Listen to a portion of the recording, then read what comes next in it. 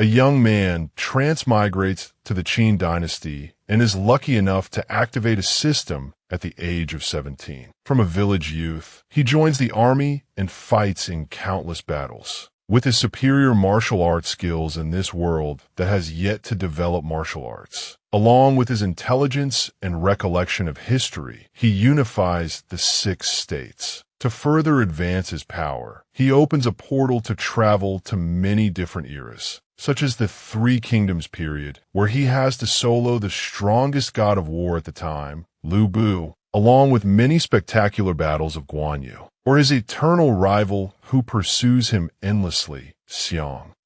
If you're watching, please give me a like and subscribe to the channel so I have the motivation to make better videos. The story begins in the chaotic warring states period, a time of endless slaughter. The Great Qin, under the guise of being the strongest state at the time, had begun to hatch a plot to eliminate the remaining 6 states in preparation for unifying the world. Yongsheng, one of the key military bases of the Qin state, possessed the most elite army of Qin. The scene shifts to Li family village, behind the mountains near Yongsheng. Here, a young man is kneeling before a grave. A young woman worries and says with concern, "Qi Gij, Annie has passed away." She then tries to pull the young man to his feet in the heavy rain. But the young man stubbornly replies, "You honor, you go back, I'm fine." The more he spoke, the more choked up he became, his body trembling as he continued, "I want to stay with my mother for a little longer." It is only now revealed that this young man's name is Zhao Qi. Since birth, he has never known who his father was, and now his mother is also gone. Yuan, beside him, hears this and says, "If you insist on torturing yourself like this, then I will stay here with you." After that, the 2 of them just knelt before the grave in the pouring rain. Seeing that she wouldn't leave made Zhao Qi a little worried.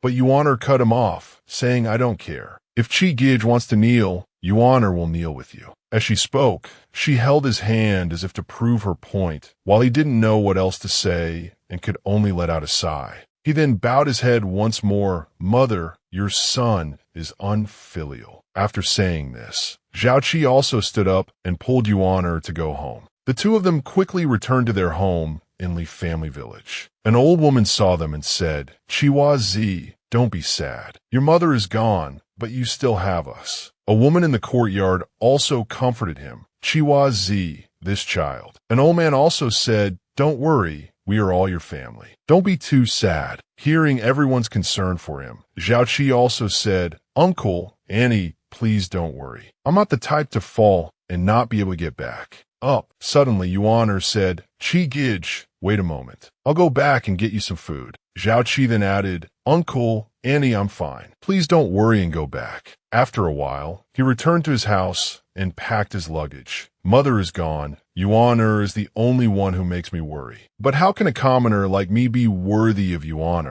who comes from a prominent family? It's been 17 years since I was reborn into this warring states world. At 17, I'm old enough to join the army. He then said with determination, "Having been reborn, I absolutely cannot just disappear without a trace. I want to join the army to rise above others." Suddenly, a ding-ding sound startled him. In front of Zhao Qi, a system screen had now appeared. System activated. Kill enemies to upgrade the system. Mission initiated. Join the army. Unlock the reward system. At the same time, unlocking the novice gift pack. Does the host wish to accept the mission and claim the rewards? At this moment, Zhao Qi was utterly stunned. This the golden finger system? I've waited for so many years. I finally got it. 17 years ago, I transmigrated from a modern world with advanced science and technology to this chaotic warring states world. Now, the golden finger has appeared. This is a heaven-sent opportunity. I must participate in this tumultuous world war. In the future, I will definitely hold the world's power in one hand and a beauty in the other. I want all the women I love to be safe. Right after that, he immediately pressed to accept the system mission. Mission accepted successfully. Congratulations to the host for activating the system. Distributing novice rewards. Congratulations to the host for receiving the Huang rank martial Dao cultivation technique. This is a basic internal energy manual. The next reward is a Huang rank martial skill, which is a basic sword technique. Finally, the system announced, congratulations to the host for receiving one opportunity to build a martial Dao foundation. What's this? A martial Dao cultivation technique? Are you kidding me? The system then announced, may I ask if the host wishes to claim the gift? Seeing that there was also a gift, he immediately pressed yes. Immediately, precious treasures, money, and spiritual herbs all appeared in full. I'm rich. If that's the case, then I must be the first person to walk the path of cultivation. Then came the martial Dao rewards. He immediately used the opportunity to rebuild his martial Dao foundation. Instantly, his body was as if surrounded by sparks of lightning. The system stated beginning datification of physique. The host can gain experience to strengthen it by killing enemies. The more enemies the host kills, the more experience is gained. During the transformation of his body, he could also feel that his strength had increased, his body feeling as light as a feather. After finishing the reconstruction of his martial Dao foundation, the system asked,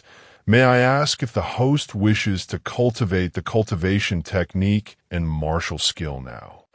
Activate the martial Dao, what else is there to do? Let's cultivate. Receiving the host's request. Cultivating basic internal energy. Cultivating basic sword technique successfully. After accepting, it seemed as if illusory figures were flying around him. He immediately closed his eyes to comprehend. A moment later, Zhao Qi erupted with power and shouted loudly, as if he had mastered the basics that the illusory figures had taught. At this moment, Zhao Qi's information appeared. Character, Zhao Qi, level 1, stamina, 100, internal energy, 200, cultivation technique, basic internal energy level 1, martial skill, basic sword technique level 1, experience needed to level up, 200 points.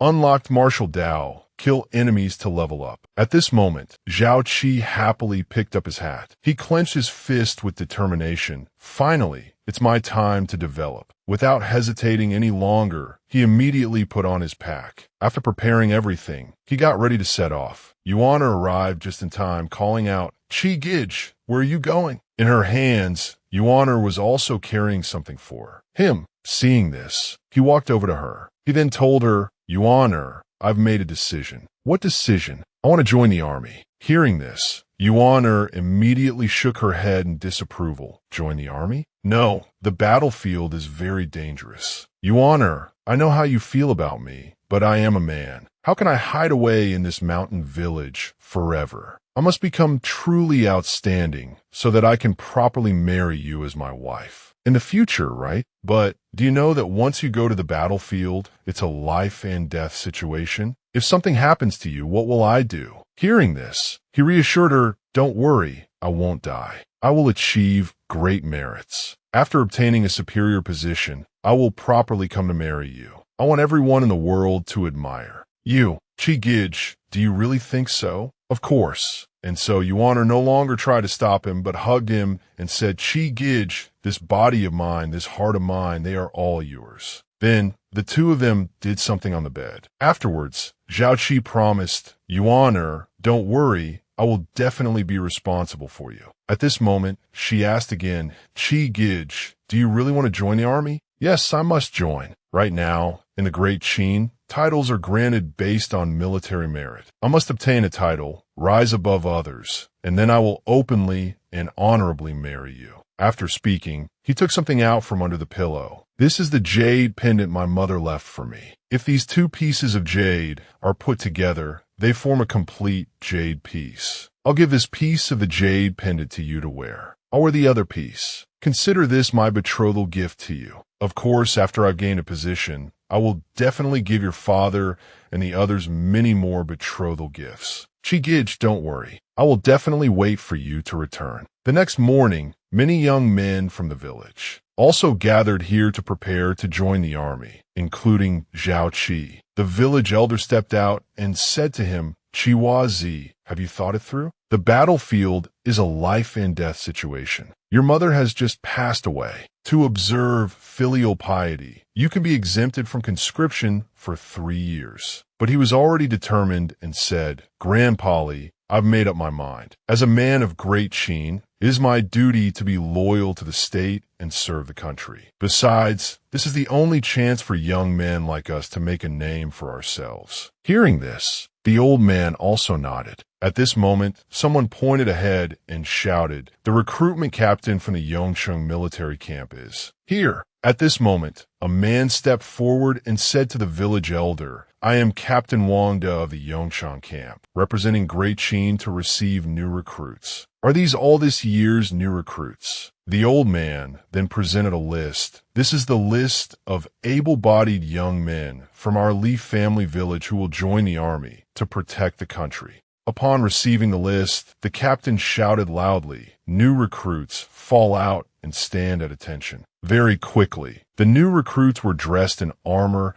and standing in formation. The village elder also shouted, "Strong wine to build morale." Immediately after, the young men all drank a bowl of wine. After downing a bowl, Zhao Qi felt quite tipsy. Suddenly, from a distance, Yuaner approached with a sword, Qi Gij. She then handed him the sword. After that, the two of them hugged each other tightly. Yuaner, you look beautiful today. Qi Gij, I will wait for your return. I am already your woman. Even in death, I will be your woman. Yes, wait for my return. At this moment, the captain stepped forward and said, "All right, from today onwards for 1 year of military service, you are no longer civilians, but soldiers. Follow me to the barracks." Zhao Qi also turned and left, thinking to himself, "Yuaner, I will definitely become outstanding, then come back to marry you." Joining the army is just the beginning. At the same time, the system announced, "Congratulations to the host for successfully joining the army. The reward is a 1 square meter storage space. Depending on the host level increase, the storage space will also increase." They quickly arrived at the barracks. As they walked, the captain said, "The soldiers of our Great Qin are divided into several types. Capital guards, prefecture and county soldiers, and border guards. Each has their own duties. The capital guards are the soldiers who protect the capital, ensuring the safety of Xianyang. The prefecture and county soldiers are responsible for protecting the defense lines. The guards of the districts and counties. Border defense soldiers protect the border regions, guarding against invasions from other countries. Besides them, there is another name, which is the true elite soldiers of Great Qin, who will go to the battlefield to kill." Hearing this, Zhao Qi said, "I really want to become a true elite soldier of Great Qin." The person walking beside him heard this and said, "Brother Qi, you could die on the battlefield.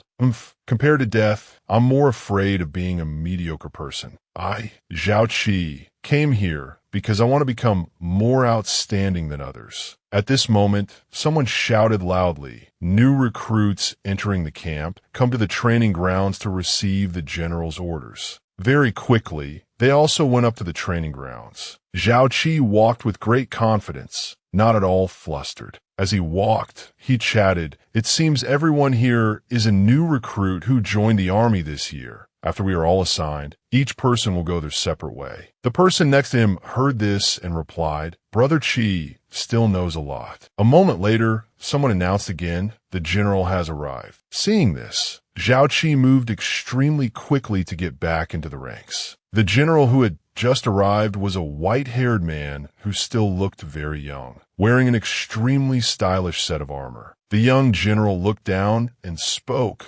"Welcome, everyone, to joining and becoming a part of our Great Qin's army." Then he shouted loudly, "Joining the ranks of our Great Qin means you are the sharpest blade in the world. Enlisting in the army Wearing armor to become a soldier, with duties and authority assigned, the army's command, the general's command is your heavenly command. The elite soldiers of Great Qin are the best in the world, governing the troops with military law. In the Great Army, if anyone dares to violate military law, the light punishment is to be held responsible. The heavy punishment is execution. This general hopes you will all abide by military law. Next, the training items for new soldiers will be announced. Immediately after, another person stepped forward and continued. New soldiers who have joined the army will train for 1 month in the new recruit barracks. After that, they will be assigned to various units. No matter who you are upon enlistment, your salary will be paid according to your rank. In the crowd, Zhao Qi heard this and thought to himself, Great Qin values the military law of the barracks so much. Moreover, they are so generous to the soldiers. No wonder they could unify the world. The military ranking system of Great Qin has a total of 20 ranks. The first rank is gongshi, but the annual salary is only a few share of grain. Depending on the promotion of rank,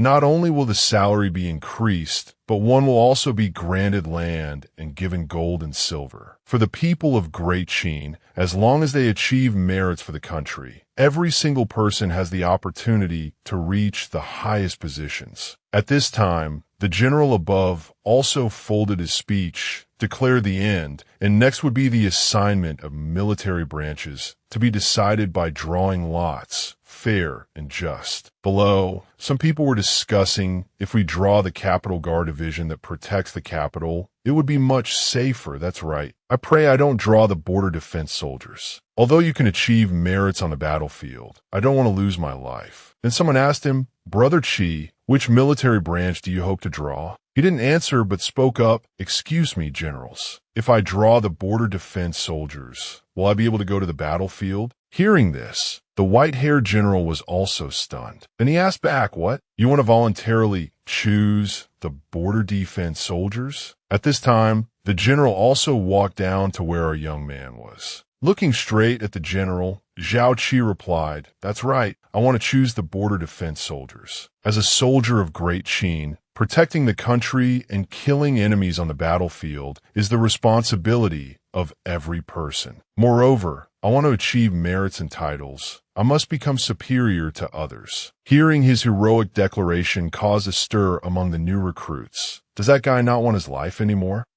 Brother Qi actually chose the border defense soldiers. Is Brother Qi serious? Seeing his determination made the general very satisfied. Well said, with such spirit, this general wants to know your name. He also stated it, Zhao Qi of the family village. Good, Zhao Qi, this general has remembered you. After speaking, he turned and walked back up. Then he pointed at him and said, Step out of the ranks. Go over there and receive your military branch token. Yes, sir. As he walked, he thought, I've just entered the military camp and have already caught General Meng Tian's attention. With such a rare opportunity, I must seize it well. Behind him, the other general called out to start drawing lots. The scene changes to nightfall. The soldiers have been arranged into tents, with guards and patrols outside. Inside a certain tent, Zhao Qi took out the jade token. Next, I just need to wait until I go to the battlefield. In the war to annihilate the 6 states, it's an inevitable trend. If I seize the opportunity, kill enemies to level up, then I can roam the peaks of martial arts in this world. Suddenly, a group of new recruits came in from outside, calling Brother Qi. Why have you all come here? This group had about 10 people. A young man stepped forward and said, Brother Qi, we've decided. Decided what? Brother Qi, the 9 of us for this coming year will all be with you. Don't tell me you all chose the border defense soldiers. That's right, we all chose the border defense soldiers. Hearing that, he reminded them again, the battlefield is a place of 9 deaths and 1 life. Haven't you thought it through? The young men heard this and spoke in unison, from childhood to adulthood. Brother Qi's judgment has always been the best. Besides, if we were assigned to another branch, we might get bullied by others. It's better for us to come over here with Brother Qi. That's right. On the battlefield, we will live and die together with Brother Qi. Another young man said, I think what Brother Qi said is right. And as long as Brother Qi is here, we're not afraid even if it's the battlefield. Hearing this, he also pondered, they're also uneasy about being alone, so they all chose the border defense soldiers. We are all brothers who grew up together, so we could be considered comrades in life and death. After thinking, he said, all right then. Just then, the system announced, sequentially announcing missions. Promote military rank. For each rank promotion, you will receive a system reward. The system has given another mission. I can get system rewards by promoting my military rank? The other young men heard this and asked in confusion, Brother Qi, what the hell are you talking about? I didn't say anything. You've all decided to go with me, right? Of course, we've come all this way. Can it be fake? That's good then. We grew up together since we were little. When we go to the battlefield, we will be brothers who live and die together. Hearing this, everyone agreed. Tomorrow is the first training session for new soldiers. I will do my best to achieve a military rank. If I can become a squad leader of 10, I will bring you guys along. If I can help you guys achieve military ranks, that would be even better. That's right. Okay, we'll all listen to Brother Qi. All right, it's getting late. Let's go rest first. After that, they also left for their own tents. Very quickly, he also got into bed, thinking to himself, while the night is quiet, I want to take the opportunity to practice. My physique is now data-based. Besides killing enemies to gain experience, cultivating techniques can also help increase internal energy. After cultivating, the system panel showed that his internal energy had increased to 210 points. Circulating the technique through a full cycle is no different from sleeping. In one night, my internal energy increased by 10. Although it's not much, it's still considered progress. Suddenly, he was startled and realized something's not right. Then he woke the other two up. Li Qing, Li Er, wake up quickly. Something's happened. Brother Qi, the sky isn't even bright yet. What's the matter? Stop wasting words. Hurry up and wake Go Zi and the others. Hearing this, the young man was confused but didn't object. He thought to himself, the first day in the new recruit camp is definitely not that simple. As long as you perform well in the military camp, you can achieve the rank of squad leader 5. Therefore, those veteran soldiers, in order to assert their dominance over the new recruits, will definitely do something. Although a squad leader of 5 only commands 5 soldiers, if the 9 of us all achieve the rank of squad leader of 5 combined, that's a significant number of soldiers. That way, on the battlefield, we can support each other. Just as he predicted, outside there was a group of old soldiers. A leader said, after we rush in, each of you beat one person. We must teach these new soldiers a good lesson. Let them know what a military camp is like. Don't worry, Brother Wu will definitely give these newbies a lesson they'll never forget. Very quickly, this group entered a tent. Beat them for me. Beat them hard. Make them remember for life. In another place, a general saw this and asked, who is at that camp? Reporting to the general, it's Wu Fu and his group.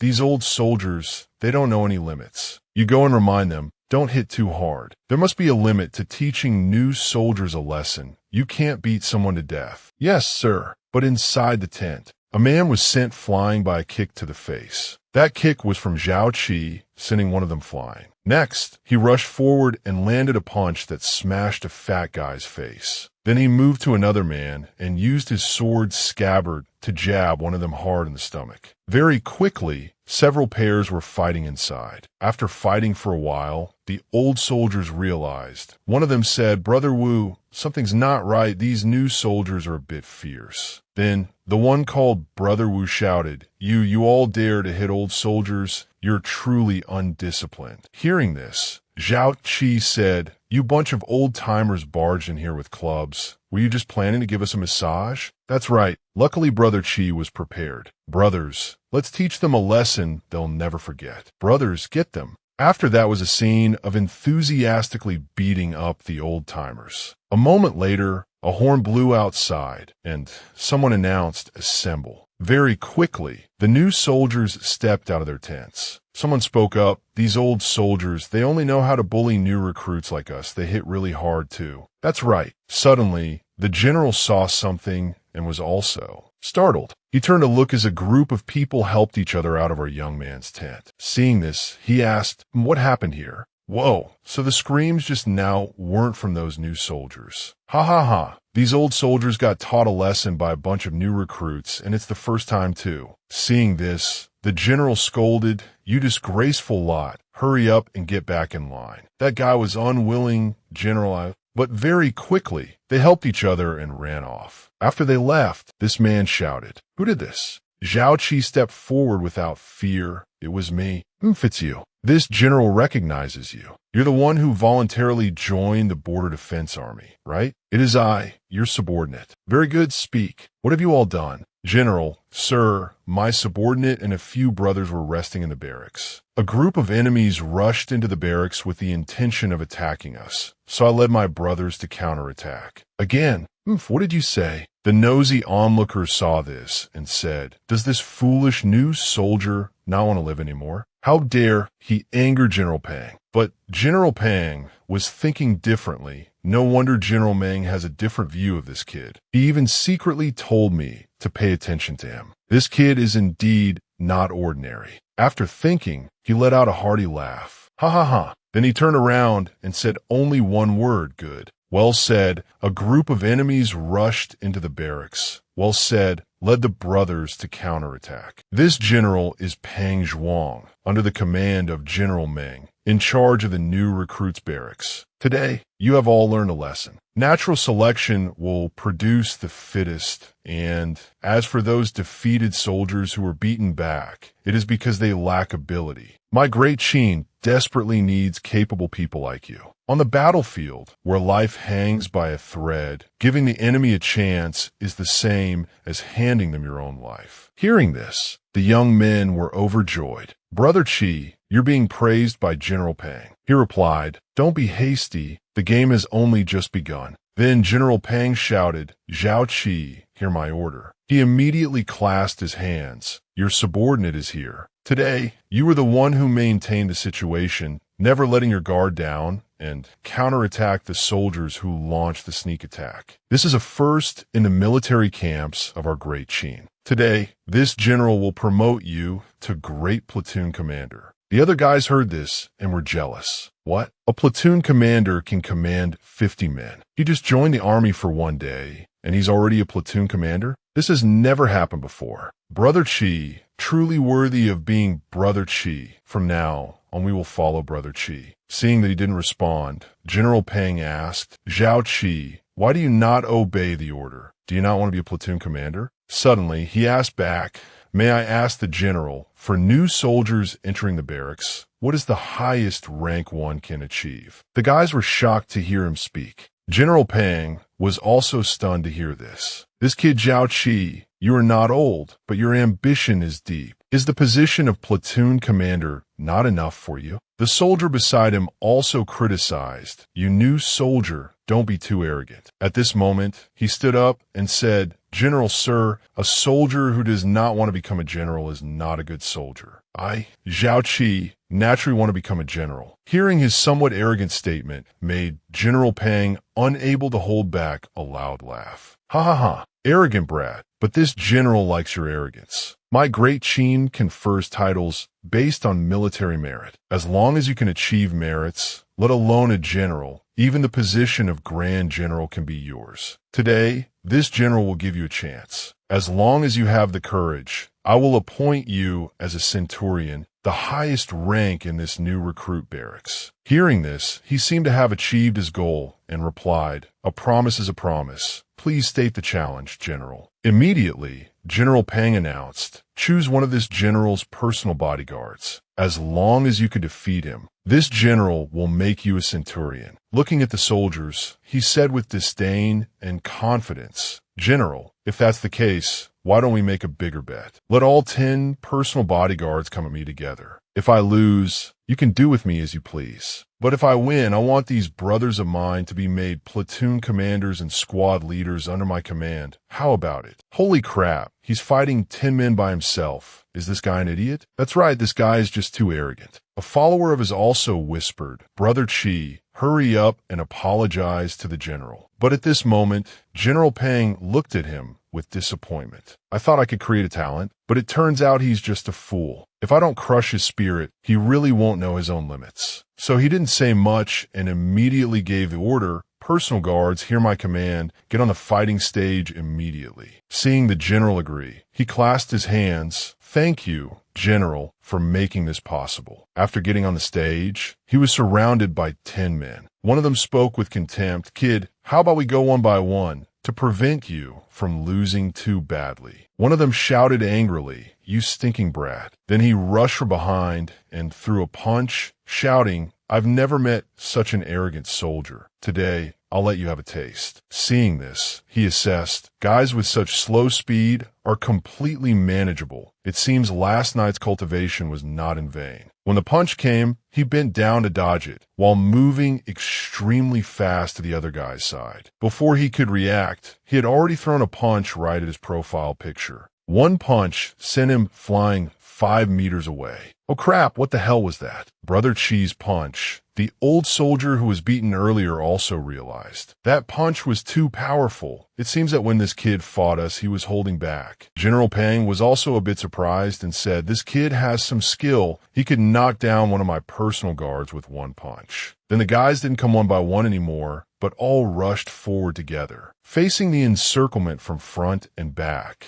Zhao Qi still lightly jumped and dodged a punch from a guy behind him. Then he swung a punch in return, an uppercut that sent the guy flying. Before the first guy could hit the ground, he quickly jumped up and kicked another one straight in the stomach. Then he prepared some kind of martial arts stance. Then he punched the fighting stage hard. The remaining guys were all knocked back by this shockwave. Then they were all knocked down. General Pang saw this and was too incredulous to speak. The guys who saw him show off his skills were also surprised. Am I seeing things? Is Brother Qi that amazing? That's right, when Brother Qi was young, he fought a lot, but he couldn't have been this formidable. We really have to thank Brother Qi for holding back earlier. 10 of the general's personal guards, battle-hardened old soldiers, were just defeated by him like that. Another personal guard reported, "General, this Zhao Qi has skills." At this moment, he went forward to help the fallen men up. Someone asked, "Kid, where did you learn this move? It's too powerful." He also asked, "Are you brothers all right? Thank you for holding back." Then General Pang also said loudly, "This general's promise to you earlier still stands. The 1,000 brothers of the military camp have witnessed your strength. Today this general appoints Zhao Qi as great centurion. Does any officer have any objections?" No one objected. Instead, they cheered his name,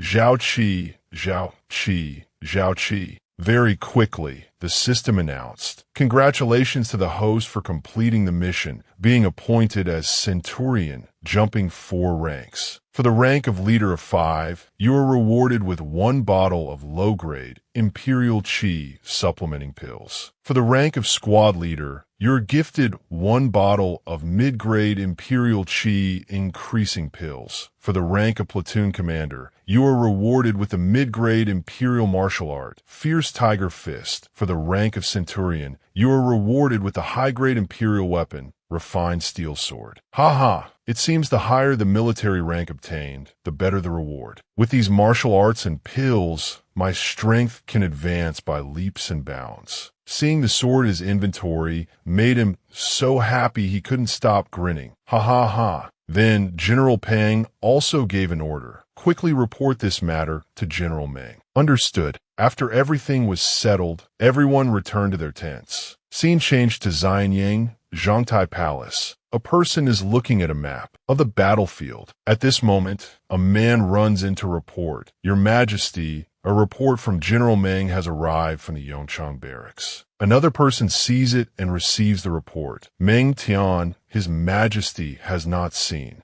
him for a long time. After reading it, the king said, "Summon Li Si, Wei Liao, Zheng Guo, Feng Quji, Wang Jian, and Meng Yitsimi. As you command." Interesting, since Lord Shang's reforms of military merit and conferment of titles, no one has ever broken the rules of the military camp. This new soldier, Zhao Qi, actually led people to fight veteran soldiers. And he even defeated battle-hardened veteran soldiers by himself, getting promoted to centurion. I hope Meng Tian was not mistaken, that this person can achieve great things for Great Qin in the future. A moment later, reporting to your majesty, Wang Jian and all the other ministers have arrived. Then someone came to ask, why have you summoned us ministers so late at night? The king then asked, the matter I arranged for you, how is it progressing? Zheng Gui spoke up, reporting to your majesty, the canals are stable. The water of the Yellow River flows endlessly. The Guangzhou region has had bumper harvests for many years and has become the granary of our great Qin. Feng Qiji also spoke up, reporting to your majesty, in recent years our great Qin has not engaged in war with the Shandong states. Now the amount of grain is enough for 1 million of our great Qin's elite soldiers to fight continuously for 2 years. The old man Li Si also said, reporting to your majesty, in terms of military supplies, our war preparations are complete, our weapons have been innovated, enough for our great Qin to level the world. Wang Jian also said, reporting to your majesty, in terms of military strength, the Yongchang military camp has 300,000 troops, the Hanga Pass Grand Camp has 300,000 troops. Just waiting for your majesty's decree, 1 million of our great Qin's elite soldiers can all fight for great Qin. Good. Tonight, I suddenly had an idea. Please enlighten us, your majesty. The king then said, I want to annihilate Han. Grand Commandant Wei Liao was startled to hear this. Your majesty wants to annihilate Han?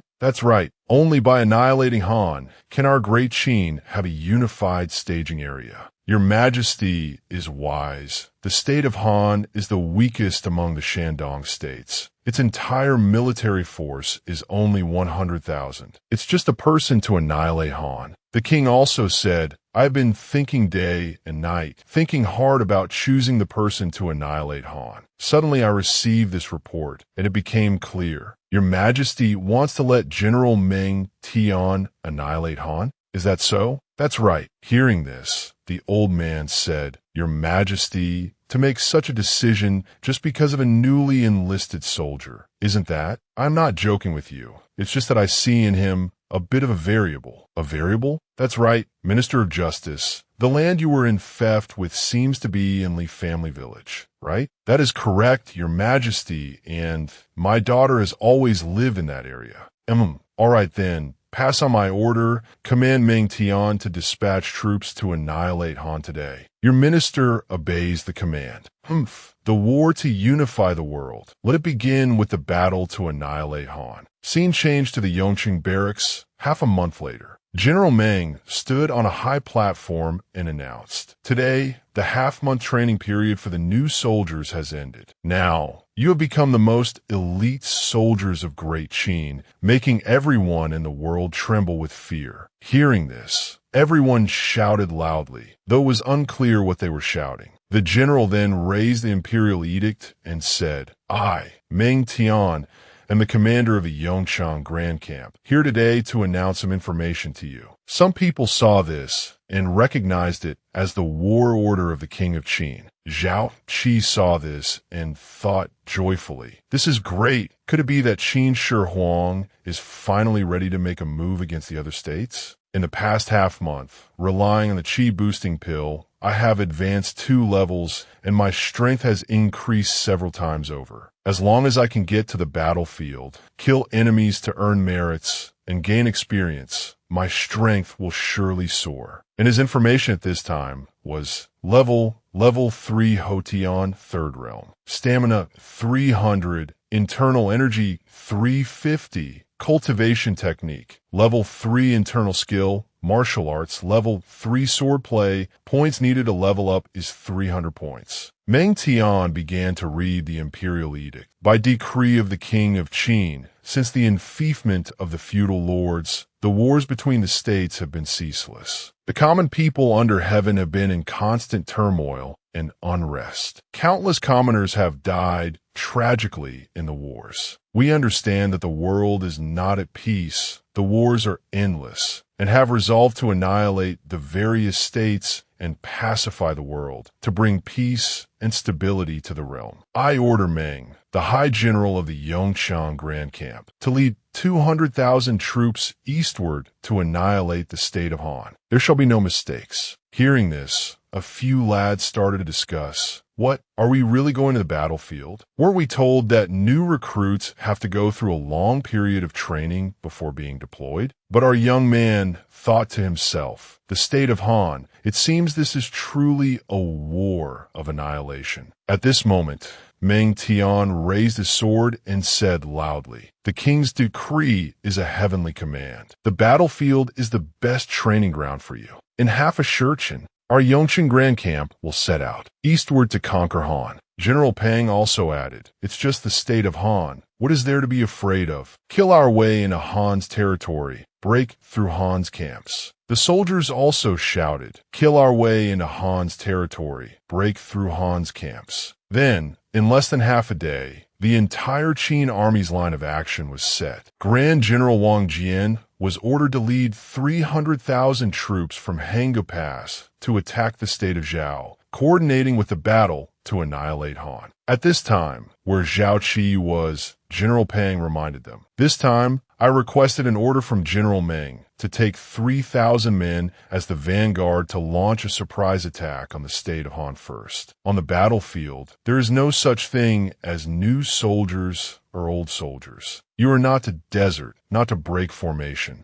Zhao Qi and another person heard the order and shouted in unison, understood. At this moment, Zhao Qi also said, Li Qing, ahead is the border of the state of Han. Go tell the brothers to stick close to me later and listen to my command. All right, Brother Qi. The scene now shows the army having arrived before the encampment of the state of Han. The men of Han saw this and immediately blew their horns as a signal. A man ran in, panting, General, things are not good. The Qin army has attacked and is here. What? Isn't the Qin army attacking Zhao? The man repeated, there's no mistake. They have already attacked their way here. Pass the order, gather all the soldiers, meet the Qin army in battle. Very quickly, the two sides charged at each other. Charge! Elite soldiers of Great Qin, follow me and advance. But the man in the lead had just drawn his weapon when he took an arrow to the chest. The archers of the state of Han were ready. Knock and fire. Then they unleashed a volley of arrows towards the Qin soldiers. Zhao Qi was also in a vanguard, and he immediately gave an order. Quickly, get behind me so I can block the arrows. Li Qing, charge with me. Let's deal with these archers first. All right, Brother Qi. Very quickly, Zhao Qi spurred his horse and charged forward first. Then, with one spear thrust, he cleanly took down one man. Kill. I must have this first merit. Next, he continuously used his spear to stab and thrust, causing countless archers to die. The system also announced, congratulations to the host for successfully eliminating normal enemies, receiving 10 experience points, and the point notifications kept coming continuously. General Pang observed and also praised. This kid is truly someone who isn't afraid of death. The Han soldiers saw him and charged forward, shouting, kill all the Qin soldiers. He fearlessly jumped off his horse. Power, strength, I must have them all. Today, I must kill to my heart's content, using the merit of killing enemies to advance in rank. With one slash of his sword, he sent a man's head flying. Next, he swept his sword sideways, and 2 more heads flew. A fellow holding a scythe tried to sneak attack him, but he shouted kill, which gave him away. Then, he was gifted a sword strike that split him in 2. Damn, this guy, how is his weapon so sharp? Seeing their fear, he laughed. Haha, come on, all of you, come at me together. Seeing them hesitate, he immediately charged forward alone, wanting to surround the crowd of people. With one sword strike, he broke all their weapons. At this point, he had flown alone into the heart of the Han army, while the soldiers following him were still outside providing support. Battle. As he fought wildly, he thought, as long as I can get the merit for killing this general, I can definitely advance in rank. Anyone who dares to block my path must die. As he spoke, he charged straight ahead. Wherever his sword swung, limbs, heads, and bodies were sent flying. The general saw this and, terrified, immediately gave an order. Quick, men, kill that man for this general. Hearing this, the crowd of men also rushed forward. Then they were successively cut down by him and sent flying everywhere. After dealing with those blocking his path, he charged straight towards the general alone. When he saw this, he was scared out of his wits. The men beside him were no less terrified. "Hurry up, stop him, he's charging over here." Then the general quickly found a horse, wanting to flee. "Today's defeat is certain. I must quickly return to Xinjiang to report the news." But Zhao Qi had already noticed and gave chase. Along the way, no one could stop him. "Want to run? Have you asked the sword in my hand?" Then he leaped and flew like a bird over the heads of the soldiers, blocking his way. Holy crap, is this guy a man or a bird? This kid, just how great is his strength? Very quickly, he flew in front of the fleeing general, blocking his path. When he saw him, it was as if he'd seen a ghost. His mouth stammered, unable to speak. "You." He gave a confident smile. "Your head, I'll be taking it." Then he coldly charged forward and swung a sword straight at the general's head. With one slash, his head was severed from his neck, blood spraying everywhere. Very quickly, the enemy's banner was also cut down. He held up the general's head and shouted loudly, "Your commander has been slain by me. If you lay down your weapons, you will be spared death." Hearing this, the crowd was in chaos. "The general is dead. We've been defeated. We've really lost. Let's surrender. Otherwise, the only way is death." Very quickly, they all simultaneously dropped their weapons. "I surrender." Seeing this, his soldiers cheered. Brother Qi defeated an army of 10,000. So strong. Then the name Zhao Qi was continuously being chanted. General Pang was laughing his head off. "Ha ha ha, this kid, I really didn't misjudge him." General Meng Tian didn't misjudge him either. From now on, our great Qin has another warrior who can fight against 10,000 enemy troops. His system also continuously announced, "Congratulations to the host for gaining the respect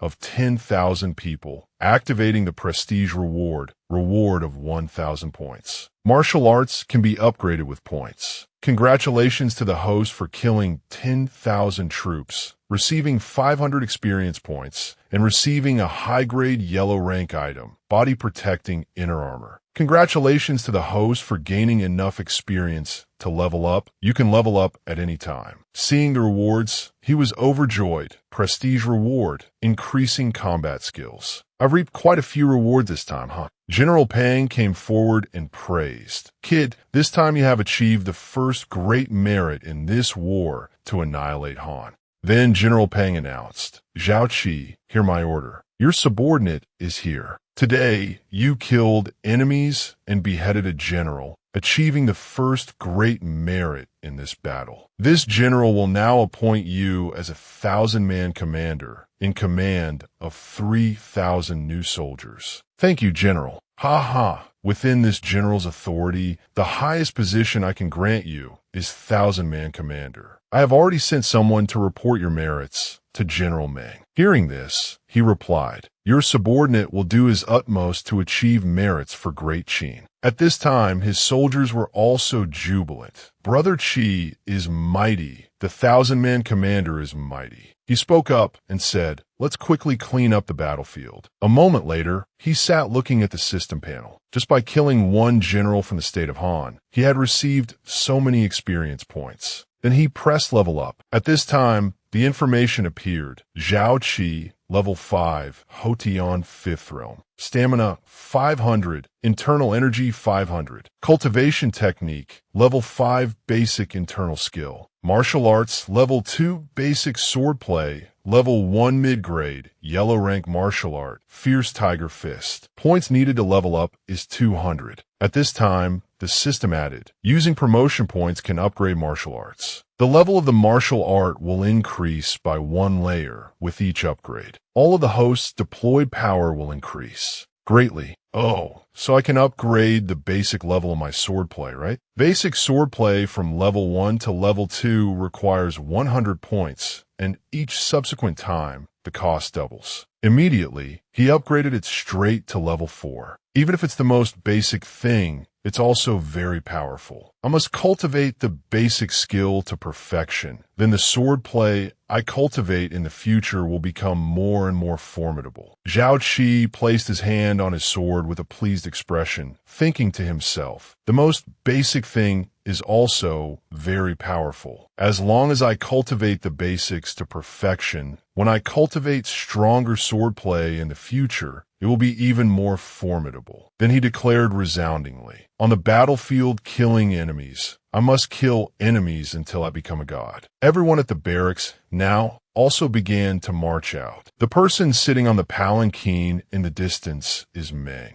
Tian. Meng Wu, his father, said, "The vanguard under Pang Zhuang has probably engaged the enemy by now." He, beside him, stroked his chin and replied, "This surprise attack, even though it's a surprise sortie, it's still a case of the few against the many. Victory or defeat." At this moment, from outside the city, a soldier holding a report galloped in on a horse, announcing a military report from the Han border has arrived. He was a little surprised. "So quickly? Bring it here quickly." Meng Wu asked curiously, "Tianer, what is the situation on the front line?" His expression was one of utter astonishment, as if in a dream. "We won. Our army crushed the Han border forces with less than 1,000 casualties, captured over 10,000 Han soldiers, and won a great victory." But his father saw it as a matter of course. "So why do you have such an expression?" What surprised him was probably Zhao Qi. He, with the strength of one person, killed 196 enemies, and even personally killed the 10,000-man commander of the Han border. He is indeed a variable. "Tianer, who are you talking about?" He immediately replied, "Zhao Qi, a new soldier." In the imperial court, the chief ministers were currently holding court. Qin Shi Huang stood on high reading the report. "Good. Meng Wu and Meng Tian have not disappointed us." He could not hide the joy on his face. A man who killed 196 people, personally killed the enemy's commanding general, and forced the enemy army to surrender. This Zhao Qi has not disappointed us. Everyone began to murmur, "What? He killed 196 enemies by himself? This man is truly extraordinary. He's only been in the army for a few months and has already achieved such military merit." At this moment, Li Si spoke up, "Congratulations, Your Majesty. Our great Qin has gained another warrior who can take on 10,000 men." Qin Shi Huang asked with interest, "Li Si, under the military merit system of our great Qin, how should such a feat be rewarded?" He replied, "Your Majesty, for this achievement, his title can be raised at least 9 ranks, to the title of 5th rank Grand Master, and his official position can be a 5,000-man commander. At the same time, he should be granted 1,000 mu of fields. But for a new recruit who has just enlisted, isn't such a reward a bit excessive?" Wei Liao interjected at this point. "What Li Si said is not right. Since Shang Yang's reforms, our great Qin has a policy of no title without merit. This Zhao Qi has achieved military merit, so naturally, he must be rewarded according to his deeds. If we do not reward according to military merit, how can we make our elite soldiers, who face life and death, serve our great Qin with all their hearts?" Qin Shi Huang said loudly, "That's right. The military merit system is the foundation of our great Qin state, regardless of whether he is a commoner or a nobleman, regardless of whether he is a new recruit or a veteran. As long as he achieves merit for our great Qin, we must reward him. Relay our royal edict." The ministers immediately clasped their hands and bowed, respectfully awaiting the royal edict. He said loudly, "The Da Bai squad leader of the loyal main camp killed 196 enemies for our great Qin and killed the enemy's commanding general. He achieved the first great merit in the annihilation of the state of Han for our great Qin. Now, I bestow upon Zhao Qi the title of Left Shuzhong and the position of 10,000-man commander, leading an army of 10,000. His eyes narrowed seriously. "We declare to the world that anyone who does their utmost to kill enemies for great Qin will be rewarded for their merits." The ministers below chanted in unison, "Your Majesty is wise." Qin Shi Huang flicked his sleeves and turned away. "Also, relay an edict to Meng Wu. Within 5 months, we want to see the entire territory of Han belong to great Qin."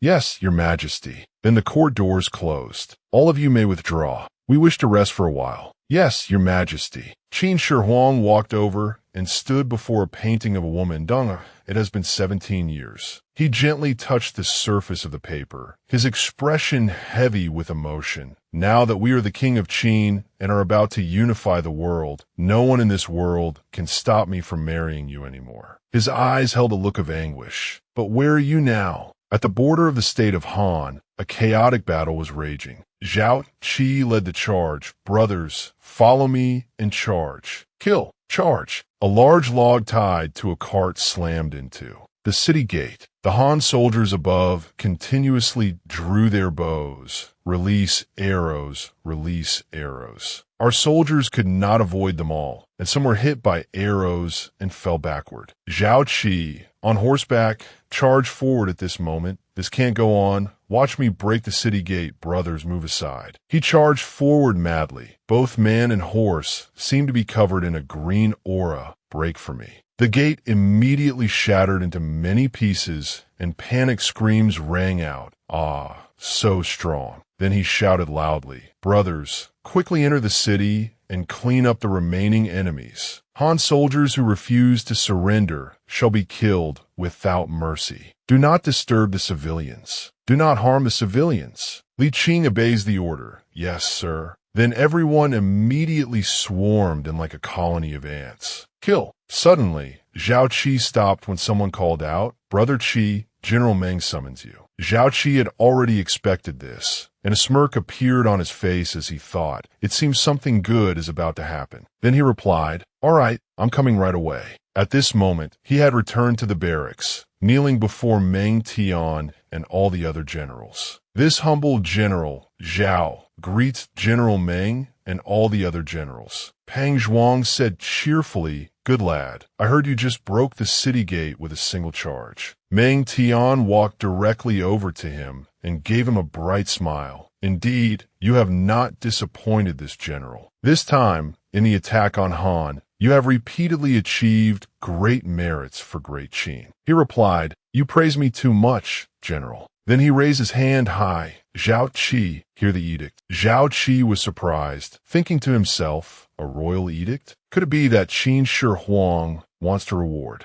me? At this moment, the system panel appeared. Zhao Qi pressed his hand on it. Accept. A dazzlingly bright scroll appeared, distributing military position reward to the host. Congratulations to the host for receiving the reward of 10,000 man commander, a rank 2 military position in the Qin army. Promoted to 5,000 man commander. Reward, advanced battle formation, can be used in army training. Familiarity with the battle formation can increase the army strength. Then there was a pink heart, promoted to 10,000 man commander. Reward, high-grade Xian rank general's heart dharma treasure. Integrate the general's heart to obtain the attribute of commanding a large army. It can increase the army's combat power. Along with strengthening the host's power, the military position enhances the general's heart, which can increase influence. Check the Dharma Treasure's attributes after integration for specifics. He said gleefully, this is truly a great reward. With the stacking attributes of this general's heart Dharma Treasure, the combat power of the army under my command will increase greatly. His hand now flared with a green light of power. Now I am a 10,000 man commander. Later, I'll be a 100,000 man commander, a million man commander. At that time, I will be invincible wherever I fight. He walked majestically towards the light, thinking to himself, just by killing a high-ranking general of Han, I've received so many rewards. I wonder what I'll get for killing the king of Han.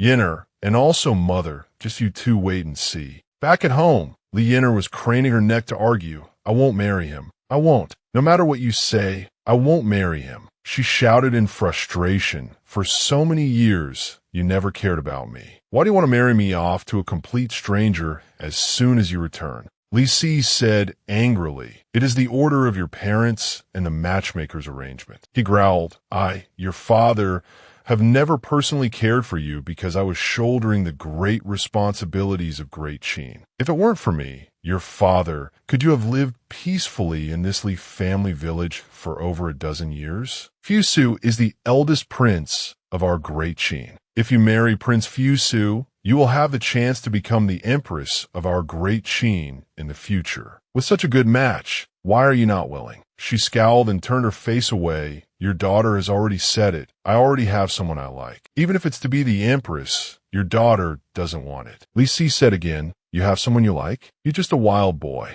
Even if he joined the army, who knows if he's dead or alive now? You have no reason to wait. He won't die. He will come back to marry me." He flicked his sleeves in annoyance and turned to leave. "This matter is settled. No more discussion. When you turn 17, I will take you back to Xianying. When you marry into the royal family, you will understand your father's good intentions." Li Yiner's face darkened, and she had no choice but to reveal her secret. "It's impossible. I already belong to him." She smiled and removed the cloth from her abdomen, revealing her gradually growing belly. Seeing this, Li Si's eyes widened in shock. You rebellious daughter. You did that with that boy before you were even married." Her eyes filled with tears. "Father, if you want to kill me, then kill me. In any case, in life, I am his person, and in death, I am his ghost." He was furious, frustrated, but unable to do anything. You are really something." He spun around. "Guards, starting today, the entire family will move to Xianying. Leave her here alone. I want to see if that person of yours will return." Li Yiner collapsed to the ground, sobbing. She thought, "Brother Qi, I will wait for you.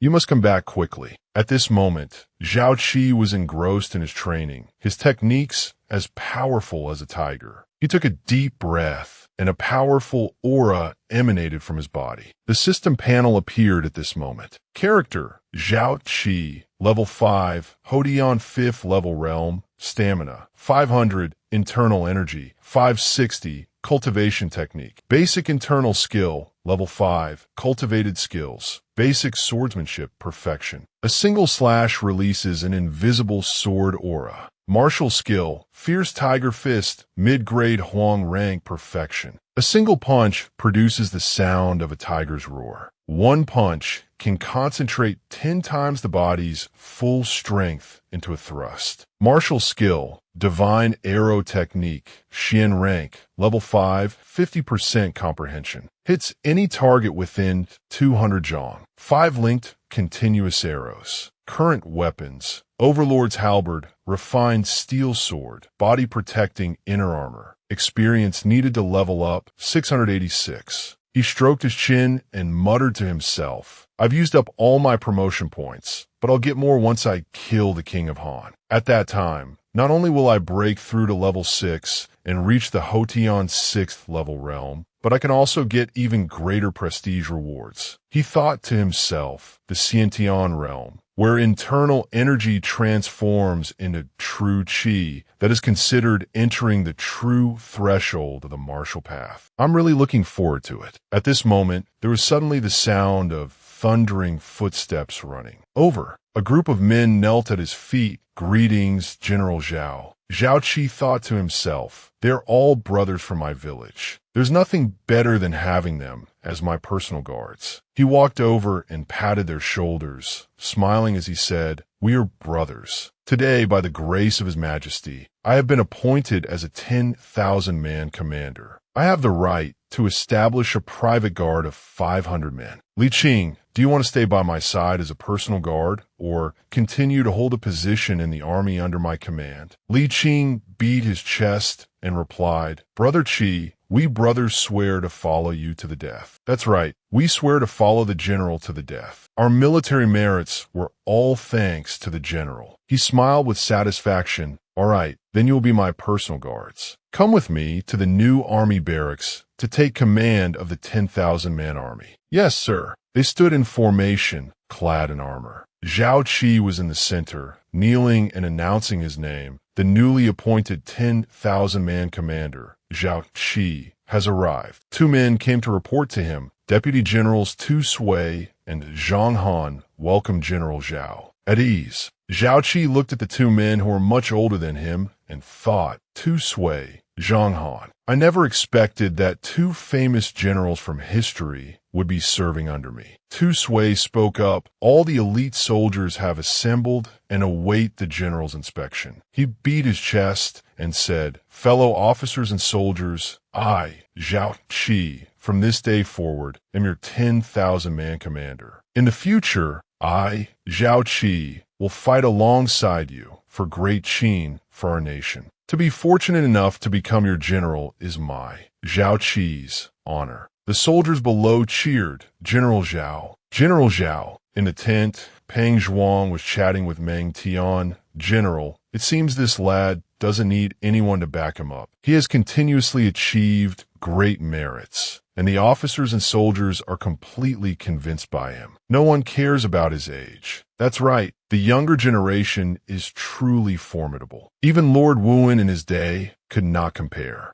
Zhao Qi said loudly, "Our great Qin has just won a great victory by breaking Yangsheng, but the state of Han is not yet settled. For now, everyone will continue training as usual. You're granted 2 days of rest. Await the general's orders." Everyone replied in unison, "Yes, sir." Then he turned to ask Zhang Han, "General Zhang, where is the camp for the wounded soldiers? Take me there." He bowed respectfully, "Yes, sir." In the wounded soldiers' camp, some soldiers had minor scrapes, while others had lost entire arms. Groaning in pain, "I don't want to die. I still have a wife at home. I don't want to die." The man's face was purple, drenched in sweat. "Physician, save me. It hurts so much." Zhang Han spoke up, "In this battle to attack Yangsheng, our army suffered heavy losses. For those wounded on the battlefield, even with all-out medical treatment, the survival rate is no more than 1/5 at best. Most of them die from blood loss. Once an arrow is pulled out, the bleeding cannot be stopped. Besides, there are not enough physicians in the military camp." Physician Wu arrived. "General Zhang, we don't have enough hemostatic medicine, and we're also short on strong liquor." Zhang Han introduced Physician Wu. "This is General Zhao of Run." Seeing him, he exclaimed in surprise, "I didn't expect General Zhao to be so young." Zhao Qi thought to himself, "Strong liquor for disinfection. It seems this physician Wu has some skill, knowing to use strong liquor to disinfect." Then he spoke, "General Zhang, make a trip personally and allocate Pang Zhuang herbs and strong liquor for Physician Wu to treat the wounded soldiers." "Yes, sir." Suddenly a young man cried out, "Old Wu, this is bad. A soldier's arrow wound has become infected." He walked over to the wounded soldier. "If we don't take the arrow out, he'll get tetanus." Pulling the arrow out gives him a sliver of hope. "Quick, bring a cup of liquor over here." Without hesitation, he had the man drink a mouthful. Witnessing this, Zhao Qi was very surprised, thinking, is this strong liquor only for drinking? Zhao Qi spoke up to stop him. "Physician Wu, wait a moment." Physician Wu paused, puzzled. "General Zhao, what is it?" He asked frankly, "Physician Wu, is this strong liquor only for drinking?" He explained, "Removing the arrow requires cutting open the flesh. The pain is unbearable. Using strong liquor can numb the body, making it much more tolerable. Without liquor to dull the pain, many soldiers who could have endured would die from the pain." He smiled and asked, "Besides dulling the pain, strong liquor has another use. Do you know what it is, Physician Wu?" Hearing this, he was surprised. "Another use?" Zhao Qi picked up the liquor jug and said, "This liquor can not only dull pain, but can also be used on the wound to disinfect and sterilize. That way, we can avoid tetanus infection." Hearing this, Physician Wu seemed angry. "General Zhao, this is a matter of life and death. Please don't joke. This old man has practiced medicine for over 20 years and has never heard that liquor can disinfect. And what is this sterilized you speak of? Moreover, tetanus is a curse sent down by heaven during war. How can it be avoided with strong liquor?" Zhang Han also spoke up at this time. "Your subordinate has also never heard of such a method." Zhao Qi was at a loss, thinking, how am I supposed to explain this to you people? Physician Wu added, "When it comes to fighting battles and killing enemies on the field, this old man doesn't understand. But when it comes to saving lives, this old man is still very confident." Zhao Qi sighed, thinking, well, After all, in this era, the effects of alcohol are not yet known. It's understandable that they don't get it. Physician Wu quickly got to work, taking out a full set of knives. Seeing this, he hurriedly stopped him. Physician Wu, hold on. According to your treatment method, what are this brother's chances of survival? He replied, it's up to heaven's will. If the bleeding can be stopped, his chance of survival is 30%. If the bleeding cannot be stopped, at this, his eyes narrowed, at most 10%. He unexpectedly patted his chest with confidence. If we do it my way, his survival rate is 60%. He thought to himself, with over 1,000 brothers screaming in agony in this wounded soldier's camp, I must find a way to save them. Physician Wu, who felt he was being toyed with, thought, is the general joking with this old man? He thought, this General Zhao is too young. How can he pour strong liquor on a wound? I can't let him act recklessly. The wounded soldier at this moment mumbled, General Zhao. He quickly grabbed the man's outstretched arm. I'm here. He spoke as if giving his last words. General Zhao, today I saw with my own eyes you breach the city gate and slay the enemy general. If not for you, we don't know how many more brothers would have died at the hands of the enemy. I am willing to trust you. At this time, other lightly wounded soldiers nearby also voiced their support. That's right, General Zhao can lead us. It is our honor as brothers. We are crude men. We don't understand much, but we know General Zhao will not harm us brothers. They tried to plead, Physician Wu, we beg you, use the general's method. Another person also spoke up. That's right, I'm willing to. General, experiment on me first. Seeing that everyone seemed to trust him, Zhao Qi smiled. Rest assured, I will not let you down. Physician Wu calculated in his mind. If his method really works, then our great Qin soldiers will not have to die in such numbers. He then replied, all right, General Zhao, tell me what to do, and this old man will follow your lead. Seeing that he had convinced him, he smiled and said, good. First, wash all the knives used for cutting the wound to remove the arrow and heat them over a fire. Next, when the knife cuts the wound, pour strong liquor on the blade and sprinkle a small amount of liquor on the wound. Third, all bandages for the wounds must be boiled in hot water and dried before use. Physician Wu's face showed surprise. All right, this old man will arrange it immediately. Does the general have any other instructions? He then handed him a small bottle. This bottle contains a type of medicine this general researched before enlisting, called golden sore ointment. It has an incomprehensible hemostatic effect. He was treated to an eye-opening experience. This is the golden sore ointment the general made himself. He took the bottle of medicine before saying solemnly, that's right, get to it. If anything happens, this general alone will bear the responsibility. Yes, sir. Zhang Han was still half believing, half doubting. General, your subordinate has never heard of these treatment methods. Will they really work? He turned his face and replied, it's up to heaven's will. If this general's method succeeds, in the future, our great Qin's wounded soldiers will no longer have to die in agony, but will have more hope of survival. At this moment, a young man ran in with all the tools. General, Physician Wu has everything ready. He smiled and said, Physician Wu, I'll trouble you to follow my method. Yes, sir. Physician Wu began by washing the knife with liquor. Then, without hesitation, poured the rest onto the wound. The wounded soldier trembled in pain, mumbling. Zhao Qi thought to himself, pouring strong liquor on a wound. Physician Wu now began to use the knife to cut open the wound. The arrow was removed, but blood also gushed out with it. This is bad. This arrow was indeed on a meridian. The meridian is broken. The bleeding won't stop. Zhao Qi shouted, quick, use my golden sore ointment. He quickly took the golden sore ointment and poured it into the wound. His face showed surprise.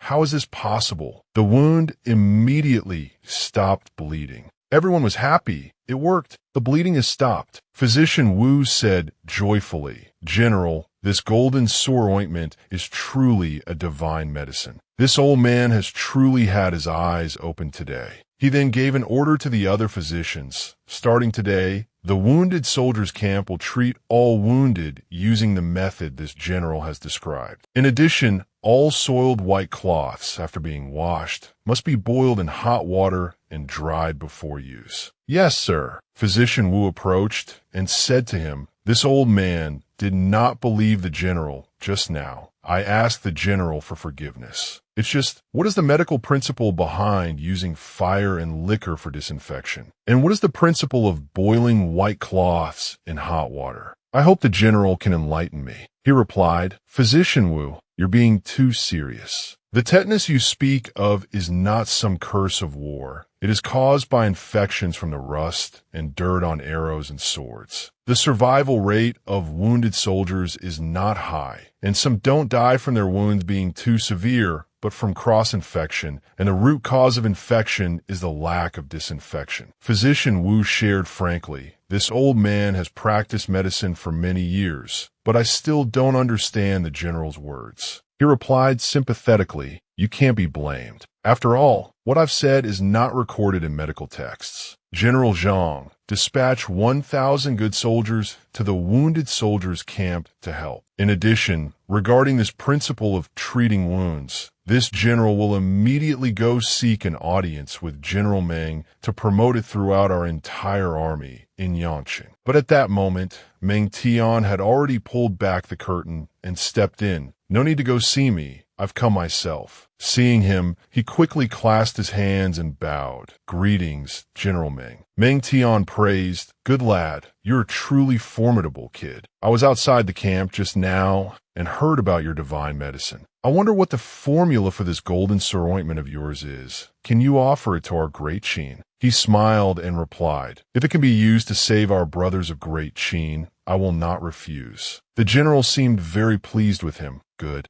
lad." He smiled happily, thinking, "As long as my rank is raised, the system's rewards will be more abundant. Now I have the divine healing medicine, the small pill, which is much stronger than the golden sore ointment." Meng Tian put his hands on his hips and said, "The reforms to the military medical practices you spoke of today and the formula for the golden sore ointment, I will report them clearly to the great king and claim credit for you." He clasped his hands and bowed. "Thank you, General." He thought to himself, "This time there will be no shortage of rewards. I wonder what the system will reward me with." He added, "Also, I came this time to gather the generals to discuss the decisive battle to annihilate Han." Hearing this, Zhao Qi said loudly, "This subordinate will definitely do his utmost." He then thought, breaching the Han capital, the battle to annihilate Han, it sounds very exciting. On the battlefield at this time, all the enemy soldiers lay unconscious on the ground. The breach of Yangqing triggered a domino effect for the Qin army on other fronts. The cities of Han fell one by one. 200,000 elite soldiers of Great Qin converged from multiple directions, killing their way towards the Han capital. During the meeting in the barracks, Meng Tian asked, "How is the army's deployment?" Pang Zhuang spoke up, reporting to the general, "The strategy to encircle Han has succeeded. The Han capital is now within our Great Qin's encirclement. Tomorrow, our army can descend upon the Han capital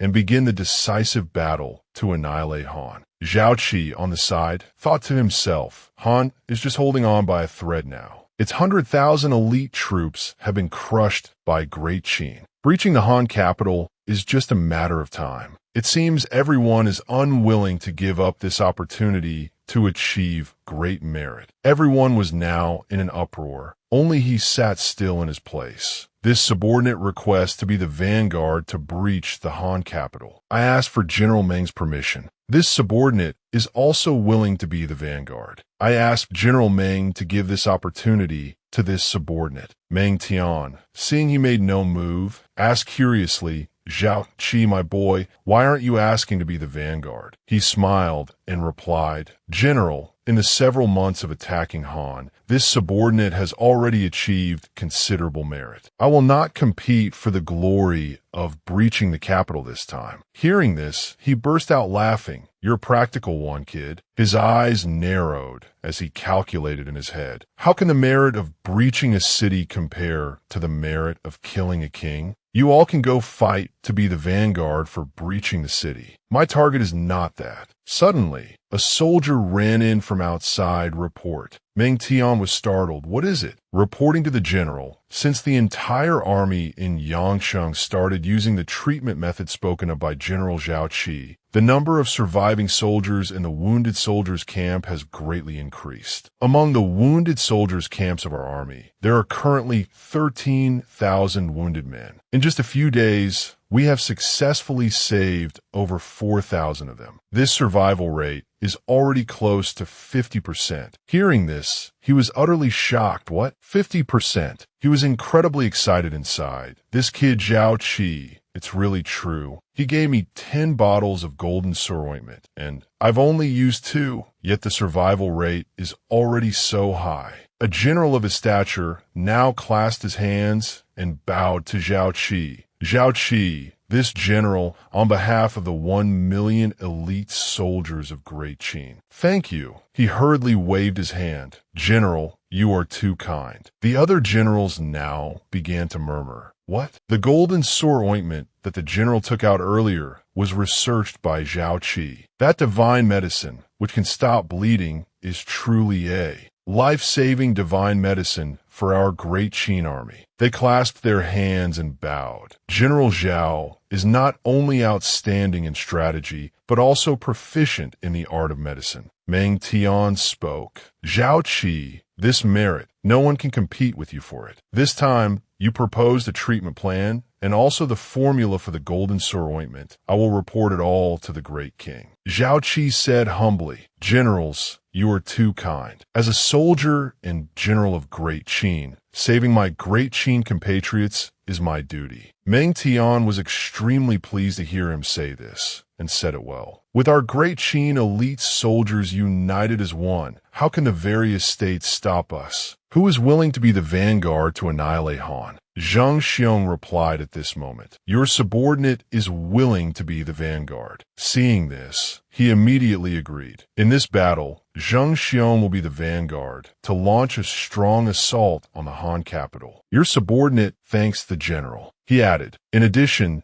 Zhao Qi, you will support the main army's advance on the left flank. When attacking the Han capital, if there are any unforeseen circumstances, provide immediate support. Your subordinate accepts the order. Zhao Qi clasped his hands and bowed. Your subordinate accepts the command. He smiled, thinking to himself, supporting the left flank. That means I can move my troops flexibly. The opportunity to kill the king of Han has come. Fortunately, I know the details of this period of history when the army was defeated. The king of Han will flee from the side. Haha, the merit of breaking the city. I don't care for it. Killing the king of Han, I will not pass up this opportunity to upgrade. At this moment, Qin Shi Huang was holding the golden sore ointment. It's him again, this Zhao Qi again, using this thing to increase the survival rate of our Great Qin's wounded soldiers by 50%, reforming the art of medicine. Li Si asked in admiration, Great King, may I ask what this object is? He replied, golden sore ointment. Meng Tian's report says this medicine has a special effect on bleeding wounds. Even if the meridians are pierced by an arrow, it can stop the bleeding. Everyone saw it with their own eyes at that time. The court ministers began to murmur. I also find it hard to believe that there is such a miraculous healing medicine. Suddenly, at this moment, Qin Shi Huang gave an order. Someone, Xiao Wushu, walked in at this moment. Your servant Xiao Wushu pays his respects to the great king. Imperial physician Xia, you are my only imperial physician. Test the efficacy of this healing medicine for me. He rolled up his sleeves. Yes. Then he brought it to his nose to smell, reporting to the great king, this is indeed a type of hemostatic medicine that has never appeared before, made from many medicinal herbs that support each other. As for the effect of the medicine, a test will tell. He ordered a servant holding a rabbit to enter. Bring the rabbit over. Xiao Wushu did not hesitate to take a knife and slit its belly by piercing the tendons and vessels of this rabbit's abdomen. We can know if this golden sore ointment is truly effective. He quickly poured the medicine down. The entire liquid pooled on its belly. Immediately, the bleeding at the incision site completely stopped. Seeing this, he was extremely surprised. Divine medicine. It is truly a divine medicine. 10 times stronger than the hemostatic medicine I created. No, 100 times stronger. The court ministers were all in awe. Divine medicine. It is indeed a divine medicine. It stops bleeding so quickly. Xiao Wushu said, I never expected that there would be such a divine physician in our great Qin army who could research such a divine medicine. Great king, if there's a chance, I must meet this person. Qin Shi Huang replied, the divine physician you speak of is named Zhao Qi. He is willing to offer the formula to Great Qin. This golden sore ointment must be promoted throughout our entire Great Qin army. The survival rate of wounded soldiers will rise to 80%. Hearing this name, he widened his eyes in surprise. Great king, this divine physician is named Zhao Qi. Qin Shi Huang smiled and replied, that's right, imperial physician Xia. Do you know him? However, he acted as if he didn't know him. No, I don't. He thought to himself, could it be? Is it just a coincidence? He remembered his daughter. Father, if the child in my belly is a boy, let's call him Ming Qi. This is the flesh and blood of me and brother Zheng. His eyes were sad. My daughter, where on earth have you gone? Father has been looking for you for many years, but still can't find you. At this moment, Qin Shi Huang handed him a scroll. This is the formula for the golden sore ointment. Imperial physician Xia, you will be in charge of producing it in large quantities. Xiao Wushu took it. Yes. Then Qin Shi Huang asked, what do you ministers think should be the reward for? Zhao Qi. Li Si quickly replied, this merit must be heavily rewarded. I also have this intention. Qin Shi Huang had a thoughtful expression. Zhao Qi, not only is he brave beyond measure, but he also presented this divine golden sore ointment, which is comparable to the merit of destroying a state. If I do not reward him heavily, how can I rule Great Qin? But if I do reward him, it is a difficult matter. At this moment, a court minister spoke up. Is the great king unsure of how to reward Zhao Qi? He answered frankly, I am indeed unsure how to reward him. The man replied, I believe the great king can temporarily postpone the reward. Wait until after Han is annihilated, then bestow the reward. If he performs another great deed, the great king can give him a higher reward, and you will not be criticized by the world. He agreed. That's right. The reward for Zhao Qi will be discussed after the annihilation of Han. In his heart, he secretly hoped, I hope that boy Zhao Qi can give me another surprise. At this moment on the battlefield, our army is using catapults to break through the city gate. Meng Wu pointed his sword forward and ordered, attack. The soldiers began to charge forward on horseback in a massive wave. Charge, break Xinjing, and capture the king of Han. At this time, Zhao Qi's army had assembled in formation. The soldiers reported to him one by one, reporting to the general, no enemy intelligence in the southeast. Reporting to the general, no enemy intelligence in the northwest. Reporting to the general. He smiled and said, don't be hasty. The good show is just beginning. At this moment, inside the Han State's camp, officials wearing sacks and carrying bags were hastily fleeing. At this time, a general ran into the court with an arrow still stuck in his chest. Great king, it's bad. The Qin army has surrounded us from many sides, attacking our capital city. They are about to break through. Hearing this, Lu Huang was so frightened he broke out in a cold sweat. What? What should I do? Can I only surrender to the state of Qin? No, I cannot surrender. He ordered, I told you to secretly contact the state of Zhao. How is it going? A man said respectfully, reporting to the great king. He slowly said, news has come from the state of Zhao. The Zhao general Hu Jia has led 1,000 elite soldiers and snuck into Xinjing, just waiting for the great king to withdraw from the capital city. Hearing this, Lu Huang was overjoyed. Good. As long as I live, my great Han can be re-established. There is no time to delay. Order the divine guards. We will immediately leave the imperial palace through the secret passage and withdraw from the capital city. Yes, he added angrily. King Zheng of Qin, you just wait for me to avenge the destruction of my state. On the outside, Zhang Han said, General Zhao, right now the Han army is all inside the city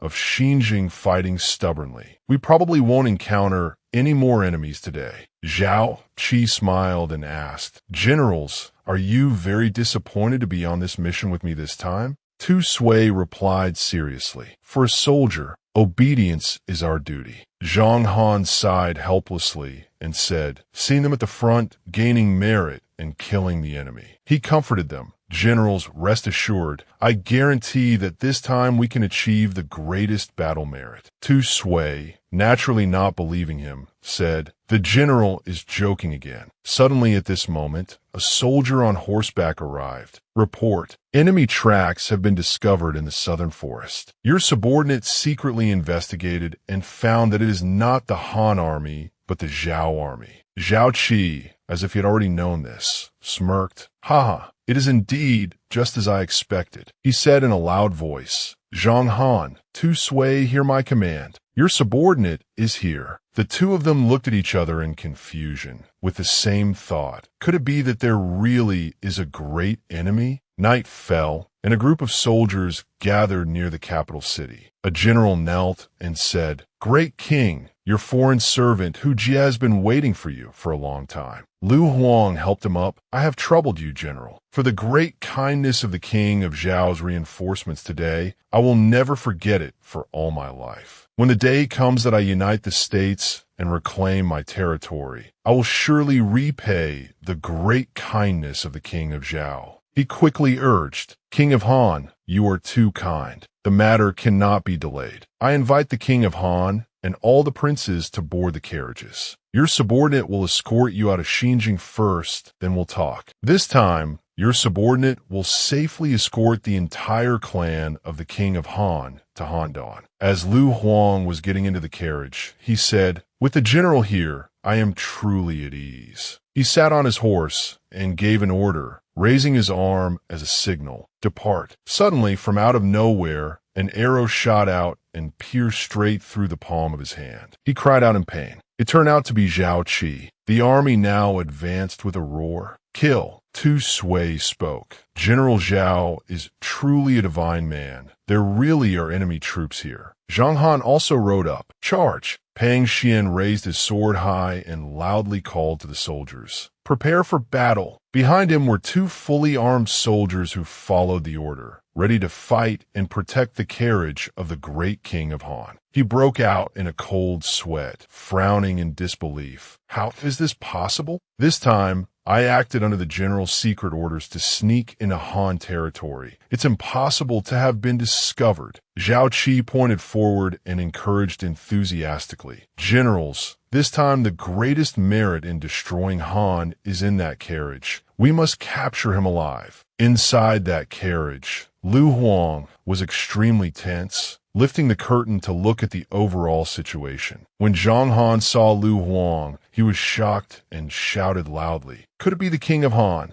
Tu Sui looked over at Zhao Qi, unable to hide his astonishment. He escaped from Xinjiang. Zhao Qi replied affirmatively. This is the final great merit of destroying Han. Zhang Han looked ahead in admiration. No wonder the general did not compete for the merit of attacking the Han capital with the others earlier. It turns out the general had long predicted that the king of Han would flee, so he had already sent scouts to search outside Xinjiang. Tu Sui's mouth fell open at Zhao Qi's ability. The general's divine strategy and calculations. Your subordinate is full of admiration. Zhao Qi frowned and raised his hand forward, ordering loudly, Archers, prepare. The soldiers form a line, raised their bows and arrows, and aimed straight at the enemy. Fok, fok, fok. Pang Xian, extremely tense, turned and warned, This is bad. The Qin army is about to fire arrows. He urgently ordered his troops, Soldiers of great Zhao, hear my command. Protect the king of Han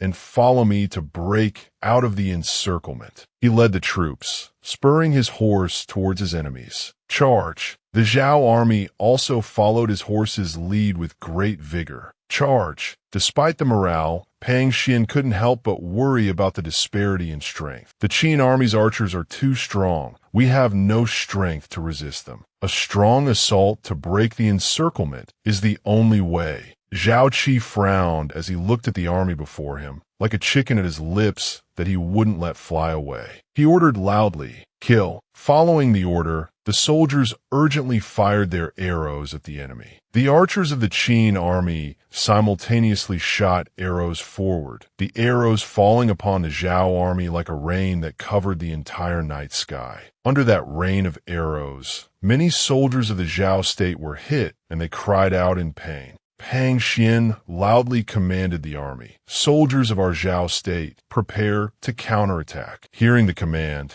the archers in the army hurriedly drew their bows, squinting and aiming straight at the enemy. A group of archers, both riding horses and drawing bows, fiercely charged forward to fight. Zhao Qi watched the army before him display its strength in amazement. This is the tiger ambush mounted archery, the most formidable among the Zhao state's cavalry. Pang Xian waved his hand, staring intently at the enemy army, and shouted in a loud voice, "Fire!" Following the order, that cavalry troop drew their bowstrings taut, gathering momentum to shoot. Sharp arrows from them whizzed towards the army of the Qin state. Zhao Qi was extremely tense. He hurriedly commanded the soldiers, "Quickly switch to defense. Activate the shield formation." The soldiers hurriedly followed his words, taking out large, heavy iron shields to block in front of them. Those arrows flew straight and collided with the shields, making piercing sounds. Clang, clang, clang. Protected by the large shields, Tu Sui excitedly looked at the person beside him, admiring his general. "The general is mighty. It's fortunate you gave the order in time. Otherwise, we don't know how many of our officers and soldiers would have died." Zhang Han also followed his words and exclaimed, "The tiger ambush mounted archery is indeed extraordinary. If our military strength were equal, our army would surely not be able to win." Tu Sui, seeing Zhao Qi leaving, asked in surprise, "General, where are you going?"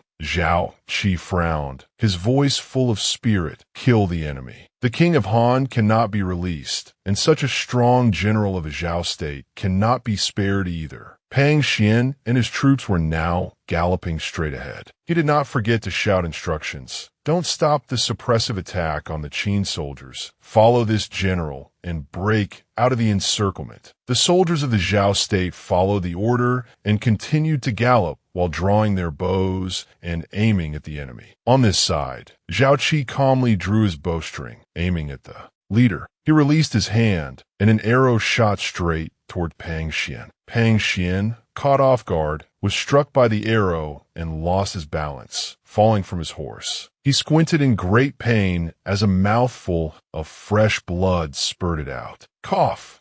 He couldn't help but be bewildered by the sudden situation. Who is it? This arrow is so fast. Before closing his eyes, he looked toward a person standing on a large nearby tree, an ambush from over 100 zhang away. The heavens are unfair. Why do all the strong generals come from the Qin state? The Han state has been annihilated. Our great Zhao is in grave danger. Zhao Qi stood on a large tree branch, looking at his fallen opponent with excitement. Excellent. Not a single miss from 200 zhang. Even the night had no effect. This bow also feels great in my hands. The system displayed a notification about the large bow he was holding. System weapon, 10-stone bow. After accomplishing his goal, Zhao Qi exhilaratingly jumped down from that large tree branch. He landed on his nearby horse, pulled the reins tight, and the horse neighed to the heavens. Zhao Qi fiercely turned and commanded the army. "The great general of the Zhao state is dead. Immediately follow me to press the advantage and pursue." Hearing this, the army's morale multiplied. The soldiers fiercely advanced, determined to annihilate the enemy. Zhao Qi whipped his spear forward, as if a ray of light emanated along the path of his spear. He shouted loudly, "Kill!" at his word. The two armies immediately charged into a frenzied battle. They clashed fiercely, both sides extremely determined to fight to the end. Zhao Qi rode his horse into the midst of the battle, his spear sweeping through each enemy, causing them to fall on the spot.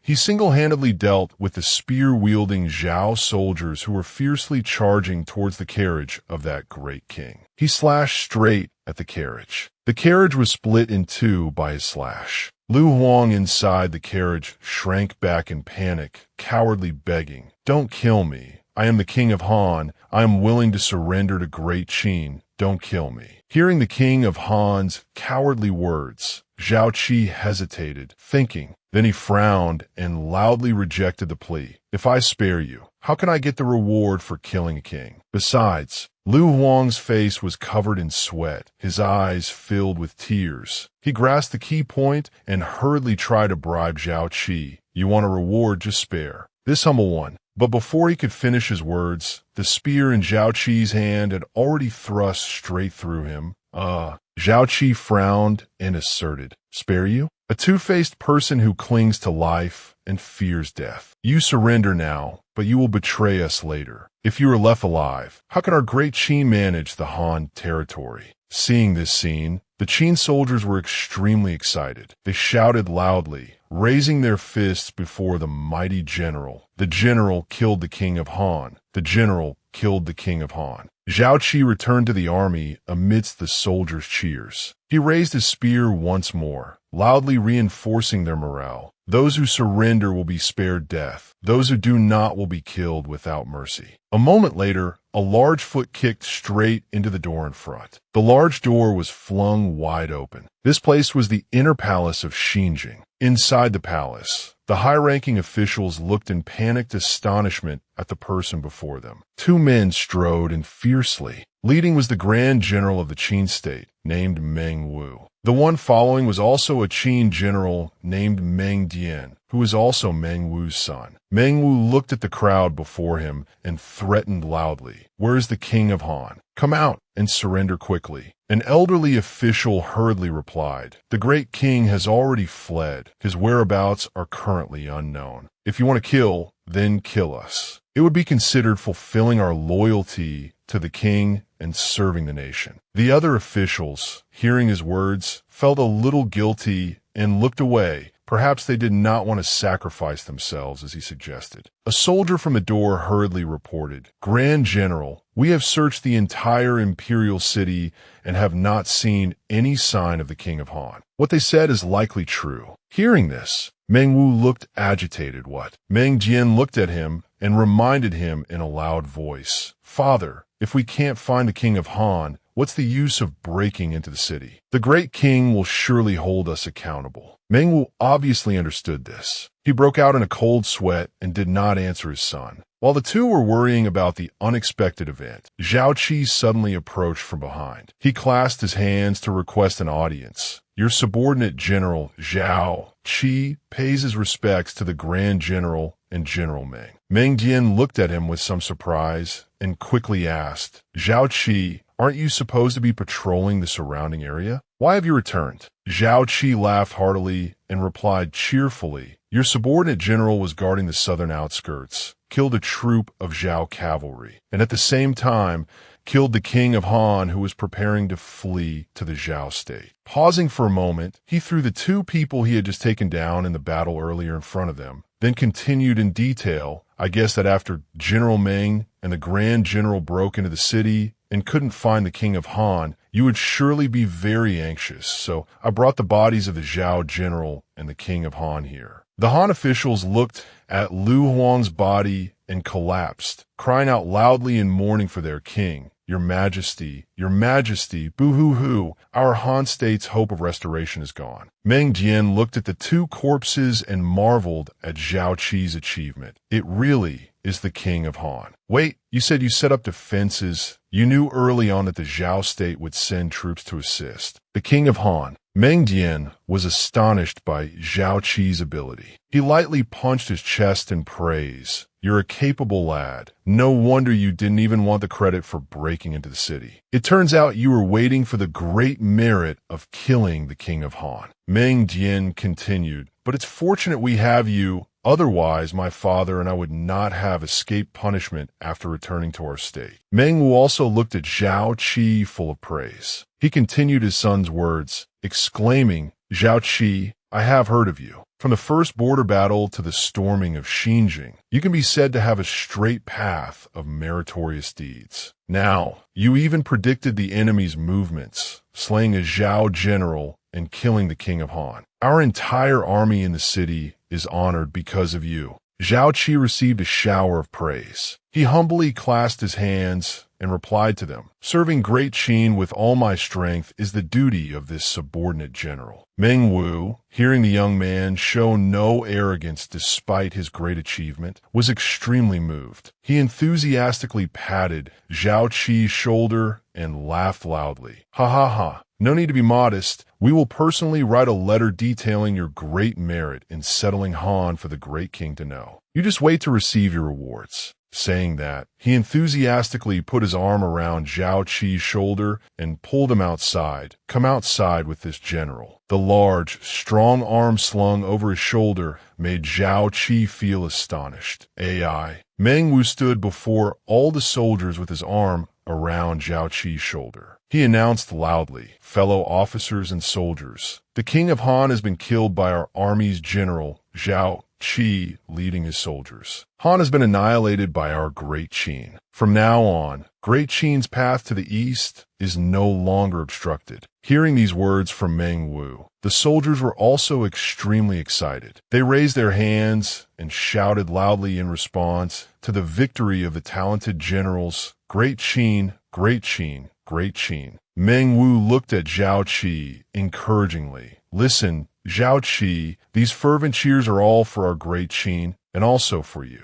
Zhao Qi stared in amazement at all the soldiers cheering for the victory. Meng Wu confidently continued, affirming his talent, "Our Great Qin will probably have another god of war soon." Hearing the praise from him, Zhao Qi was also endlessly happy. He looked at him and replied humbly, "With the general's favor, this subordinate general will definitely not fail Great Qin." After a long, eventful night, Zhao Qi entered his tent, not forgetting to instruct the person beside him, "Li Qing, without this general's instructions, do not allow anyone to enter. This general wants to rest for a while." Li Qing respectfully accepted the order. "Yes." Entering the tent, Zhao Qi, a little tired, massaged his own shoulders. System, settle the rewards. A series of notifications appeared at his request. Command received, beginning settlement. Army kill, reward settlement complete. Host receives 1/5 experience points. Killing a major enemy is 300 points. Settling host's enemy kill rewards. Host killed the commanding general of a Zhao state. Receives 500 experience points. Host killed a regional monarch. Receives 1,000 experience points. Zhao Qi now lay leisurely on his bed, excitedly scrolling through the rewards. Indeed, if I want to earn experience points, I still have to kill more war generals and monarchs. Killing regular soldiers, aside from the army's share, my personal portion has almost no experience points to gain. The rewards didn't stop there. Another notification appeared. System reward. Heavenly Origin Technique, a high-grade Xian rank technique. Reward, 1 bottle of Great Recovery Pills. High-grade Xian rank medicinal pills. Seeing the generous rewards, Zhao Qi sat up. Excitedly, a high-grade Xian rank technique I've been wishing and hoping, and I've finally gotten you. Unable to wait any longer, he immediately clicked on the Heavenly Origin Technique. But the system refused. Host level is too low.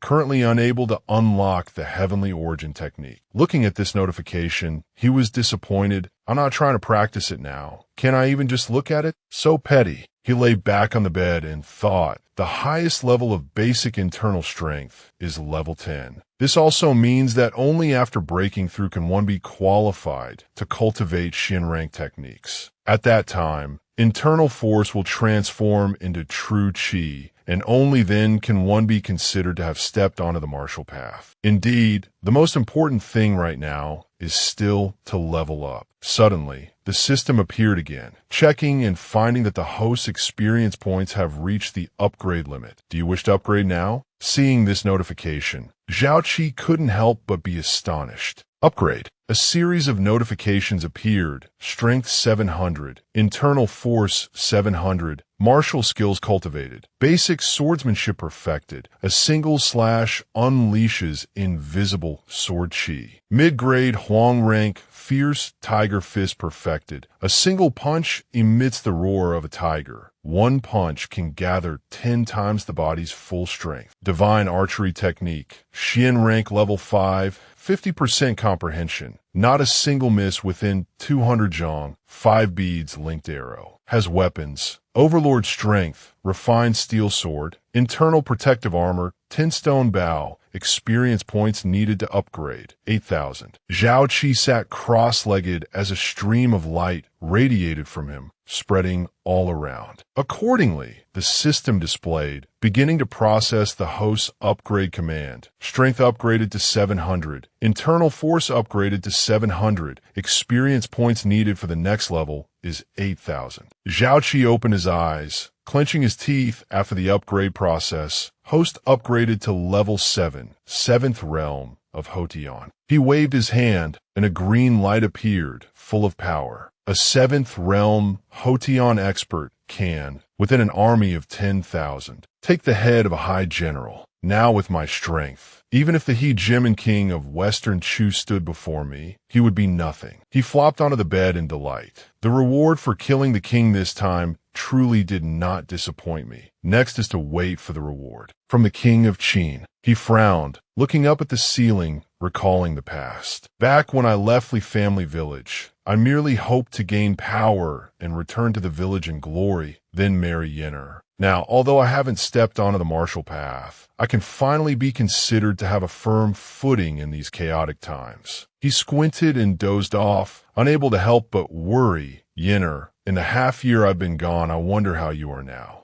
A village appeared faintly in the ethereal mist, a large house bathed in the warm golden sunlight. Zhao Qi was utterly astonished at the scene before him. This is the family village. I'm back now. I should be in the tent right now. He figured he was dreaming of his village and slumped, a little disappointed. It's true that what you think about during the day, you dream about at night. How much I miss home. A soft voice came from behind the young man, Brother Qi. Hearing the voice, Zhao Qi was overjoyed and anxiously turned his head to look at the person approaching. Yennefer. The Yennefer smiled brightly, welcoming him. Brother Qi, you're finally back. I missed you so much. Zhao Qi eagerly moved closer to her. Yennefer, I missed you very much too, you are. He was stunned looking at her protruding belly. Yennefer replied, yes, it's our child. The two embraced each other affectionately. Yennefer leaned on Zhao Qi's shoulder and uttered, Brother Qi, you haven't sent word for half a year. Now we are finally reunited. Zhao Qi savored the moment of reunion, feeling incredibly warm. Although I know this is a dream, it would be great if I could keep dreaming like this. Suddenly, a great gust of wind appeared, enveloping the two of them like a large whirlwind. Yennefer worriedly and hastily nestled into Zhao Qi's arms. Brother Qi, what's happening? Faintly visible through the dust and smoke, a formidable army stood imposingly, staring towards them.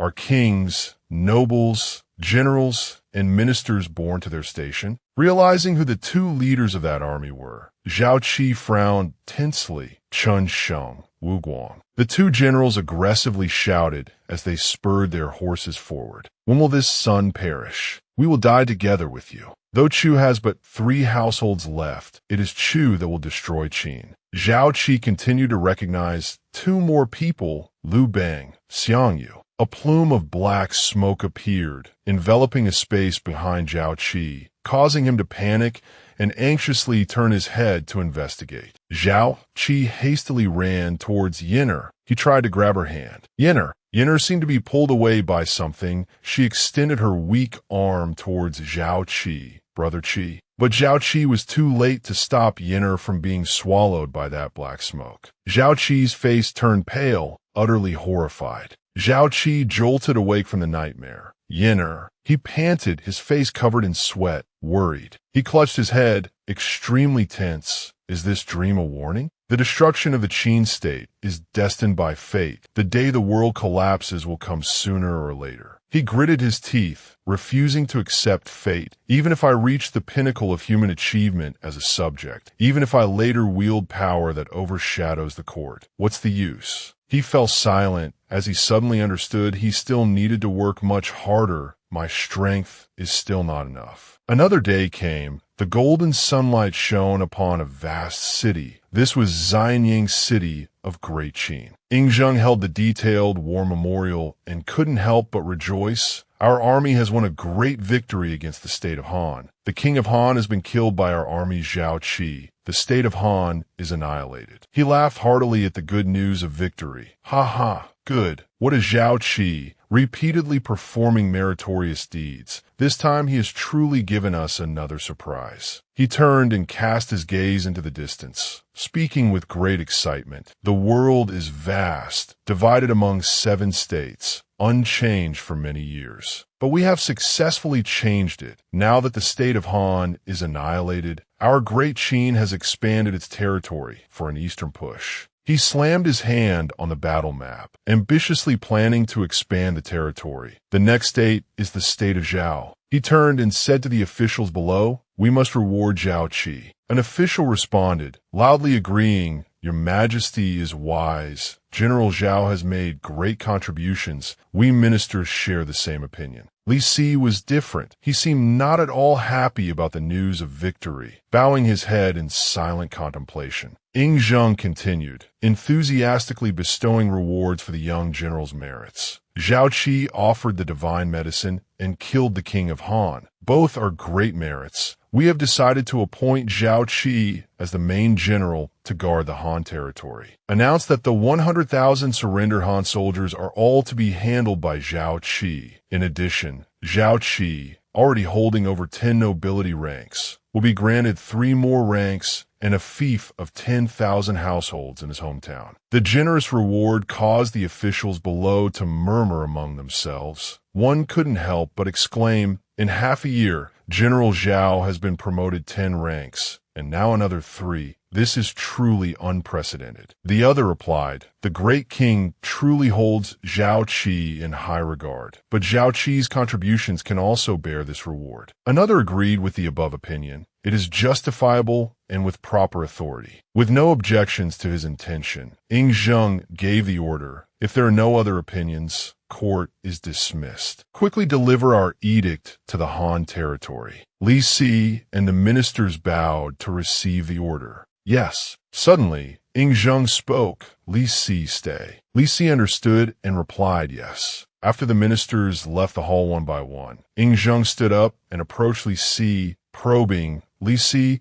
just now we saw you, as if you were thinking about something. Do you have any opinion on our decision?" Li Si, still bowing, replied to him, "The great king is wise. Your subject has no opinion, but in my heart I have another thought, which I wish to report clearly to the great king." Ying Zheng sternly consented. "Speak." Li Si offered a proposal. 1. The state of Han has just been destroyed.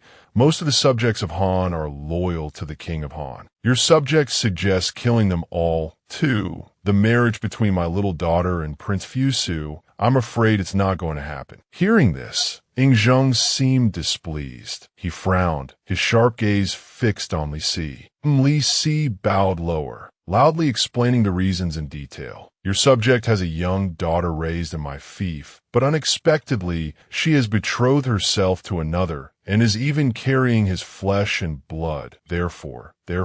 But contrary to his worries, Ying Zheng didn't seem to mind much. He placed a hand on Li Si's shoulder to comfort him. "Let it be. Marriage cannot be forced, and we have no interest in breaking up a man and woman in love." Li Si was grateful. "Thank you, great king." But suddenly Ying Zheng frowned, questioning the first thing he mentioned, but the matter concerning the subjects of the state of Han. "Li Si, in truth, you are afraid of Han Fei's talent, aren't you? You're afraid that if he surrenders to Qin, he will obstruct your future prospects. Having his true thoughts exposed, Li Si was utterly horrified. His eyes widened in terror. Instantly, he prostrated himself before Ying Zheng, kowtowing heavily in fear. Ying Zheng did not punish Li Si. He turned and warned, "You can have your own schemes, but don't use them on us. We will not allow another Lu Buwei to appear, much less another Lao AI. This is our taboo."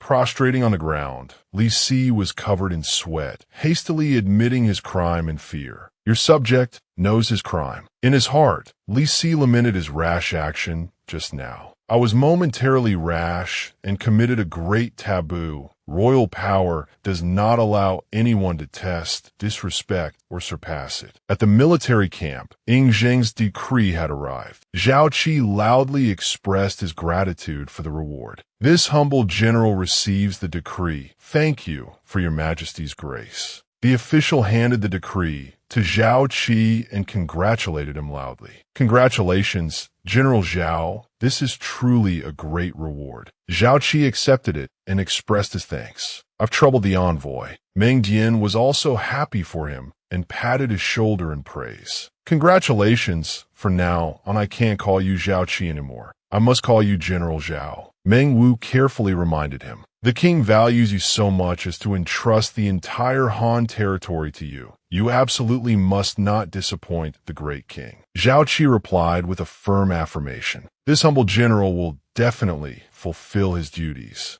Looking at the decree in his hand, he was also excited by Ying Zheng's generous reward. This reward is more abundant than I expected. As if suddenly remembering something, he turned his head to inquire of the envoy. Your Excellency, this time this humble general will manage the military affairs of the Han territory. I wonder who will manage the civil affairs. The envoy answered his question in detail. This time, the great king has instructed that the civil affairs will be managed by Feng Quji. The general can rest assured. Hearing the familiar name, Zhao Qi was also very enthusiastic. The great king is wise. In his heart, he couldn't help but marvel at Ying Zheng's astuteness. The first emperor is worthy of being the first emperor. The royal power in his hands is wielded with great skill. It seems the reward also comes with a warning. It all comes from royal power, but as long as this royal power is here, I can never have true freedom. He clenched the decree in his hand and secretly resolved to strive and work even harder. To grasp my own destiny and not be changed by these chaotic times, I must stand above royal power. Standing outside the tent, Meng Wu and Meng Dian clasped their hands to bid farewell. General Zhao, tomorrow we must return to Yong City. We must now discuss the transfer of military affairs, so we take our leave first. Zhao Qi and the generals beside him also respectfully returned the salute. Yes, after bidding farewell to the two of them, Zhao Qi, along with Zhang Han and Tu Sui, walked back into the large tent. Zhang Han happily congratulated him. General, the two of us heard the king's decree outside the tent. Congratulations, General. Tu Sui then laughed heartily and added, the general has performed many great deeds for great Qin. This time, you must be a general commanding 50,000 people, right? Hearing their words of praise, Zhao Qi's mood improved considerably. Ha ha! He sat in the large chair in the middle of the tent and announced loudly, the great king has appointed this general as the main general to guard the Han territory, commanding 100,000 troops along with the surrendered Han soldiers, and also managing the military affairs of Han territory. Hearing about his generous reward, Tu Sui's mouth fell open in astonishment. 100,000 troops. Zhang Han was no better. He continued in a loud voice. The main general guarding Han. Zhang Han and Tu Sui knelt in unison before Zhao Qi, sharing in the great joy. This subordinate congratulates you, General. Zhao Qi generously instructed. From now on, this general will command the great army of the Han territory, and I will need 2 generals of 50,000 men under me. He frowned and continued with a hidden meaning, but only if they are truly loyal confidants of this general. Seeing the opportunity before them, Tu Sui and Zhang Han excitedly turned to look at each other. Overjoyed, the two of them simultaneously raised 2 fingers and swore a resolute oath. Your subordinates, Tu Sui and Zhang Han, swear to serve the general with our lives. If we break this oath, may we be struck by lightning and cast into hell. Zhao Qi excitedly slammed the table and stood up. Good. He walked over and patted their shoulders. This general understands the loyalty of you 2 generals and accepts your allegiance. He silently marveled, trusting the 2 generals before him. The ancients always had great faith in ghosts and gods. To swear such a dire oath showed their sincere loyalty. The system displayed a surprising notification. Congratulations to the host for officially recruiting your own subordinates. The loyalty system is now unlocked. This system can display the loyalty level of subordinates. If a subordinate approaches disloyalty, the system will automatically remind the host. Seeing this miracle of the system left Zhao Qi endlessly amazed. He lowered his head and burst out laughing. Ha ha ha. He was secretly delighted. There's even this kind of system function? His unusual expression left Tu Sui and Zhang Han bewildered. General,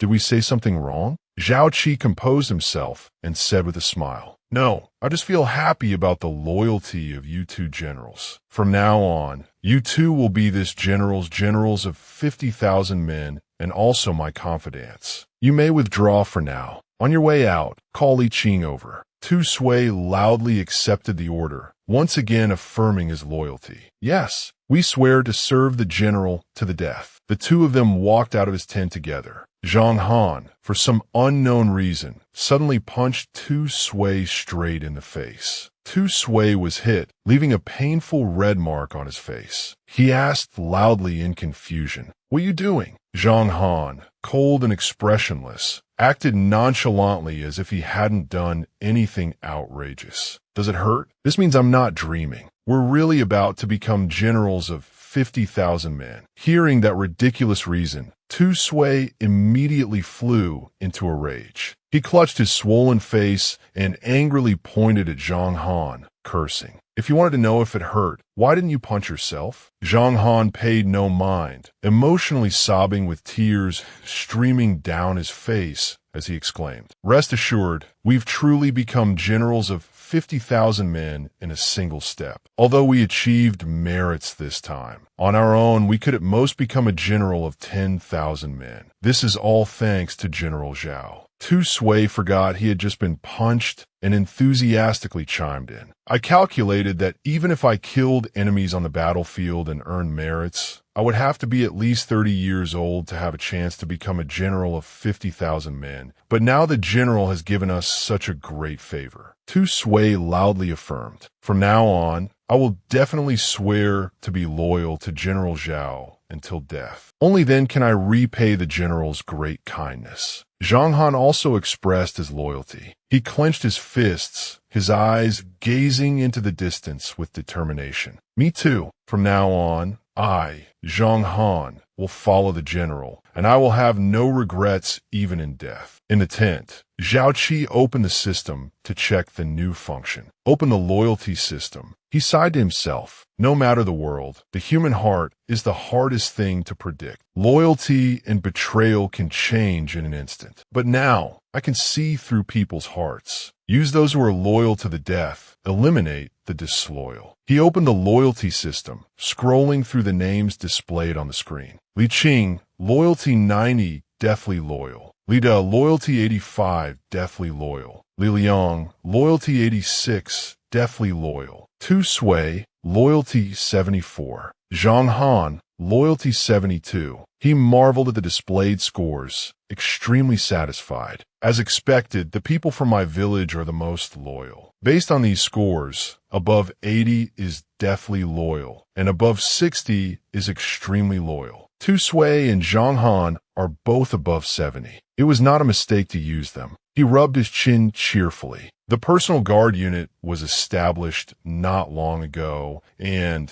I haven't started cultivating their loyalty yet, but for them to all be above 50 is already a very good achievement. He looked up and let out a long, difficult sigh. As the only cultivator in this era, Strength is not an issue for me. So in the future, when I use people, their abilities can be cultivated, but they must be loyal. Only then, when I truly become the master of a region, can I let go and risk everything to create a completely new era. Li Qing entered the tent, puzzled. General, you were looking for me? Zhao Qi adjusted his posture and replied solemnly. Yes, have a seat. Li Qing sat down nearby. Thank you, General, he thought, recalling the strange, joyful expressions of the other two generals. Tu Sui and Zhang Han were acting strangely and wouldn't say anything when I asked. I thought they were tricking me. Li Qing spoke up and asked, I wonder why the general has summoned me? Zhao Qi smiled happily, waved his hand, and announced, I've just received a royal decree. This general has been promoted to main general, rank 13, and my private army can be expanded to 1,000 men. He looked at him with trust. I want you to personally select elite soldiers from the army for the personal guard unit. There is only one requirement. They must be loyal to me. He silently affirmed his decision. Li Qing's loyalty is the highest. To cultivate my own power, this task is most suitable for him. Hearing this, Li Qing was overjoyed and quickly stood up, exultant. Congratulations, General. Rest assured, General, this subordinate will definitely select loyal men who will serve the general to the death. Zhao Qi continued with his instructions. Also, go tell the brothers from our home village that once the personal guard unit is established, everyone's noble rank will be raised. Don't disappoint me. Without further hesitation, Li Qing quickly left the tent to carry out Zhao Qi's instructions. Yes, this subordinate will get right on it. Zhao Qi was pleased. Go on. He silently contemplated what he needed to do. This Han territory may not be large, but it has 1 million people. The 1,000 personal guards selected from among them will be the foundation of my power. He opened the system to check. Next, I should think about my own strength. System settling promotion rewards. The system displayed a series of notifications. Processing host command. Congratulations to the host on the promotion in rank. Host promoted to Left Shu Zhang, rewarded with 5 bottles of small pellet pills. Host promoted to Right Gung, rewarded with 50,000 gold. Host promoted to Left Gung, rewarded with a refined iron forging method. Congratulations to the host on being promoted 2 military ranks. Host promoted to General of 50,000 men, rewarded with a high-grade Huang rank martial skill, acupoint sealing hand. Host promoted to main general of 100,000 men, rewarded with a low-grade Xin rank cultivation technique, shadow technique. Looking at the series of rewards given by the system,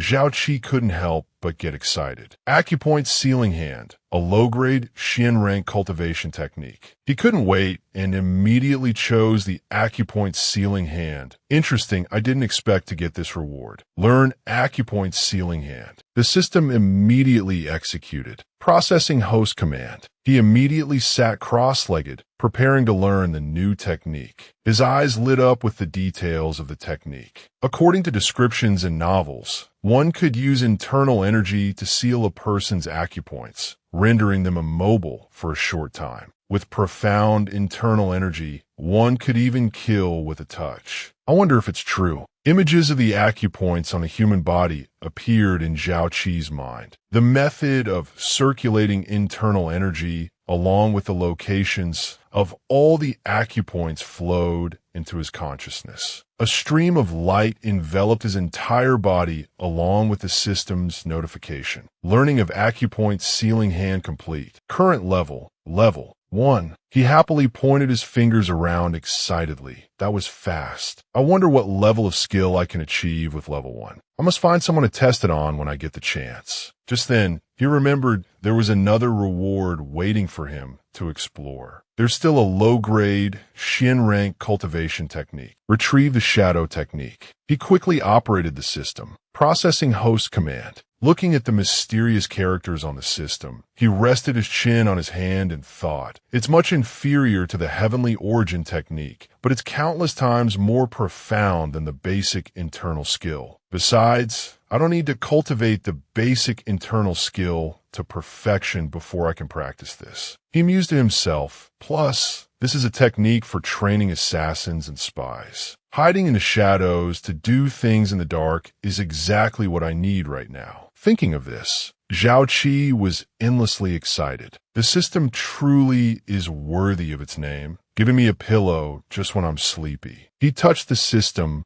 a little hesitant. If I can already cultivate a Qin rank technique, then the low-grade techniques from before seem a bit redundant, don't they? Plus, the stored treasure I was rewarded with before, even though it was upgraded to 7 cubic meters, is still not enough. Thinking of something, his eyes widened. I can divide the martial arts technique manuals into multiple levels and give them as rewards to loyal subordinates. Wouldn't that allow me to both harvest loyalty points and increase the overall strength of my forces? He clenched his fists, excited by the idea he had just thought of. Besides, without the support of subsequent techniques, the previous cultivation would be useless. This can also be used to create a balance. Let's do it this way. He thought about his loyal army and couldn't help but sigh. Before, I would have never dared to reveal the matter of martial arts techniques. After all, the greatest secret of this world, if not handled carefully, could lead to annihilation. But now it's different. I have the loyalty system. As long as someone's loyalty level reaches deathly loyal, they are in existence who would die for me and will absolutely never betray me. He excitedly sat cross-legged again to try the new technique, system, learn shadow technique. A stream of light enveloped him.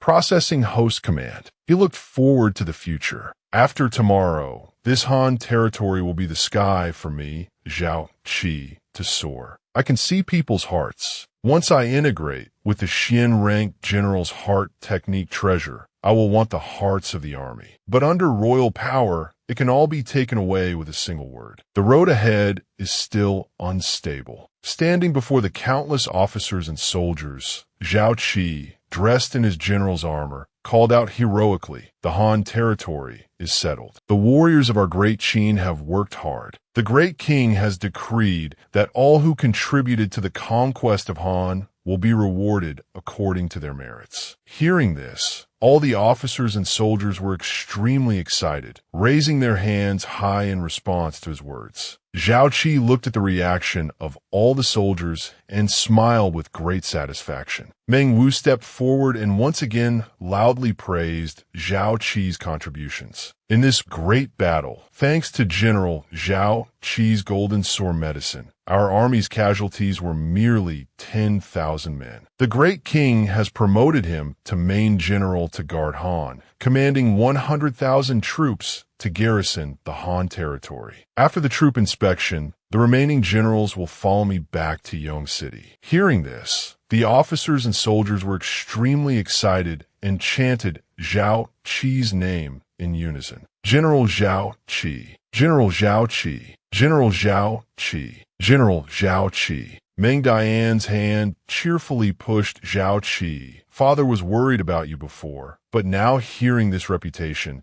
you'll have no problem commanding an army of 100,000 in the future. Meng Wu gestured with his eyes, urging Meng Dian, let's go. As he mounted his horse to leave, Meng Wu didn't forget to turn his head to look at Zhao Qi and advise, "Kid Zhao Qi, the Han territory is now yours, but I have some advice." With the Han territory newly settled, the states of Zhao and Wei might send troops to the land of Han. You must be careful. Zhao Qi clasped his hands respectfully to thank him for his advice. Thank you for the reminder, High General. This subordinate understands. Meng Wu turned to the soldiers behind him and ordered loudly, "The Grand Army returns in triumph. Soldiers and generals under my command, follow me back to Yongchen." He once again loudly reminded Zhao Qi, "Zhao Qi, this time the great king has graced you. As the commander-in-chief, you also hold the authority of High General. You must grasp the intention behind this well." Tu Sui clasped his hands, bowed, and reported, "General,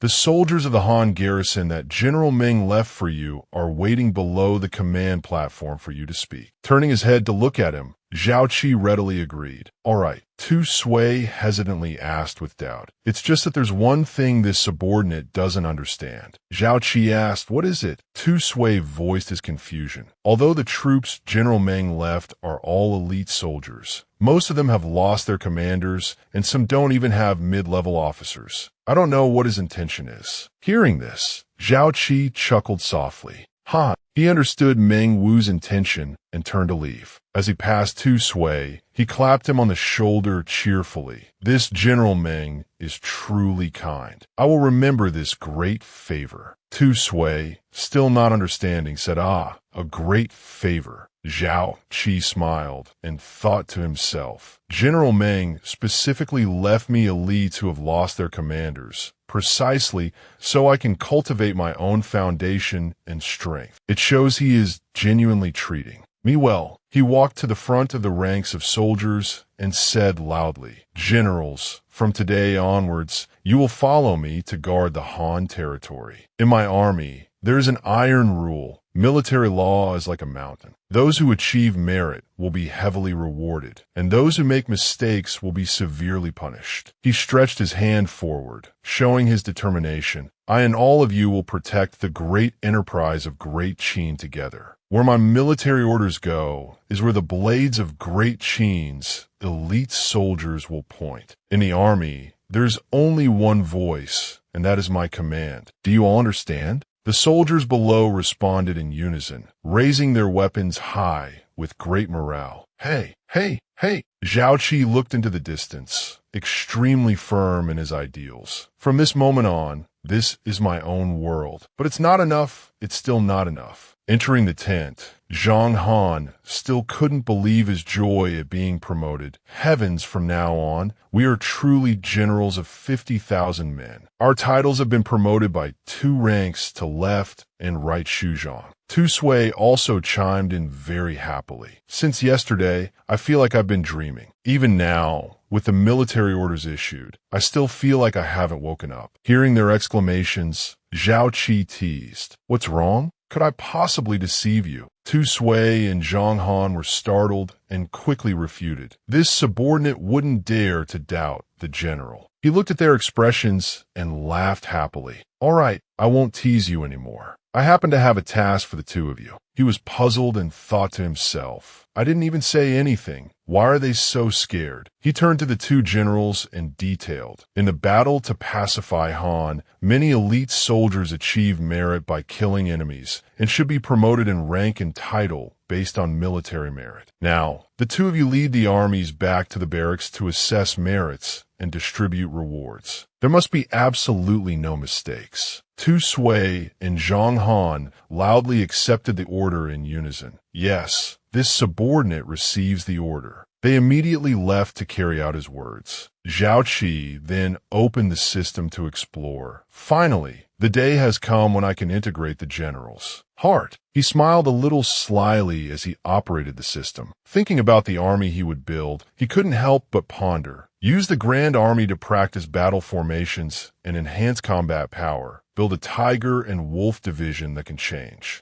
everything. He was extremely excited and full of anticipation as he ordered. System, integrate the general's heart. The system immediately replied, receiving host command, integrating general's heart. A stream of blue light enveloped Zhao Qi. It turned out that integration was the magic weapon acknowledging its master. Checking the attributes of the general's heart. As ordered, the system listed the attributes. The war magic weapon, General's Heart, is a high-grade Shen rank magic weapon that can grow. Attribute. When the host leads troops on an expedition, morale can be increased by 100%. When the host trains soldiers, it can increase the army's battle formation coordination, training sentiment, and enhance combat power. Hidden attribute. Protects the master, can block a fatal blow for the host. Zhao Qi clenched his fist excitedly. Worthy of being a war magic weapon. He secretly calculated, when I truly train an army of 100,000 to go into battle and kill enemies, it will be like having a teammate kill enemies for me to gain experience. This is much stronger than the experience of killing 10,000 men. He thought more ambitiously. At that time, perhaps I could try to attack the state of Zhao. then I won't be far from the Xiantian realm.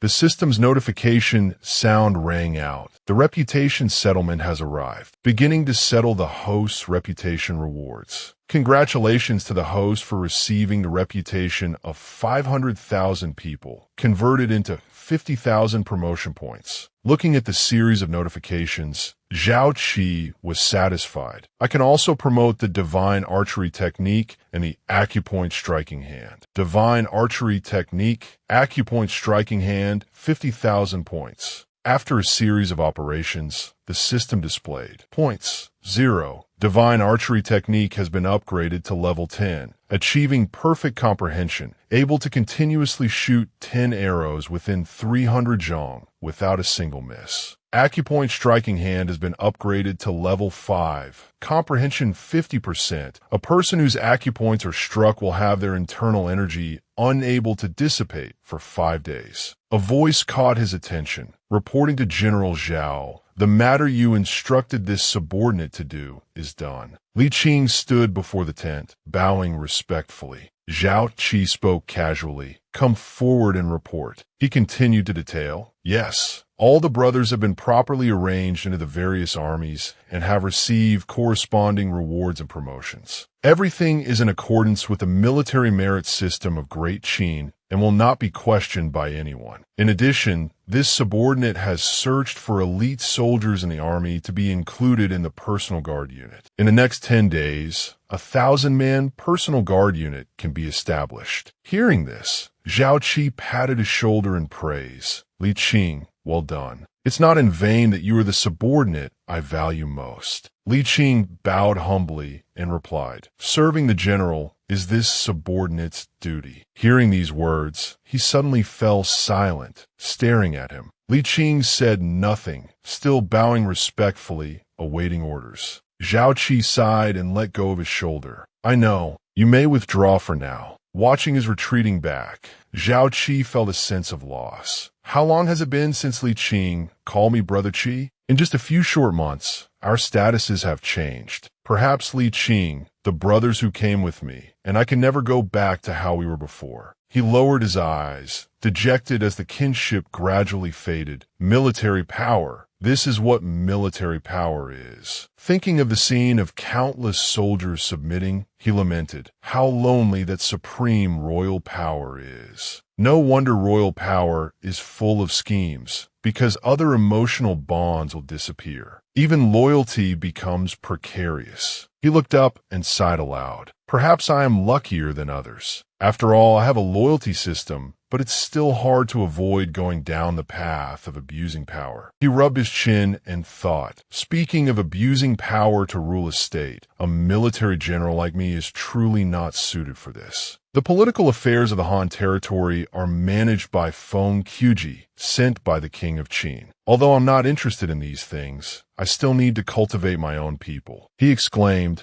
"And that person is the best choice." Without hesitation, he acted immediately. He stepped into the Yaoan prefecture. A soldier respectfully inquired, "General Zhao, why have you personally come to this filthy place?" Zhao Qi looked at him and replied, "I'm here to find someone. Are all the local officials who are unwilling to surrender to our state of Qin locked up here?" The man smiled and quickly replied, "Yes, yes, yes. But they only said they wouldn't surrender when they first arrived. After just a few days, they couldn't take it anymore. Now, even if they want to surrender, they no longer have the chance." A dirty hand reached out from the prison cell toward Zhao Qi. "My lord, spare my life." Zhao Qi reacted quickly, backing away from the trembling hand. A gaunt man looked at him and pleaded, "My lord, I really can't take it anymore. I don't want to die. I am willing to submit to Great Qin, willing to serve Great Qin." Following his lead, a series of other arms reached out, along with pleas. "My lord, spare my life. I am willing to surrender to the state of Qin. Save me." Their faces filled with extreme fear, they shouted loudly. Someone directly revealed a secret of the fallen state. "I know the king of Han's secret and am willing to tell the king of Qin."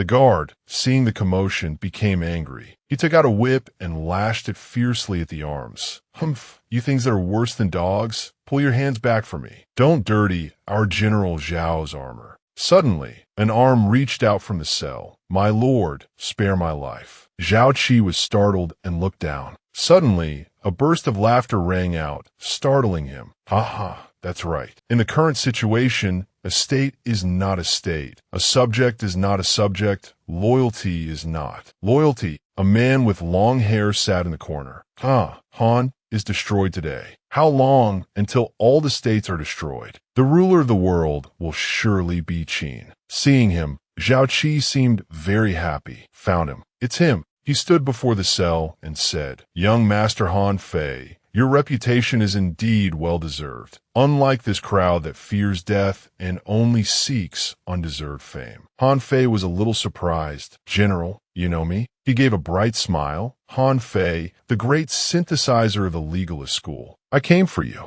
He thought to himself, Han Fei is the only person in the world who can stand against Li Si. But in history, it was because of his great talent that Li Si feared him. He was eventually poisoned to death in prison. But today he meets me. If he is willing to serve me, then I will see him turn the world upside down. Zhao Qi introduced himself. I am Zhao Qi. I wonder if I might have the honor of speaking with you, sir. Perhaps it will open up a new vista for your future. Han Fei chuckled and said, So you are General Zhao Qi who destroyed Han. What different vista? You just want to persuade me to surrender, don't you? Then there's no need to say more. With my state destroyed and my home gone, I only ask for a quick death. Laughter rang out. Ha ha. He looked up and asked blankly, Why is the general laughing? Do you feel that I'm speaking nonsense? Zhao Qi put his hands on his hips and replied, I was just reminded of your work, The Five Vermin, sir. It says, as the world changes, so do affairs. As affairs change, so do preparations. His eyes looked at him sharply, thinking to himself, Han Fei is a great talent of all time,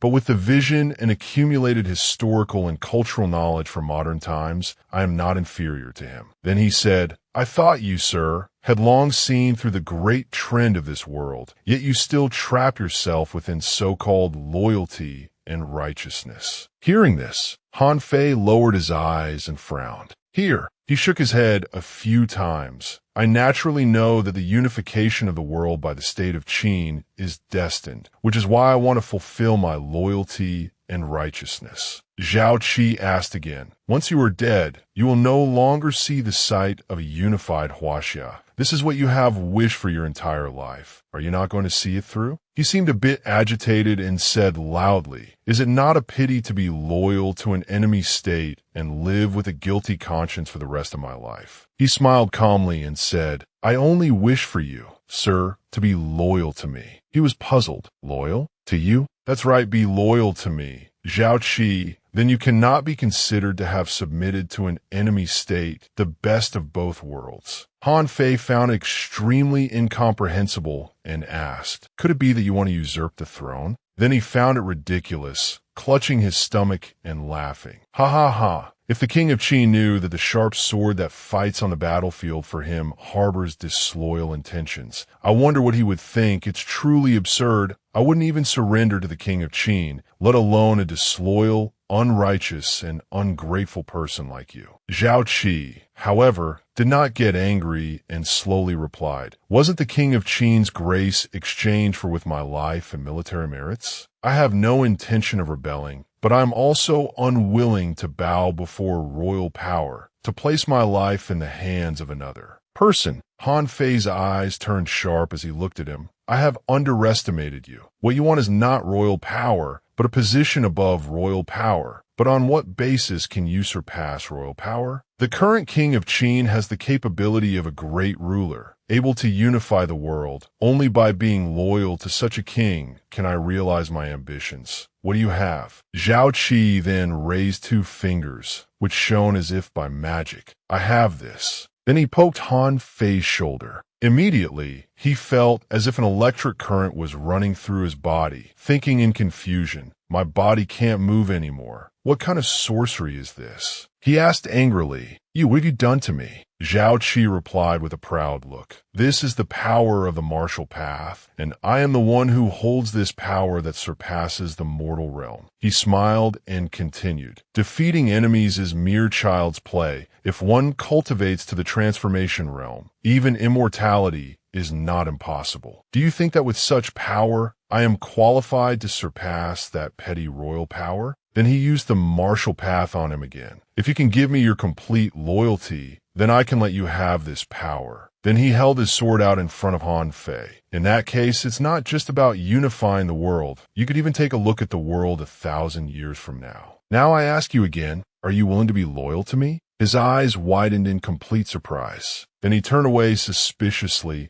"This so-called martial path, I have never heard of it. It's just a body-binding technique. How do I know you're not tricking me?" Zhao Qi thought to himself, "This man is really stubborn, but from the way he speaks, his heart is already wavering, so I will make him completely convinced." He then drew his sword, the entire blade enveloped by a dazzlingly bright aura. "Then I invite you, sir, to see how this move is." He did not hesitate and slashed straight at the wall, causing it to crumble before the dazed and half-astonished Han Fei.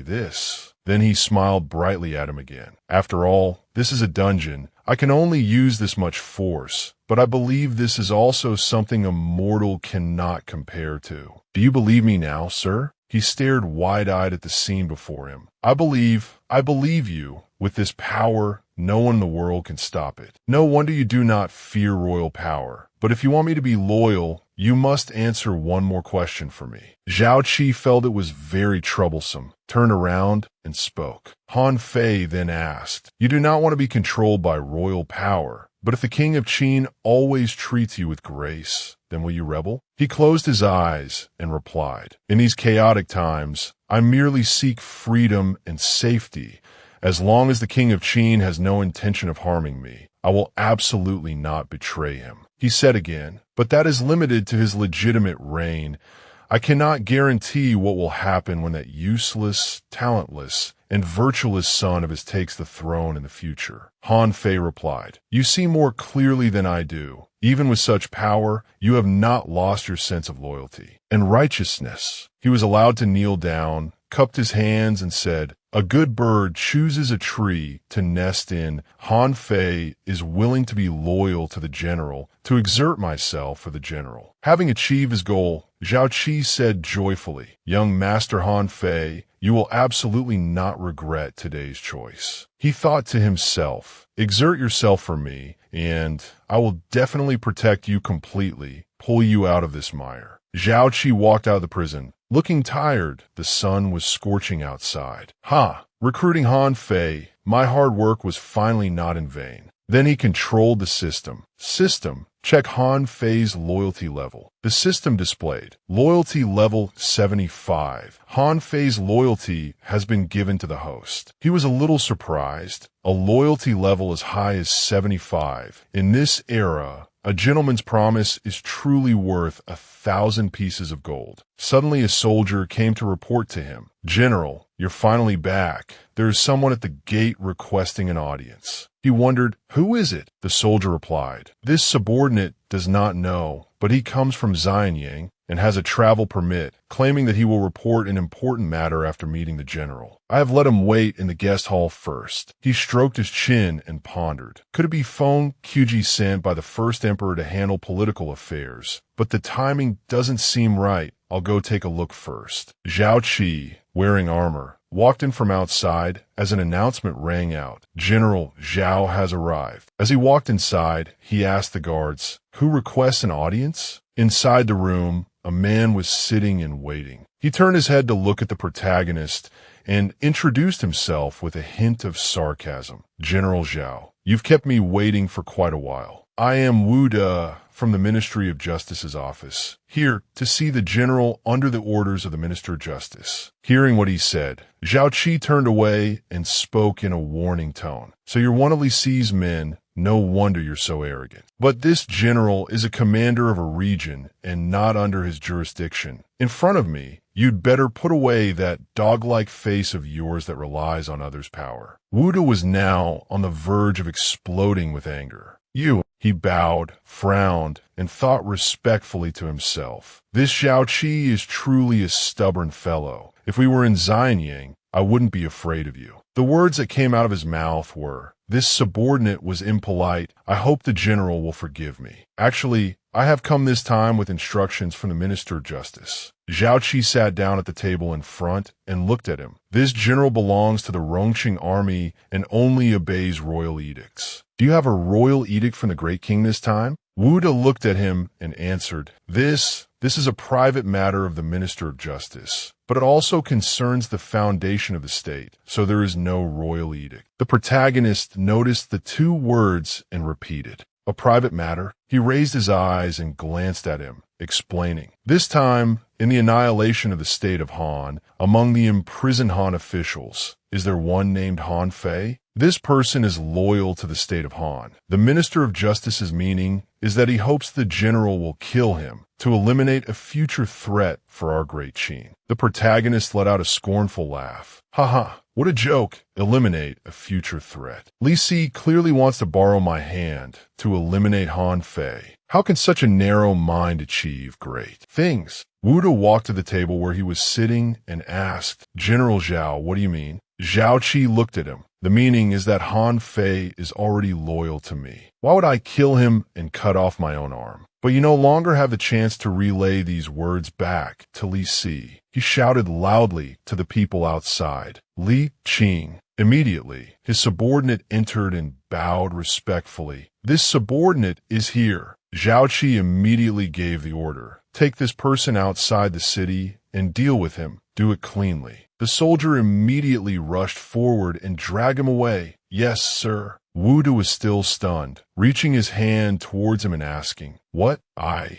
Qi, and from the Ministry of Justice's office, you can't kill me. Do you want to go against Lord Li Si for a surrender, General? He had just finished speaking when he was slapped hard across the cheek, so hard that one side was bruised and he spat out blood. The protagonist watched as the man named Zhao Qi was dragged out by the soldiers, thinking to himself, Li Si, I originally did not want to oppose you, but now that I have Han Fei by my side, I cannot avoid you. Finally, he declared, the position of chancellor that you value most is destined to be yielded. On the road, the hooves of horses galloped forward, kicking up a cloud of dust. At Li family village in Rongqing, Old Man Li stepped forward and asked respectfully, Sir, what is the urgent matter that brings you here in such a hurry? The soldier on horseback looked at him. You are the village chief? The Rongqing army has returned in triumph. General Pang Zhuang has led us to bring news of the men from Li family village who joined the army. Quickly go and gather the villagers here. Old Man Li immediately cupped his hands respectfully and replied to him repeatedly, Yes, yes, yes. The soldier opened a scroll and began to read the announcement. The men who went to battle and killed the enemy were all heroic. I will now announce the list of the fallen. He began to read the names. Li Siyuan, deceased, posthumously awarded the 4th rank of nobility. Below, an elderly couple immediately collapsed and sobbed upon hearing the name, My son. The next announcement rang out. Li Lin, deceased, posthumously awarded the 6th rank of nobility. An old woman worriedly supported Li Yannian, who was holding her large belly, and reminded her, Yannian, why are you still not listening to advice? When I receive the news, I will tell you. Why must you come here yourself? Li Yannian said anxiously, Auntie, I must hear the news about Brother Qi with my own ears to be at ease. The soldier announced further to them, the list of heroic souls fallen in battle has been completely read. Below, the list of promotions and titles will be announced. The old woman smiled happily and said, That's great. Zhao Qi's name is not on it. You can rest assured this time, right? She smiled and replied, Whether he is rewarded or not is not important, as long as he is safe. The reading of names continued. Li Qing, 9th rank of nobility, appointed as the commanding general of the personal guard battalion, with a stipend of 450 shur. Upon hearing this, The old woman exclaimed joyfully, "Io, my family's Qin Zi is so capable. I wonder which commanding general promoted him." Another name was read out. Li De, 8th rank of nobility, appointed as a general of 10,000 men, with a stipend of 400 sure. Li Hong. The old woman smiled at the woman standing next to her. "Lida is not bad either. The people who came from our village are all not bad." The soldier turned his head and reported respectfully to the officer beside him. "General Pang, the entire list has been announced." He looked at him and ordered, "Good. Return to Rongqing immediately to report back." Li Yannian was immediately flustered. "That's not right. Why isn't his name on any of the lists?" "Brother Qi?" she asked, running forward anxiously. "Sir, my husband is Zhao Qi. He enlisted with Li Qing and Li De. Why is there no news of him at all?" Meng Tian's subordinate vice-general, Pang Zhuang, looked at her in surprise. "What? You said your husband is Zhao Qi, who enlisted with the two generals, Li Qing and Li De?" Li Yannian looked up at him and replied, "Yes." He pulled on the reins and said loudly, "Impossible. As far as I know, when General Zhao Qi enlisted, he had no one left in his family." He thought to himself again, but for so many appointed generals to come from Li family village, could it really be the hometown of General Zhao? An old man respectfully clasped his hands and spoke up. "Sir, Yannian is indeed carrying Zhao Qi's flesh and blood. It's just that they weren't married yet. Zhao Qi enlisted so that he could return and marry Yannian later." An old woman supporting the weeping girl also assured him, "All of us in the village can testify to this." General Pang just remained silent. Then he suddenly dismounted. Li Yannian stared at him worriedly. "Sir, why are you suddenly acting like this?" "My husband. Could it be that something has happened to him?" Unexpectedly, all the soldiers then knelt respectfully before her. Pang Zhuang began to explain everything. "General Zhao Qi is the great benefactor of our million-strong Qin army. Please, madam,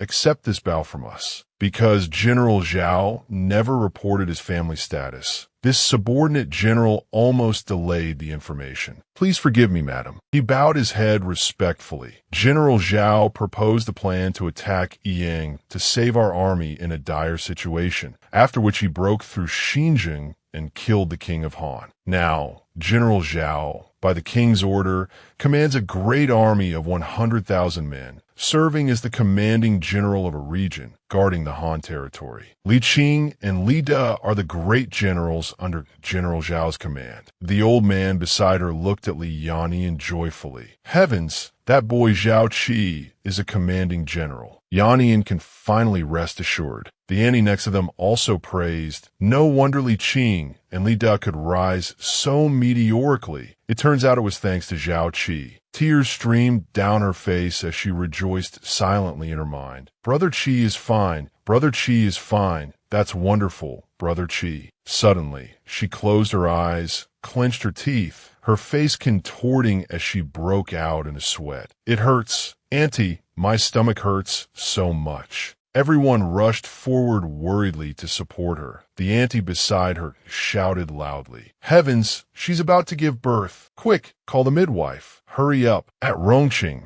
in the Grand Marshal's residence, a voice called out from the courtyard, "Grand Marshal, General Meng." The Grand Marshal turned his head to look at the door and commented, "This soldier is still so impetuous after so many years." Pang Zhuang knelt, clasped his hands, and reporting to the Grand Marshal, "This subordinate general has been impolite, but I truly have an urgent matter to report." Meng Wu calmly picked up his teacup and asked, "What is this urgent matter? Speak slowly. As a soldier, even if the enemy is at the gates, you should remain calm in the face of danger." Pang Zhuang immediately said, "This subordinate general went to Li family village to deliver news and met General Zhao Qi's fiancée. Moreover, when I was leaving, Madame Zhao had already gone into labor." Upon hearing this, the Grand Marshal spat a mouthful of tea into the face of Meng Yi, who was sitting opposite him. As soon as he heard the news, he rushed over in a panic. "What did you say?" "That boy Zhao Qi has a wife and a child on the way." Meng Yi, sitting behind him, could only look at him speechlessly. "Father, you're really something." Pang Zhuang answered him, yes. Because General Zhao Qi did not report before, his salary is still with the army. Should it be delivered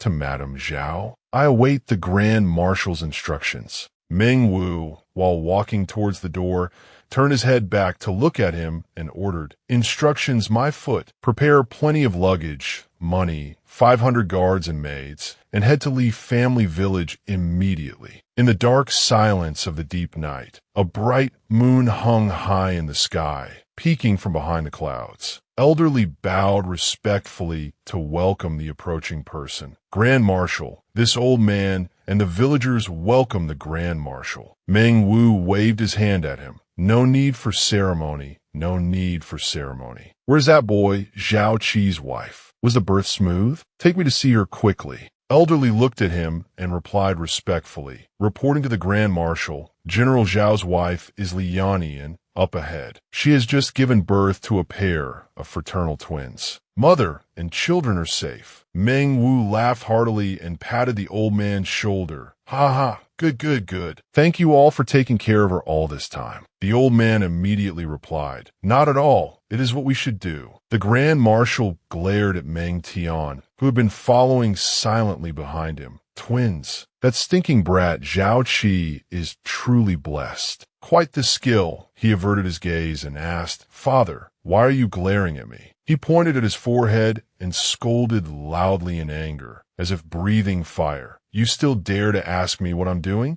Look at that boy Zhao Qi. Not only is he a father, but he had two at once. What about you? You're 30 already. When will you let me be a grandfather? He frowned and replied repeatedly, I know. In his mind, Meng Tian cursed angrily. That boy Zhao Qi, you're happy being a father, but you've caused me to take a beating. Next time, I'll definitely make you treat me to wine. At this moment, the male lead in another place also let out a huge sneeze, not knowing why he was being mentioned. Elderly lifted the door curtain of a room and called out to the person inside. Yannian, the Grand Marshal, and General Meng have come especially to visit you. General Zhao is highly regarded. You are truly blessed. Li Yannian, sitting on the bed holding her child, bowed respectfully to them. This common woman pays her respects to the Grand Marshal. Meng Wu looked at the baby she was holding and instructed, no need for ceremony. You've just given birth. Absolutely do not move. Zhao Qi is a general under my command. You could just call me uncle. Meng Tian also peeked out from behind him with a smile and said, just call me big brother. Li Yinyan's eyes widened in astonishment, staring at the two men before her for a long moment before she stammered, Uncle, big brother. Half of the jade pendant that the male lead had given her before he left was placed in a corner of the bed. Meng Tian smiled happily and replied to Li Yinyan's words, yes, just call me big brother. That boy Zhao Qi is truly blessed. He hid you so well, not revealing a single bit of information. The Grand Marshal, standing beside them, was now staring intently at her jade pendant, thinking,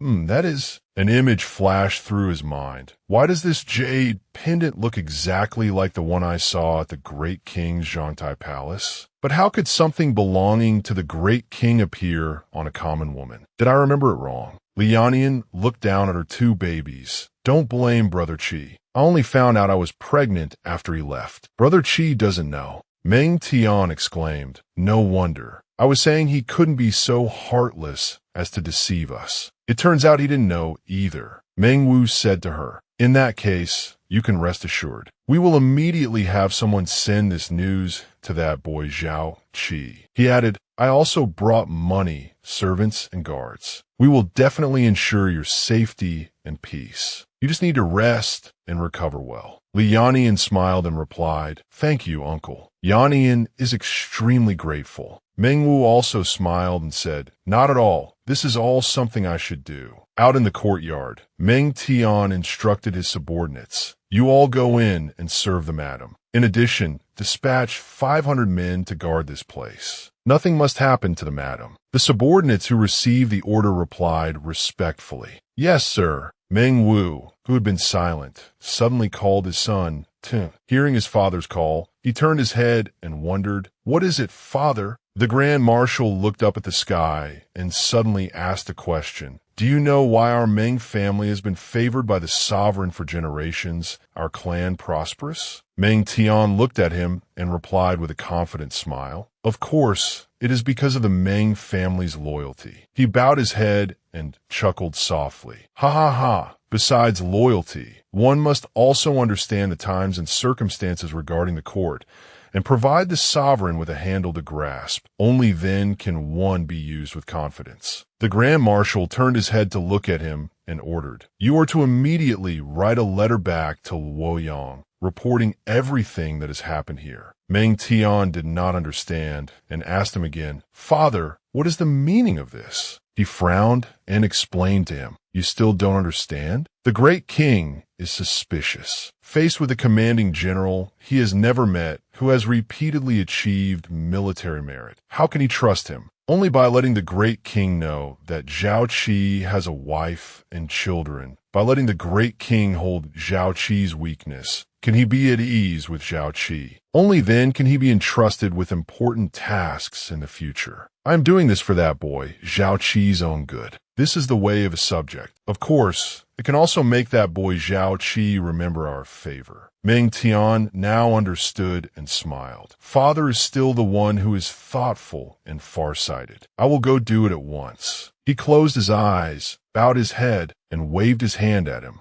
Go. The Grand Marshal turned and looked up at the vast sky, sighing, "Great Qin, the world." Questions began to form in his mind. The great king is a man of great talent and bold vision. The day our great Qin unifies the world is not far off. But after unifying the world, what kind of situation will there be? A pair of hands tightly clutched a scroll. At Xianyang, in Zhongtai Palace, an official ran forward hastily, panting heavily. Inside the hall was a map, and the great king's voice echoed in the space. The state of Zhao is powerful and prosperous, and moreover has good generals like Lin Pe, Li Mu, and Pang Nuan. To destroy Zhao. Minister Wei, what are your thoughts? The person who was asked immediately answered him. In your subject's humble opinion, the king of Zhao is often ill, and the court's administration falls to Prime Minister Gukai. This man is extremely greedy, which is an opportunity to sow discord in the state of Zhao.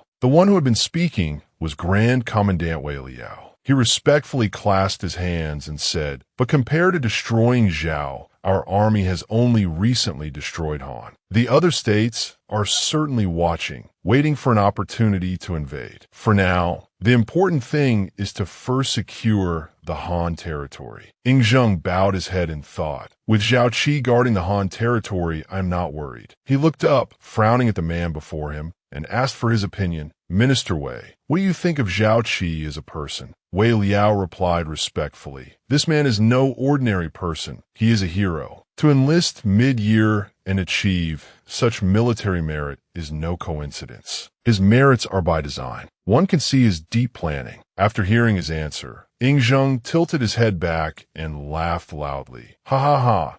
For him to be praised by a disciple of Guguzi like you is a rare thing in this world." He looked down at one of his hands and sighed. "For Zhao Qi to be born in our great Qin is great Qin's honor." Ying Zheng continued to stare at his palm and said worriedly, "But he is too brilliant. I always have a feeling that he is hard to grasp. In the future, if I want to entrust him with important tasks, I must still be cautious." From outside, a report was called out, reporting to the great king, "A message has arrived from the Rongqing main camp. The great king ordered the person, bring it here." The official immediately obeyed. "Yes, your majesty." As soon as he finished reading the message in the scroll, Ying Zheng laughed loudly. "Ha ha ha! Good on that Zhao Qi. Married at a young age, and even has a pair of fraternal twins." Then he waved his hand and declared, "Meng was giving me a good remedy to ensure Zhao Ji's loyalty. A reward. It must be a great reward." Suddenly, he noticed something. "This Lianian from Li family village. That sounds familiar." The messenger official immediately explained respectfully, "Your Majesty, the daughter of Lord Li Si who betrothed herself to another is named Yanian." Ying Zheng frowned in thought. "So she's Li Si's daughter. Interesting." He clenched his fist. "I originally thought Zhao Ji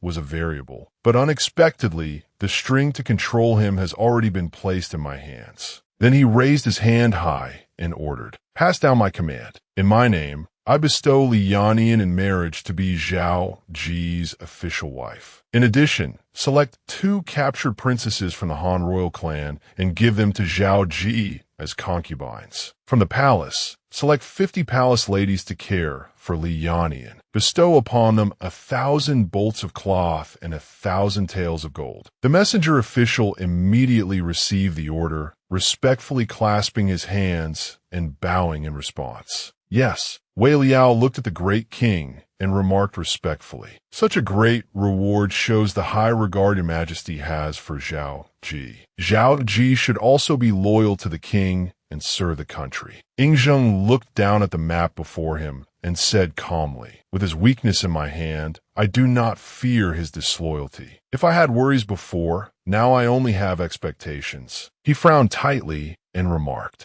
"Zhao Qi is not an honest person. Him being stationed in the Han territory will definitely stir up some trouble." In the morning, sunlight shone down at Xinjiang in Zhao Qi's residence. A pair of feet in leather shoes walked forward. The man in blue robes had just stepped through the door and said respectfully, "This subordinate, Han Fei, pays his respects to your excellency." Zhao Qi gestured to him. "Dispense with the formalities." He smiled in praise at the newcomer. "A few days of recuperation have washed away the gloom from your time in prison, sir, revealing an even more extraordinary aura. Have a seat." Han Fei clasped his hands, smiled, and bowed in response. "Many thanks, your excellency." He sat down and looked at the male lead. "Your excellency summoned Han Fei. I wonder what instructions you have?" Zhao Qi said with a smile, "It's just a casual chat, sir. No need to be nervous." Then he asked him, "I heard that Qin's Prime Minister, Li Si, was a fellow student of yours, sir. I wonder what your relationship is like." He answered enthusiastically, "We cherish each other, kindred spirits." The male lead silently assessed in his mind. This Han Fei may have great talent, but his mind is truly simple. He spoke to him. "It seems you truly consider Li Si a good friend, sir. It's a pity he does not share your sentiment." Han Fei looked at him blankly, not understanding. "What does your excellency mean?" Zhao Qi answered him, "I'm telling you the truth. A few days ago, Li Si sent someone to find this general, but it wasn't to plead for an old friend." His brows furrowed as he stared at the man before him and said, "But to specifically ask for your death." Upon hearing this, he was so surprised he shot up from his chair. "What? Why would you want to kill me?" The male lead asked him in return, "Do you think I am deceiving you?" Han Fei's entire face fell, turning pale. He sat back down on the chair and wondered aloud. "No, your excellency has no need to deceive me. It's just that I truly cannot figure it out. I considered him a confidant. Why would he treat me this way?" Zhao Qi stood up from his chair and answered him. "For personal gain, of course. Sir, you have been intelligent your whole life, yet you don't understand the human heart." He walked up to him. "Li Si understands your talents best, so he fears that once you enter Qin, you will vie with him for power. Only by killing you can he remain the foremost figure of the legalist school." Han Fei rubbed his forehead and laughed sarcastically. "Ha ha ha, so it's for this reason. Your excellency is right. I truly do not understand the human heart, nor did I ever think the human heart could be so terrifying." The male lead looked at him and said, "It's not too late to know now. I am telling you this to warn you that the most terrifying thing in this world is not royal power or military might, but the human heart." Han Fei clasped his hands and bowed respectfully to him. "Thank you for the reminder, your excellency. This subordinate understands. As for my close friend Li Si, I will definitely stay far away from him now." Zhao Qi's brows furrowed slightly as he asked him in return, "Sir, in these chaotic times, if he wants to kill you, what use is staying away?" He stared blankly at the male lead, who continued to explain, "You don't want to vie with him? He is afraid you will take his position. Then you should take his position. This is the greatest punishment and warning for him, and also the best way to protect yourself." Han Fei looked up and asked uncertainly, "Your excellency, you want me to enter the court and replace Li Si's position, not to stay by your side and assist you?" Zhao Qi did not answer, but only asked him one question. "Do you dare to let go and risk it all?" He immediately knelt down and declared loudly, "Han Fei accepts the order." As your excellency said, he is afraid of me competing and wants me dead, so I will compete with him to the very end. Han Fei looked up at the male lead worriedly. But your excellency, are you not afraid? Are you not afraid that this subordinate will pretend to be loyal to you, only to betray you later? Zhao Qi answered him calmly. Everyone fears the human heart, but I do not. Do you know why? The male lead placed a hand on his shoulder. Because I can see through the human heart. His eyes flashed with a threatening glint. A disloyal subordinate. I will eliminate him before he can betray me. This kind of divine ability, if you don't believe it, you can also try it. Han Fei bowed his head, slightly intimidated by his aura. If it were anyone else, I would definitely not believe it. But your excellency possesses a martial arts divine ability. Han Fei has no doubt. Zhao Qi turned his head to look at the text on the information panel. Han Fei, loyalty 80. He smiled and sighed to himself. Indeed, no matter when, strength is the best method to convince people. Han Fei's loyalty has reached the level of deathly loyalty. He can be used with confidence now. At this moment, a soldier suddenly appeared outside the door and said respectfully, reporting to the general, Lord Feng Qi, sent by the court to manage the political affairs of the Han territory, has arrived and is currently waiting in front of the hall. Zhao Qi asked him, arrived so quickly? Let him in. The soldier immediately replied respectfully, yes. He turned his head to look at the person beside him. Sir, the first stepping stone for your meteoric rise has arrived. Han Fei turned to look at him. The person the general mentioned is Feng Qi, one of the 9 ministers. The male lead instructed him. That's right. He is now the Minister of Political Affairs for the Han territory, personally dispatched by the great king. If you assist him and achieve merits, you will surely be highly regarded by the great king in the future. But there is one point to remember. The relationship between you and me must absolutely not be revealed. Han Fei bowed his head and assured, I will follow all of your excellency's instructions. One of the 9 ministers of Great Qin and Minister of Political Affairs for the Han territory, Feng Qi, walked in and greeted Zhao Qi enthusiastically. Feng Qi, Minister of Political Affairs for the Han territory, greets General Zhao. The male lead greeted him in return. Lord Feng, this humble general failed to welcome you from afar. I hope you'll forgive me. He immediately offered words of praise. How would I dare? This Feng, while in Xianying, has long heard of General Zhao's fame. Meeting you today, your heroic and imposing presence is indeed as rumored. Your reputation is well-deserved. In the future, working together with General Zhao, I hope the general will look after me. The male lead also smiled and replied to him. To have Lord Feng's assistance is Zhao's honor. It is right that we help each other in the days to come. In his mind, he silently assessed. These pleasantries are spoken beautifully, but having lived 2 lives, how could I be deceived by you? Feng Qi noticed the person standing silently behind Zhao Qi. This gentleman is no ordinary person. I wonder who he is. He pointed behind him and introduced him. I almost forgot to introduce him. He is a disciple of Xuanzi from the Jishao Academy, Han Fei, who has now pledged his loyalty to Great Qin.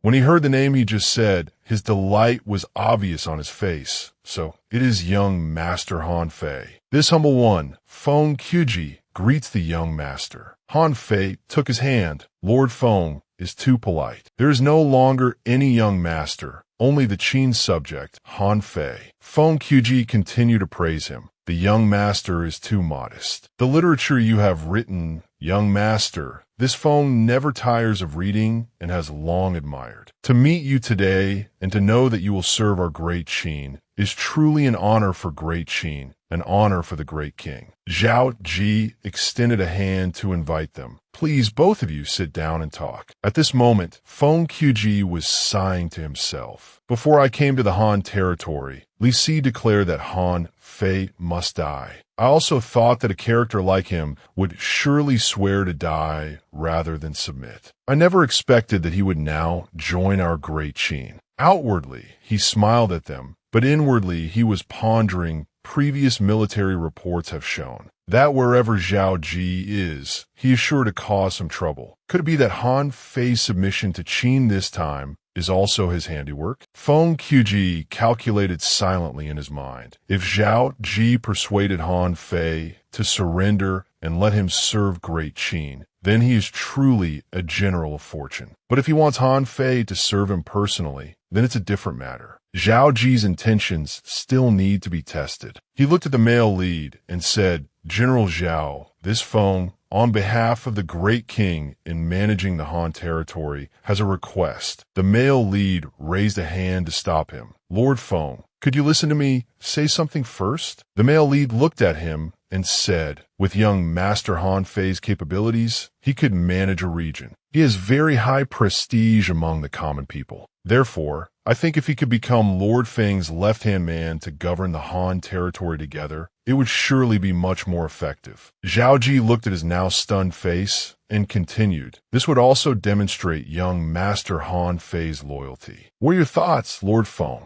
Only then did he loudly answer his question. "General Zhao's words coincide with my own thoughts." Feng Qi had now concluded. By proactively handing Han Fei over, it's clear Zhao Qi has no selfish intentions. The great king can also rest assured. He smiled at the man sitting on the chair. "I just don't know if young Master Han Fei is willing to be this Feng's assistant. If you agree, in the future, I will definitely report your merits to the great king." Han Fei politely replied to him, "Lord Feng, your words are too kind. This Han is willing to do his utmost." Zhao Qi looked at the two of them, silently calculating in his mind. The first step of Han Fei entering Qin and gaining power is complete. Soon, Han Fei will stand in a high position in Great Qin. As my most important hidden chess piece, he will be my most capable assistant, and also the most important link. He thought of a vision in his mind. That way, I can have free hands to deal with the 100,000 surrendered soldiers of the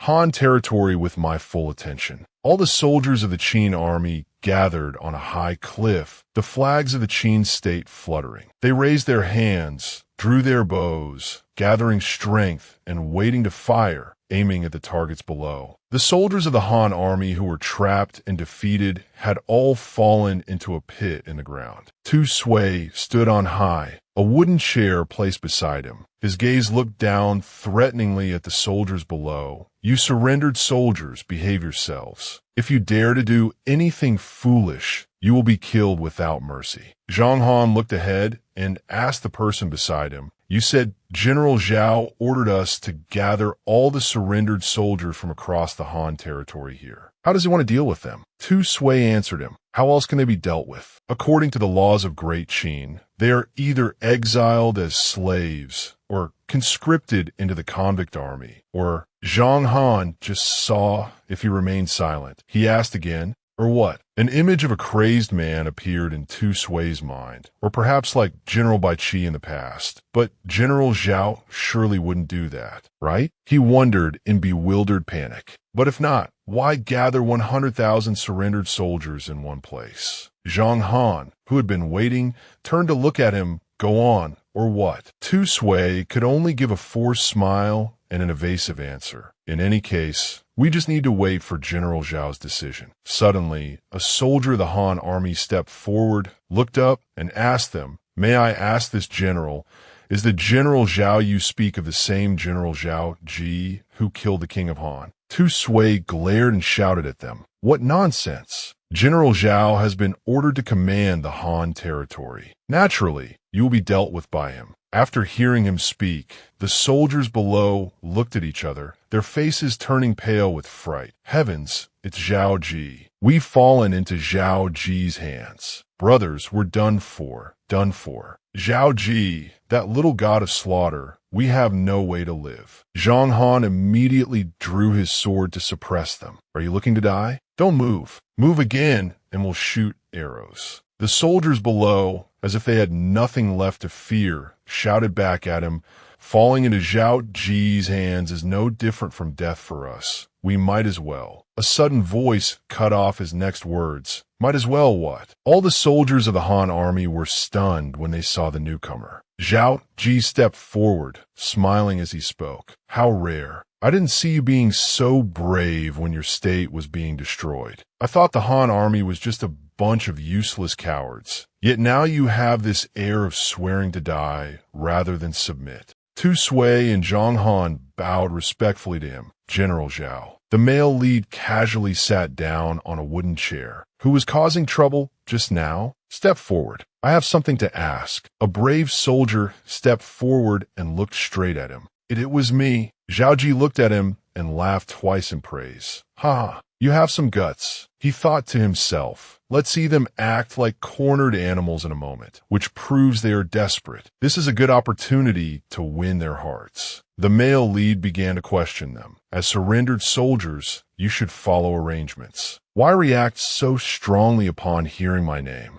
Are you afraid I'll kill you? Afraid I'll follow the example of Lord Wen Bai Qi?" He smirked at them. "You don't speak, so I'll assume I guessed correctly. But you are wrong. On the contrary, this general has summoned you here today not to kill you, but to give you a new life." All the soldiers below stared up at him with their mouths agape. "You're not going to kill us?" Zhao Qi leaned back comfortably in his chair and said, "Of course I won't kill you, but if you want to live well, you must honestly answer my questions." The soldiers immediately replied, "Please ask, General." The male lead began to question them. "In the past, you were loyal to Han. How did Han select its soldiers? What were the salaries and subsidies? Were there opportunities for promotion?" The other soldiers all bowed their heads upon hearing his question. Only the one at the front frowned at him. "We were forcibly conscripted by the court. If we didn't join the army, our families would be exterminated. There were no subsidies, and most of the salary would be embezzled by our superiors. We were lucky to see any money at all, and for a commoner to get promoted was even more impossible." Zhang Han frowned and lamented, "You can't even get your salary and subsidies. You Han soldiers are truly pitiful. I feel wronged on your behalf." Tu Sui, standing beside him, also commented, "I didn't expect the king of Han to be so petty." Hearing them say that, he suddenly shouted at them, "What right do you Qin soldiers have to laugh at us? At least we could get some money. But you tyrannical Qin only know how to kill. You have no etiquette. Your common soldiers are all able-bodied men forcibly recruited by the Qin court, and you have no salary at all." Hearing him say this, Zhang Han and Tu Sui stared with their mouths agape. The soldiers drawing their bows in the back also looked bewildered, with question marks appearing on their faces. Then all the Qin soldiers burst out laughing, loudly. Their laughter was so loud it echoed through the mountains and forests. "Ha ha!" Zhao Qi waved his hand to the side and asked, "Officers and soldiers of Great Qin, did you hear that? How do these frogs in a well from the Han territory see us?" Tu Sui was still laughing so hard that tears were streaming down his face. "Ha, General, that frogs in a well line was brilliant." The soldiers of the Han army all turned to look around and asked, Isn't it true?" Zhao Qi silently assessed in his mind. Historically, Great Qin was able to unify the world not only due to the great talent and ambition of Qin Shi Huang. It was largely based on a legal system far more advanced than the other states. He waved to the two men behind him. "This is killing me. Come, tell him what our Great Qin is like." Zhang Han stepped forward with a smile. Under Qin law, all men of Great Qin must enlist for military service at the age of 17, but only for a term of half a year. After half a year, they can choose to retire or remain in the army. Whereas the forced conscription, Tu Sui continued his words. "Our Qin army, regardless of new or old soldiers, all receive a salary. If they die, their families receive a death benefit, enough to support the old and young of the soldier." After listening, all the Han soldiers stared at them in stunned silence. Zhao Qi's hand,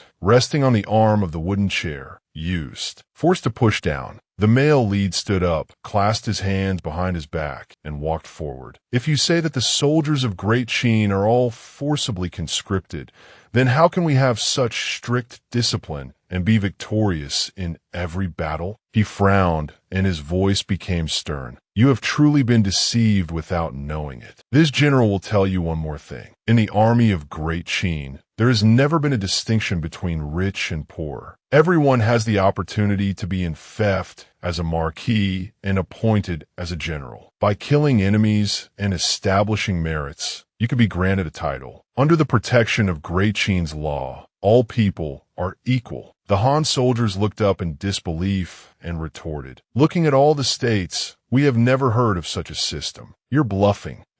Are you trying to humiliate and deceive us before you kill us?" Zhao Qi raised the sword in his hand to the sky and declared forcefully, "That is why I say you are frogs in a well. Great Qin is victorious in every battle precisely because we do what other states cannot. Yet when you hear of Great Qin's system, you dare not even hope to admire it. I, Zhao Qi, am valued by the great king, appointed as the commanding general to guard Han and lead 100,000 soldiers. But 1 year ago, I was just an ordinary disciple from a poor family in a mountain village. All the officers and soldiers of the Qin army cheered in support as the male lead spoke. I have no connections. I am not from a noble family. My current position was earned through military merit, by risking my life to kill enemies with the sword in my hand. Throughout Great Qin, every officer and soldier is the same." He smirked and pointed the tip of his sword at them. "This is something that you, as people of Han, would not even dare to imagine. This is also a blessing that only the people of Great Qin can have." The lead soldier of the Han army collapsed to the ground. "We were deceived by the Han court. No wonder the soldiers and generals of Great Qin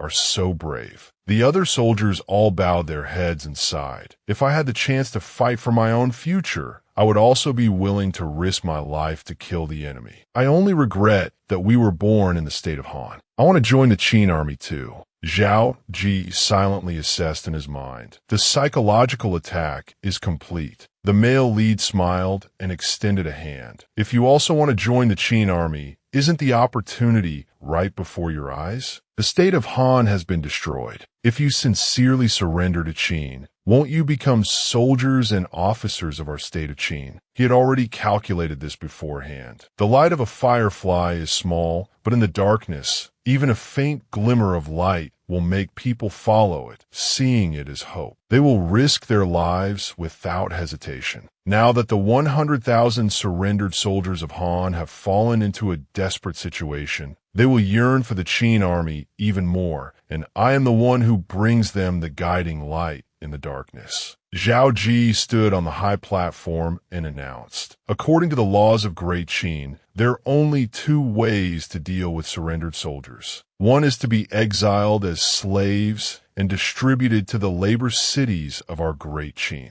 The second is to become convict soldiers at the front of the battlefield to protect our Qin army. Both choices lead to death. But today, this general will give you a completely new opportunity." The soldiers of the Han army looked at each other, frowning and discussing. "We can become regular soldiers of the state of Qin without having to be slaves? Is this real or fake?" Tu Sui's eyes widened as he looked at the male lead. "General, this method is unheard of. Shouldn't you reconsider? If someone with ill intentions reports this to Xianyang, I fear the great king will hold you accountable." The male lead tilted his head and glanced at him. "This general is valued by the great king, tasked with guarding the Han territory and managing its military affairs. Naturally, I have the full authority to handle this." He was still worried and wanted to say more, but they are, after all, people of an enemy state. He raised a hand to cut off his next words. "The people of the 7 states were originally one. That is precisely why the great king made a great vow to unify them. I am using the great king's criteria as a foundation, making a small change in the handling of surrendered soldiers. I believe the great king will surely approve." Zhao Qi looked at him with confident assurance. "Even if the great king holds me accountable in the future, this general will bear it all alone and will certainly not shift the blame to those beside me." Then the male lead spread his arms wide towards the men below and said, "You, just tell me whether you are willing to be sincerely loyal to our great Qin or not." The soldiers of the Han army all enthusiastically shouted in response to him, "General Zhao Qi is of great virtue. We swear to be loyal to great Qin until death. We swear to follow the general until death." He stood on high, crossed his arms, and looked at them with satisfaction. "The hearts of 100,000 soldiers are now in my hands." Next, the male lead raised his hand to signal them. Immediately, all the soldiers fell silent and looked up at him.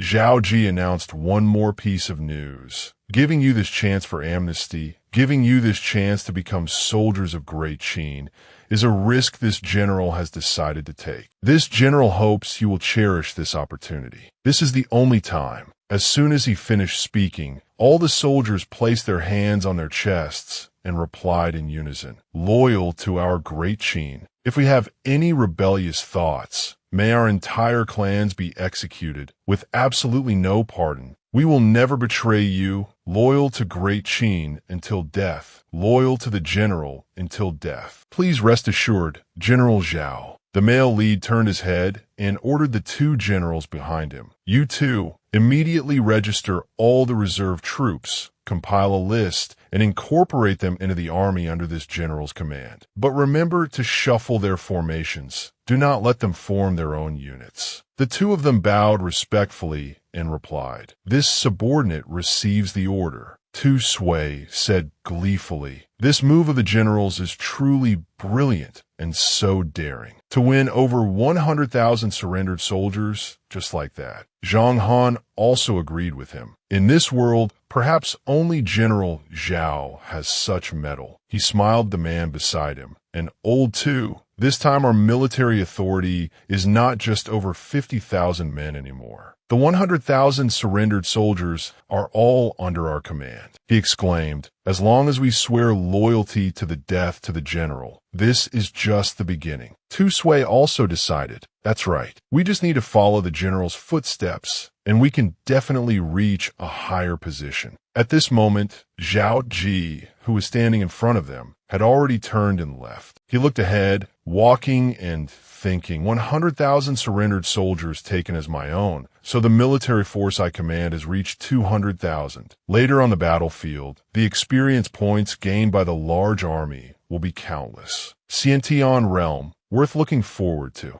As Zhao Qi walked back to the gate of his residence, he saw a white horse standing there. The male protagonist's head was full of question marks as he stared blankly. "This is a war horse of the Meng family army. Why is it here?" He tilted his head and looked at the guard at the gate. "When I wasn't home, did General Meng send someone?" "Over." Before he could hear the answer, Pang Zhuang, who had appeared from who knows when, ran out from his residence. "Zhao Qi, you brat, do you know your crime?" Zhao Qi asked with a bewildered face. "Old Pang, why are you here?" He wondered to himself, could it be that he knows I pardoned the surrendered soldiers and wants to hold me accountable? It can't be, right? Pang Zhuang raised his fist and looked at him. "Zhao Qi, this time I'm here on behalf of the two Ming family generals to teach you a lesson. Do you know your crime?" The male protagonist smiled placatingly and looked at him. "Old Pang, please tell me clearly what I did wrong." He put him in a headlock with one arm and said with a laugh, "You brat, when you enlisted,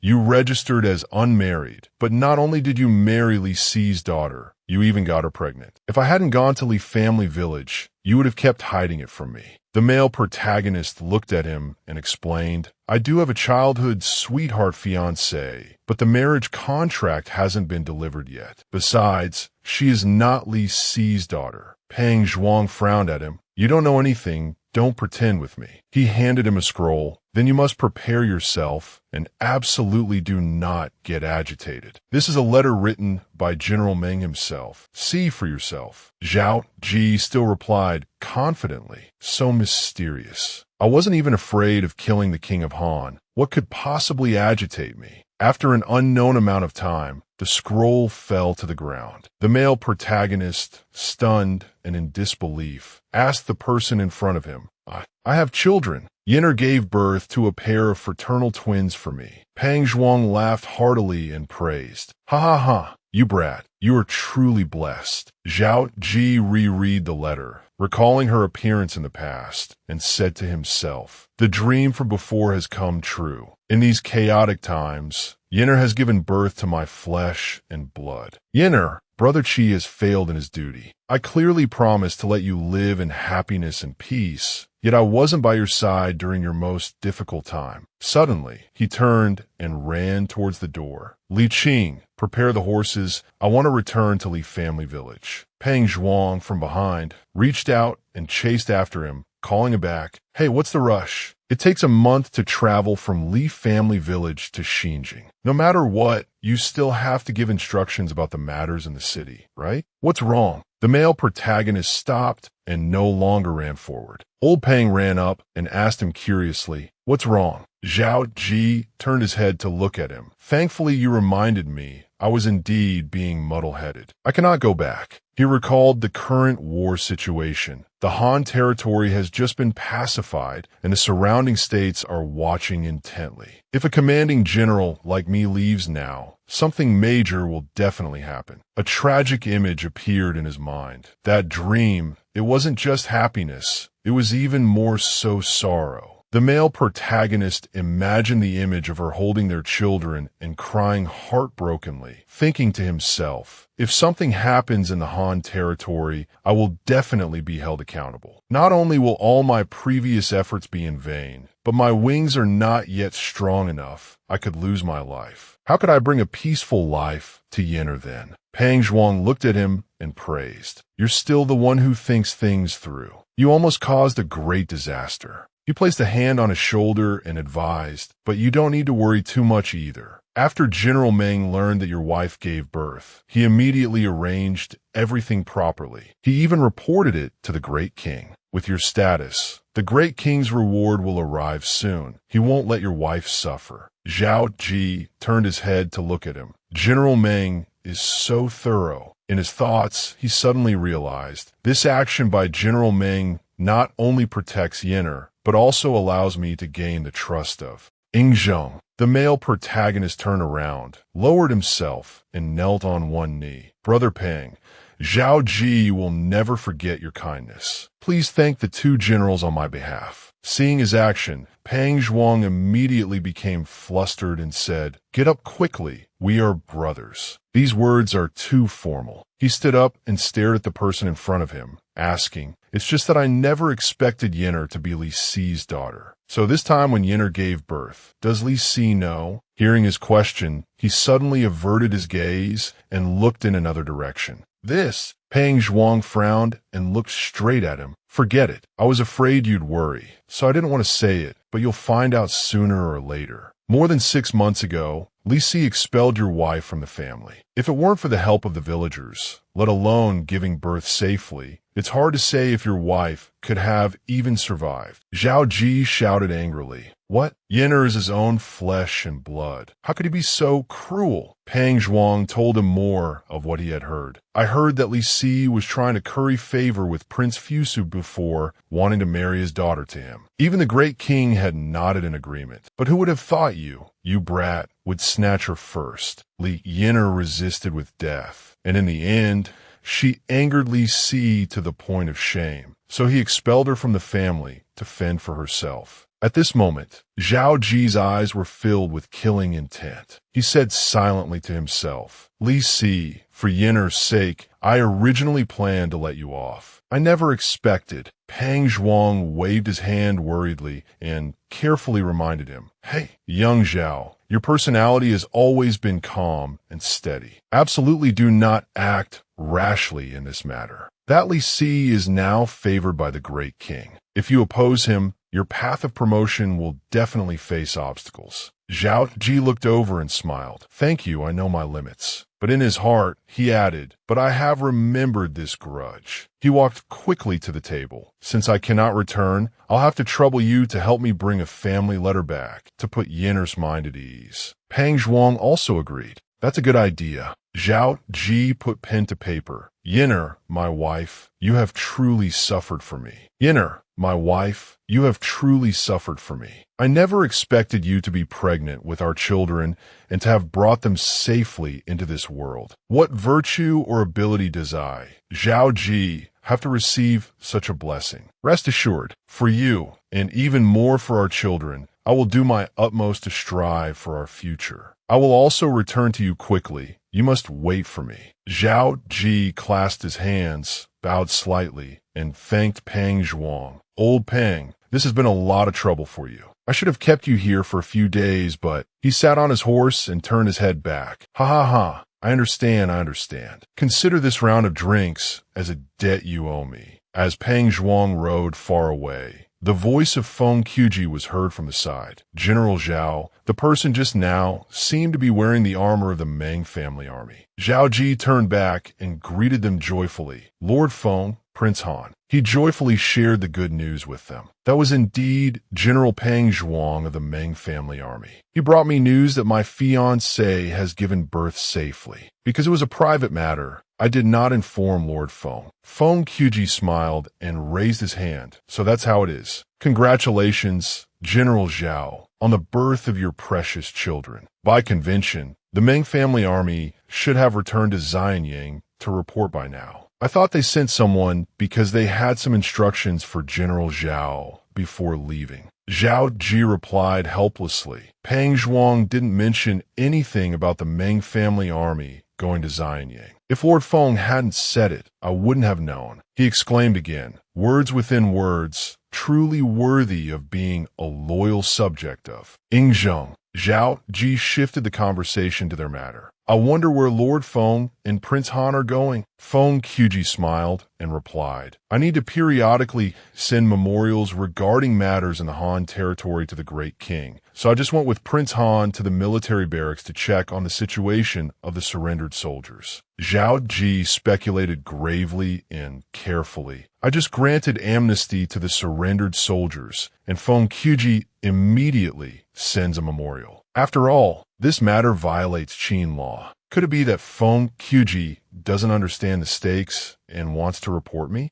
Zhao Ji breathed a sigh of relief, looking at Han Fei beside him, who shook his head. "It seems it's fine. With Han Fei as my trump card, there will come a day when I will pull Li Si down from his position of power and make him pay for what he has done." Blue sky, white clouds. 1 month later, outside the Zhangtai Palace, Li Si, in his carriage, laughed excitedly.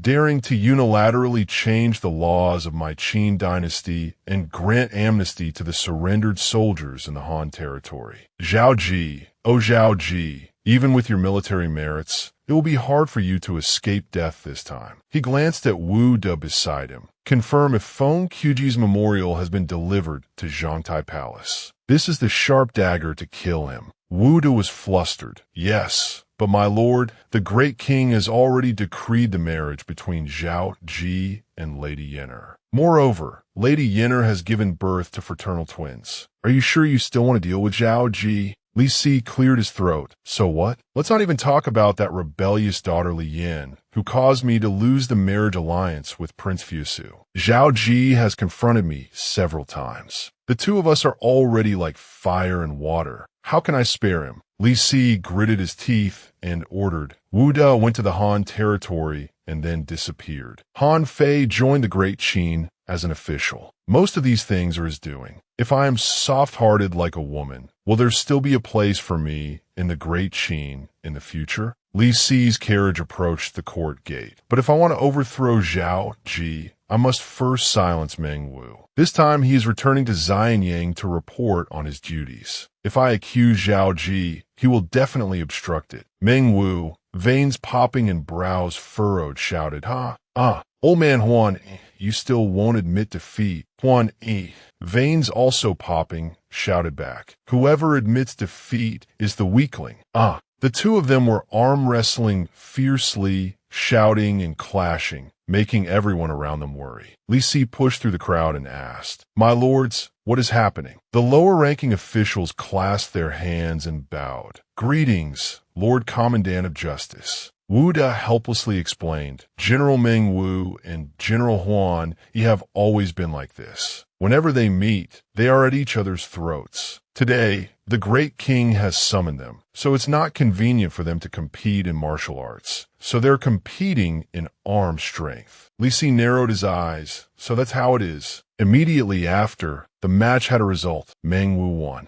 Oomph. Meng Wu stood up, smugly rubbing his arm. Ha ha ha, old Huan. Oh, old Huan, you lost. Have you been living too comfortably in the Lantian forest these months that even your strength has dwindled? Huan Yi, fuming and unconvinced. Meng Wu, don't be so arrogant. If you have the guts, compete with me in something else. Meng Wu casually walked towards the court. The great king has summoned us. I don't want to be scolded for having disheveled clothes. Besides, you lost, and a loss is a loss. Even if we compete again and I let you win, it won't be a draw. I'm in a really good mood. I'll be taking my leave first. Huan Yi shouted angrily. You old bastard, you just wait. Li Si squeezed in with a sly smile and advised, General Huan, don't be angry. General Meng Wu is in a moment of triumph. Just let him be. Huan Yi glanced over suspiciously. What? Li Si generously revealed. You are both top military generals of the Great Qin. For the sake of the court, the Great King has always treated you both without showing any preference. But after today, I'm afraid the winds will change direction. He frowned profoundly. Zhao Qi, the rising star from Yongcheng, is also highly regarded by General Meng Wu and has been summoned for this audience. If Zhao Qi is promoted again, then General Meng Wu's prestige in the court could be considered second to none. Li Si feigned a distant look. At that time, the position of General Huan Yi Yuha,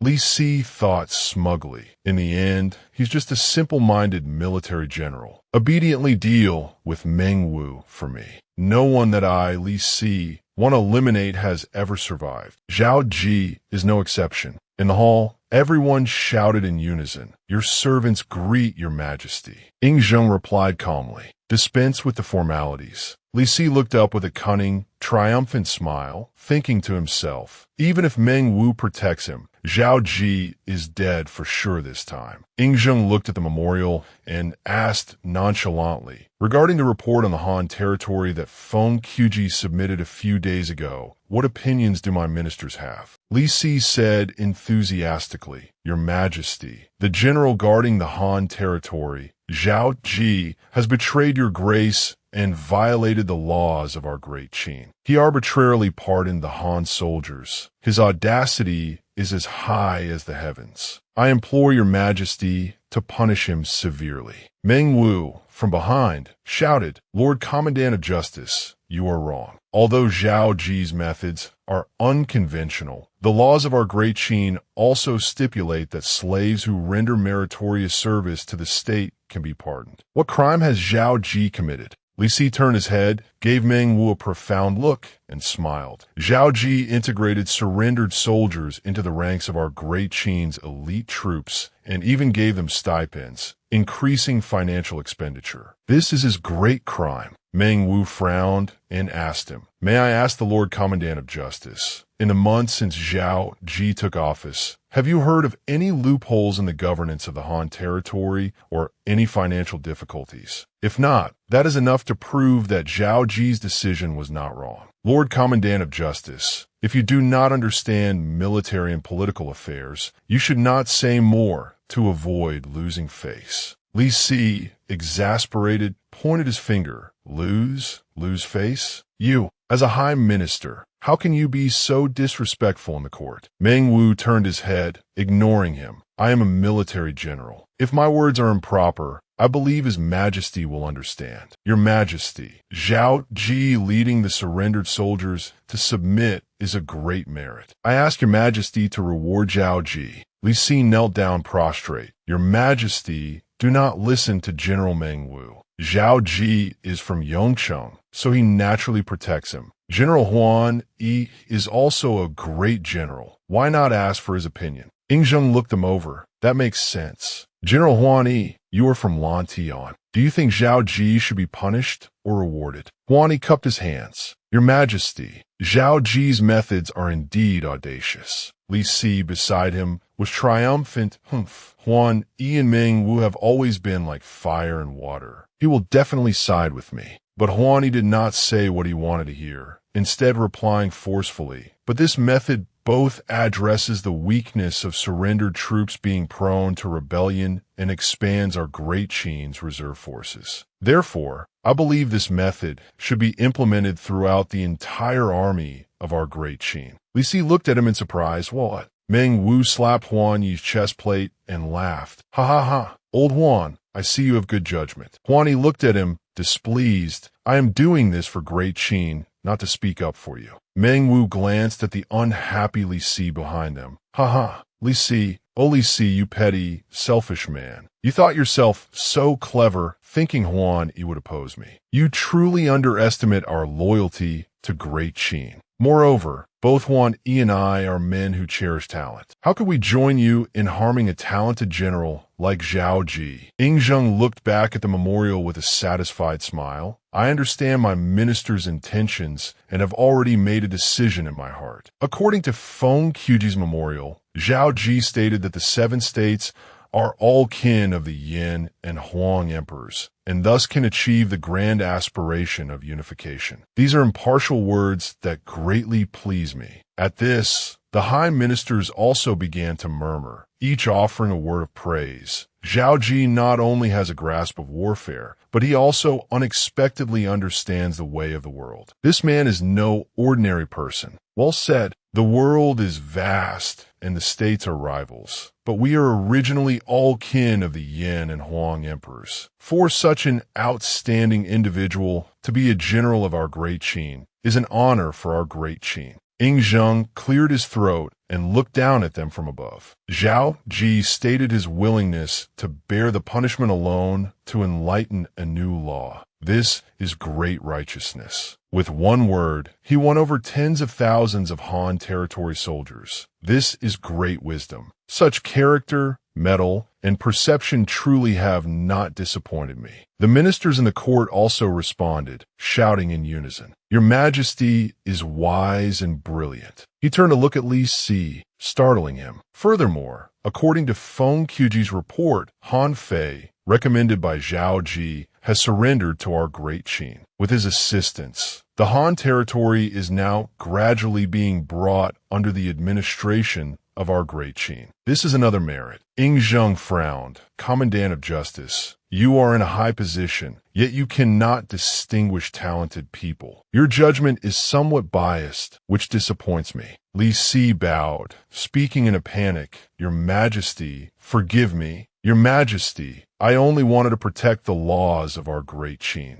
My loyalty is witnessed by heaven and earth. Meng Wu laughed. Lord Commandant of Justice, in the future, you should just do your own job well. Overstepping your authority to meddle in military and political affairs is truly ridiculous. Ying Zheng waved his hand. Since I have entrusted the military affairs of the Han territory to Zhao Qi, I trust him. All matters within his jurisdiction will be decided by Zhao Qi from now on. If such a thing happens again, there is no need for this. They shouted in unison, yes. Ying Zheng rubbed his brow and closed his eyes. Now, with Wang Jian stationed at the border, the 2 states of Zhao and Wei dare not make any unusual moves, but their troops have not yet withdrawn. I predict they will surely make a move in secret against the Han territory. Great Qin will soon face another war. Fortunately, with Zhao Qi in the Han territory, I can be somewhat at ease. He waved his hand and declared, the state of Han has been destroyed by our great Qin. The next step is Zhao and Wei. As Zhao Qi said, the world must be unified. Anyone who dares to obstruct our Yin Huang's grand unification will be killed. The ministers shouted loudly, Your Majesty is sagacious and brilliant. We swear to follow Your Majesty to the death, to make our great Qin prosper and unify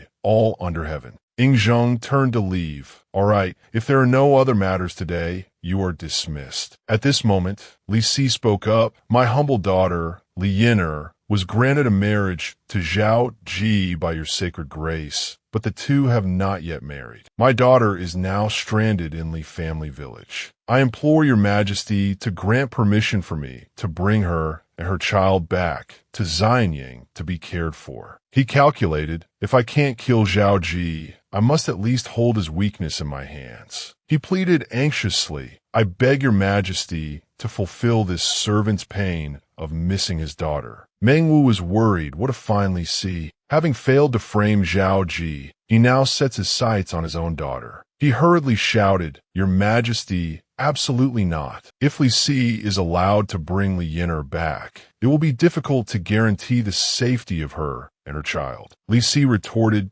"General Meng, that's absurd. As her father, what is wrong with me wanting to bring my daughter and grandchild back?" Huan Yi, beside them, also found it strange. "Old Meng, this is his family matter. You shouldn't interfere." Meng Wu still cried out anxiously, "Your Majesty, please listen to me." He quickly recounted, previously, Li Yinar and Zhao Qi were in love, but Li Si was bent on currying favor with Prince Fusu and forcibly separated them. Later, Li Yinar resisted the marriage to the death and was kicked out of the family by Li Si to fend for herself. Li Si had long since severed his father-daughter relationship with her. If Li Yinar hadn't been cared for by the kind villagers of Li family village, I'm afraid she would have died long ago. How can we send her into the tiger's mouth? Now, Ying Zheng shouted in astonishment. What? Meng Wu continued. Furthermore, Zhao Qi is currently guarding the Han territory, with the two states of Zhao and Wei watching covetously. If he learns that Li Yinar is being threatened by Li Si, how can he focus on defending against the enemy? Huan Yi had a look on his face as if he had nothing more to say. Li Si, to think you could do such a thing. You are truly not human, and even less worthy of being a father. Li Si panicked, "Non-nonsense." Meng Wu concluded, "Everything I have said is true. The villagers of Li family village are all witnesses." Li Si lost control and rebuked. "Besides, no matter how you put it, this is my family affair. General Meng, you are truly meddlesome." Meng Wu glanced at him. "With this general here,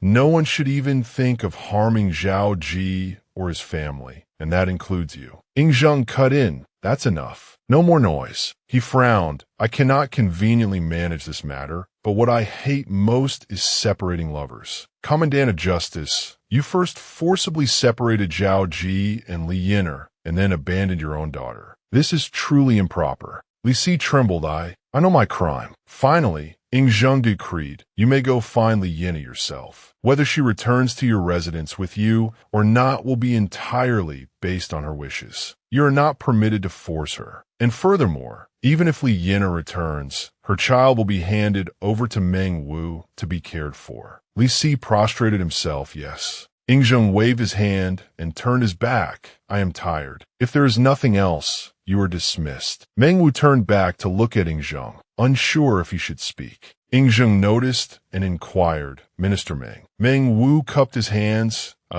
Your Majesty, I have a private matter." He inquired, "Your Majesty, did you once have a jade pendant that you cherished very much? Do you still have it?" Ying Zheng was bewildered. "Jade pendant? What jade pendant?" Meng Wu turned and walked away. Haha, I must have misremembered. Please consider it unsaid. I take my leave." Ying Zheng was puzzled. This Meng Wu, so old yet still so rash. Suddenly, Ying Zheng remembered something, the jade pendant. Why did Meng Wu suddenly ask about this? That year, I gave my most cherished jade pendant to Donger. Could it be that Meng Wu has met Dong? But Meng Wu knowing her is probably just a coincidence, right? He stepped out and looked at the sky. Donger, that year, because of the ridiculous prejudice between sex, we were forced to separate. Now, I have become the king above 10,000 people. Where are you now? Donger, your brother Zheng has grown up. I can protect you now. Please don't hide from me anymore. Come back to my side quickly." The image of the girl from his memories appeared. "Wait for me to unify the world. If you like this splendid royal palace, I will make you the empress and our child the crown prince. If you don't like it, I will travel to the ends of the earth with you. I only beg you, please come back." At the Commandant of Justice's residence, Li Si went mad, smashing things. Damn Meng Wu. And Huan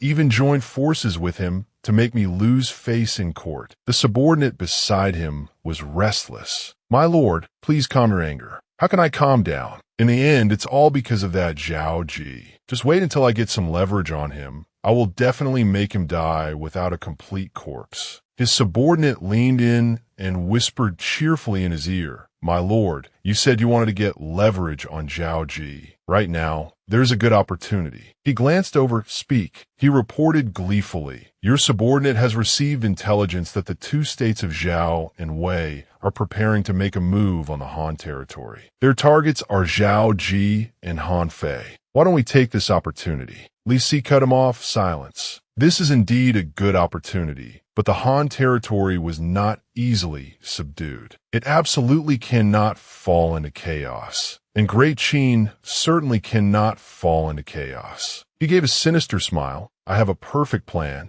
Outside the city gate, mounted soldiers set off in unison. Meng Wu glanced at the wooden sedan chair beside him and spoke. "Li Si, I advise you not to look for trouble. Even if you follow me to Yongcheng, Yenner will not go with you." From inside the sedan chair, Li Si peeked his head out and asked, "I am Li Yenner's father. Would she dare to go against my wishes? I only hope that when she agrees to go with me, General Meng, you will not stop me or obstruct our father-daughter reunion." Hearing his arrogant tone, Meng Wu's blood boiled. He thought to himself, this pig-like excuse for a father dares to speak of a father-daughter reunion? Watch how I vent Yenner's anger for her. With that thought, he looked towards him and continued, "This old man is very moved by the Commandant of Justice's sentiment. I will definitely help you achieve your wish soon." With that, he directly spurred his horse with the reins, then looked ahead and shouted, "Generals and soldiers, hear my command. Speed up the march. Add another 30 miles each day. We must strive to reach Yongcheng as soon as possible." Hearing this, everyone quickly spurred their horses, accelerating and charging forward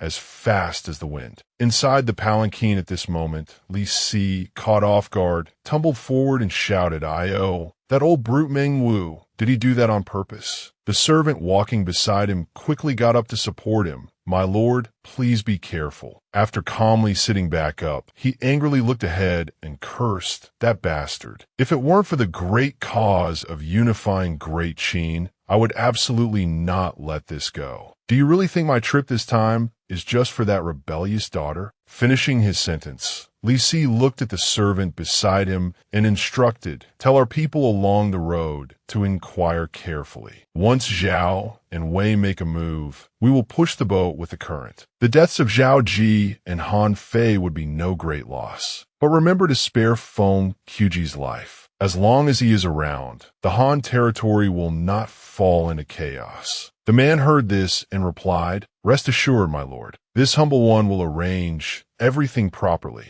Time quickly passed, and night fell. The moon was high in the sky. In Xinjiang, the fief of Zhao Qi, a loud voice came from within a room. In such a short time, the army in the Han territory has completed its reorganization. The Han people have not rebelled and are living peacefully. At this time, inside, Feng Qiji was sitting and talking with Han Fei. He looked at the memorial and continued, "General Zhao Qi's contribution in this is immense, and it couldn't have been done without the help of Gongzi Han Fei. The great king will surely be very pleased when he learns of the situation in the Han territory." Han Fei quickly replied, "Your Excellency is too kind. This subordinate's meager efforts dare not compare to General Zhao's." After talking for a while, Han Fei stood up, clasped his hands respectfully, and said, "It is already dark. If there is nothing else, this subordinate will take his leave and not disturb your Excellency's rest." Feng Qiji replied, "All right, you may go." Receiving the dismissal, Han Fei quickly went out and closed the door tightly. As he walked, he looked at the words on the note, "Come alone late at night." Just like that, he stealthily went around the back, avoiding the watchful eyes of the patrolling soldiers. While he was still tiptoeing, Han Fei suddenly ran into Tu Sui and Zhang Han. The three of them looked at each other, startled. It turned out they were standing there waiting to receive him. The two of them quickly led him to the door of a certain room. From inside the room, Li Qing opened the door, smiled, and said, "Ahem, have you been waiting long? Let's go in quickly." After entering, Li Qing, along with Tu Sui and Zhang Han, bowed with their hands clasped in a salute. This subordinate has come on orders to pay respects to the general. Zhao Qi replied,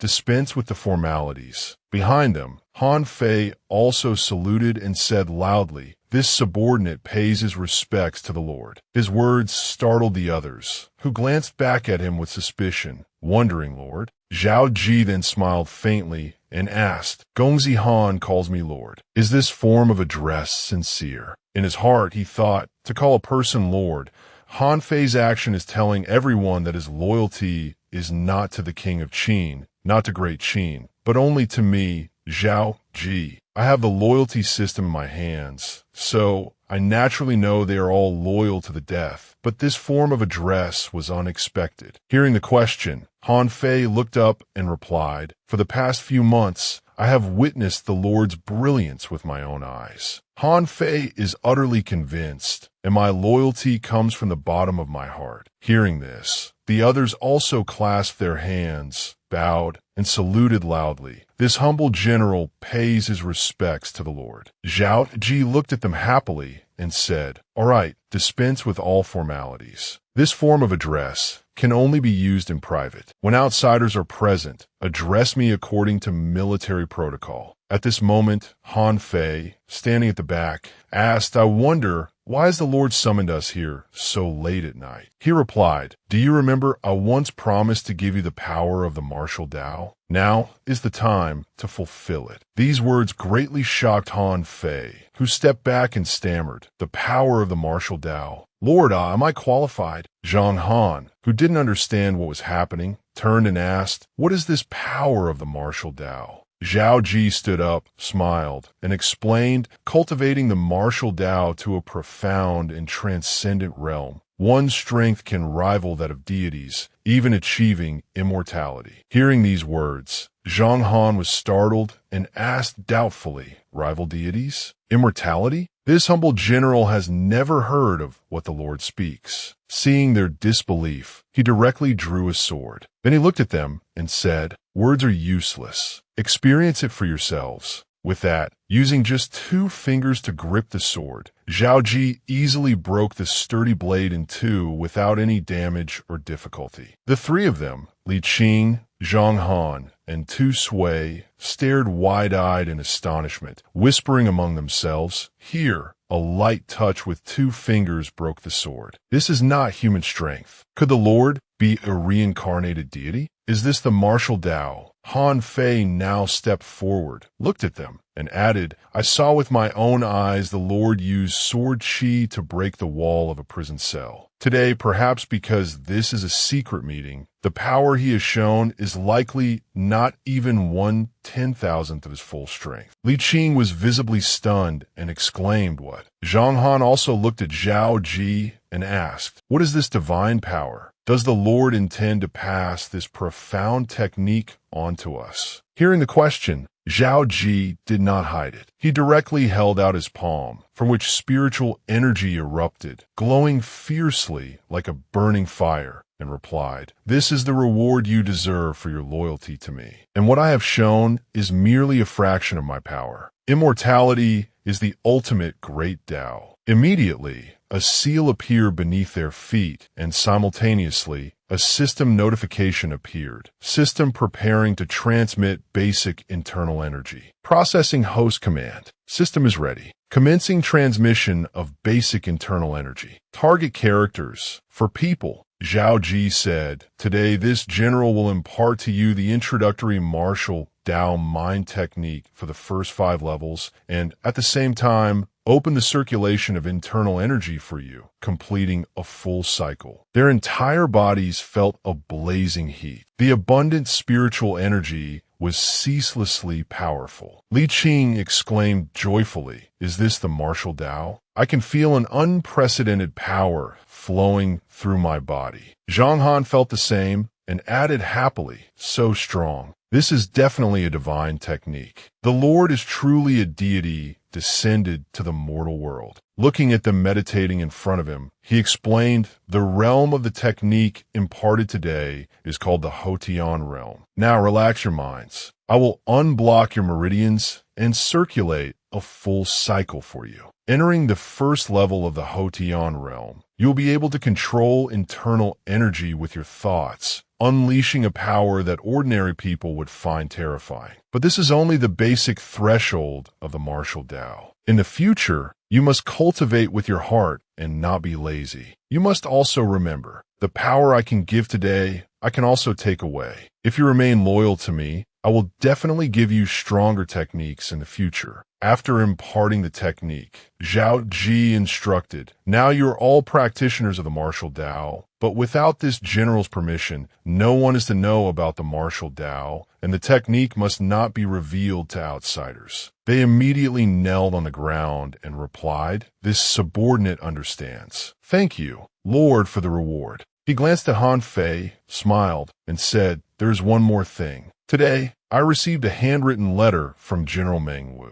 Gongzi Han Fei, you should also take a look at how my reform in handling the Han soldiers has caused quite a stir in the court at Xianying. He quickly came over, looked at the letter, and exclaimed in astonishment how can this be? Saying this, he clenched the memorial in his hand, his eyes resolute, and said in an angry tone, that scoundrel Li Si, I truly misjudged him before. He disregards the bigger picture to plot against the Lord, and even wants to use the Lord's wife and child to threaten him. The Lord's fair treatment of the Han soldiers in the Han territory is a good thing for the unification of the Yin Huang people, as it can win their hearts. But Li Si used it as a pretext to suppress the Lord. He absolutely sees the pros and cons in this. He acts this way purely for his own benefit. Zhao Qi also added, this time, it was thanks to the protection of the two generals, Meng Wu and Huan, along with the timely report from Feng Quji. Otherwise, the great king might have really punished me. More importantly, Yinner was protected. The debt I owe General Meng is truly growing larger and larger. He thought to himself, General Meng is wholeheartedly devoted to Qin, and the Meng family is a family of loyal martyrs. But after the second Qin emperor took the throne, their entire clan was exterminated. How pitiful! Thinking of this, his eyes grew more determined, and a resolve formed in his mind. Now that I, Zhao Qi, am here, I swear I will protect his entire family. Suddenly, his train of thought was interrupted by a loud call, Lord. The one who called was Han Fei. He stepped forward, clasped his hands respectfully, and said, Lord, Han Fei is guilty. Li Si, now devoid of conscience, is targeting the Lord, partly because the Lord protected me. Han Fei has implicated the Lord, seeing him blame himself and take all the fault. Zhao Qi gently comforted him. Sir, you are overthinking it. I don't even see the petty Li Si as a threat. Besides, the great king is wise. Even if he wants to stir up trouble in the court, he doesn't have the ability to do so. Han Fei immediately replied, the day this official enters the court, I will definitely make Li Si pay for his actions today. Zhao Qi added, Li Si has tried to harm Yinner time and again. Sooner or later, I will take his life. And now, it seems Li Si is the type to retaliate tit for tat. His attempt to frame me in court failed. He will definitely strike a vicious blow from the shadows. Acting on his thought, he directly ordered Li Qing immediately increased the guard deployment around Feng Quji and Han Fei. If he wants to make a move, his targets will definitely be me, Han Fei, and Feng Quji. He quickly clasped his hands respectfully and replied yes. After saying that, he looked at Zhao Qi and asked, then Lord, what about the guards by your side? He smiled and replied, haha, the one who can kill me hasn't been born yet. Just protect the two of them. Within his words, there was a hidden meaning. I hope his skills are a bit greater, so I can test my new arrangements. After giving all the instructions, Zhao Qi went outside with his hands clasped behind his back and said, let's go take a look. Li Qing led the way, running after him and replying, yes. The scene outside was now in the middle of the night. The high moon illuminated everything. From inside a large cave, a large number of soldiers were marching out. Outside, Li Qing led Zhao Qi to an open area right outside the cave. He pointed at the soldiers and said, General, these are the 200 elite soldiers you order me to select. They are here awaiting orders. The soldiers immediately knelt on the ground, clasped their hands in a salute, and shouted in unison, we pay our respects to the general. Zhao Qi looked down at the soldiers before him and praised them. Very good. Then he asked, do you know why you're gathered here?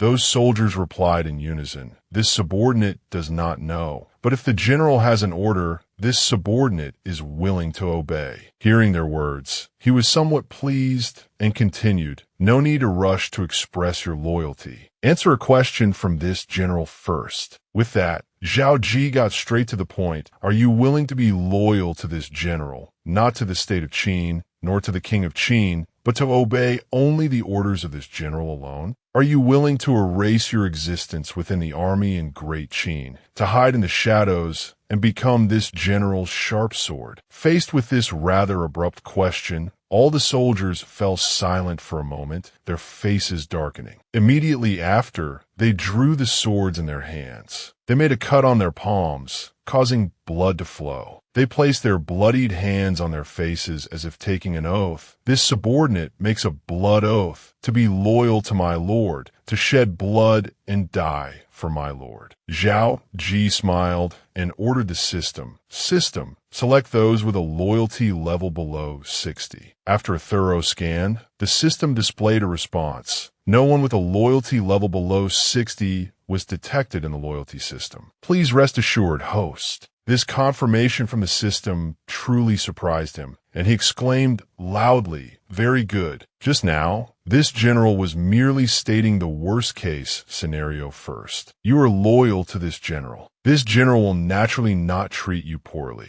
From now on, your salaries and allowances will all be 5 times the amount based on your titles and military ranks, and those who perform meritorious service will receive double. Upon hearing this, all the soldiers were overjoyed. They clasped their hands together and respectfully replied, "Many thanks, my lord." At this point, Zhao Qi closed his eyes slightly and said, "In addition, remember your new name." He raised his hand, spiritual energy filling his palm, and shouted, "Phantom Shadow." The soldiers' morale was now boiling, their eyes shining brightly as they shouted in unison, "Phantom Shadow awaits my lord's command." After settling matters with all the soldiers, Zhao Qi smiled and looked towards Li Qing, saying, "Li Qing, this is the training method for the Phantom Shadow Guard. You must strictly supervise their training according to this method." He immediately replied, "Yes." With that, Zhao Qi looked towards Tu Sui and Zhang Han and said, "Let's go." With Li Qing watching over this place for now, I can return to the military camp with peace of mind. Zhang Han then asked, "For now, my lord, will you recruit new people to assist the Phantom Shadow Guard in the future?" From behind,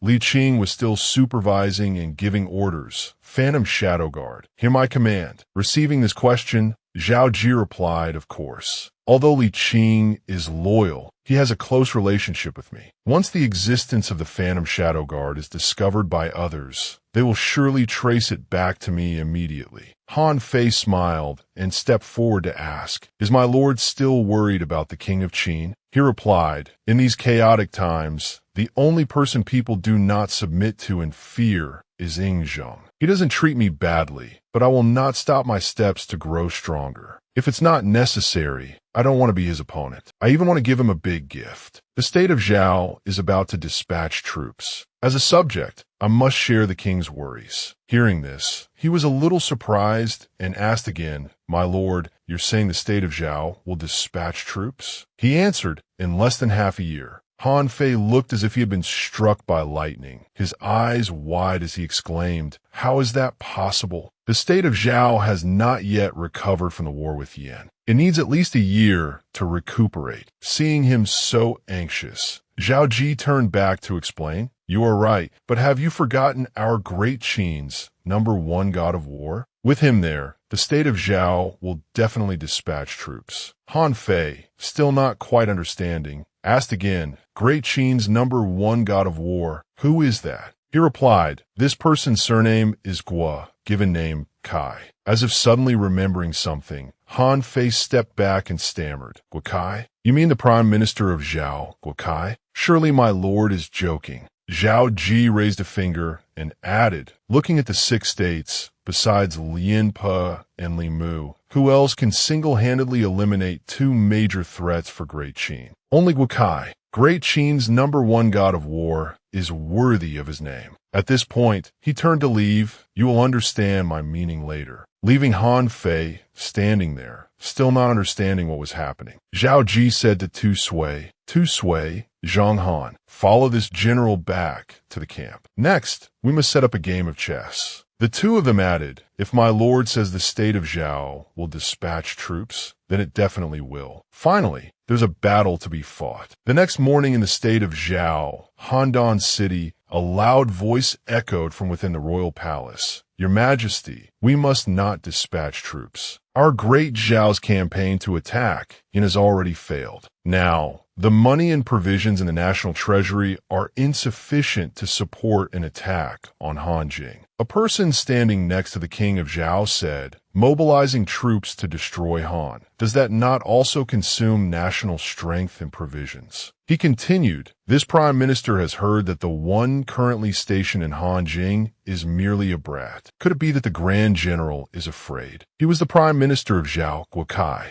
The old man standing below heard these words and angrily retorted, Bao Xian, the king of Han, and also Ba Dai, all died at the hands of Zhao Qi. You call him a brat? He is now known as the little god of slaughter in the Qin army, his fame nearly rivaling by Qi's. How can he be underestimated? He was the grand general of Zhao, Pang Xian. Guokai showed no fear. On the contrary, he was extremely confident. He merely has an undeserved reputation. For the grand general to be so wary of him. In that case, this prime minister will help you. Previously, a secret envoy from the state of Wei came to see this prime minister, and we discussed that each side would send assassins to assassinate Zhao Qi and Feng Quji. Even the king, upon hearing this, became excited and asked, really? To catch the bandits, first catch the king. The prime minister has a good plan. He smiled and replied, Your Majesty overpraises me. Sharing Your Majesty's worries is this subject's duty. Moreover, there are now over 100,000 surrendered soldiers in Hanjing. If our great Zhao attacks Han at this time, they will surely coordinate from within. This is the best opportunity for our great Zhao to seize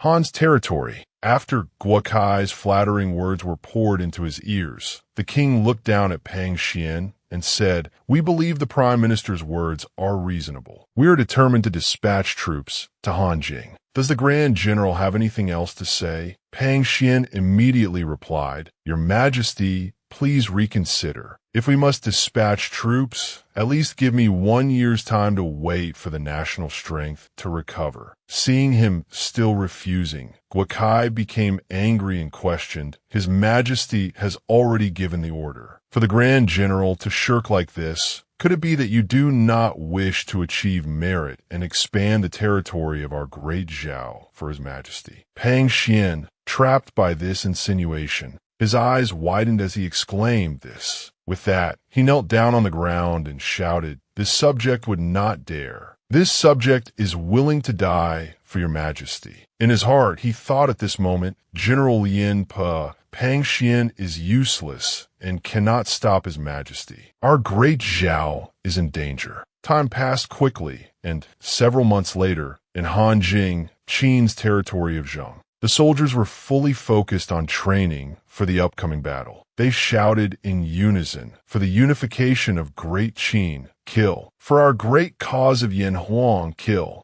Zhao Qi stood above, observing from below. He could see the burning hearts of everyone and reached out to press the system panel. At this moment, the system panel read, Level 7, Hotion First Realm, Stamina 730, Internal Energy 730. Cultivation Technique, Basic Internal Skill, Level 7. Cultivated Martial Skills, Basic Swordsmanship Perfection, 1/unleashes an invisible sword chi. Mid-grade Yellow Rank Martial Skill Perfection, Fierce Tiger Fist, 1 punch unleashes the roar of a tiger. 1 punch concentrates 10 times the body's full strength. Divine Archery Mystic Rank Martial Skill Perfection. Perfection Comprehension, not a single miss at 300 zhong, 10 consecutive arrows. Contains explosive arrow chi. Has weapons. Overlord's Halberd, Refined Steel Sword, Body Protecting Inner Armor, 10 Dan Bao. Has magic treasure, General's heart. Experience needed to level up. 7,500. Tu Sui ran up from behind at this moment and said, my lord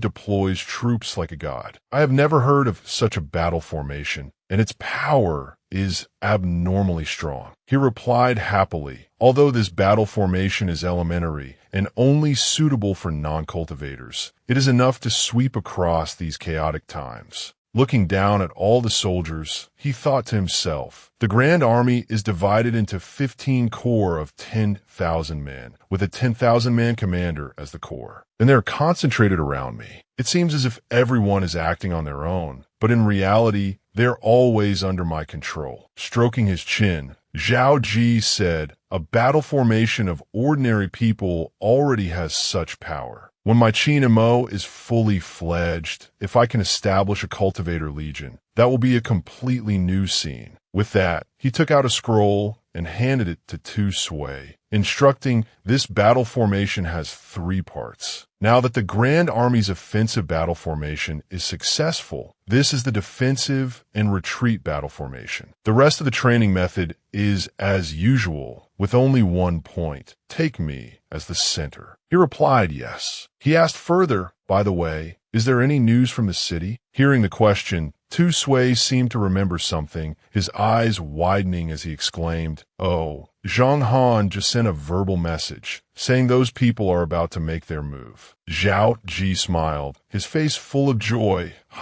They've finally taken a bait. I originally thought they were just impulsive and would act immediately. I didn't expect them to be so proficient in the way of assassination. Let's go see them. Remember to capture the leader alive. I'm very curious. Tu Sui added, my lord, there is one more thing. This time, there are only 2 teams of assassins, but not long ago, another team of several people arrived whose intentions have not yet been clearly investigated. He replied, another team has arrived? It seems there are quite a few people who want my life. However, Zhao Qi showed no fear or hesitation and started walking directly, saying, then I'll go and see them. Inside the imperial city, Zhao Qi's troops rode straight ahead. But at the same time, in a hidden corner, the assassin from Zhao, Turuo, and his subordinates were already gathered. He said he's finally here. It wasn't a waste for me to stay in Hanjing for over a month. The man behind him asked, my lord, this Zhao Qi is the commander of a region, yet he only has a dozen or so guards. Could there be a trap? He replied, no. I personally investigated for over a month. Zhao Qi goes out like this every day. It has never changed. Perhaps this is just the overconfidence of a young and inexperienced person. Tuoruo thought he knew everything, but he could never have imagined that Zhao Qi was one step ahead of him. He glanced towards them and smiled faintly. He still didn't know what was happening. Looking at the subordinates behind him, he ordered, the time has come. One of you go inform the people from the state of Wei to prepare to strike. The rest of you follow my signal. They replied yes. Drawing the sword in his hand, his eyes turned sharp as he said, whether it's killing Zhao Qi or killing Feng Qiuji, there is only one chance. Prepare.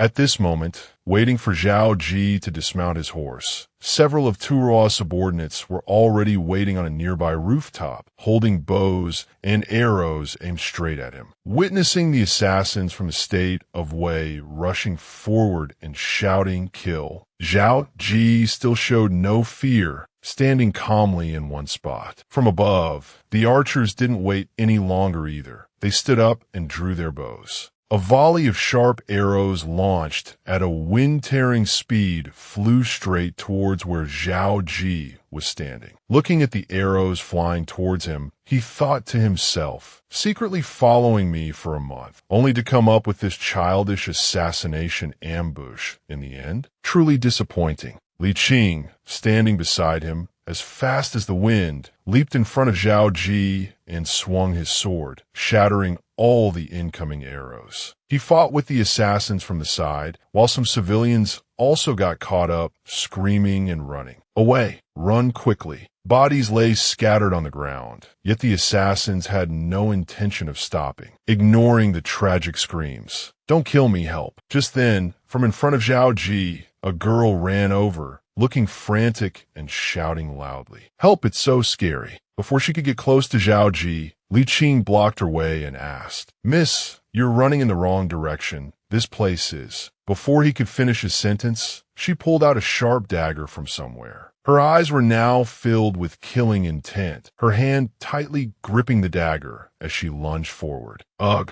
Just as she lunged close, Li Qing drew his sword and sent the dagger flying, causing her to tumble to the ground, crying out loudly. He turned back and ordered the soldiers, "Protect the general. There are assassins disguised as civilians. Be careful." The soldiers immediately complied, replying, "Yes." Zhao Qi, standing behind, smiled faintly and thought to himself, "First, use an arrow attack to create a commotion, then hide among the real and fake to wait for the right moment to assassinate the target. The one who planned this scheme knows the way of assassination well. If he survives this, I would very much like to meet him." At the same time, right behind him, the man named Tuo was already waiting for an opportunity. He snorted coldly and thought to himself, "Zhao Qi, oh Zhao Qi, no matter how skilled your dozen or so guards are, they can't withstand an assassination attempt as vast as the sea. You are as good as dead." This thought of his was quickly extinguished when Zhao Qi gave the order. "All right, close the net." Hearing this, he still didn't understand what was happening. His eyes widened with confusion and astonishment. All around them now, the sound of marching footsteps grew steadily, louder. Tuo was so scared his heart almost stopped, thinking to himself, "That's the sound of armored soldiers. There's an ambush, why?" From all four directions, more and more soldiers arrived, all holding weapons in their hands. They appeared everywhere, cornering all the assassins in one spot. The assassins, witnessing this situation, also didn't understand what was happening. They shouted in fear, "We've been ambushed. General Zhao, spare us. We surrender, surrender." But Zhao Qi had no intention of sparing them. His eyes sharper and more decisive than ever, he ordered, "Leave no one alive." Receiving the order, the soldiers directly killed the assassins on the spot. Spare us, spare us." Witnessing that scene, Zhao Qi stood with his arms crossed over his chest, showing no pity at all. From behind, Tuo saw his chance had come. He tightened his grip on the sword in his hand and thought to himself, "Now is the time." As soon as the thought finished, he pointed his sword straight at Zhao Qi and slashed. Zhao Qi died. But he was no match for him. Before he could even touch him, Zhao Qi had already detected him, glanced back and said, "Too slow." These words made Tuo pause for a beat, thinking to himself, "What is this? How is this possible?" It turned out his sword had been caught by Zhao Qi with just 2 fingers clamped tightly around it. Tuo felt as if his whole body was being crushed by a boulder. Unable to move, it hurt too much to move. What is this strange power? This isn't right. He looked at the young man before him and thought, "He is a monster." Just as he thought this, Zhao Qi also threw a punch, lunging forward and saying,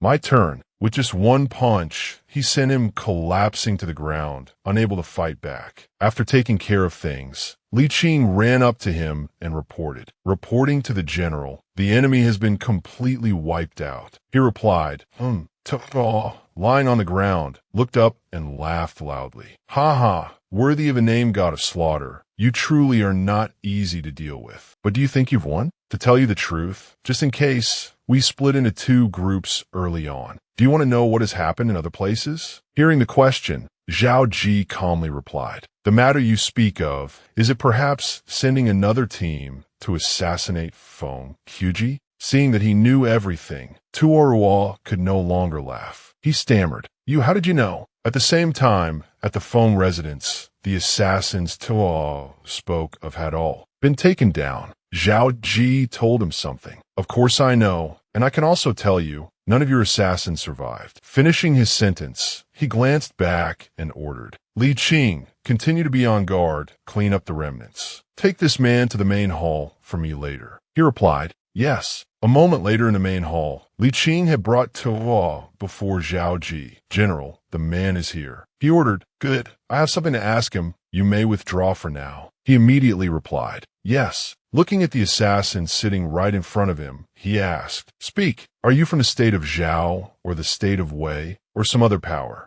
Tuorua, however, still had the same question. How did you know our actions and set up an ambush beforehand? Since when did you know of our existence? Zhao Qi replied, I knew from the very beginning. He heard this as if struck by lightning, startled. Impossible. I started setting this up a month ago, during which time you made no moves. He rested his chin on his hand and answered him. Of course you couldn't see my arrangements, because I had finished preparing 3 months ago, just to lure all of you out and capture you all. Hearing the explanation, Tuorua's face fell, and he mumbled, I thought we had a spy. I never expected it was your trap from start. Zhao Qi looked at him, smiled faintly, and said, This wasn't hard to guess. My great Qin holds Hanjing. How could the other states of the world just sit and watch? But they don't have the guts to invade. So eliminating this general and Feng Qiji, disrupting Hanjing, and waiting for an opportunity is the best strategy. Am I right?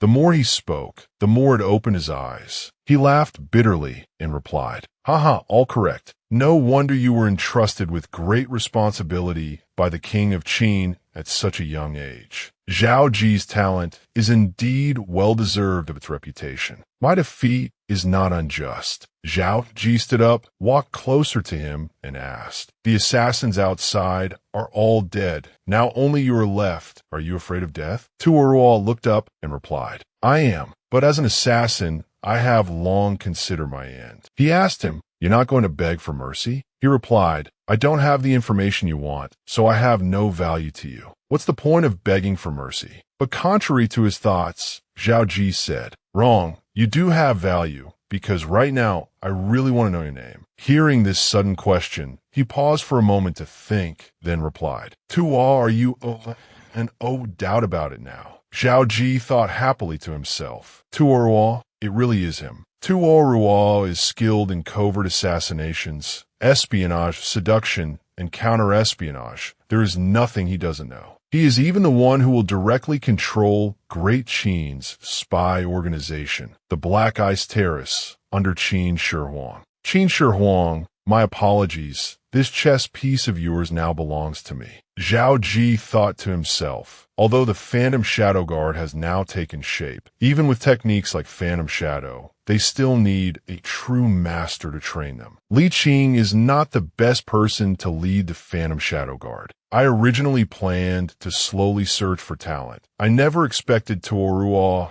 to deliver himself to my doorstep. The more he thought, the more delighted he became, laughing out loud. Haha, I'll subdue this man. Once he reaches deathly loyalty, I can hand the Phantom Shadow Guard over to him to help me train the most powerful legion of assassins. Tuorua, sitting beside him, couldn't help but be terrified by Zhao Ji's expression and thought to himself, why does he have a smile that makes one's hair stand on end? Could it be that he doesn't believe what I said and wants to torture me for information? Zhao Ji then walked over, extended his hand, and said, Tuo. Before he could finish, Tuo turned his head away and replied, Assassins only follow orders. They don't ask for reasons. I truly know nothing about what's behind the assassination attempt. If you don't believe me, you can cut me down or kill me as you please. Seeing his demeanor, Zhao Ji was somewhat pleased and thought to himself, truly worthy of being an assassin. His suspicion and vigilance are so strong. He said, You have such great skills. Why do you only think about dying? I just want to ask you, are you willing to be loyal to this general?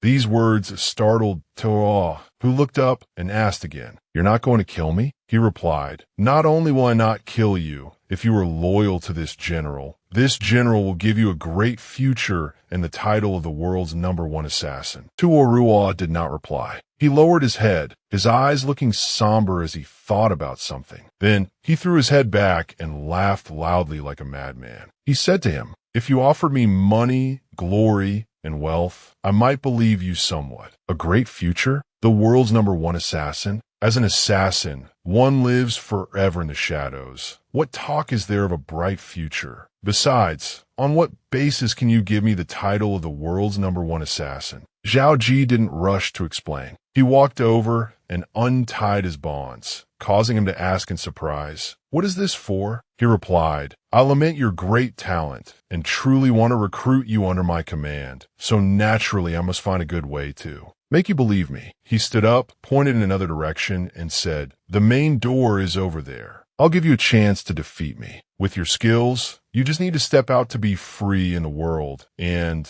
I will use my strength to show you on what basis I could deliver what I promise." These words completely awakened Tuorua. He could not miss the opportunity that opened up right before his eyes. He immediately rushed forward and replied, "You said it, I won't be polite, then the sky's the limit for me, ah." But before he could even finish his sentence, Zhao Qi threw a kick that sent him flying backward, unable to resist. After a moment, the sounds of intense punches and kicks continuously echoed from inside the room. Thud, bang, clang, clang, and fa. Li Qing and Tu Sui, standing outside, heard this, and their hair stood on end. They asked each other, "Is the Lord personally interrogating that assassin? I don't know. How would we dare to peek at the Lord's actions? But that person is surely more dead than alive." The sounds of cries and fighting grew louder and louder, making both of them think to themselves, "How pitiful." Finally, after the time it takes for an incense stick to burn, Zhao Qi also opened the door, stepped outside, and said, "Ha ha, truly a strong man." Tu Sui and Li Qing called out,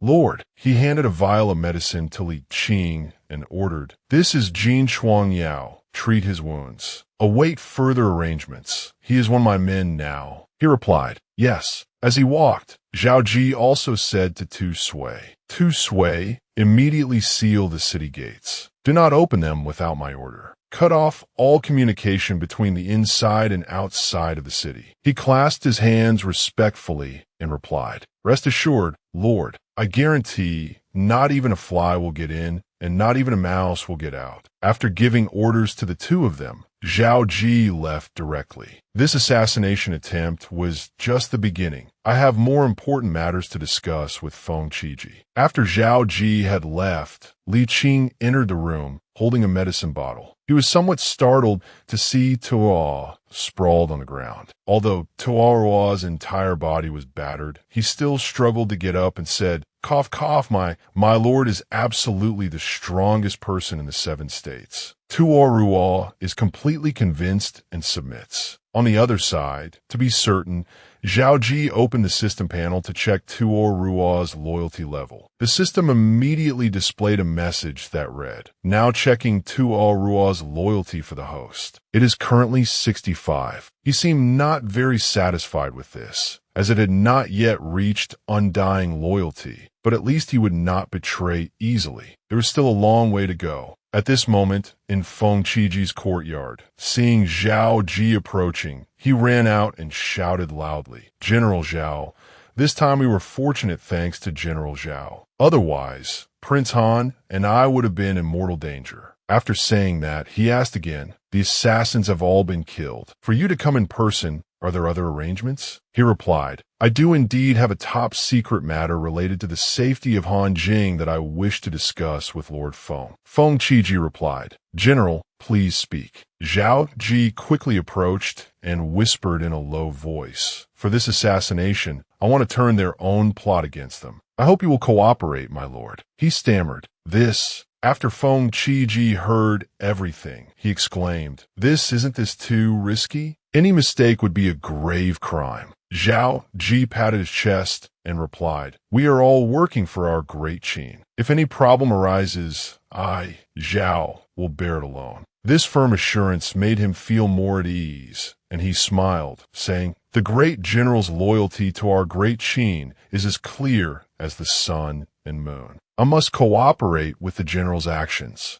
Zhao Qi continued, "My only wish is for great Qin to be at peace and to soon realize the great king's ambition of unifying the 6 states. It's just a pity that there are always people causing trouble." Hearing this, he asked with some confusion, "General, what do you mean by this?" He replied, "My lord, did you know that this assassination attempt did not only involve the 2 states of Zhao and Wei, but also a third party for Xianying?" Feng Qiji was a bit startled and asked, "Xianying, who is it?" Zhao Qi's expression turned serious as he replied, "Li Si." Hearing the name just uttered, he was startled. Li Si, How can that be? Although I haven't known Li Si for long, he is also an official of our great Qin. How could he plot to assassinate us along with an enemy state? Zhao Qi explained, his targets were likely Prince Han Fei and me, not you, Lord Feng. Besides, this is not the first time he has acted. You can ask Prince Han Fei. Li Si and Han Fei both come from the legalist school, so he has always seen him as a thorn in his side, worried that one day Han Fei will surpass him. But for someone who values power so much, even if he didn't act against you today, Lord Feng, who knows about the future, you must also be careful of this person, Lord Feng. Feng Qiji stroked his chin and replied, I, Feng, have taken note of the general's reminder. I will immediately prepare for the matter you just instructed me on. In his heart, he thought to himself, Wang Guan is already old. Once he retires to his hometown, the position of chancellor will be vacant. It will be inevitable for Li Si and me to target each other. Zhao Qi is definitely not speaking nonsense. For his own benefit, Li Si risked the foundation of Great Qin to carry out an assassination. You villain, the position of chancellor will never be yours. The scene changes to Xianying, Zhongtai Palace. A loud shout is heard. Urgent report from Xinjing. Inside, the great King Qin Shi Huang was sitting, his eyes fixed on the memorial in his hand. Seeing that the great king had been reading the memorial for a long time, Li Si said, an urgent report from Feng Qiji. The great king's expression is so serious. Could it be that something has happened in Hanjing? The great King Qin Shi Huang stood up, looked down below, and said, assassins have infiltrated Hanjing. Zhao Qi and Han Fei are seriously injured, their life or death unknown. Feng Qiji requests instructions on how to proceed. What do you ministers think? The officials inside heard this and broke into a commotion. What? Something happened to General Zhao? Isn't Hanjing about to fall into chaos? At the same time, a person stepped forward and said, Your Majesty, Zhao Qi is the great general defending Han. Now that he has been assassinated, the enemy states will surely seize the opportunity. Your subject believes we should quickly dispatch General Meng Wu to reinforce Hanjing. He was the Chancellor of Qin, Wang Guan. After hearing this, several others also cupped their hands and shouted in unison. The old chancellor is right. We subjects agree. In his heart, Li Si was laughing secretly. Ha ha, it's a success. Han Fei, Zhao Qi, this is the consequence of opposing me, Li. See, the great King Qin Shi Huang, standing above, also shouted in a loud voice. We will secretly order Meng Wu to prepare to dispatch troops to reinforce Hanjing. In addition, dispatch the imperial physician Xiao Wushu to Hanjing immediately. The lives of Zhao Qi and Han Fei must be saved. After finishing his sentence, he turned and went inside. All right, all of you may withdraw. The matter of Hanjing must not be leaked. The great ministers below immediately shouted loudly, We subjects understand. After everyone had left, the great King Qin Shi Huang opened the memorial from earlier again to read it. Inside the memorial, it was now written, Your subject Zhao Qi and Han Fei are not injured. This time, I hope the great king will cooperate to lure the enemy states into action. Your subject will definitely capture them all. He smiled. What is Zhao Qi? Truly audacious, risking his own life and even using Hanjing as bait. This time, we will act out a grand play with you. I hope you do not disappoint us. After all, you have achieved so many military merits for our great Qin, yet we have never met you. After the state of Zhao is annihilated, we must summon you to Xianyang for a meeting and also to meet your wife and child. Elsewhere, seeing the stream of soldiers hastily marching out of the city, Yuan, holding her child, said worriedly, Is there going to be another battle? Big Brother Ji, you must be careful. At this moment in Xinjiang, someone was hiding in the bushes, observing a group of people standing before the city gate. A person in the group shouted loudly, Open the city gate quickly. On the carriage is the imperial physician, Lord Xiao Wushu, who has come under the great king's order to treat the generals. Injuries, Zhao Qi. Hearing this person immediately released a carrier pigeon to send the intelligence. At the same time in Handan, After reading the intelligence report, the king of Zhao laughed heartily with delight. Ha ha ha. Good. The king of Qin has even sent Xiao Wushu, so Zhao Qi must be seriously injured and won't live much longer. Chancellor, your plan is truly brilliant. Guokai, of course, did not dare to take credit from him and instead bowed obsequiously. It was all thanks to the great king's wise and decisive leadership. Let's press our advantage. He quickly gave the order, prepare the troops. Before long, Hanjing will belong to our great Zhao. Returning to Xinjing, Xiao Wushu aggressively entered Zhao Ji's residence while calling out loudly, "Is General Zhao here? Where is General Zhao?" Seeing him so fierce, Li Qing was also flustered and hurriedly tried to stop him. "Imperial physician Xia, please don't be hasty. Allow me to announce you." Of course, he didn't listen to him and instead turned back to scold him harshly. "You brat, you truly don't know what's important. General Zhao is gravely ill. How can there be any delay? The great king ordered me to save General Zhao's life. If anything happens, can you bear the responsibility?" As soon as he barged straight inside, he saw the scene of Zhao Qi, still healthy, discussing official matters with other officers. This scene left Xiao Wushu bewildered and frozen, while the guard outside hurriedly reported to Zhao Qi, "Forgive me, General." Imperial physician Xia insisted on barging in, and this subordinate could not stop him.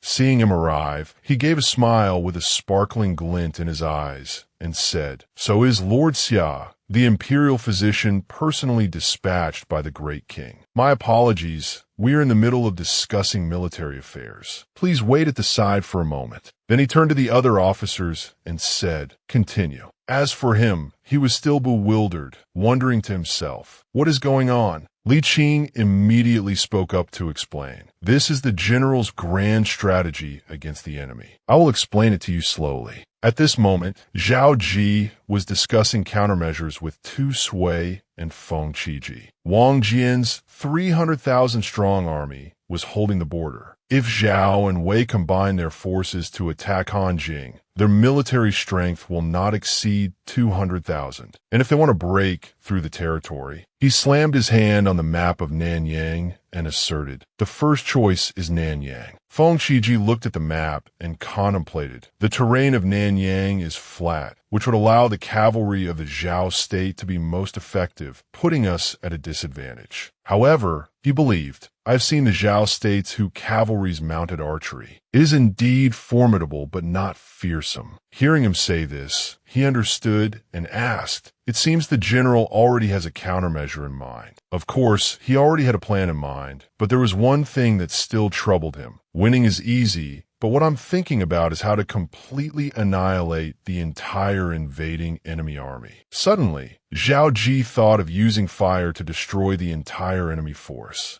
After careful consideration, he found this method to be the most logical. Nanyang, where 3 territories converge, is vast and sparsely populated, making it most suitable for a fire attack. He looked at the map pensively and thought, "This time, I will use the lives of the enemy army to help me break through to the 8th level of the Hotian realm, or even the 9th level. Right after destroying Zhao will be the Xiantian realm." Suddenly, Feng Qiji spoke up. "With the general here, the territory of our great Qin is secure. It's just that we don't know when they will mobilize their troops." Hearing this, he immediately reasoned. The imperial physician's entry into the city must have been noticed by spies. Now, they must believe that I'm seriously injured or even dead. For that reason, he came to a conclusion. I predict that within a month, they will gather their forces in Nanyang. Xiao Wushu, who had been standing to the side listening to Zhao Qi discuss his strategy, couldn't help but admire his talent. He had long heard that this Zhao Qi, though young, commanded troops like a god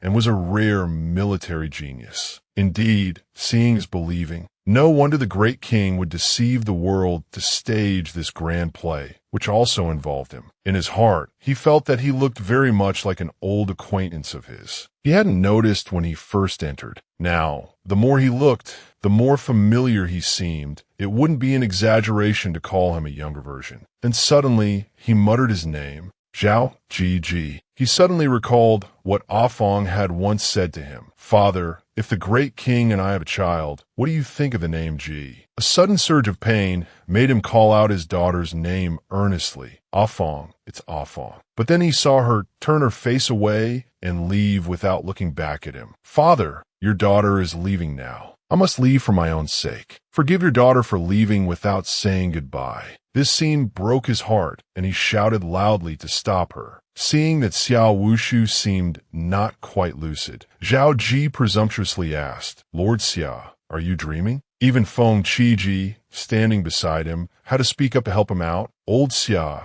look clearly, this is Zhao Qi, General Zhao. At this moment, he was a bit uncomfortable as Xiao Wushu kept a tight grip on his shoulder. So he had to say, Lord Xia, can you let go now? Realizing his impoliteness, he sheepishly let go and explained, My apologies, this old man was dreaming and a bit muddled, but the general's appearance is truly very similar to my daughter's. Hearing this, he didn't take it to heart and replied, It's all right. On the surface, he appeared to have calmed down, but in his heart, he still had some doubts about his identity. Is it a coincidence? If not for the timing, then this Zhao Qi. Suddenly, Xiao Wushu heard Zhao Qi give an order. Li Qing, we will soon mobilize troops for Nanyang. Before that, make good arrangements for Lord Xia. His words startled him. Mobilize troops. He didn't hide it and said directly, That's right, I believe Lord Xia already knows that my injury this time was a ploy. While I am away, you can rest assured and stay in Xinjiang. Of course, with his stubborn nature, he did not agree with this arrangement and stood up to object. No, I am under the great king's order to protect General Zhao completely. How can I stay alone in distant Xinjiang, letting the commanding general go ahead to fight the enemy? His words startled him, and he asked in return, Then what is Lord Xia's meaning? He didn't beat around the bush and affirmed, I have no right to interfere in the Lord's military affairs, but wherever the Lord goes, I must follow. Zhao Qi was not very enthusiastic about this situation because he thought bringing Xiao Wushu along was unnecessary. I have mountains of golden, sore medicine, and spiritual pills in my inventory. As long as I have a breath left, my life can be saved. What's the need for an imperial physician like you to follow? When the time comes to fight, I'll have to take care of you. What a hassle. So he hesitantly said, This is not appropriate. Seeing that he was about to refuse his request, Feng Qiji quietly reminded him, General, Xiao Wushu is the Qin king's trusted imperial physician and cannot be offended. Hearing this, he could only swallow the bitter pill and arrange a place for him. Then I'll have to trouble Lord Xia to accompany me on an expedition to Nanyang. Before that, please rest well, Lord Xia.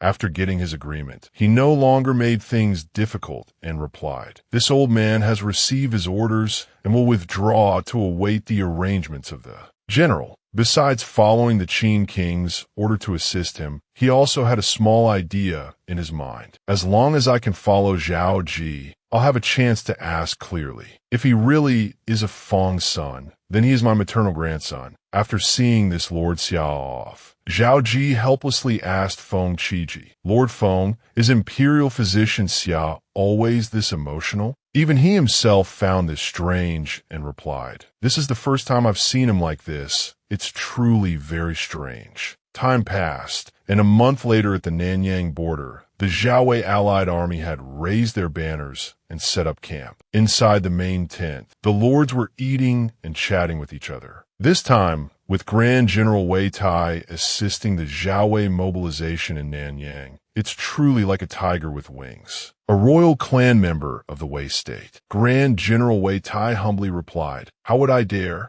With General Pang leading the troops to attack Qin's Han territory, we can surely reclaim it. The 80,000 Wei Qin soldiers will listen to Great Wei's command. From hearing his words, Pang Xian was extremely pleased and thought to himself, this Wei Tai is quite polite, knowing to voluntarily yield the command of the Grand Army. But then again, the state of Wei has declined. Today, apart from Lord Xinling, Wei Wuji, among the four lords, no one has any ability. He has no choice but to yield. Suddenly, he spoke up and asked about Zhao Qi. It's just that, this time in attacking Han, this junior has always felt that something is strange. That Zhao Qi is valiant. Is he really seriously injured now? Hearing this, he replied, for Prince Wei Tai to be so cautious, it can be seen that you have received the true teachings of Lord Xinling. On the surface, although he remained calm, in his heart, he was quite pleased with his subordinate. That Guokai has finally done something good. Then he spoke up to clarify everything. I have investigated and confirmed from multiple sources that Xiao Wushu was ordered to go to Xinjiang, plus the Qin army is chaotically gathering at Nanyang, all of which is enough to prove that their morale is unstable. Something has definitely happened to Zhao Qi. Pang Xian's confident words somewhat reassured Wei Tai. Then I am relieved. For this expedition, our side has prepared enough provisions for 5 years, preparing for a long war. Now it seems we can break the city in a few months. Joining in this rare, triumphant atmosphere, Pang Xian loudly declared, while the Qin army is without its general, we will coordinate from within and without with the defected soldiers of the Han state. Tomorrow, we will dispatch our troops. Zhao Wei will be victorious. As soon as these words rang out,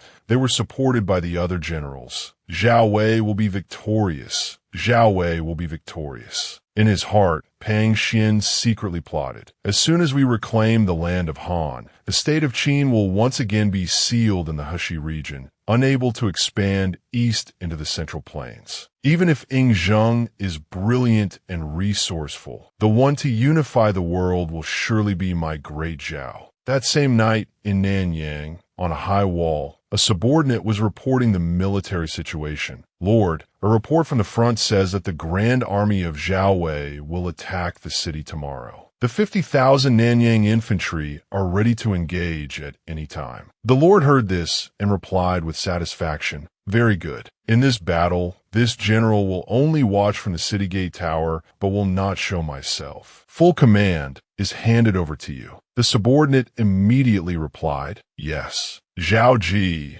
with a composed demeanor, instructed Tu Sui, you only need to do one thing, which is before you receive my order, Nanyang absolutely cannot fall. After hearing this, he immediately swore respectfully, Lord, rest assured, before you give the order, if Nanyang falls, Tu Sui will bring his head to see you. After that, he turned to ask Zhang Han, is what this general needs ready yet? He replied cheerfully and confidently, Lord, rest assured, everything is well prepared, just waiting for the enemy to take the bait. Everything was going according to plan, which made him reply with satisfaction, very good, then everything is ready. In his heart, he was eagerly awaiting tomorrow's great battle. Everything is under control. Grand Army of Zhao Wei, use your blood to pave my martial path. The quiet space was suddenly broken by a voice. Lord Xia, the general has ordered that unauthorized personnel are not allowed to go to the front. However, Xiao Wushu was insistent and resolute. I must tend to General Zhao's health. It cannot be delayed. Don't you dare try to stop me. As soon as he heard his voice, Zhao Qi hurriedly fled, but not without giving an order. Xiao Wushu is here. You two deal with him. The two subordinates replied in unison, yes. They both had the same thought in their minds. This is the first time we've seen someone who can frighten our lord like this I've ever seen. As soon as Xiao Wushu arrived and didn't see Zhao Qi, he asked in confusion, AI, where is General Zhao? Tu Sui spoke on their behalf. The general had some business and left first. Lord Xia, you arrived a step too late. Of course, he refused to give up and said, where did he go? I'll go find him now. But of course, the two of them, Tu Sui and Zhang Han, wouldn't let him go. One of them spoke up for him, Lord Xia. The general said his body has no problems, so there's no need to trouble you with acupuncture and conditioning. The other made an excuse. Io, on the contrary, this humble general has been suffering from qi deficiency recently. Since Lord Xia is here, please take a look at me. As for himself, he was hiding pale-faced behind a pillar in the corner. In his mind, he recalled the several times Xiao Wushu had been overly concerned, like during a meal, General, eating more green vegetables is good for your body. Then there was the time he was discussing military affairs and saw him remind him, "General, it's time to rest." Even when he was training, he was meticulously cared for by him. "General, after practicing martial arts, you must promptly wipe off your sweat to be careful of catching a cold." Just thinking back on those scenes was enough to scare him into running away. He really didn't know what this Xiao Wushu was thinking, clinging to him like that. Time passed until the next morning. Tu Sui and Zhang Han were standing extremely tense on the high wall. Below the wall were tens of thousands of Zhao Wei enemy troops. Zhao Qi was also on the wall observing, only he did not show his face. At the same time, Pang Xian stood on his war chariot and shouted loudly, "Annihilate the tyrannical Qin. Restore the three genes. All troops advance." The soldiers, "Annihilate the tyrannical Qin. Restore the three genes. All troops advance." As soon as his words ended, the soldiers under his command's spirits rose and they advanced to attack Nanyang City. Zhao Qi still stood calmly on the wall and began to count the distance. Only 300 zhang from the wall. The enemy, still unaware they were about to fall into a trap, continued to charge forward and shouted in unison, "Kill!" And he just calmly counted 250 zhang. Their feet still stomped heavily on the ground as they advanced. Seeing that they were about to fall into the trap, he happily counted down 200 zhang. As soon as he saw the enemy had entered the trap, he rejoiced in his heart. 150 zhang within range. The good show is about to begin. At this moment, Tu Sui ordered the soldiers, "Fire arrows. Prepare the catapults." As soon as the order was given, thousands of arrows were instantly fired continuously. It didn't stop there. The command continued to be issued, "Fire." Immediately, tens of thousands of giant rocks were launched down at the attacking enemy forces. The enemy soldiers hit by rocks and arrows fell one after another, only managing to let out a single cry. Screams echoed one after another in the chaotic space. Seeing this scene, Zhao Qi laughed smugly. "Haha, the Nanyang army is fully equipped. After the reforms, the range of Qin arrows has been increased. Trying to force an attack is just a dream." Right after that, the system announced, "Congratulations to the host. Soldiers under your command have killed 800 enemies. Congratulations to the host. Soldiers under your command have killed 1,200 enemies. Congratulations to the host. Soldiers under your command have killed 2,000 enemies." After reading the notification, he immediately calculated in his head and felt quite satisfied. 10,000 people equals 2,500 experience points. Kills by subordinates only give 1/4 of the experience points compared to personally joining the battle, but such a large number is still quite considerable. So he smugly said to himself, "Pang Xian, Wei Tai, you need to put more effort into attacking the city. Send more people." At the same time, a soldier hurriedly ran to Pang Xian's war chariot and reported the situation. Reporting to the general, "The Qin army's morale is high as a rainbow. The range of the Qin arrows reaches 150 zhang. Our army has suffered heavy casualties and cannot advance." This news stunned him, and he asked loudly, "Again, what?" And so he panicked internally and guessed, "The quality of the Qin arrows was within my expectations. But for the Qin army to be so valiant without their commander, could it be that the Qin army has another extraordinary general besides Zhao Qi?" Even Wei Tai had the same question. The Qin army is strange. If the commanding general Zhao Qi really had an accident, why is their morale not affected at all? Even in this situation, he was still self-satisfied, snorted coldly, and said contemptuously, "A bunch of autumn ants struggling before death, not alarming." Without a moment's hesitation, he immediately ordered his generals and soldiers, "Relay my command, archers provide cover, catapults advance and suppress. Anyone who flees in battle, kill them." The general's order is not to retreat. The entire army will not stop attacking. They all obeyed, replying, "Yes." Immediately after, the military order was passed throughout the army. The Grand General has ordered, "Anyone who flees in battle, kill them." The general's order is not to retreat. The entire army will advance. Following Pang Xian's command, the catapults were brought out. Stone after stone was hurled directly into the city. They crushed to death quite a few Qin generals and soldiers. Seeing this, Tu Sui immediately ordered, "Reinforce the positions from the rear immediately. Do not let the defending soldiers sacrifice themselves in vain." The generals and soldiers immediately replied, "Yes." On the Zhao side, news was reported up. Report, "Our great army has successfully approached, now less than 100 zhang from Nanyang City." This news made the commanding general extremely pleased, and he replied, "Good, pass down the order to use all our strength. No delays." Pang Xian said with great satisfaction,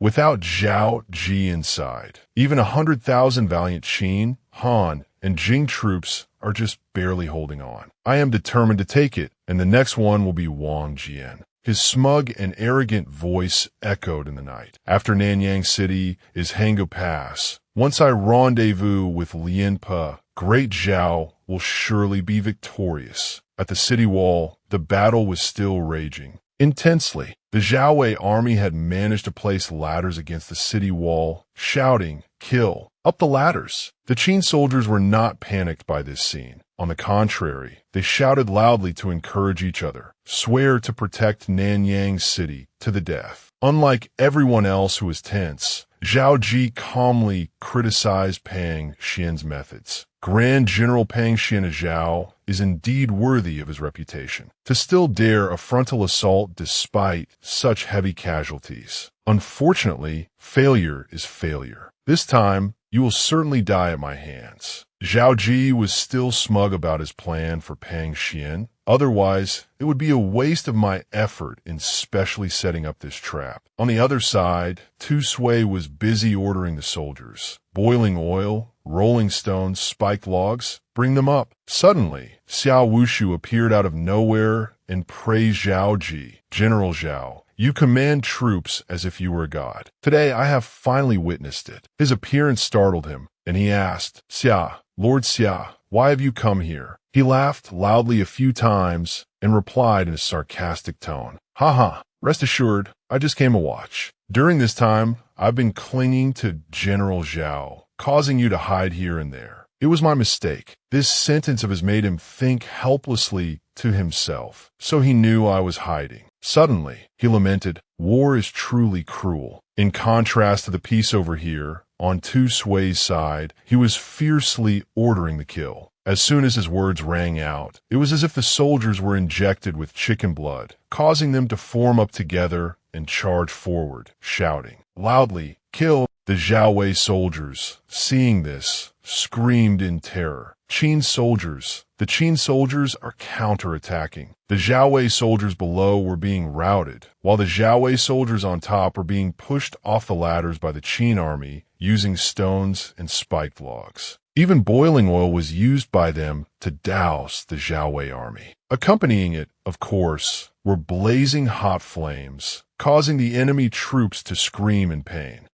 Below the walls of Nanyang, flames engulfed and burned the Zhao soldiers to death, causing them to flee in disarray while screaming loudly, help. High on the city wall, Xiao Wushu saw this scene and showed pity. As a physician, I truly cannot bear to watch this tragic scene. Hearing him say this, Zhao Qi coldly said, "Lord Xia, this is war." Furthermore, his silhouette declared loudly, just like Ying Zheng, "As long as war does not end for a single day, the slaughter of today will endlessly repeat. All sacrifices are for the peace that will follow after the great Qin unifies everything." His demeanor and way of speaking made him extremely astonished, and he thought to himself, such charisma, so much like the great king. Then he smiled gently and said, "Our great Qin's generals and soldiers are so heroic. If we continue like this, in just 10 days, we can completely deplete the morale of the Zhao army. At that time, the flames of war will naturally dissipate. Isn't that a good thing?" Suddenly, he hesitantly called out to him, General Zhao. He seemed flustered as he asked for his permission. Actually, for the past few days, this old man has been looking for a chance to get close because there is something I want to ask the general. Hearing him say that, he calmly gave permission. Oh, Lord Xia, please speak freely. Just as Xiao Wushu was about to speak the words he had hidden in his heart for the past few days, which were. But he suddenly remembered the words Afu had told him before she went missing. Father, I cannot hold him back. The greater good is what matters. Remembering that, he suppressed the thoughts in his heart, turned, and left. Never mind, the war is urgent now. General Zhao's command is important. I will wait for the day of success. Then this old man will speak in detail with the general. This hesitant attitude of his made Zhao Qi wonder. Strange, what did he want to say in the end? The battle between Great Qin and the Zhao army lasted until the next morning. The situation was that Zhao soldiers were strewn across the ground, in no small number. At that time, Tu Sui reported to Zhao Qi, General, Pang Xian has ordered a retreat. He was not very surprised to hear this and immediately asked about the numbers. The retreat was faster than I expected. What is the battle situation? He explained the situation with a cheerful expression. This time, in the Zhao allied army's attack, no one made it onto the city walls. By a rough estimate, our forces killed over 20,000 enemy soldiers. Our defending generals and soldiers had very few fatalities because we have Jinchuang medicine. Even the wounded are not a problem. These words made him feel quite satisfied, and he did not forget to instruct. Very good, for the next few days, our army will still focus on defense. But remember one point, while defending the city is the priority, we must constantly show weakness. This instruction of his made him wonder. Show weakness? He maintained a calm demeanor and explained. That's right, while suppressing their morale, we must also let them see a glimmer of hope of breaching the city. After all, Pang Xian is not so easily fooled. Time passed to the second day of the Zhao siege of Nanyang. Pang Xian led the army and shouted the order, attack! Immediately, the Zhao soldiers charged forward and shouted in unison, kill. However, many of them advanced, that many were shot down by Qin arrows. On the city wall, Tu Sui came out from behind a wall and reported the situation to Zhao Qi. My lord, Pang Xian has retreated again. This time, the Zhao army suffered over 10,000 casualties. Hearing this, he smiled and ordered, good, tomorrow, give them a little more sweetness. Time passed again to the third day of the Zhao siege of Nanyang. Large boulders were launched by the Zhao into Nanyang city. Tu Sui stood high above and shouted orders. The stones are coming. Pay attention to cover. Men below the wall. Let the Zhao siege soldiers touch the city gate. A moment later, he went to find Zhao Qi again and reported, my lord, following your instructions, our army relaxed the defense of the city gate for a moment today, but they couldn't break through. Pang Xian angrily retreated again. Remaining as calm as ever, he instructed him, tomorrow, continue to show weakness, reduce the arrow and stone defenses. Of course, he obeyed without any question.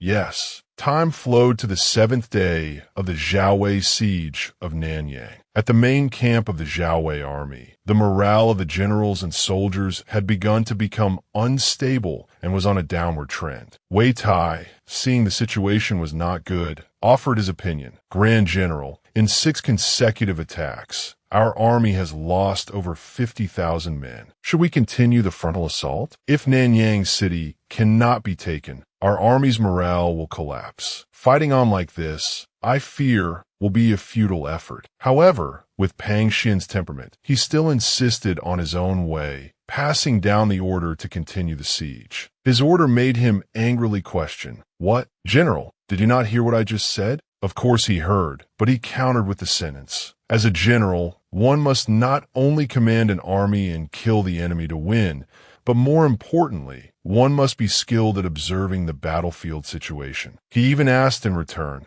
General Wei, think back on the performance of the Nanyang Qin army these past few days. Have you not discovered anything? This question indeed made him reconsider the Qin army these past few days. After thinking for a moment, Wei Tai seemed to realize something. Then he said, "These past few days, although the city has not been breached, the Qin army's defensive posture has been weakening day by day. Especially yesterday, we almost broke through the city gate." Hearing him guess his intentions correctly, Pang Xian laughed loudly and said, "Haha, that's right. Although our army has suffered casualties, the Qin army is running out of strength. At a time like this, how can we talk of retreat?" Based on that, he resolutely ordered, "Raise the army and attack the city. Our great Zhao army will breach the city today." A moment later, having taken his position on the battlefield, he shouted loudly, "Generals and soldiers of Zhao, whoever breaches the city first will be promoted 4 ranks and rewarded with 1,000 gold. Kill for this general." This sentence was like another injection of chicken blood for the Zhao army, making them vie to charge forward. Pang Xian stood on his chariot and roared, "Kill!" In his heart, he thought smugly, so what if morale is low? As long as we breach Nanyang, morale can instantly soar again. Facing his own army advancing like a surging tide towards Nanyang city, he was confident that this campaign, our state of Zhao cannot be defeated. On the walls of Nanyang, Tu Sui saw Zhao Qi and immediately asked for his opinion. "General, you're here. Pang Xian has launched another siege. Do we show weakness again this time?" He gave a few cunning laughs and ordered, "Haha, the smokescreen has been laid long enough. It's time to pull in the net." After that, he turned and asked, "Zhang Han, are the things I told you to prepare ready?" He gave a confident smile and replied, reporting to the general, "It has long been prepared. We're just waiting for them to enter the city and everything will be set ablaze." Seeing that there was nothing left to worry about, before leaving, he did not forget to instruct, "Tu Sui, this general must flee now. Remember to lose beautifully." He understood what he meant and immediately obeyed, replying, "General, rest assured your subordinate will definitely fail beautifully." Furthermore, he didn't forget to laugh loudly and joke with the soldiers under his command, which made them somewhat cheerful as well. "Haha, generals and soldiers, did you hear what General Zhao just said? We are about to be defeated." A soldier laughed and said, "Even though the Zhao army has been attacking for 7 days, for us to be able to win, but not win is truly frustrating. This time, it's finally here." This person's comrade heard this and laughed in reply, "Haha, I don't mind at all. Whatever General Zhao tells me to do, I'll do it." One person said joyfully, "After this campaign, I'll no longer be a reserve soldier, but a true soldier of Great Qin." This person's comrade heard this and said happily for him, "Then you have to treat us to drinks." He, of course, did not refuse, no problem. Seeing them laughing and talking with each other like that, Tu Sui thought happily in his heart, "After today's battle, many of Han's reserve troops will become regular troops of Qin. But what's more precious is seeing them chat without any animosity like this. They have already submitted to the great Qin in their hearts." Wasting no more time, he immediately gave the order, "Generals and soldiers, focus your energy, prepare to face the enemy. We must put on a good show. In a moment you must throw away your armor and flee." They immediately obeyed and replied, "Yes." But before fleeing, he also didn't forget to give one last order to attack to lure the enemy, so we can reap one last harvest, fire arrows. The arrows were shot, hitting the Zhao troops who were approaching the city. Pang Xian and Wei Tai saw the scene of the Qin army weakly resisting and laughed triumphantly. An order was immediately issued. Catapults provide cover, generals and soldiers charge forward. At this time, the Zhao troops had climbed the city walls. They joyfully said to each other, "We've succeeded, we've succeeded." On the other side, a soldier hurriedly reported to Pang Xian, "General, our vanguard has successfully ascended the walls of Nanyang." Hearing this, he immediately ordered, "Prepare the siege engines." Not long after, the siege engines were pushed forward by the Zhao troops. They advanced together and shouted loudly, "Breach the city, break the gates."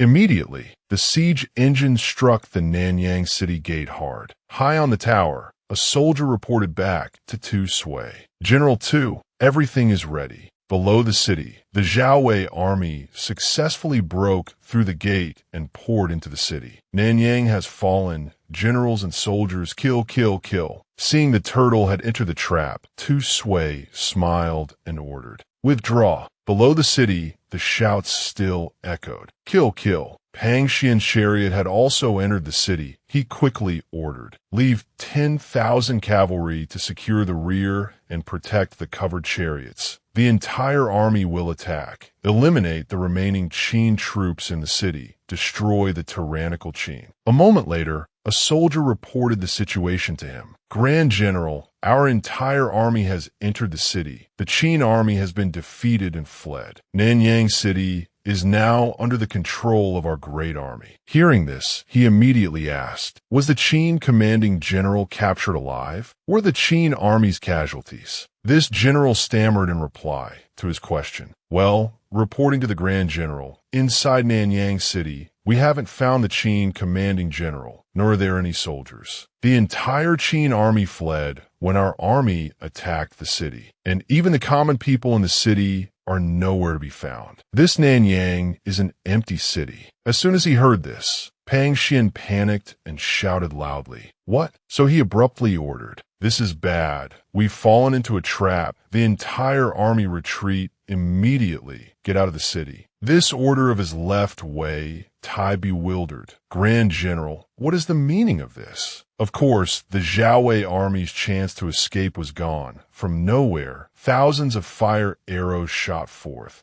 burning tens of thousands of enemy troops, causing them to panic and shout out a warning. "There's an ambush on the civilian houses. It's all oil."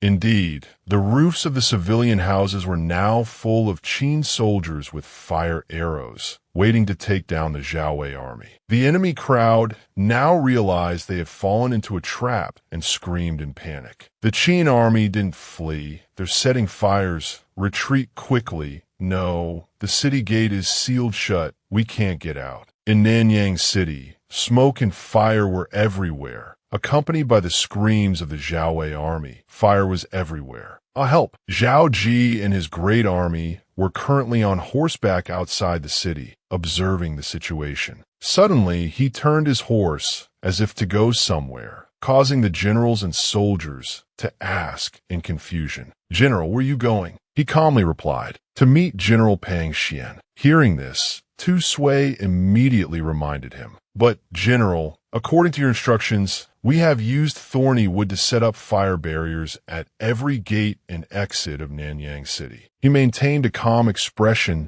and replied, "Didn't I order you to reduce the firepower at the back gate of Nanyang City? That is the sliver of a chance for survival that I left for him." Inside Nanyang City, the tragic screams of the Zhao Wei army still echoed. "Help! It hurts so much! Ah, Qin army, spare us." At this moment, the generals and soldiers were doing their utmost to protect Pang Xian. Swear to protect the general to the death. They used their bodies as shields, protecting the Grand General and Prince Wei Tai to break out of the encirclement. Break out quickly, break out quickly. Facing this situation, Pang Xian felt guilty and blamed himself. "I am ashamed before the tragically fallen soldiers of our great Zhao. I am a sinner of the state of Zhao and the three genes. I deserve to die." A moment later, the Zhao Wei troops had opened an escape route for him and Wei Tai. He saw the city gate was open and said happily, "We've broken out." But when he saw the scene before him, his attitude immediately turned to panic. Looking at the great army before him, he stammered loudly, "Qin, the Qin army." Zhao Qi, sitting on his horse, saw their chariot and laughed loudly, saying, "Pang Xian, this general has been waiting for you for a long time." Wei Tai, of course, did not know he was Zhao Qi, so he asked in confusion, Who are you?" Pang Xian saw Zhao Qi and laughed loudly, saying, "Ha, foolish, such a scheme and tactics, besides our Qin's commanding General Zhao Qi. Who else could it be?" Hearing this, Wei Tai asked back loudly in astonishment, "But isn't Zhao Qi already dead?" He seemed to understand everything as he stepped down from the chariot and explained, "That was merely a ploy to lure the enemy. We are both fish on the chopping block." Seeing that he knew who he was, Zhao Qi also dismounted his horse and replied, "So the Zhao Grand General knows this general's name. It is truly this general's honor." He saw him and loudly both bitterly and admiringly, said to him, "Burning Nanyang, over 100,000 troops of our Zhao army turned to smoke. Zhao Qi, you're truly a great schemer. Your strategy is excellent. Your methods are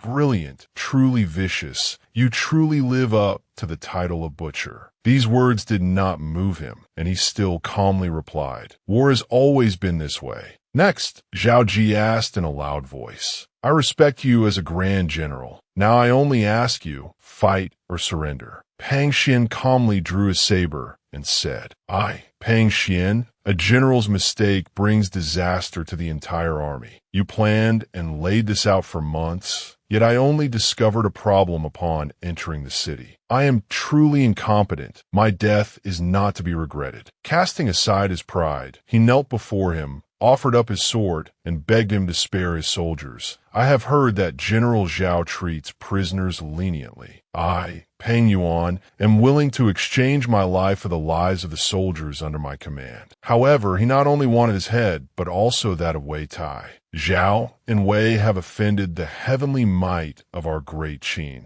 The life of the Wei commander must also be handed over." Hearing his name mentioned, he exclaimed in panic, "What? I don't want to die." Hearing this, Pang Xian was displeased and reminded him, "Young General Wei, as military commanders, we have long regarded life and death lightly. Now that our defeat is certain, if our deaths can be exchanged for the lives of the remaining soldiers, why not do it?" Of course, he didn't listen to him and spurred his chariot to flee. "What do you mean regard life and death lightly? I cannot die. I am a prince of Great Wei. If I die, Great Wei will have no one to succeed the throne." Furthermore, he aggressively ordered, "Soldiers of Great Wei, hear my command. Follow this prince and fight your way out." Immediately, the soldiers of Great Wei obeyed the order and followed him to break through the encirclement. Seeing this, Tu Sui quickly issued an order, "Archers, prepare." But Zhao Qi suddenly stopped him. "Wait, even if 10,000 arrows are fired at once, some fish will slip through the net." So he picked up a bow and arrow and said confidently, "To catch the bandits, you must first catch the king." At this moment, on the chariot, Wei Tai was still fleeing for his life. Behind him was Zhao Qi, drawing his bow and taking aim. After aiming carefully, he immediately released the bowstring, sending the arrow flying. The arrow pierced through Wei Tai's back, causing him to spit out blood. Seeing the arrow had hit its mark, he shouted a threat, "Let this arrow be an example. The rest of you from Zhao Wei, anyone who still runs wildly will be shot dead." As for Pang Xian, upon seeing the power of his arrow, he was astonished and thought to himself, "Beyond 100 zhong, he can kill with a single arrow," while he spoke up to praise his dignified manner. As a member of the royal clan, he has lost the dignity of royalty, pitiful and laughable. In contrast, looking at General Pang, he has the style of a great general. Hearing this, he no longer needed to resist and offered his sword to him. "One arrow to subdue the remnant army. I, Pang Xian, am thoroughly convinced." After that, he took his sword and asked, "This general accepts your surrender and will spare your troops. Before you die, do you have anything else to say?" He did not hesitate and spoke frankly with regret. "I just lament that heaven is unfair. Why was a talented general like General Zhao born in the tyrannical Qin and not our great Zhao?" Without hesitation, Zhao Qi replied bluntly, "Even if I were born in the state of Zhao, I would still join Qin given my background. In the state of Zhao, even with great ability, I would be destined to forever be a low-ranking soldier. And the king of Zhao does not have the grand ambition and power to unify Huaxia and create a prosperous era for the Yan Huang people." These words of his made Pang Xian retort loudly, "The tyrannical Qin destroying the other states is a delusion of creating a prosperous Yan Huang era. It will only bring endless hatred." Endless. His stubbornness made him act. "General Pang is truly obstinate. I will make you submit wholeheartedly. Consider it a sign of my admiration." So he quickly shouted loudly, "Where are the surrendered soldiers of the former Han Gong?" In response to his call was the unified shout of the soldiers under his command. He continued to ask them, Now, are you soldiers of Han Geng, or are you the brave warriors of our great Qin? They did not hesitate and replied in unison, "Swear to serve the great Qin to the death. Swear to serve the great Qin to the death. Swear to serve the great Qin to the death." After this spirited display, Zhao Qi turned to ask Pang Xian, "You always sent people to contact the surrendered soldiers of the Han army, wanting to coordinate from within and without during the siege, but no one responded, right?" To further respond to his question, the surrendered soldiers of the Han state shouted loudly, "Swear to serve the great Qin to the death. Swear to serve the great Qin to the death. Swear to serve the great Qin to the death." As soon as those words stopped, he put the sword to Pang Xian's neck and declared, "This is the reason those surrendered soldiers have now become the elite soldiers of our great Qin. After we destroy the 5 states, the soldiers and people of other states will also merge into the great Qin to complete the unification." Facing what he had just witnessed, he still stubbornly asked, "Perhaps you are right, but you are so young and have already achieved merits higher than the sky. Had you ever thought about biting the hand that feeds you?" Not bothering to answer his question, he sent him to his grave with one stroke.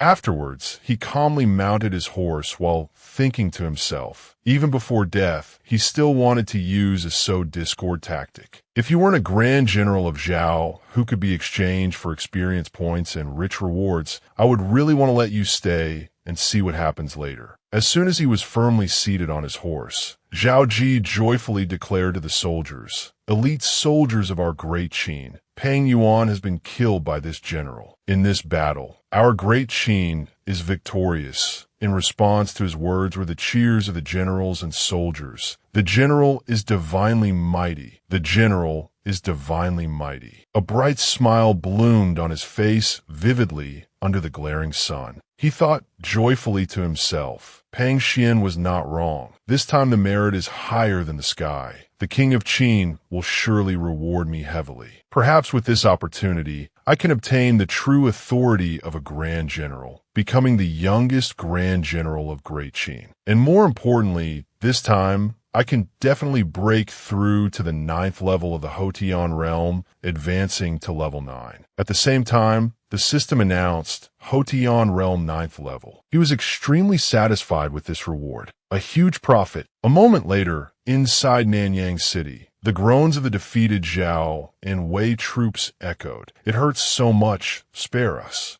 Zhao Qi scanned the area and analyzed the situation. The 100,000 troops of Zhao and Wei were no more. This time, the great fire that burned the city went against the harmony of heaven. But for the sake of unifying the world and bringing 10,000 generations of peace to the Yan Huang people, it had to be done. Then he gave an order to Sui, give the signal. He obeyed the order and blew a loud whistle as a signal. From beneath the collapsed wooden roofs, the hidden Qin soldiers immediately stood up. They quickly ran to his position, then knelt in unison and shouted in one voice, "Greetings, General." He looked at them and asked, "This time, in the burning of Nanyang, you showed no fear of life and death and have made great contributions. Are there any casualties?" A soldier respectfully replied, reporting to the general, "After the fire started in Nanyang, we hid in the fireproof bunkers that the general had prepared in advance. Apart from 2 injured men, there were no other casualties." Hearing the good news, Zhao Qi was pleased and instructed, "Very good. Go back and rest to recover. I will not forget your rewards. Also, tell the elite soldiers of the Bingshang unit to rest assured. Anyone under my, Zhao Qi's, command, regardless of rank, if they are injured in the line of duty,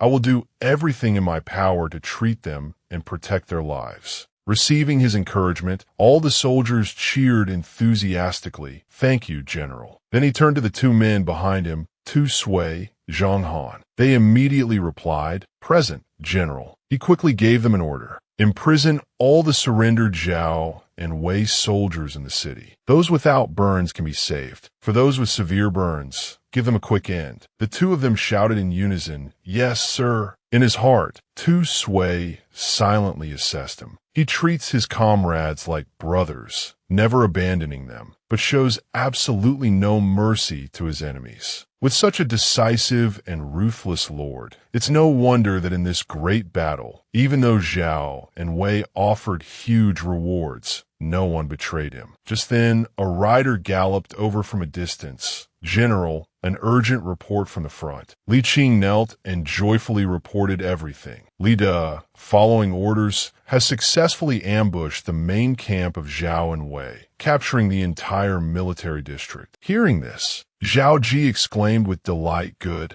although it was expected. Only by taking out the main camp of Zhao and Wei can the Nanyang campaign be considered truly over. With that said, he quickly ordered his officers and soldiers, passed down the order. No news of the Nanyang battle is to be leaked. The officers and soldiers have fought hard these past few days. The main army will return to the barracks to rest and reorganize for a day, awaiting my arrangements. A calculating smile appeared on his face. As long as we block the news about the Zhao and Wei army, I can execute the next step of the plan. Zhao Qi calculated as he returned to his tent. But before that, I can finally settle the accounts with the system. With that thought, he ordered the guards. "Without my instructions, no one is allowed to enter." Understood. He sat at his desk, opened the system, and said, "System, claim rewards." The system's voice rang out intermittently. Processing host command. The host subordinates have killed a total of 98,561 enemies, receiving 24,640 experience points. Congratulations to the host. You have enough experience to level up. Do you wish to level up? Level up. Processing host command. A stream of light immediately enveloped Zhao Qi. The system continued to announce, "Congratulations to the host for leveling up. Current level is level 8. Internal energy has been upgraded.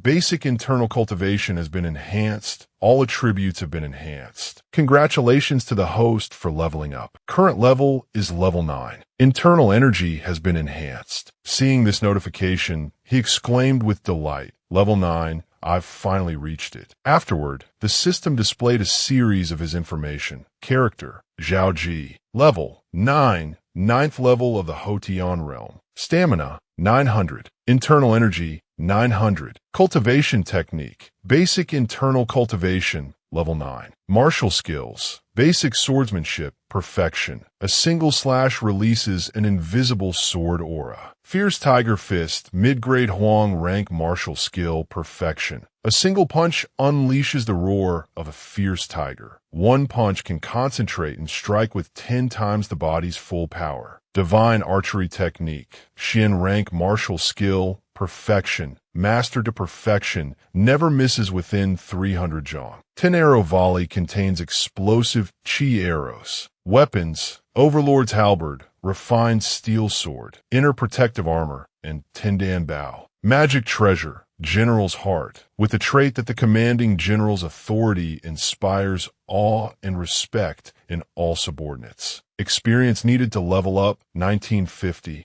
Zhao Qi looked at this information and exclaimed excitedly, "I'm just a little experience short of level 10. After settling all the kill rewards, I wonder if I can break through to the Xiantian realm." System, continue settling the accounts. Following his command, the system's voice rang out. Processing host command, continuing to settle kill rewards. Congratulations to the host for killing the royal prince of Wei, Wei Tai, receiving 300 experience points and 2,000 gold. Congratulations to the host for killing the grand general of Zhao, Pang Xian, receiving 800 experience points and the martial skill horsemanship. Opening reputation settlement. Congratulations to the host for receiving 100,000 points, advancing to reputation among 1,000,000 people. After a moment, Zhao Qi rubbed his chin, his brow furrowed in interested calculation. Another 1,100 experience points. I'm just over 800 experience points short of level 10. I just need to kill one more Grand General. I have 100,000 advancement points now. System, upgrade both acupoint striking and horsemanship to perfection. The system's mechanical voice sounded again. Processing host command. Acupoint striking upgraded to perfection allows for striking acupoints from a distance with internal energy, with precise targeting of acupoints. Following that, a series of images appeared, illustrating the system's words. Horsemanship upgraded to perfection achieves the state of man and horse as one. At this moment, the sound of Zhao Qi's confident voice rang out. The 9th level of the Hotian realm is just one step away from the Xiantian realm. Now, no mortal can compare to me, but the two are qualitatively different. Although the Hotian realm is strong, a body of flesh and blood is still mortal. But upon reaching the Xiantian realm, one's strength doubles, internal energy transforms into true Qi, and one cultivates the Xiantian origin technique. From then on, he affirmed with certainty, at that point, to this world, my existence will be no different from that of a deity. Even if targeted by royal power, I can turn the tables and counterkill. With that said, Zhao Qi began to meditate to feel his power. The system's voice announced rhythmically, upgrade complete. Current remaining advancement points, 55,000. After finishing the upgrade, he stood up, stretched, and exclaimed excitedly, I didn't expect to have advancement points left over. This is a huge profit indeed. Next is to wait for the battle report to reach Xianyang and for Ying Zheng to send the rewards. Stepping out his tent, he looked up at the sky and whispered, after I pacify Zhao and Wei and advance to the Xiantian realm, I can return to see Yenner and our child with peace of mind. Suddenly, a sound from the distance caught his attention. Thank you, Lord Xia. Thanks to Lord Xia's guidance, our treatment methods for the injured have improved again. Not at all, not at all. It is all for our great Qin. I, Xia, would never refuse. I still have to visit the other tents to check, so I'll take my leave first. Hearing this conversation, Zhao Qi thought to himself, so the reason Xiao Wushu hasn't been clinging to me these past few days is that he's been teaching medical skills to the physicians in the barracks. He's really been a great help. With that thought, he immediately called out to stop the departing man. Lord Xia. He clasped his hands and bowed to him. Lord Xia, you have been busy day and night. On behalf of the officers and soldiers, I thank you. Xiao Wushu replied politely, not at all. With General Zhao's golden sir medicine here, I am merely lending a small hand. He quickly helped Zhao Qi up and said with a smile, General Zhao leads the troops, and our great Qin has suffered very few casualties among its officers and soldiers. This old man is truly impressed. Upon returning to Xianyang, I will definitely speak well of you to the great king. Hearing him say this, he was slightly surprised. Lord Xia, you're leaving already?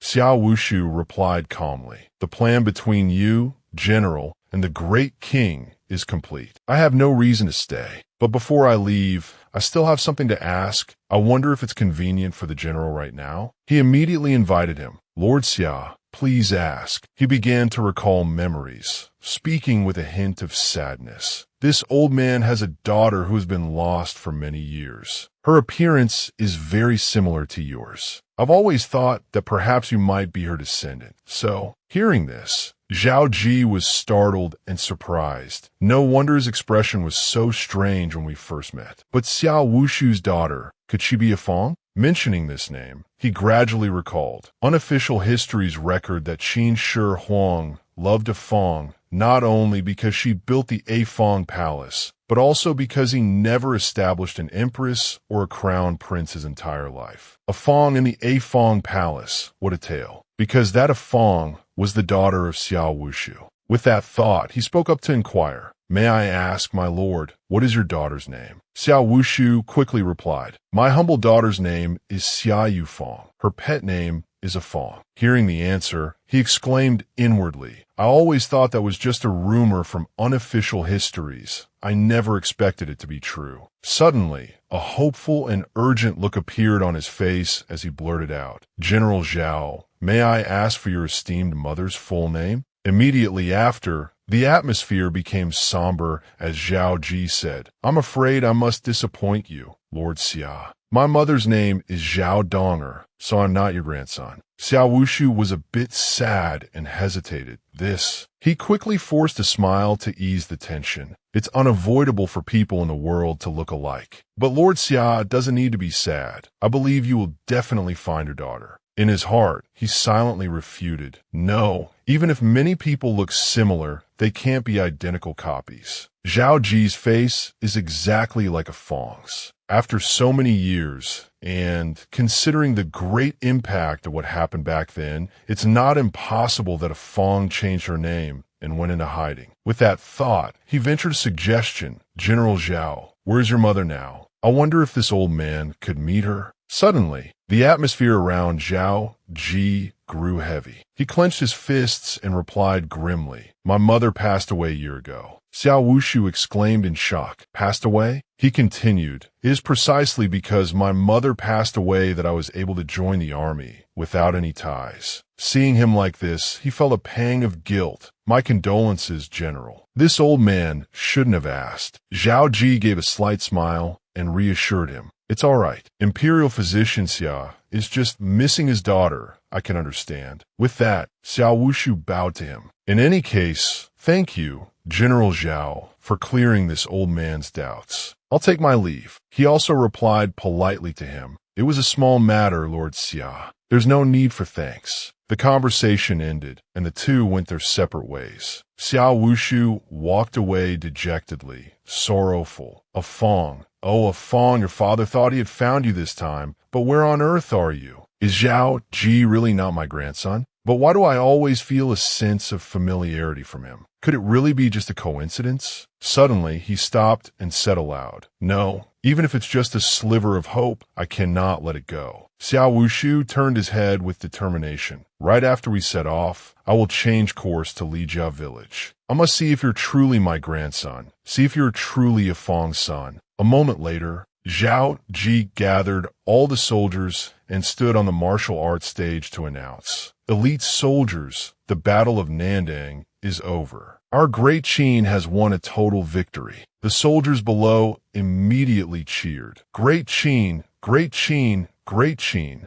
After a while, he raised his hand forward to signal. The soldiers below immediately fell silent. Following that, he loudly announced the statistics. "In this battle, our army had 2,685 killed in action and 3,100 wounded, 90% of whom have non-life-threatening injuries. The enemy Zhao and Wei armies had 100,000 men burned and 80,000 captured alive." The soldiers below heard these words and discussed excitedly. "This battle is an unprecedented great victory since the founding of our great Qin. I participated in this world-shaking battle. With this victory, even if I take off my armor and return home to farm, I'll have enough to brag about for the rest of my life." At this moment, Zhao Qi continued to speak. "Therefore, I have decided to reward the entire army and also to fulfill the promise I made to you before. In the Battle of Nanyang, regardless of whether you are a veteran of Yongsheng or a newly enlisted soldier, you have all rendered great merit to Great Qin and will all be heavily rewarded. All elite soldiers and officers of Qin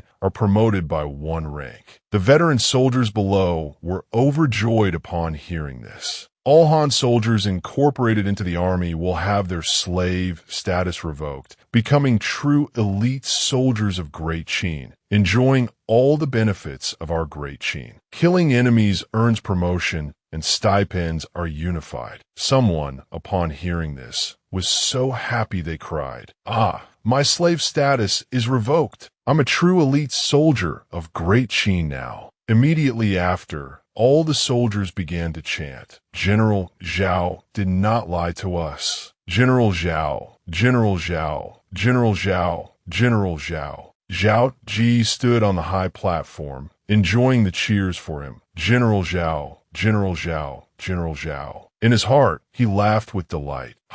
This is the call for me, Zhao Qi. The greatest gains from this battle are the army's heart and my ambition." With that thought, he placed his hand on the shoulder of a soldier beside him and ordered, "Prepare meat to reward the army and pass on the general's order. Today, we eat meat. After we pacify the enemy state in the future, we will be rewarded with wine." That soldier immediately replied respectfully, "Yes, sir." And then he muttered to himself, "The rewards for the Hanjing army are done. Next is to wait for the king of Qin's reward for me, along with." Zhao Qi paused for a moment. a magnificent image appeared with an absolute command. By decree, the iron cavalry of Great Qin will sweep across the state of Zhao. Zhao Qi, will definitely be the vanguard. The scene changes. At this time, in the imperial palace of Great Qin, the ministers were presenting their reports one after another. Great King, Wei, and Zhao have mobilized their troops, but the Yongsheng army has not yet been dispatched. What should we do?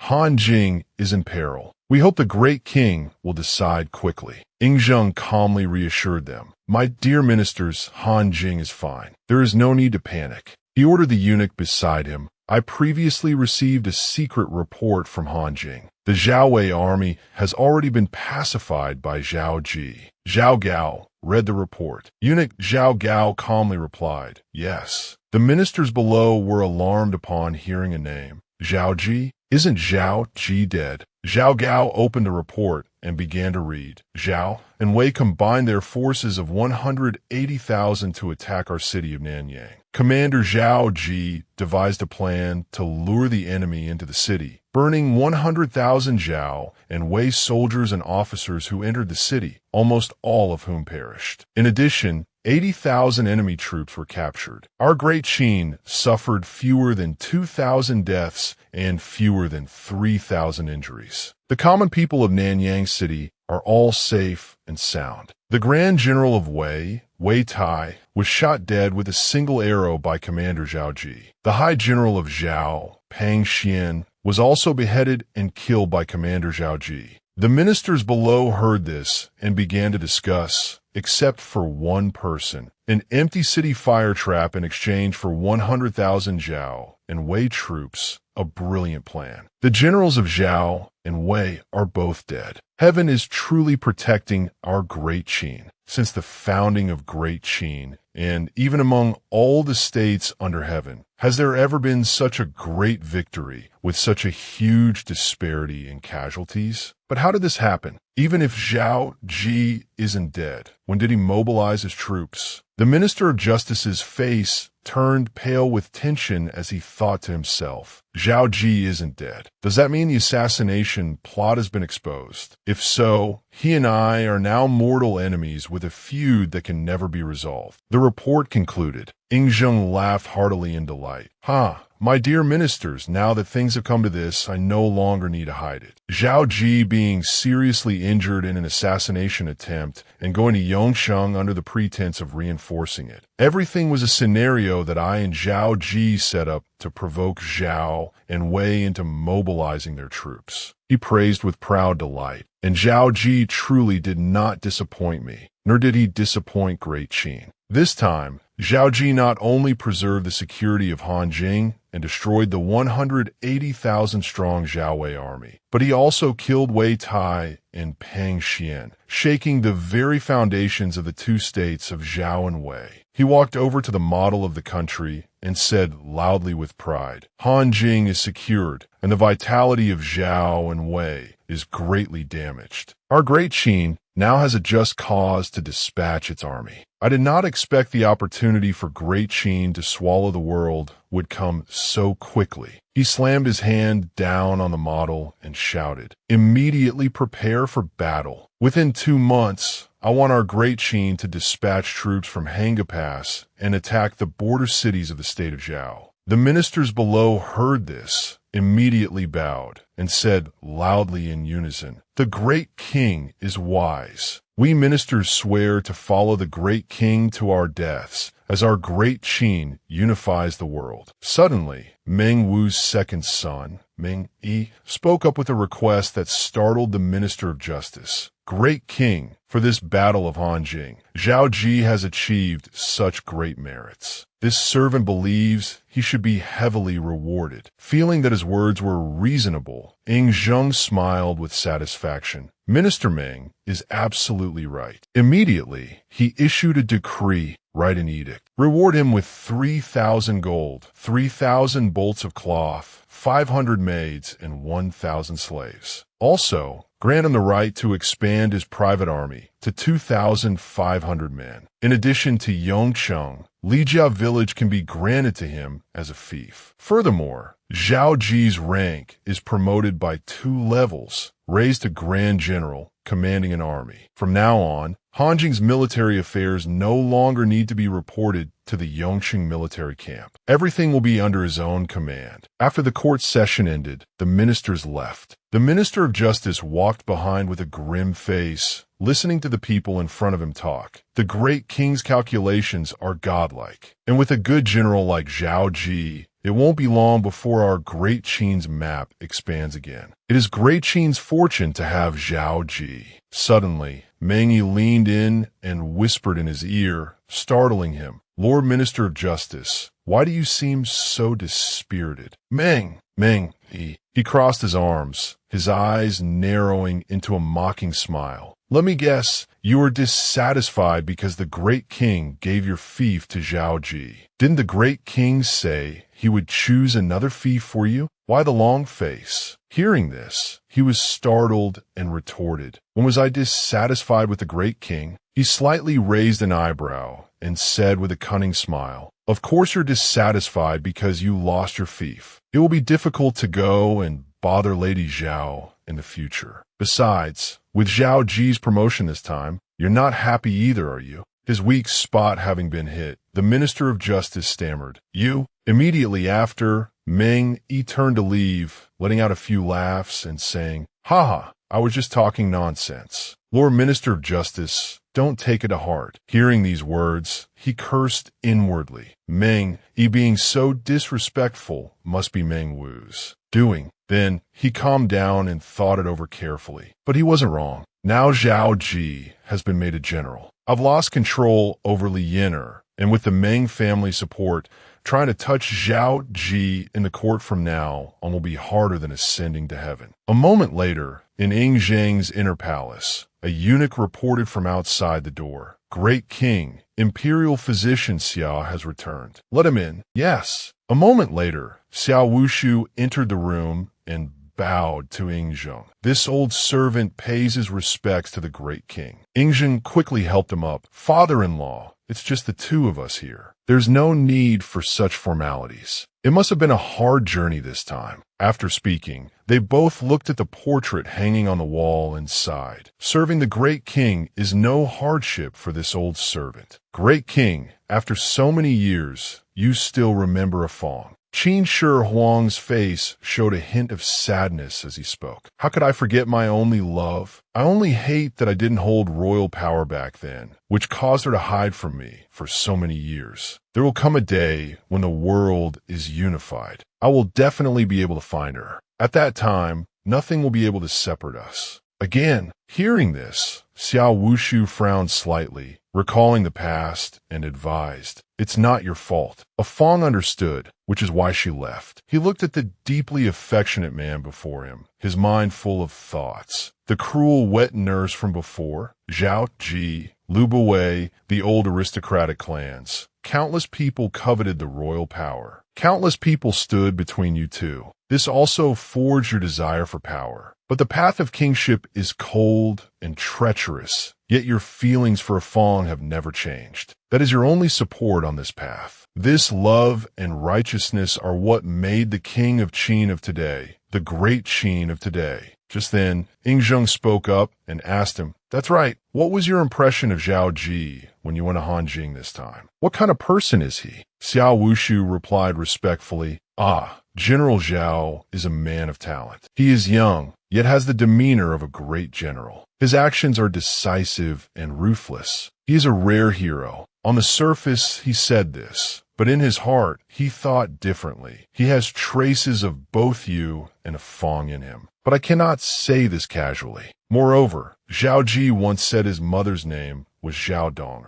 This matter has not yet been verified. Unexpectedly, Ying Zheng crossed his arms and said proudly, Indeed, his appearance is no different from what I imagined. This time, after we destroy Zhao, I will definitely summon him back to the capital to meet. Sometimes I think if Donger and I had a son, he would probably look like him. Suddenly hearing a name made Xiao Wushu cry. Out dong! Seeing his surprise, Ying Zheng honestly revealed, "Didn't you know, father-in-law? Donger is the pet name A Fong and I had for each other." Hearing these words, Xiao Wushu's expression grew more tense as he thought to himself, "Donger, was my speculation correct after all? Then my Fong." Seeing his silence, Ying Zheng asked with curiosity, "What's wrong with you?" He quickly came to his senses and replied, "It's nothing. This old servant was just a bit dazed from suddenly learning that a Fong had a nickname." Then he continued, "Great King, this old servant rushed back to see you because there is actually one more matter." Ying Zheng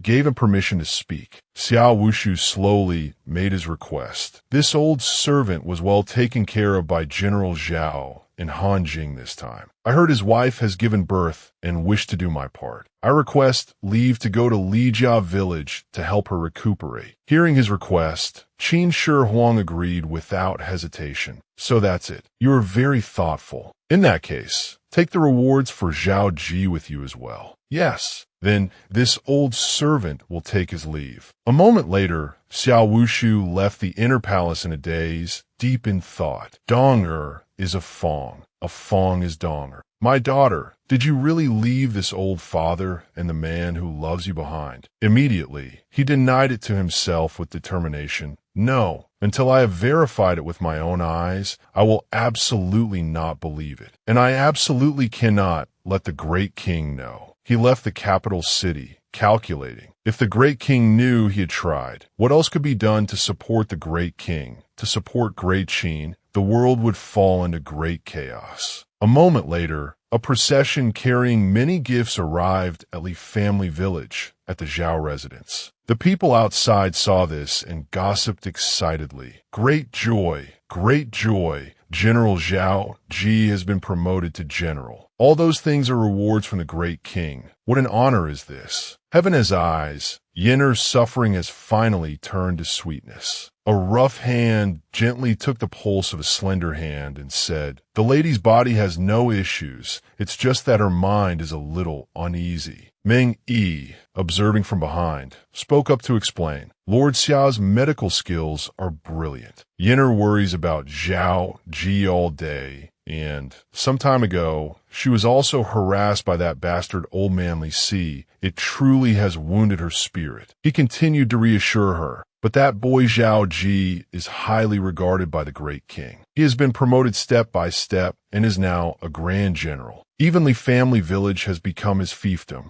I think Yenner can rest a little easier now." Hearing his words, Yenner picked up something and said joyfully, "Brother Qi really did it. Jier, our whole family will be able to reunite very soon." Xiao Wushu at this moment accidentally saw the jade pendant and exclaimed inwardly, "That jade pendant is..." Immediately, he sounded out Yenner, "Madam Zhao, that jade pendant is very exquisitely made. I wonder where it came from. An old acquaintance of mine also has a jade pendant just like it." Hearing this, she exclaimed in surprise, "Really? This jade pendant is an heirloom from my mother-in-law. I heard it was also the token of love between my mother-in-law and father-in-law back then." She looked at the jade pendant and revealed, "Before my mother-in-law passed away, she was still missing my father-in-law, but for several years now, there has been no news of my father-in-law. My lord, if you meet the owner of this jade pendant, perhaps you can help my husband and his father reunite." Xiao Wushu reached for the jade pendant, his heart full of sorrow. "My suspicions were all correct. Afong, right now, I truly wish everything was a mistake. Take." Meng Wu, beside him, noticed his expression and also realized it. Seeing Xiao Wushu's reaction, the jade pendant indeed corresponded to the great king's jade pendant. He silently affirmed in his heart, "So Zhao Qi is the son of the great king and that Afong. This matter absolutely cannot be spoken of." With that thought, he approached and touched Xiao Wushu's shoulder, saying implicitly, "Lord Xia, look closely.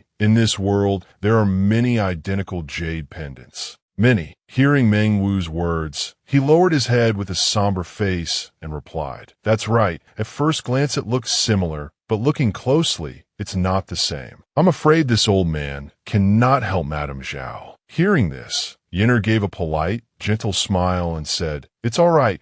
Finding someone in this vast world is not an easy matter, Lord Xia. You could just call me Yenner. Don't call me Madame Zhao. Besides, you are an elder, so by rights, I should call you grandfather. Hearing that, he joyfully approached and asked again, is that really all right? She gently replied to him, of course, grandfather. Xiao Wushu hugged the two small children, rejoicing silently in his heart. Afang, forgive your father for arriving too late. I couldn't even see you one last time. Now I can't even acknowledge my grandson Zhao Qi, but to be able to hear my granddaughter-in-law call me grandfather, and to see that your line has continued, your father has no more regrets in this life. A while later, Meng Yi looked at Xiao Wushu visiting his daughter's grave and asked with curiosity, Father, is Zhao Qi really the great king's son? This is a good thing. Why must it be hidden? Besides, for that boy Zhao Qi to acknowledge his ancestry would be of great benefit to our Meng family. Meng Wu immediately shouted at him, You foolish boy, keep your voice down. He frowned slightly and explained, The problem is that Zhao Qi is also the son of Xiaoyu. Fang.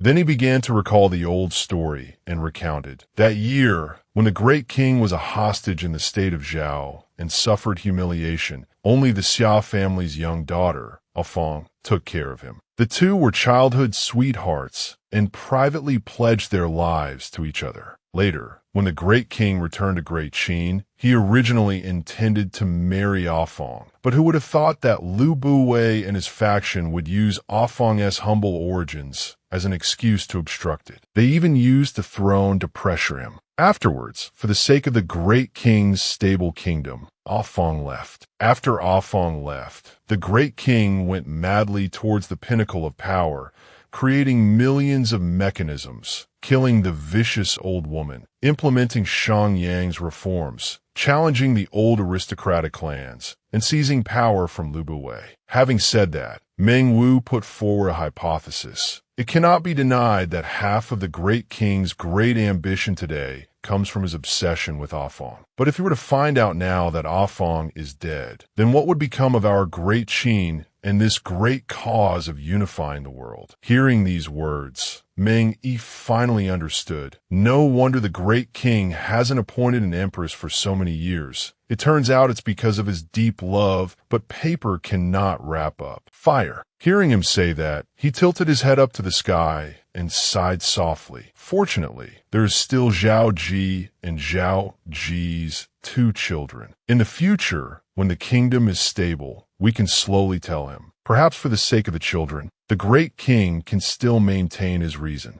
At this moment, Meng Yi thought of Zhao Qi's image and continued with interest, rubbing his chin. Besides, based on the great king's affection for Afang and Zhao Qi's performance, when the truth comes to light in the future, it's not impossible that the great king will make him king. Hearing this, Meng Wu happily patted his head in praise. That old manly sea was wholeheartedly flattering Prince Fusu, and as a result, he overlooked the true eldest son. What a heavy loss. You boy, you could be considered to have a brain. I originally thought our Meng family was cultivating a great general for Great Qin, but now it seems we are standing with the future master of the world. This is a blessing for Great Qin and also a blessing for our Meng family. The sky gradually turned to night. At this time, in Jinyang City, at the confluence of the three Jins in the state of Zhao, a noisy convoy of men and horses was MOV.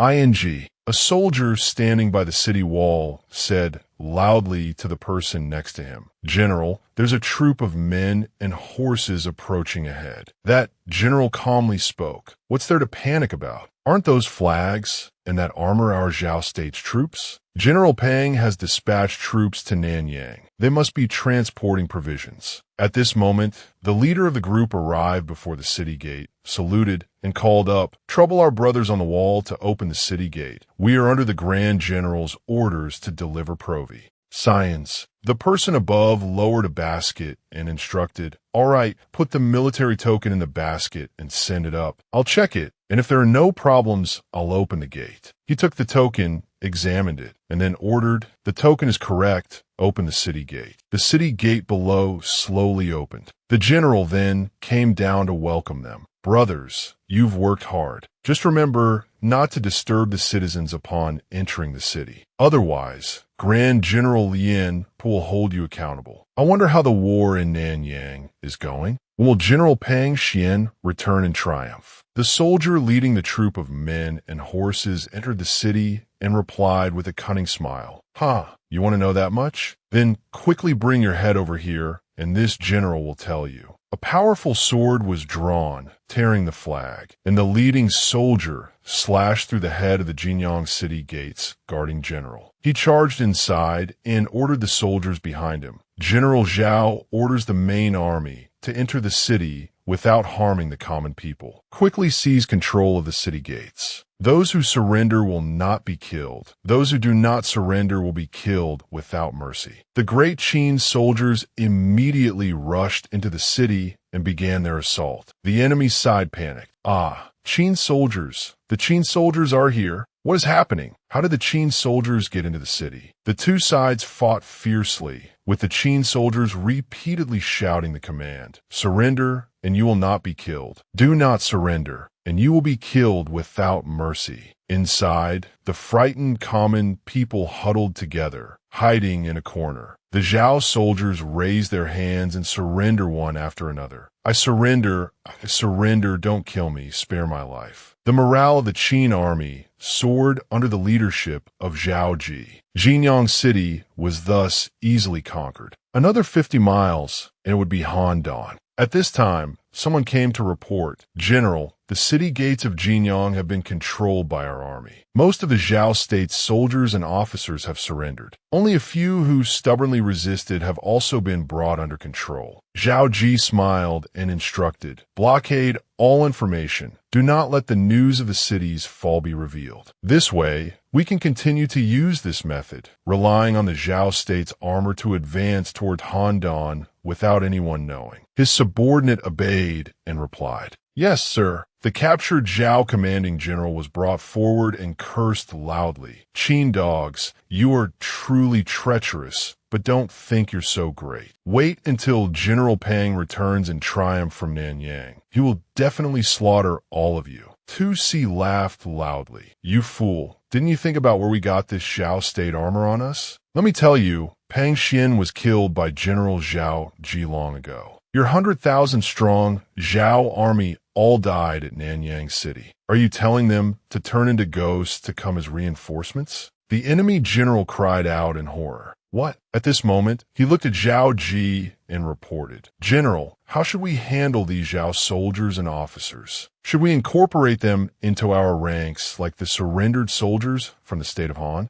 On the other side, the Zhao general continued to curse incessantly. "Qin dogs, we swear to die before surrendering. Don't you dare think you can force our state of Zhao to bow down at your feet." Zhao Qi laughed mockingly with a cold voice. "Quite some backbone. In that case, this general will grant your wish." Then he turned to those behind him and said, "Kill those who do not surrender. Those who surrender were defeated by Great Qin. Our officers and soldiers can rest assured in subduing them. These Zhao soldiers still have their home country to rely on. If they don't surrender, they absolutely cannot be kept alive." After that, he entered the barracks and silently assessed the situation. This battle was so easy. I wonder what the harvest will be. System, settle the rewards for killing enemies. The system quickly displayed the results. A moment later, Zhao Qi clenched his fist and said with determination, "Upgrade. Both my inner and outer strength are increasing. Level 10, peak of the Hodian realm." The system displayed a series of information about his progress and accumulated experience. In his hands, Zhao Qi held a pile of memorials and thought. This time,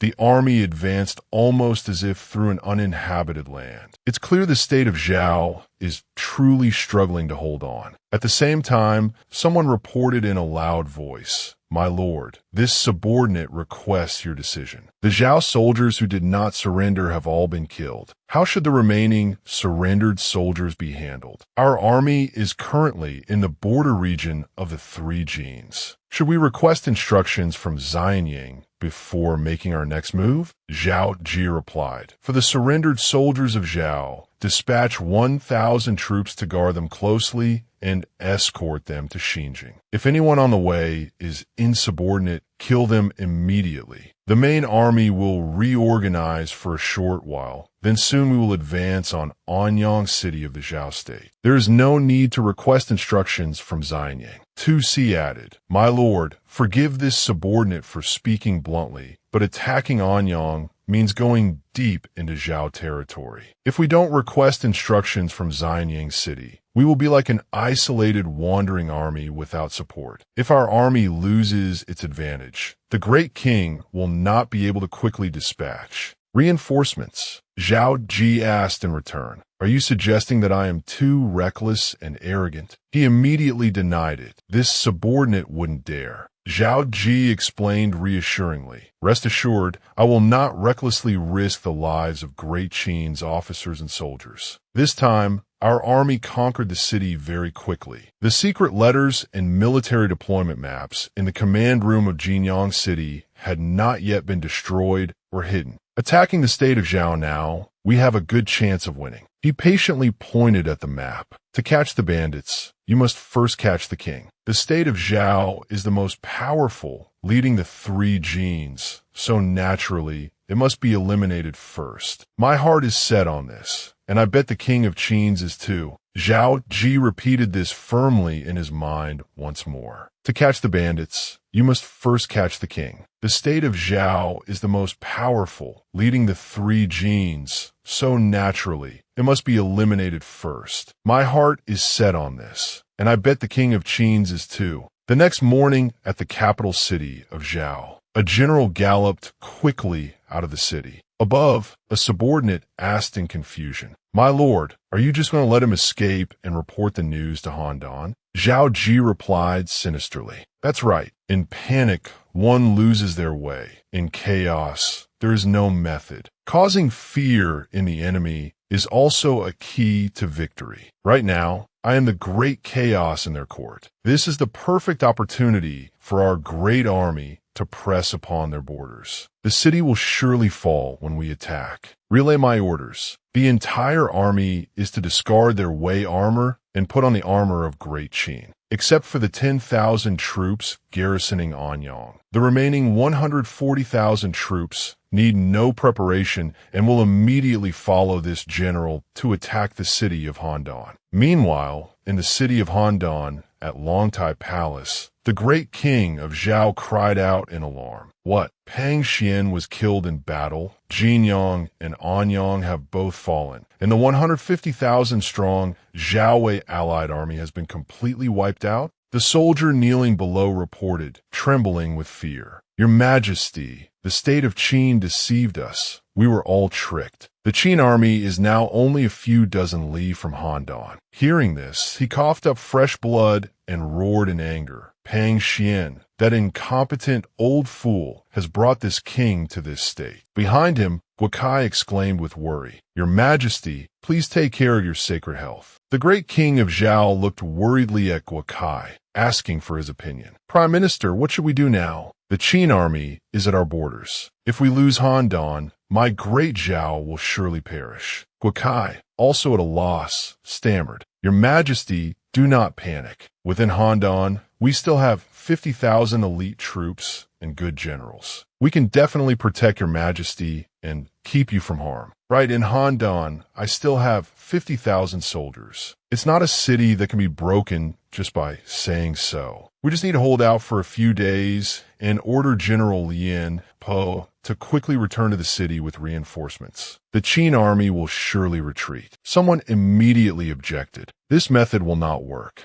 It was Zhao De, the former crown prince of Zhao. He added, Your Majesty, General Lien Po is guarding the border and suppressing Wang Jian. If you order him to lead his army back to Handan, what will we do if Wang Jian takes the opportunity to invade? In my opinion, it would be better to order General Li Mu to return for reinforcements. Even if Handan falls, we can still protect the lands of Zhao and keep them safe. Hearing this, he roared in anger. Shut up, Zhao. What do you mean? Is my safety less important than a few cities on the border? The one who can return the fastest now is Lien Pe.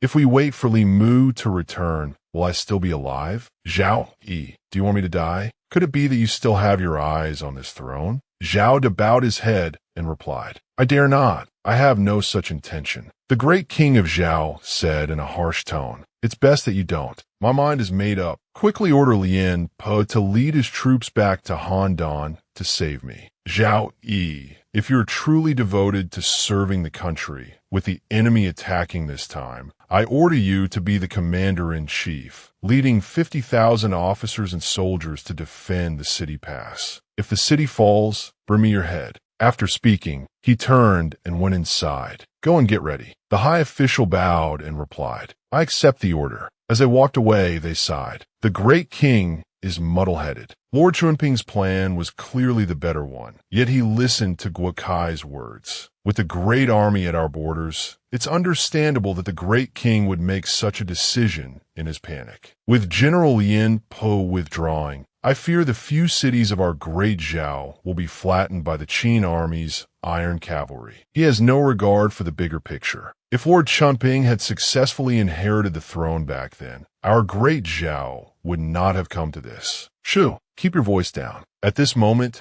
outside the city, a subordinate reporting to Lord Chunping, there are now 50,000 Zhao soldiers in the city ready to meet the enemy at any time. Zhao De looked at the situation and replied, Below were tens of thousands of Qin soldiers. At this moment, his heart could only pray silently. The survival of our great Zhao depends on today. I hope I can defend the city until General Lien Pe returns. Thinking of this, Zhao De drew his saber and shouted, Officers and soldiers of great Zhao, the tyrannical Qin is unrighteous. That day at the Battle of Chongping, the Lord of Wuan killed 400,000 of our blood relatives. Now, they want to destroy our great Zhao once again. Officers and soldiers, do you dare to fight to the death for great Zhao, for our families in the city? The soldiers shouted in unison, Kill the tyrannical Qin! Kill the tyrannical Qin!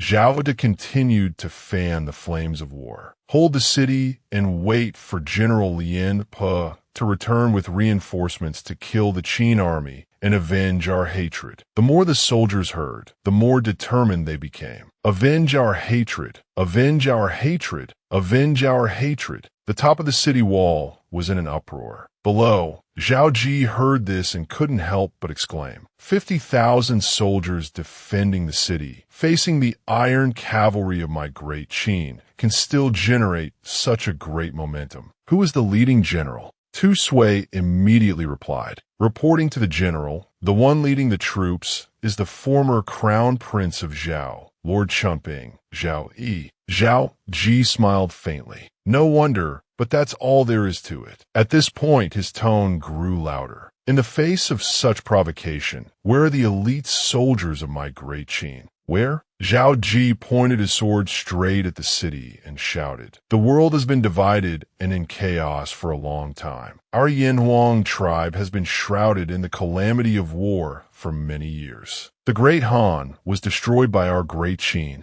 and now our great Qin shall destroy Zhao. Breaching Handan, starting with the destruction of Zhao, is how our great Qin will pacify the world and usher in a new era for the Yanhuang. This general, Zhao Ji, will, along with the elite soldiers of our great Qin, destroy Zhao and usher in a prosperous Yanhuang era for great Qin. The Qin soldiers roared and charged forward. The atmosphere exploded with a sky-high momentum towards great Qin. Zhao Ji adjusted the battle situation and ordered defensive attack formation. As the formation was set up, Zhao De on the wall thought to himself, what are they doing with archers in the front? I have never seen this kind of troop formation before. Whatever, it's probably just for show. As long as we don't let them get close, it'll be fine. With that thought, he shouted loudly, Archers, fire! Upon receiving the order, tens of thousands of arrows rained down. Zhao Ji loudly arranged his forces. 100 zhang range. Archers prepare, catapults prepare. You think these little toys can hurt the officers and soldiers of my great Qin? Warriors of great Qin, let the children of Zhao see what real arrows are. Hearing this, the Qin soldiers took their stances and drew their bowstrings taut. A moment later, a volley of stones and arrows flew straight towards the city. Walla Zhao.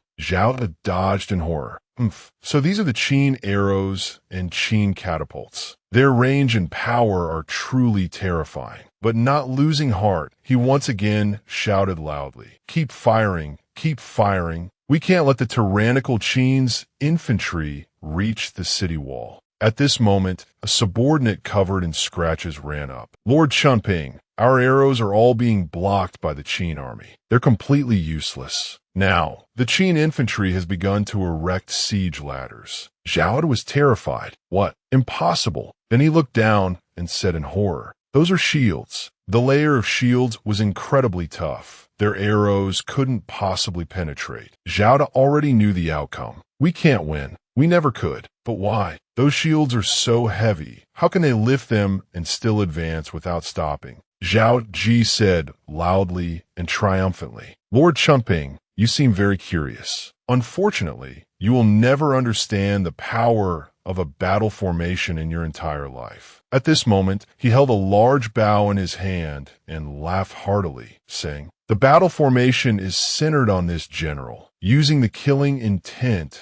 of the entire army. The killing intent connects the strength of all the officers and soldiers. The shields are indeed very heavy, but they're not lifting them with their own strength, but with the strength of the entire army." At this moment, he gathered power in his royal bow, aiming at the city wall. Not just one, but many bows. Level 10 Hodion realm attribute power was concentrated towards the Zhao wall. The arrow, containing Zhao Ji's internal energy, shot forward with momentum. Forward! It was no ordinary arrow, for it was from the divine archery technique that could pierce stone. With the divine archery technique perfected, the explosive arrow chi blew the Zhao wall apart, sending the defending soldiers flying. On the wall, Zhao tried to maintain control. "Quick, quick, quick!" Rolling stones, logs, burning oil. "We absolutely cannot let the Qin army breach the city." At the same time, a soldier ran up to report, "Lord Chunping, the city has been breached. Our city gate was blown up by some unknown force. It's been shattered." Zhao couldn't believe his ears. "What?" Suddenly, 2 arrows shot down from above, heading straight for him. They struck Zhao squarely. He cried out in pain. A few subordinates shouted, "Lord Chunping." They tried to reassure him, "Lord Chunping, you have to hold on. Whether we can hold Handan depends on you." In pain, he struggled to speak. How can this be? How can this kind of power exist in this world? The Qin general, Zhao Qi. Below, Zhao Qi stood proudly, bow in hand, looking up at the city with a grim expression. At this moment, Lord Chunping, filled with anger, questioned him, coughing up another mouthful of blood. "Zhao Qi, with you here, my great Zhao is finished. But in the end, are you a man or a demon?" As soon as the words left his mouth, he died completely. The surrounding soldiers panicked and cried out, "Heavens, Lord Chunping is dead. We're doomed. The city gate has been breached too. The Qin army will be in the city soon. We can't hold on. Quickly inform Longtai Palace." Tu Sui and Zhang Han, witnessing this scene, exclaimed in shock, "I didn't expect the Lord's power to be so profound already." He broke the city gate with just a few arrows. More than 200 arrows to kill the commanding general. Such terrifying power. I don't know how long it will take for me to possess such strength. Hearing him say that, Zhao Qi smiled lightly and said, "Martial arts can lead to long life. Why rush over just this little bit of power?" Zhang Han, are the 3 treasures of our cavalry ready? Immediately, Zhang Han bowed respectfully and reported, "Reporting to my lord, our army's cavalry has been fully equipped with saddles, stirrups, and horseshoes. My lord is farsighted. With these 3 treasures, the combat power of our cavalry is in no way inferior to the famed horsemanship and archery of the state of Zhao." As he finished speaking, he shouted loudly, "Good. Dispatch a cavalry detachment to hunt down Zhao Yan. I bet he will take advantage of the chaos to escape from Handan. The rest of the elite soldiers of Great Qin will follow me into the city immediately. Any Zhao soldiers encountered on the way who do not surrender, kill them." With that, he and the soldiers behind him charged forward valiantly, shouting, "The elite soldiers of our Great Qin, the general's divine might. 10 arrows to break the city and kill the general. Follow the general into Handan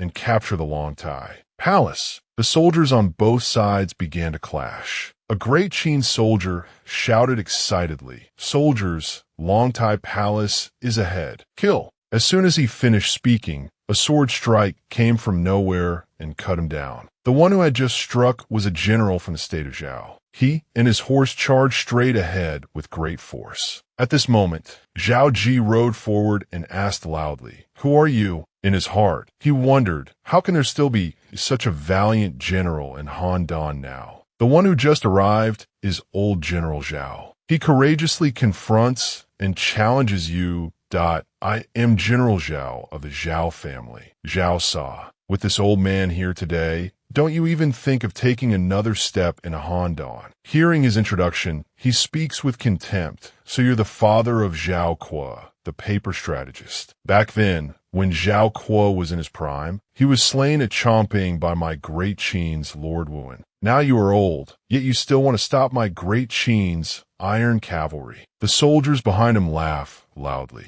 He raises his hand to signal them to be quiet and continues, "Old general, I respect your loyalty. How about you surrender?" Unexpectedly, he roars with great loyalty, insolent, "My great Zhao is in peril, fighting against the tyrannical Qin. What is there to fear in death?" He raises his sword high with the soldiers behind him and asks loudly, "I, Zhao Sa, swear to die rather than surrender. Are the brave sons of the state of Zhao willing to risk their lives against the Qin army with me?" His spirit spreads to the soldiers behind him. "Fight, fight, fight. We swear to die rather than surrender." With that, they heroically charge forward to attack. Realizing he cannot persuade them, Zhao Qi raises his hand and signals, "The state of Zhao, being my Great Qin's formidable rival, is not without reason. I will grant you your wish." The archers behind him immediately draw their bows and arrows. Right after his command, thousands of arrows fly forward. Zhao Sa ducks to avoid them and shouts, "Zhao Qi,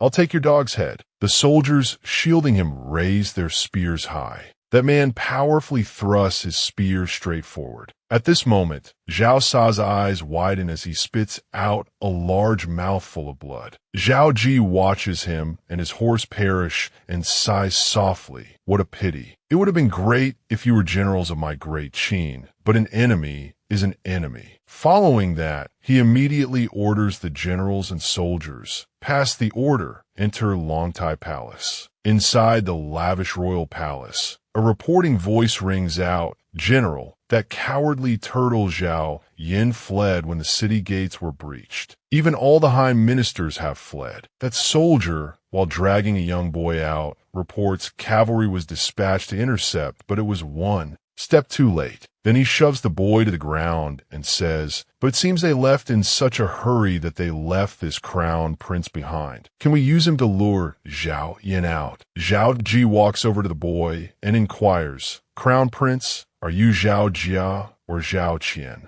The boy shows no fear and replies defiantly, I am the crown prince of the state of Zhao Jia. Qin dog, kill me if you want, but don't you dare use me to threaten my royal father." Hearing the boy's answer, he laughs loudly and gives an order that surprises Zhang Han. "Haha, no wonder he was left behind. So it's Crown Prince Jia. Take him away. This is just a useless piece of trash. He can't be used to threaten Zhao Yan." He is so shocked he asks incomprehensibly, "Isn't he the crown prince?" He looks at him and slowly explains, "Zhao Yan fled, and even our cavalry couldn't catch up. It shows he had plenty of time. This Zhao Jia, although he is the crown prince, is not favored. Otherwise, why would he be left behind?" Then he continues to voice his speculations. The truly favored one is Zhao Qi, the son of Zhao Yin and a courtesan. I guess when he fled, he took that mother and son with him, right? Instead, he left a legitimate crown prince like you behind as a shield. I see that you are young, but have some kingly bearing. It's a pity you're just an abandoned child. The state of Zhao has no shortage of loyal commanders and good generals, but Zhao Yin only trusts Guokai.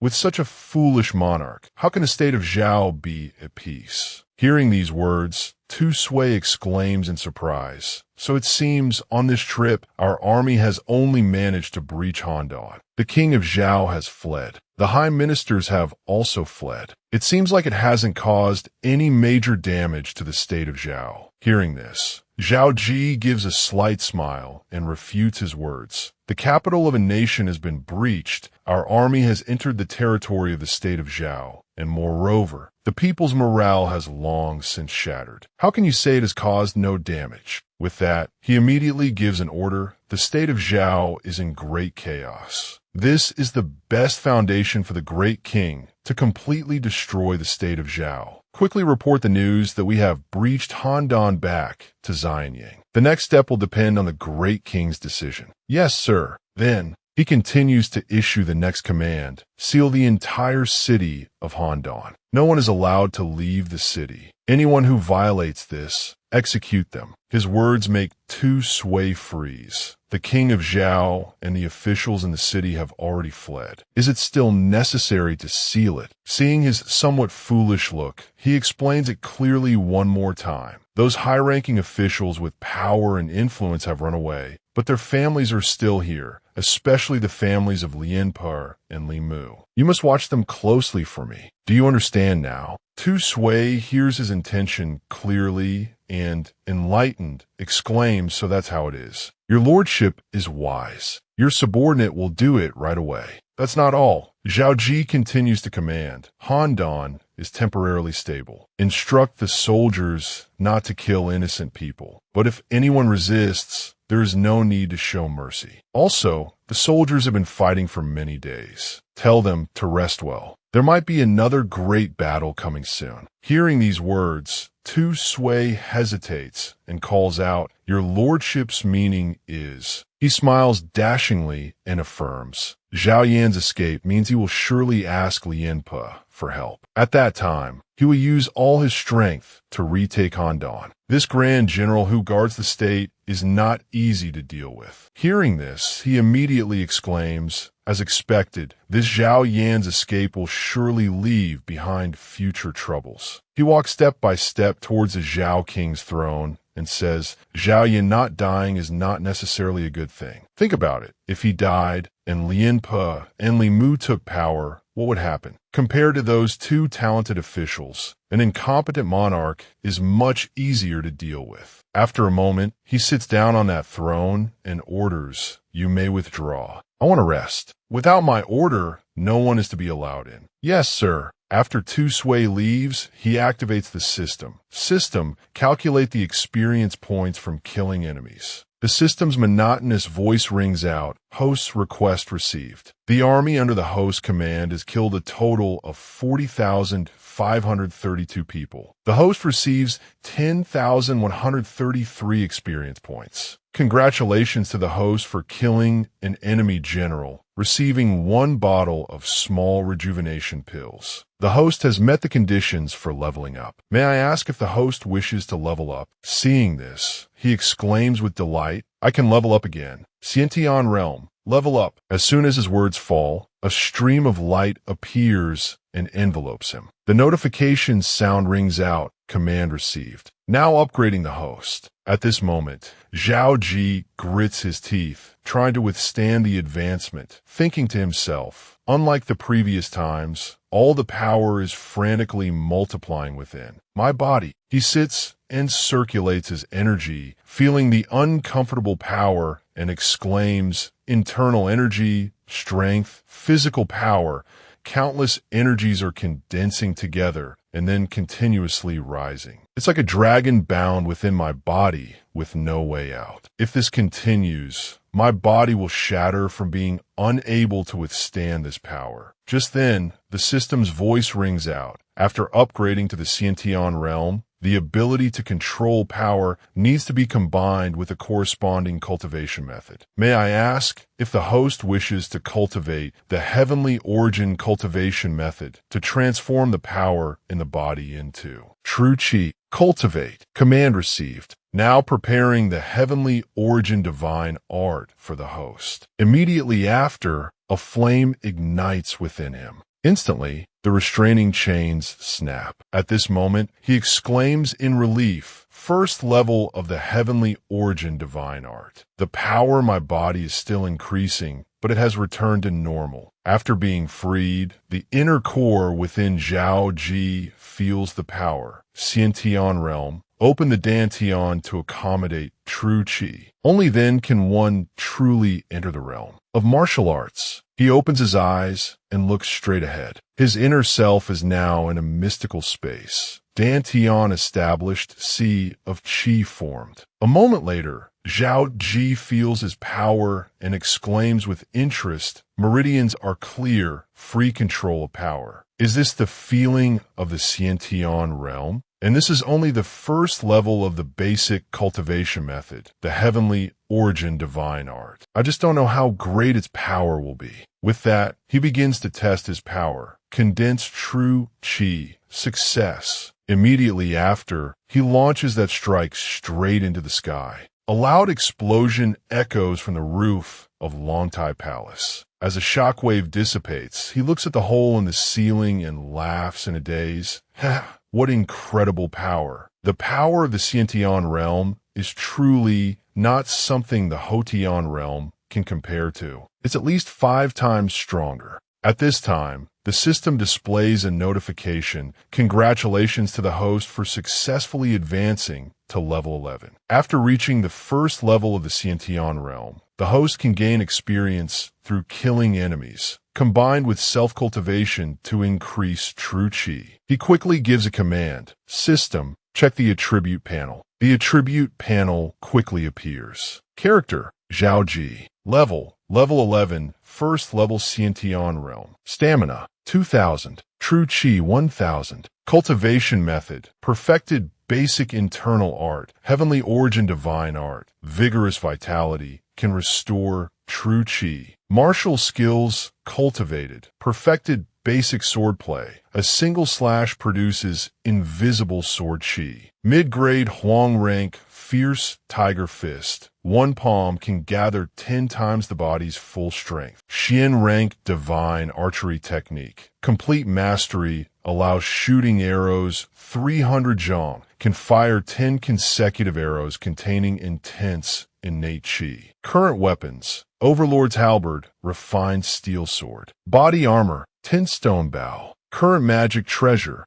general's heart. Current trait, commander's authority. No subordinate under his command does not hold him in awe. Experience needed to level up, 20,000. Seeing this information, he rubs his chin and murmurs. Just entering the Xiantian realm has increased my strength manifold, but the experience needed to level up has also become much more. With that, he thinks to himself, although this is an era where heroes appear in great numbers, it is, after all, a mortal world, based on the changes in the system's points and level up requirements. Even if I killed all living beings, I might not necessarily reach the realm of immortality, let alone become a god. Thinking of this, Zhao Qi then deduces a distant prospect. If that's the case, could there be another world that belongs to cultivators? And could I possibly break through the void to enter it? Immediately after, he lets out a breath and tells himself, well, in the end, it's still just subjective thinking. Even if that world really exists, I can't get there now. Continuing to become stronger is the right thing to do. Suddenly, the system displays a surprising notification. The host has reached level 11, breaking through to the Xiantian realm. Would you like to activate the accompanying ancillary profession mission? Seeing this, he speaks up in confusion. Ancillary profession? What is that? The system speaks up to explain to him. This system includes a series of ancillary professions such as artifact refining, alchemy, formation arrays, beast taming, inscription, and forging that can be provided to the host. The host is currently in the Xiantian realm and can choose one ancillary profession to activate its mission. Zhao Qi reads this notification, smiles brightly, and exclaims, "Advancing from the Hodian realm to the Xiantian realm allows me to choose a profession. Does this mean that every time I reach a different major cultivation realm, I can choose another profession? This is interesting that immediately after, a series of shaped symbols appeared. Inscriptions, formations, alchemy, beast taming, weapon forging. He quickly raised his hand and pressed one of them. A series of images of beasts appeared. A stream of power along with the beast taming symbol appeared on his body. The system announced, "Host command received. Initiating the beast taming profession expansion mission. Destroy the state of Zhao. Kill the king of Zhao." After completing the mission, the profession can be started. A while later, Zhao Qi sat with his chin in his hand, deep in thought. The crucial point now was to wait and see what Ying Zheng's arrangement was. The Nanyang battle report must have already reached Xianying and Hanga Pass, but they still had no idea that he had breached the city of Handan. The next stage of the war would depend on whether he and Ying Zheng had a telepathic connection. At this moment, at Hanga Pass, on the Zhaoqin border in Wang Jian's military camp, a loud, cheerful laugh rang out. "Excellent, truly excellent, haha." Wang Jian read the report with great excitement and praise. "This young fellow Zhao Qi is truly a blessing from heaven for our great Qin. That old man Pang Wan is dead. This Nanyang battle is just delightful." Immediately after, the new General Wang Bin, son of Wang Jian, continued his father's words. "Not bad. The great king has now issued a royal edict, ordering Huan Yi to lead the 300,000-strong army of the Lantian camp eastward to the border of the state of Zhao. And our Hanga Pass army will coordinate accordingly. The outcome of our great Qin destroying Zhao is already clear." Another Qin general spoke up in agreement, with the exception of one person who remained silent. "We have defended the border for many years, just waiting for the opportunity to attack Zhao. Now we can finally dispatch our troops." Seeing that person's silence, Wang Bin spoke up and asked, "Brother Li Xian, what's wrong? You look a bit strange." Li Xian immediately replied to him, "This general just has one doubt." Hearing this, Wang Jian called out,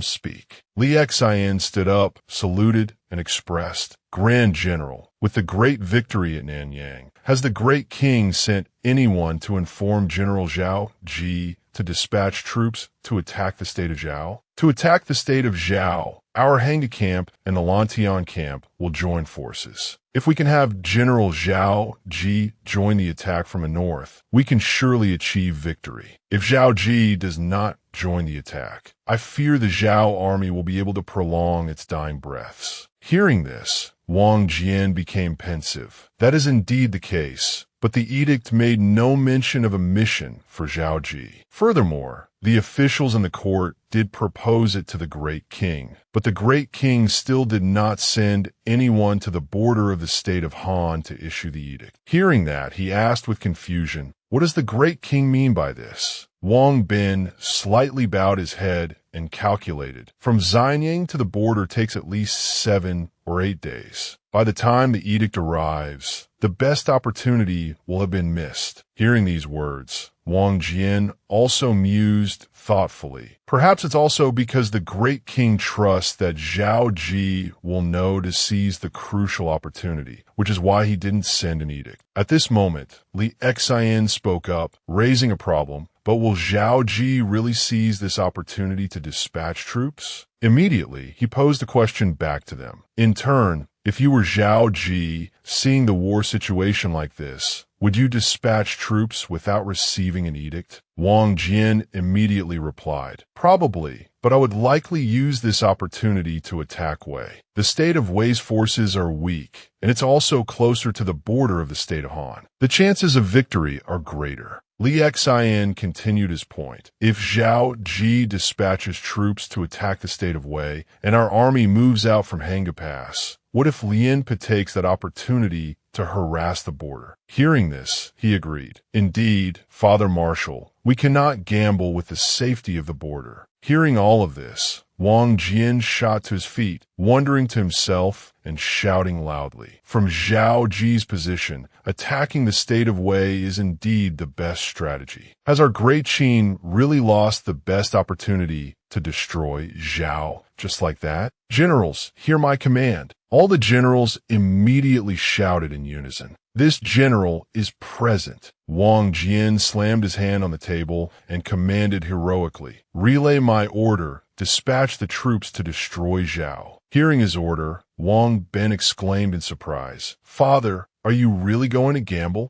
He quickly corrected him, it's not a gamble. It is that I trust Zhao Qi, and I also trust the great king's judgment. Seeing his determination, the others could only offer their support. This subordinate general is truly worried. But if the grand general has faith, this subordinate general will also trust Zhao Qi and trust the great king. This subordinate general is also willing to follow the grand general. General Zhao has continuously achieved many military successes, so his vision must be different from ours. He will surely be able to seize this opportunity. Suddenly, at this moment, a soldier from outside ran in to reporting to the Grand General. The Zhao camp is showing unusual activity. Hearing this, Wang Jian's heart rejoiced. Why would the Zhao camp have activity at this time? Very good. Whether my judgment is correct or not will depend on the movements of that old man Lien. He quickly ordered, report immediately. The soldier carefully recounted everything. General, today the sounds of training in the state of Zhao's military camp were very faint. Our subordinates went closer to investigate and discovered that the Zhao camp only has over 1,000 men left. The main force has all withdrawn with Lien Pa. Understanding the situation, he laughed heartily. Ha, just as I predicted. Generals, what are your thoughts? Wang Ben spoke up in response. This is a diversion from the Zhao camp. That old fox Lien Pa withdrawing his troops must mean something major has happened in the state of Zhao. Li Xian exclaimed joyfully, Zhao Qi has breached the city of Handan. Our Hanga Pass can now dispatch troops without worry. Immediately after, Wang Jian gave the order. Zhao Qi truly did not disappoint, giving our great Qin such a good opportunity to destroy Zhao. If I, Wang Jian, do not seize it, it would be truly ridiculous. Dispatch the troops immediately. The surrounding generals responded in unison with great vigor. Yes, sir. Tens of thousands of Zhao Qi's troops stood in formation, just waiting for the order to attack. The general thought with a triumphant expression. The first glory of destroying Zhao was already snatched by Zhao Qi. This second glory, our Hanga Pass army absolutely cannot yield to Huan Yi. He sat on his horse, pleased to chew. General, you have been marching for many days. Are you feeling unwell? Huan Yi said angrily. Unwell, what nonsense. It's definitely Wang Jian and Meng Wu cursing this old man. Relay the order to speed up the march. This time, this old man can lose to Zhao Qi, but I cannot lose to those two old geezers, Wang Jian and Meng Wu. In the main hall, Zhao Qi was meeting with his generals and soldiers. This time, with Hanga Pass and Lantian marching at the same time, the main force of the state of Zhao will be trapped inside. At that point, the state of Zhao will have no way out. The soldier beside him said grimly, this time attacking Zhao. All the powers are well aware of the situation. We can only hope the great king can understand the general's intentions. Otherwise, we will become an isolated army. Zhao Qi said with a smile, the fact that you can see this layer of meaning shows you've made great progress. Suddenly, Li Qing ran in from outside with an urgent report. He said, reporting to the general, someone from Xianyang City has arrived, saying they are delivering a royal edict of enfeoffment. The soldier behind him was overjoyed. We haven't even had time to report our army's deep penetration into Zhao territory, and the royal edict has already arrived. The great king and the general are truly of one mind. Zhao Qi smiled, calculating the time. The main force of the state of Zhao should be approaching Handan City soon. The person dispatched at this time must be someone Ying Zheng trusts. Who is the messenger? He replied, it is the great king's personal guard. Reneo. He was pleased and triumphant, to the confusion of his generals. Reneo, come in quickly. In Zhao Ji's thoughts, Reneo probably has no reputation at this time, but he is the one Ying Zheng will send to pacify the Baiwei of Lingnan after conquering the 6 states. Ying Zheng is Ying Zheng. Since you've sent such a valiant general to my side, don't even think about getting him back. Reneo came forward and read the sacred edict. Edict of the King of Qin, the commanding general of the Han garrison. Zhao Qi has achieved great merit for our great Qin in the Battle of Nanyang. He is hereby promoted 2 ranks in nobility to Shaoshang Zhao and promoted 1 official rank to the position of general. In addition, he added, furthermore, the army under Zhao Ji's command can be expanded to 300,000 troops. Those with merit in your Zhao's military camp may be promoted according to your own judgment of their merits. All major military affairs can be handled at your discretion. We grant you the power of life and death within the army. After reading the edict, Ren Ao happily handed the edict to Zhao Qi, saying, congratulations, General Zhao. In this entire country, you are the only one to become a general at such a young age in our great Qin. The soldier behind Zhao Qi quickly interjected, isn't that because our general earned the merits himself? Being trusted by the great king is only natural. Ren Ao said with a melancholic look, that's right. The general goes to battle to kill enemies for the country, exchanging his life for the glory he wears. There is no one who does not admire and praise him. Ren Ao said sadly, unlike this subordinate general, who only holds the post of a deputy guard, only walking within the palace, with no fate for the battlefield or the military camp. Zhao Qi thought to himself, Ren Ao is not a fish in a pond. How could such a talented, great general be content to stay quietly in the deep palace? It's just that if I wait for him to make his name, it will be another 10 years. I'll give him this opportunity first. Zhao Qi said with a smile. So General Ren Ao is also a man of passion. Right now, the main force of the state of Zhao is about to return to attack Handan. Is General Ren Ao willing to serve under me and devote himself to the great Qin? Ren Ao knelt down, his expression solemn as he replied, now that the great king is about to unify all under heaven as a military man of great Qin, I naturally also want to kill enemies and achieve merit for our great Qin. If I can follow the general, Ren Ao would be greatly honored and swears to repay you with my life. Good. Zhao Qi smiled triumphantly. This general has been greatly entrusted by the great king, holding the general staff of authority, expanding the army to 300,000. To Gui, Zhang Han, Ren Ao, hear my command. I order the 3 of you to command 100,000 troops each, be promoted 2 ranks in nobility, and defend the city of Handan. The 3 men knelt. Ren Ao replied, thank you, General, for your patronage. This subordinate general will definitely not fail the general's expectations. Zhao Qi was extremely satisfied with Ren Ao and said, withdraw and make arrangements. I think Lian Po's army will arrive soon. Tu Ge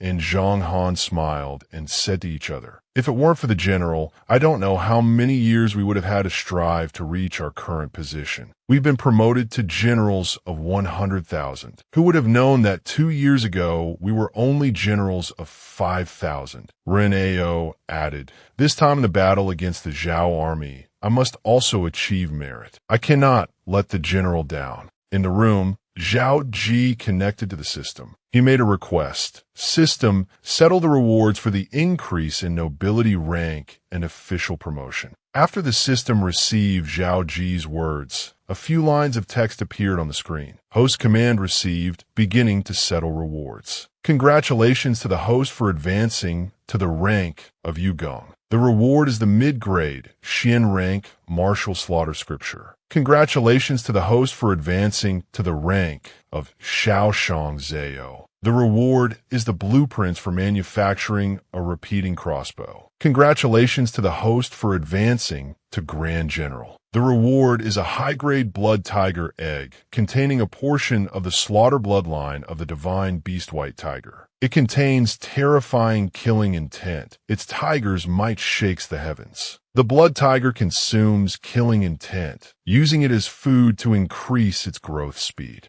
Zhao Qi put his hand on his chin, his eyes filled with anticipation. Not bad at all. It seems the higher the title and military rank, the better the rewards. I already have the Heavenly Origin Divine Art, and this martial slaughter cannon is extremely suitable for training the army in martial arts. I can give it to the troops later. Although the repeating crossbow technology is more advanced than this era's, it can be coordinated even better with the shadow guards. On the system screen, a strange egg surrounded by blood appeared. This blood tiger. A few thoughts suddenly echoed in his mind. Lines of thought. If I use a tiger as a mount, its roar would be a natural deterrent to the enemy soldiers. It feeds on the aura of slaughter, killing intent, and bloodlust, making it very suitable for the battlefield. The system said, the system will now hatch the egg of the spirit beast. Suddenly, a brilliant light emanated from the egg. The system added, receive command to hatch the spirit beast. Host's fresh blood is required for nurturing. The contract with the spirit beast has been completed. After the ownership is established, the system will automatically open a spirit pet space to house the spirit beast. The new egg hatched and grew large before Zhao Ji's surprised eyes. It just hatched,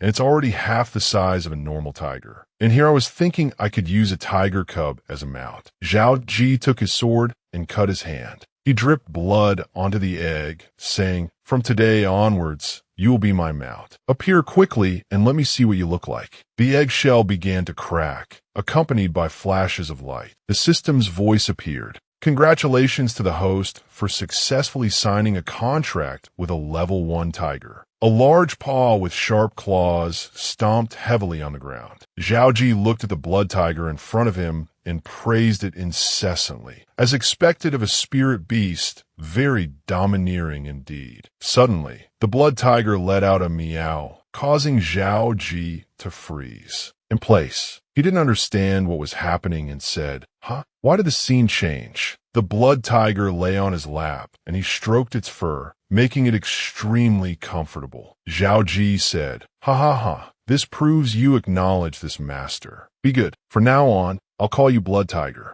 On the battlefield, you're not allowed to act cute. You must perform well. While Zhao Qi was enjoying his new spirit beast, a soldier reported from outside the door. General, traces of a Zhao army have been spotted within 10 miles of the city. At most, their soldiers will reach Handan City in 1 shurchen. General Tu Gue invites you to the city gate tower for a look. He replied, I know. Below the city gate, tens of thousands of enemy troops approached. The leading general had a stern face. Tu Gue and Zhang Han stood on the city wall, looking smug. Lien posed 250,000 troops. He's brought his entire army here. Ha ha ha. With such a grand formation, he wants to break our city. This time, even if the state of Zhao doesn't perish, it will become a laughingstock for the other states. Suddenly, 2 soldiers ran out screaming, ah, help, save me, that tiger is here. He angrily shouted, what are you panicking about? Are you still half asleep? Where would a tiger come from in Handan City? The soldier fearfully reported, General, it's true. The Grand General is riding a blood-red tiger over here. If you don't believe me, take a look. He looked up and his eyes widened in surprise. It's true. It really is a tiger. Zhao Qi rode the tiger, charging forward, causing the soldiers to panic. Help, save us. Zhao Qi smiled reassuringly. Don't be afraid, this is just my mount. It won't hurt anyone. Get familiar with it today, so you won't panic if you see it later. This is Blood Tiger, my mount. I brought it out for the people in the barracks to see, to prevent everyone from panicking and scattering when it appears on the battlefield later. What's the Zhao army's movement? Tu Gue replied. Lien Pe, leading 250,000 troops, has already assembled below the city tower. A report from the front says King Yin of Zhao is also in the army. But the Zhao army has been below the city tower for a while without any intention of attacking. Your subordinate truly doesn't understand. Zhao Qi replied sternly. Lien Pe is a veteran of 100 battles. This move of his is to put pressure on our army and seize the upper hand before attacking the city. Grand General, please look. Suddenly, below the city, a robust man was sitting on horseback. Someone is approaching. Judging by that mount, it's the commander-in-chief's war chariot. Could it be one of the 3 great generals of the state of Zhao? Lien Pe, Zhao Qi sneered. Well, this old general comes here alone. Is he provoking me, thinking I won't shoot him dead? Lien Pe laughed smugly and replied, when 2 armies are at war, envoys are not to be killed. Zhao Qi, you brat, if you shoot an arrow, then wait to be reviled by the entire world. The soldiers on the wall drew their bows, ready to shoot, just waiting for the command. Lien Pe showed no fear and shouted up to the city wall. Qin soldiers on the wall, listen up. I am Grand General Lien Pe of the Zhao state. Does the Qin General Zhao Qi dare to come down from the city to meet this general? Zhao Qi laughed loudly and said, Ha ha ha, what's there not to dare? Wait there, I'll come down immediately. I just hope you don't run away. An officer beside him said worriedly, General, Lien Pe coming alone might be a trap. The 2 states are at war now, and Lien Pe is the only hope for the state of Zhao. He added, although it said that envoys are not killed in battle, it's a matter of interest. If we eliminate Lien Pe now, the Zhao army will surely fall into chaos. This act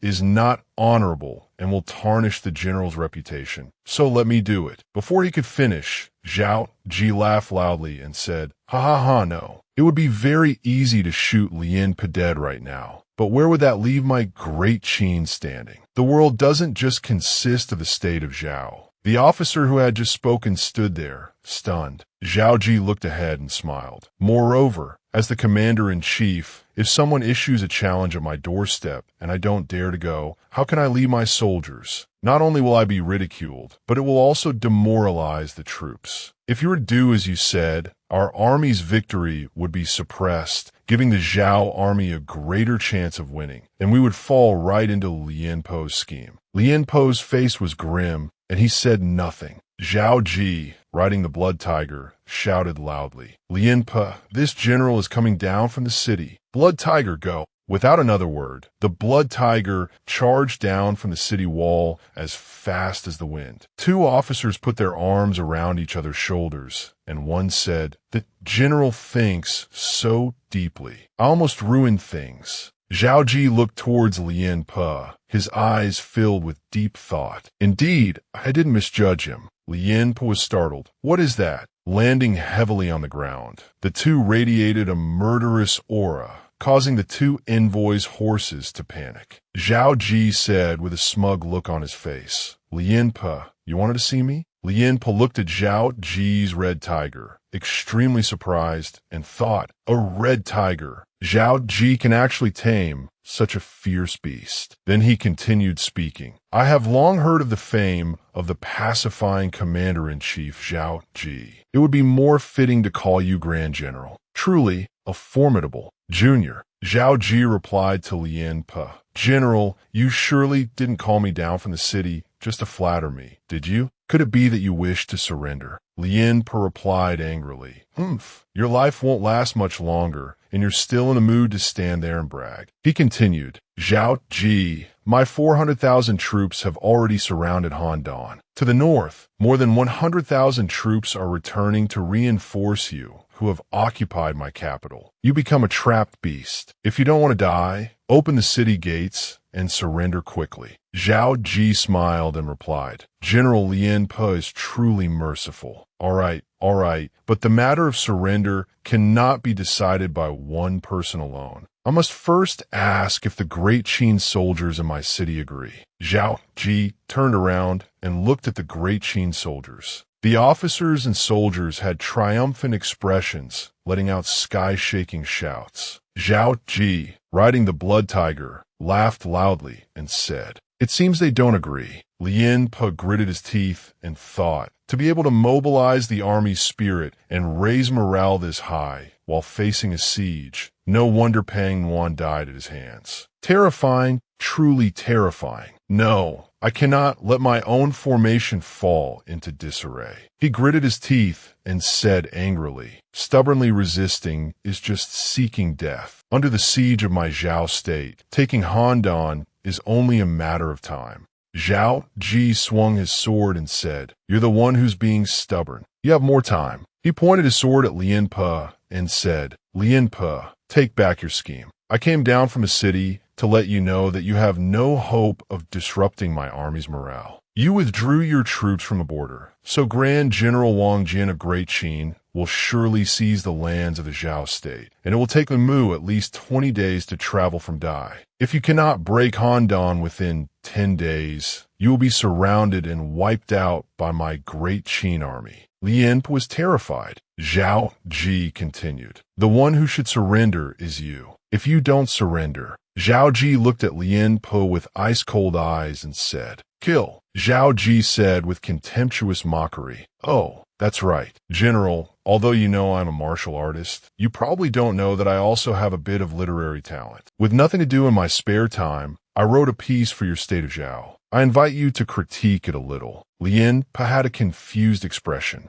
Zhao Qi began to recite the lines of the poem. "The capital falls, the state will surely perish. The king of Zhao flees to a distant place. The court officials panic, searching for their clothes. How laughable, how pitiful, what a lament." Lin Pe, furious, whipped his horse and turned around. Even though he was far away, the sound of the poem still echoed in his ears. "The capital falls, the state will surely perish. The king of Zhao flees to a distant place. The court officials panic, searching for their clothes. How laughable, how pitiful, what a lament." Lin Pe, just surrender. Toiling for a state of Zhao like this isn't worth it. Lin Pe spurred his horse, fleeing as if on wings. On the city wall, the great Qin soldiers loudly recited the poem Zhao Qi had read. "The capital falls, the state will surely perish. The king of Zhao flees to a distant place. The court officials panic, searching for their clothes. How laughable, how pitiful, what a lament." In another scene, the king of Zhao angrily threw his wine cup to the ground and said, "The Qin army is pushing this king too far. That Zhao Qi, how dare he? Just wait until this king returns to Handan. I will definitely cut out his tongue." Guo Kai ran up behind him and stammered, "Your Majesty, calm your anger. The Qin army only has a few tens of thousands of men. Right now, they can only talk tough." Suddenly, a soldier ran in to report, "Your Majesty, the Grand General has returned." The furious king ran out and said, "Lin Pe,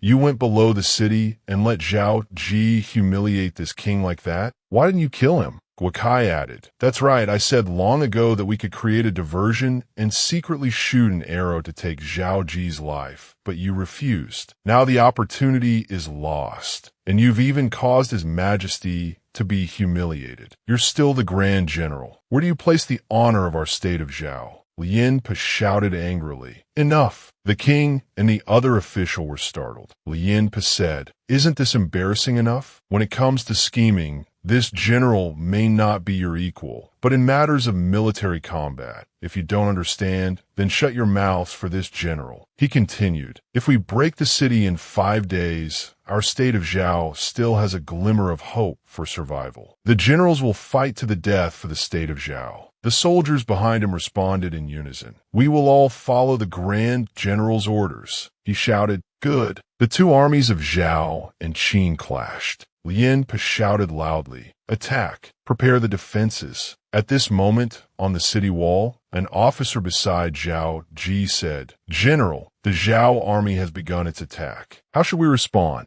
Zhao Qi said with a solemn gaze, "Just 2 words, defend to the death." 7 days later in Handan City, soldiers lay scattered everywhere. Lien Po's face darkened. A soldier ran up to report, "Grand General, this assault on the city has failed again. Our great army has already lost over 7,000 men." After hearing this, he grew even more furious and thought to himself, "It's been 8 days. If we can't break through today, I'm afraid Wang Jian's army will arrive soon." That soldier continued to speak, "General, it would be better to withdraw our troops to die and cooperate with General Limu. The strength of our great Zhao can be preserved." Lien Po shouted loudly, "How is that any different from handing over the territory of our Zhao state to the tyrannical Qin on a silver platter? There is still one way to turn the tide, depending on whether heaven will bless our Zhao state." The soldier said in surprise, "Really?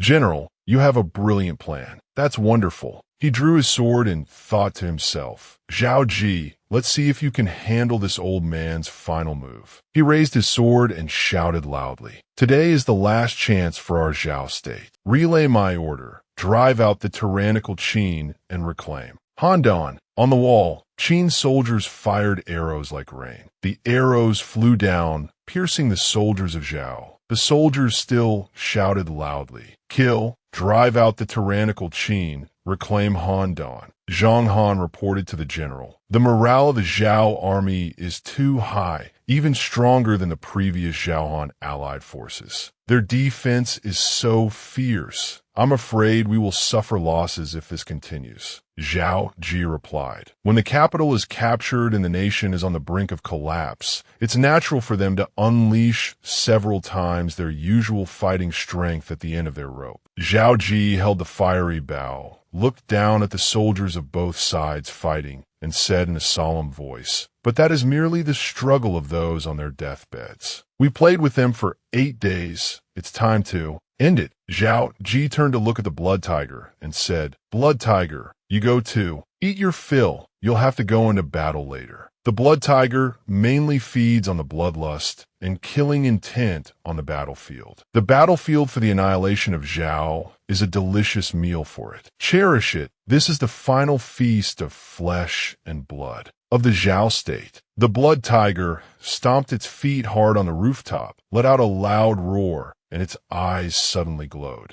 It opened its mouth, and streams of red energy were sucked in, condensing into a yellow orb. This move is called Blood Slaughter Devour. The Zhao soldiers were terrified. The arrows continued to be fired relentlessly. Lien Po roared, "Kill for me. Even if I, Lien Po, die, I will reclaim Handan City for the Zhao state." A soldier ran forward to block an arrow for Lien Po, shouting loudly, "Grand General, be careful." The soldier turned back and said to Lien Po, "Grand General, with you leading the charge, our army's morale has soared. Many soldiers are charging into the city without fear of death." Lien Po replied, "Good. Their courage has increased." Someone from the city wall shouted loudly, "Quick, throw stones. Don't let the Zhao army get on the wall." Lien Po shouted loudly, "Relay the order. Do not retreat until Handan City is broken. If I, Lien Po, die, the soldiers are to trample over my corpse and assault the city. Fight to the death and do not retreat." On the wall, Zhao Qi held the city-breaking arrow. He fired multiple arrows at Lien Po at once, his mouth speaking,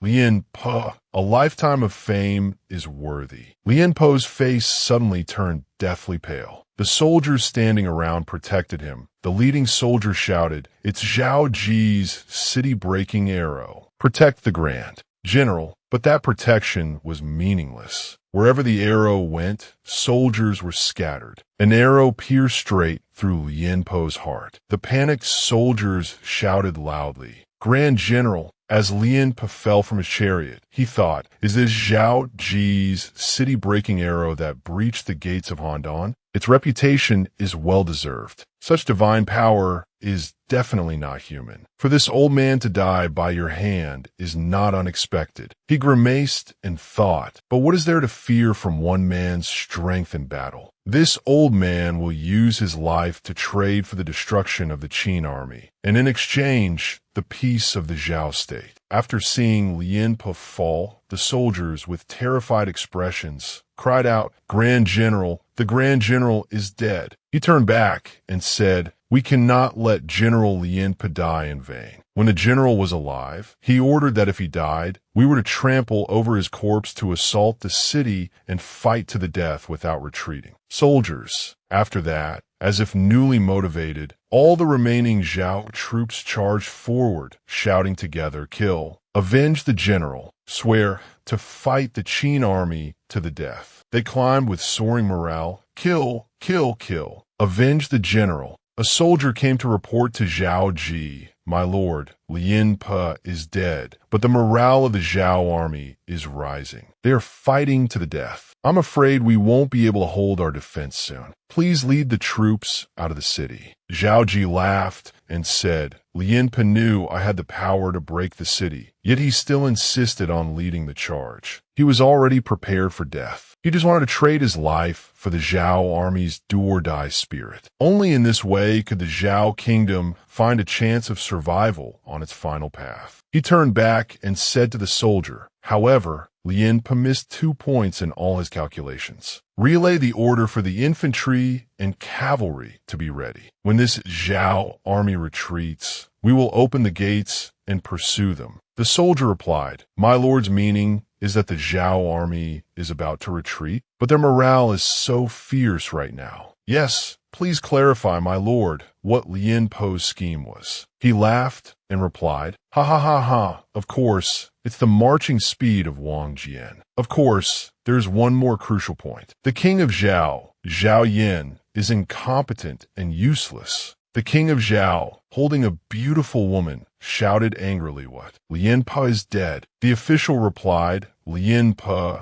despite being a general, insisted on leading the charge, and as a result, was shot in the chest by an arrow from Zhao Qi and died. Your subject believes the army's morale is in chaos. I implore your majesty to issue an order quickly." The king of Zhao shouted loudly, "If this old good-for-nothing is dead, then he's dead. But he had to leave me such a mess." The official's reply startled the king of Zhao. "Your majesty, there is another important matter. Wang Jian's army has entered the interior of Great Zhao 2 days faster than expected and is now only 10 li from Handan." The king of Zhao said again, "Once Wang Jian and Zhao Qi form an encirclement, I will not be able to escape." The woman beside him trembled and said, "Great king, your servant is so scared. Let's run away." The official continued, "Your majesty, in your subject's opinion, if we quickly retreat to die, there is still time. Great king, as long as you live, the Zhao state lives. Let's escape." The king of Zhao said hurriedly, Right, I cannot die. As long as this king is here, we can regroup with Li Mu and it won't be too late to retake Handan. Relay the order to abandon Handan and quickly retreat to die. Furthermore, immediately have 5,000 elite soldiers escort me and the queen to evacuate first. Yes, the sound of a bronze bell echoed through the sky. This was the order to retreat. The officers and soldiers were also surprised. That's the retreat gong. Are we retreating?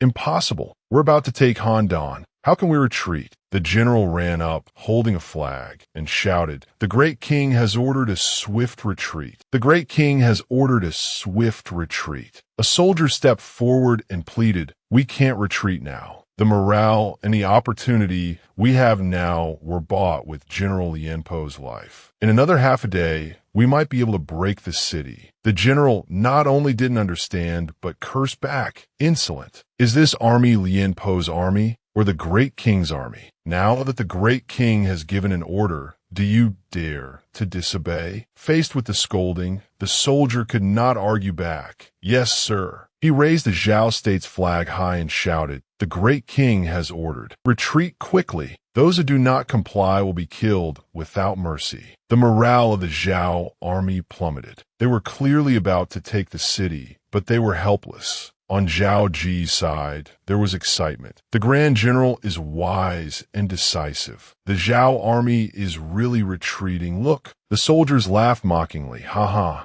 Ah, Lien Pe. It's a pity that the chance of survival for the Zhao state, which you bought with your death, has been trampled on just like that. But I will not let the Zhao army retreat just like that. The Zhao state must be destroyed. The life of the king of Zhao I must take. The great king orders, retreat quickly, retreat quickly. The soldiers could only drop their swords and burst into tears. Tu Sui immediately gave the order, fire arrows. Don't let this incompetent bunch run away so easily. Sharp iron arrows flew towards them. The Zhao army turned and fled. Run, run. The blood tiger's claws appeared. Zhao Qi gently stroked its head. The blood tiger was no longer absorbing the killing intent that it seems the morale of the Zhao army has completely disintegrated. Lien Pe, it's a pity that the plan you devised with your life was lost just like that in the hands of a foolish king. Zhao Qi stood on the wall and gave the order. Tu Sui, Zhang Han, Reneo, hear my command. They clasped their hands respectfully. Your humble generals are here. Open the city gates. Tu Sui, Zhang Han, follow me with 50,000 cavalry out of the city to pursue the entire Zhao army. Before I return, Reneo is in charge of the city's defense. There must be no delay. Zhao Qi, holding a long saber, riding the blood tiger, charged out to attack. Wolf cubs of Great Qin, follow me. Kill the Zhao army. Destroy the Zhao state. Punitive assault, charge. The long saber flashed. The fierce tiger roared. Punitive assault, charge. The soldiers charged forward powerfully. Follow the general. Kill the Zhao army. Destroy the Zhao state. Pang Xian refused to give up, turning back to fight the Qin army to the death. You people of Qin have bullied our great Zhao too much. I only take orders from General Lien Pe.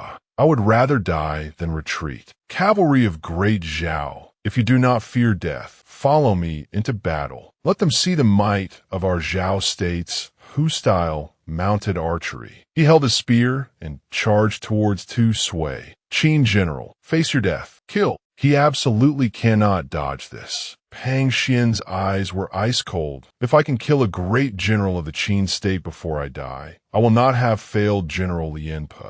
Tu Sui kicked his horse, leaning over on its back to dodge the charging spear, twisting his body to evade. How can this be? In just one strike, he immediately fell off his horse. Tu Sui laughed loudly in mockery. Ha ha ha. In the face of General Zhao's 3 treasures of cavalry warfare, the Hu-style mounted archery is nothing special. 3 treasures of cavalry warfare. What is that? Pang Xian watched his troops being killed one by the Qin army. The Hu-style mounted archery that Great Zhao was most proud of has been broken. General Lien Pe, your humble general is incompetent, but we definitely cannot win. Zhao Qi, riding on the back of the blood tiger, charged forward, causing the soldiers to panic. Hey, a tiger. Why is there a tiger? It used its powerful claws to trample the Zhao soldiers, making them all dead. The remaining ones also charged forward, but one by one, they were all defeated by Zhao Qi and the fierce tiger. The power released from his body, along with the majestic roar of the blood tiger, made everyone wary. Zhao Qi, in a solemn voice, persuaded the officers and soldiers. I am Grand General Zhao Qi of the Great Qin Army. Men of Zhao, listen here. This general, considering our shared Yin Huang ancestry, if you are willing to surrender, this general will spare you from death. If not, you will be killed without mercy. Now, King Zhao Yin has fled towards Dai.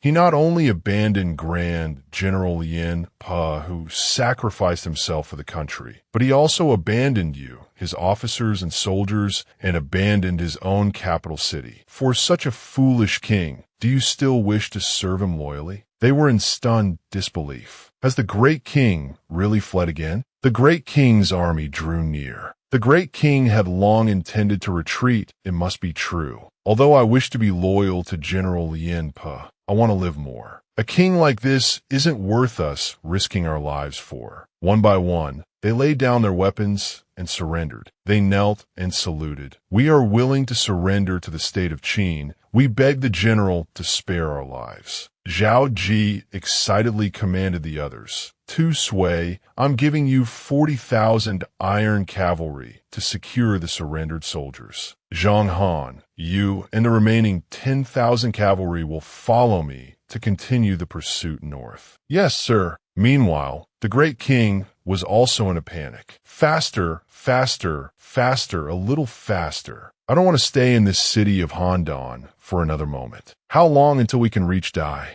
Only Li Mu can ensure my safety." A Zhao general, Zhao Yong, told him, "Please rest assured, great king. Handan still has over 100,000 soldiers of our great Zhao. The Qin army won't catch up so quickly." Suddenly, the horse shrieked in terror. He was startled and cursed. "What's wrong with this beast?" "Great king, do not be alarmed. The horse was just spooked." "Why would it be spooked for no reason?" "You wretched beast, are you trying to make this king fall to his death?" Zhao Yong turned his head and spotted something. "Ah, Ji great king, look ahead." Zhao Ji, on the back of a fierce tiger, cheerfully taunted them. "Zhao Yin, you really are a fast runner. I almost let you get away." Zhao Yin and Zhao Yong's faces turned pale, their eyes filled with terror, as they watched the Qin army surge forward with overwhelming momentum. The Qin army has caught up." Zhao Ji's resounding shout rang out, cold and resolute. "Men of Zhao, listen. The Zhao army abandoned by Zhao Yin at the walls of Handan has surrendered to Qin. If you surrender now, this general can also spare you away to live."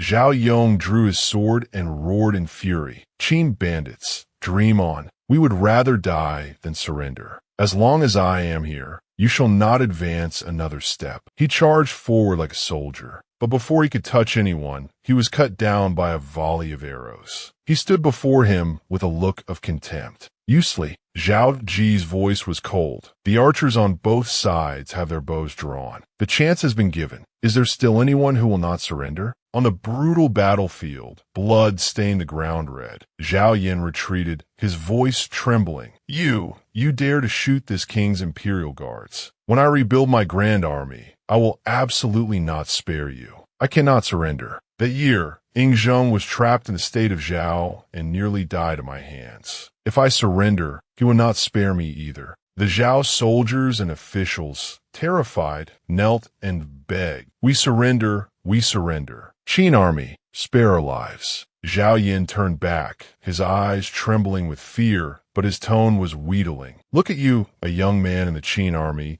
You must be just a minor general, right? Why not pledge your loyalty to me? I will make you the prime minister, below only one man and above 10,000. Others?" Zhao Qi stood tall, his gaze cold and unwavering. "So, you're the one who refuses to surrender." Seeing this, Zhao Yin continued to tempt him. "You don't like prime minister? Then I can make you the grand general." Zhao Qi swung his blade, stabbing it straight into Zhao Yan's chest. Overlord's halberd god-slaying true qi. He smiled faintly. Zhao Yan's eyes bulged as blood spurted from his mouth. Ugh, ah. The remaining men looked on in panic. The great king is dead. The Qin army drew their bows, and every last one of them was killed. Zhao Qi declared loudly that Zhao Yin was dead, and there were no loyalists left in the city of Handan. The state of Zhao is destroyed. Night fell, pale moonlight shining upon the city of Handan. Outside the city, a group of soldiers lay in hiding. The great king and the grand general's prediction was indeed correct. Zhao Qi really went straight into the city of Handan. Besides, seeing the brutal state of the battlefield before us, his defense of the city was truly not easy. Not only that, facing Lien Po's assault, for Zhao Qi to hold out for so many days is truly a miracle. A man raised his sword and shouted, leading the troops. "Officers and soldiers, the Zhao army is heavily depleted and at its weakest. Generals, follow me quickly to attack the Zhao camp. Break the siege for General Zhao Qi. Kill Lien Po, kill the Zhao king, and flattened the state of Zhao. The soldiers surged toward the foot of the city walls. A soldier on the wall also ran to make an urgent report. General 2, there's a night attack. Could it be that the Zhao army still has reinforcements? What banner are they carrying? It looks like the banner of our great Qin. He looked completely bewildered. At the foot of the city walls, Tu Sui led his troops in waiting, shouting loudly, "I am the Qin General Tu Sui. Who comes? If you are brothers, state your names quickly, otherwise do not blame my Qin arrows for having no eyes." The young general in the lead galloped forward and replied, "Tu Sui, our great Qin's general is in the Zhao camp. Don't tell me we're too late. Zhao Qi has already defeated the Zhao army? That's impossible." Hearing that Lienpe had been killed, the two were startled. Is it true? Lienpe was killed by Zhao Qi? Then what about the Zhao king? Tu Sui replied excitedly, "Everything I've said is the truth. General Zhao has gone to pursue the Zhao king. He should be back shortly. You two generals, please calm and organize your men and enter the city with me to wait." The tiger-like general replied, "Zhao Qi and I are of a similar age, yet his strategies, courage, and military achievements are such that I cannot compare." Noticing 3 strange objects on a horse, he asked, "General 2, what are these things?" He replied, "These are the 3 treasures of cavalry warfare invented by General Zhao: the horse stirrup, the horse saddle, and the horseshoe. It is precisely because of these treasures that our great Qin cavalry's combat strength has increased so dramatically that we no longer even fear the Hu-style mounted archers of Zhao. It's just that they hadn't been applied in actual combat until now. So General Zhao had not yet recommended these treasures to the other armies of Great Qin." Wang Bin and Li Xian stared at each other in amazement. Even the Hu-style mounted archers were defeated. Just what kind of person is Zhao Qi? Such resourcefulness is unparalleled in the world. He's even more heaven-defying than the rumors say. In the main hall, Tu Sui bowed in salute. "Grand General, your subordinate Tu Sui presents Wang Bin and Li Xian." The blood tiger, lying beside Zhao Qi, yawned sleepily. As they entered, they were startled to see a red tiger lying next to Zhao Qi. Wang Bin drew his sword in terror. A tiger, a blood-red tiger. Why is such a ferocious beast in the hall? A soldier quickly reassured the two not to be alarmed. "This is the blood tiger. It is the Grand General's mount." Both generals knelt, paying their respects to the Grand General. "Your subordinates were discourteous. We just never expected that the Grand General could tame a fierce tiger to be his mount. It is truly astonishing."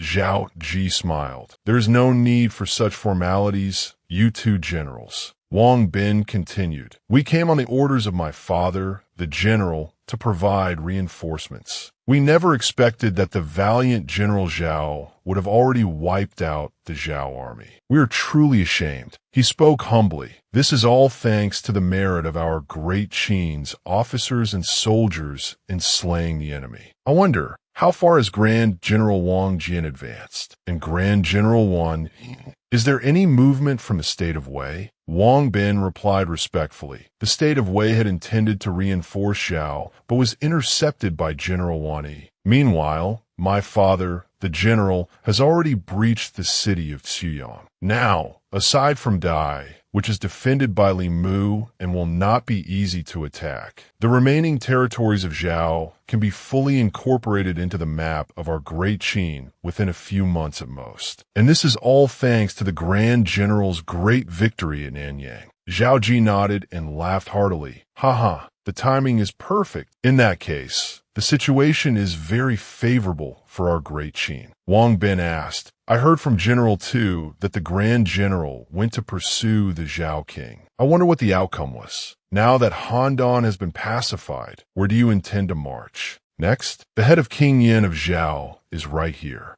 Zhang Han brought forth a wooden box. "The head of the Zhao king is inside. The head of Zhao Yin has been carefully preserved and is being prepared for transport to Xianyang. As for advancing, my officers and soldiers are exhausted after this great battle. Furthermore, we must incorporate the surrendered soldiers of Zhao. Thus, I do not plan to advance further. Therefore, the task of clearing the remaining cities of Zhao will have to trouble General Wang. Jian, Wang Bin was delighted. The Grand General intends to incorporate the surrendered Zhao soldiers, just like the surrender Han soldiers. The general's treatment of the surrender Han soldiers has become a legend in the army. We are all descendants of Huaxia and Yin Huang. The 7 states were originally one. What magnificent words! Zhao Ji's face grew stern, his voice deep. With the state of Zhao destroyed, the Zhao army, having lost its foundation, was already capable of being subdued. To kill them would be to go against heavenly harmony. This general's wish is for Great Qin to unify all under heaven, for the Yin Huang people to live in peace and security, with no more war among our own kin. Hearing this, the two could not help but be filled with admiration and knelt. The Grand General is of great virtue.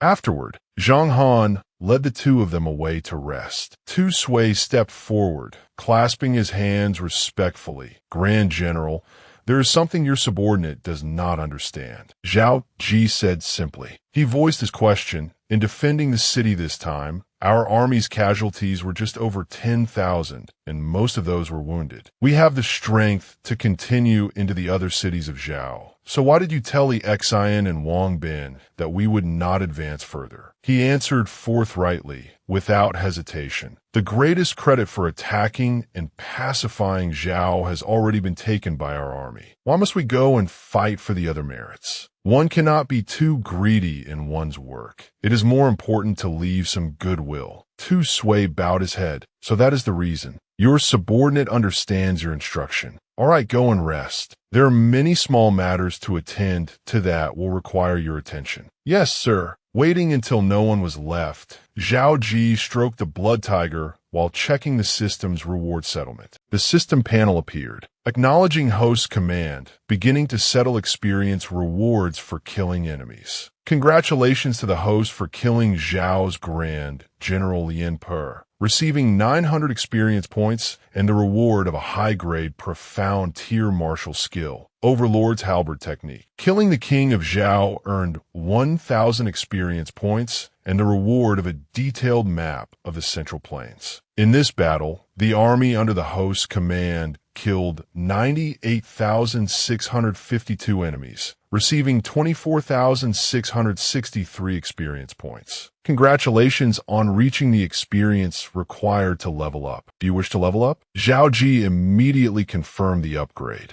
Acknowledging command, preparing to upgrade the host. An orange light emanated from his body, startling the blood tiger slightly. He thought to himself, this time my true chi is several times greater than at the Xiantian First Realm, level 11. The path of martial arts is truly captivating. Zhao Qi happily asked his beast, I'm very pleased. Blood tiger, what is your level now? It let out a joyful and satisfied growl. He looked at the system panel. Mount, Blood Tiger, level 9. Talent, Devour Negative Killing Intent. Killing Intent, Blood Chi. Possesses the bloodline of a divine beast of slaughter. Divine ability, Shred, can tear enemies to pieces. Can develop into Tiger Stomp, for paws striking down with the force of 1,000 June. Can develop into Tiger's Might. The innate prestige of the king of beasts can suppress ordinary wild animals. Can be developed. After reading, he said, excellent, you've reached level 9. With such power, if you were to go berserk, I fear even I might not be able to suppress you. Seeing the blood tiger's docile expression,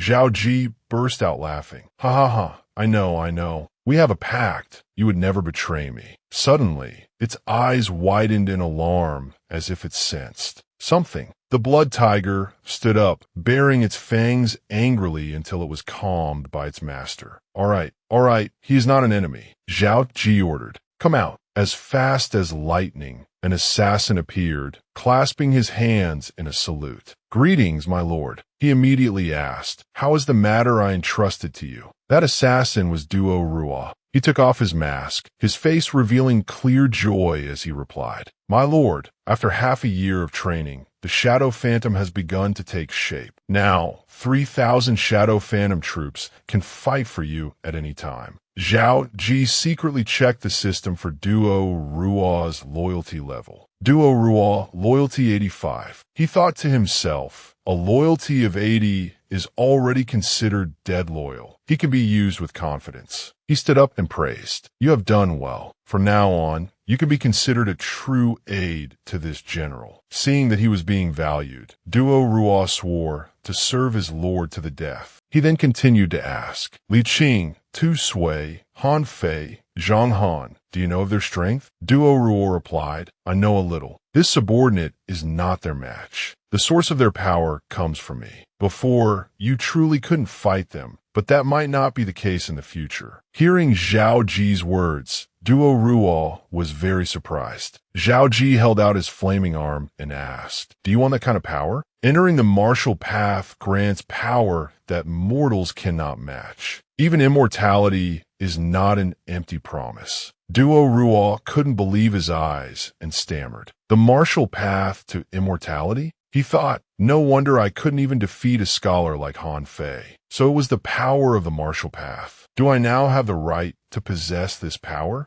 Duo Ruo, finding this hard to believe, called out, my lord. Feeling the trust, Duo Ruo bowed his head in thanks and swore, to be trusted by my lord. If I can obtain the divine power of the martial path, Duo Ruo swears to serve you to the death. Through boiling oil and blazing fire, I will not shrink from 10,000 deaths. Zhao Qi smiled and replied, very good. You are an assassin. Today, this general will impart the Shadow Phantom technique to you and open your meridians. He raised his hand and transferred the flame. Duo Ruo's body was enveloped in a powerful light. Feeling the overflowing power within, his eyes lit up in surprise as he asked, is this the power of the martial path? I can feel an unprecedentedly great power circulating in my body. That power made him tense up and shout loudly. Having received the power, Duo Ruo thanked his lord for leading him to the gate of the martial path. Zhao Qi, wanting to further solidify his loyalty, said,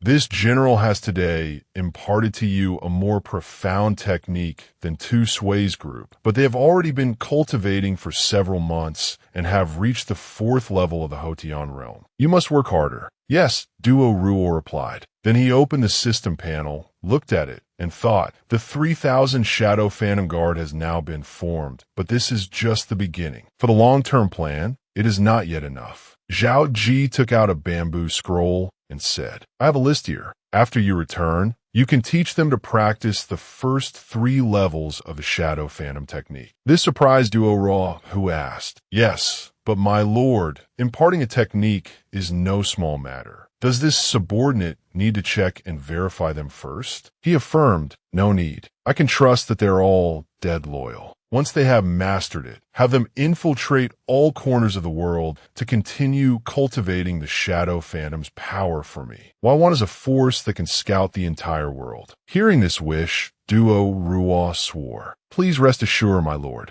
this subordinate will definitely do his utmost. Zhao Qi was satisfied. I am handing over the Shadow Phantom Guard to you, with unlimited authority over soldiers and unlimited funds. In addition, take this bottle of Qi-enhancing medicine. It can help you raise your cultivation level. Treated this way, Duo Ruo showed a childish, tearful expression of gratitude. My lord, you're so good to Duo Ruo. Duo Ruo will definitely not fail your expectations and will serve with all his heart and soul. This made Zhao Qi sweat awkwardly. I know, your nose is running. After the matter was settled, Duo Ruo left. He stood and watched, thinking, with Duo Ruo's ability, in just a few years, the Shadow Phantom will spread throughout the world. By then, even if Ying Zheng proclaims himself emperor, I will be the Shadow King and will no longer have anything to fear. The scene changes to a dream. Ying Zheng is watching his daughter being beaten.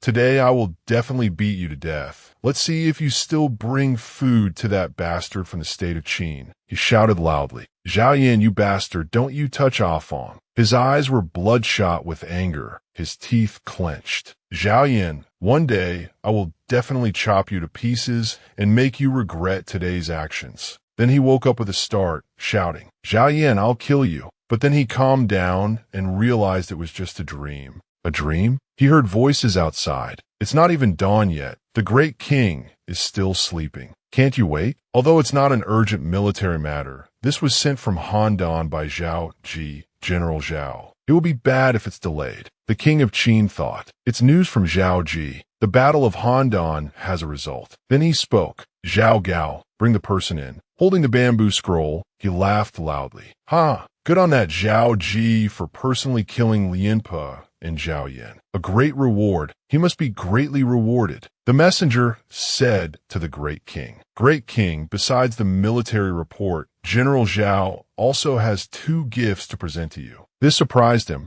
and he asked, "What gifts are they?" "It is the head of the king of Zhao, Zhao Yin, and a secret letter." After hearing this, the king of Qin asked in surprise, "Did you say the head of Zhao Yin? Really?" Recalling the instructions he was given, the messenger from General Zhao said, "The heads of other kings can be ignored, but the head of Zhao Yin must be presented to the great king." This made him visibly ecstatic, and he thought, "Zhao Ji truly understands us. Do you know you have taken great revenge for me and Donger?" His eyes glared as he ordered, "Take Zhao Yan's head and feed it to the dogs." Zhao Gao congratulated him. "Great king, the great vengeance has been exacted. The annihilation of Zhao is a success." The great king said happily, "With Zhao Ji, this was already within my plans, but it happened much faster. It is because the great king knows how to use people, even with such great merits. Isn't he conquering the world for you, great king?"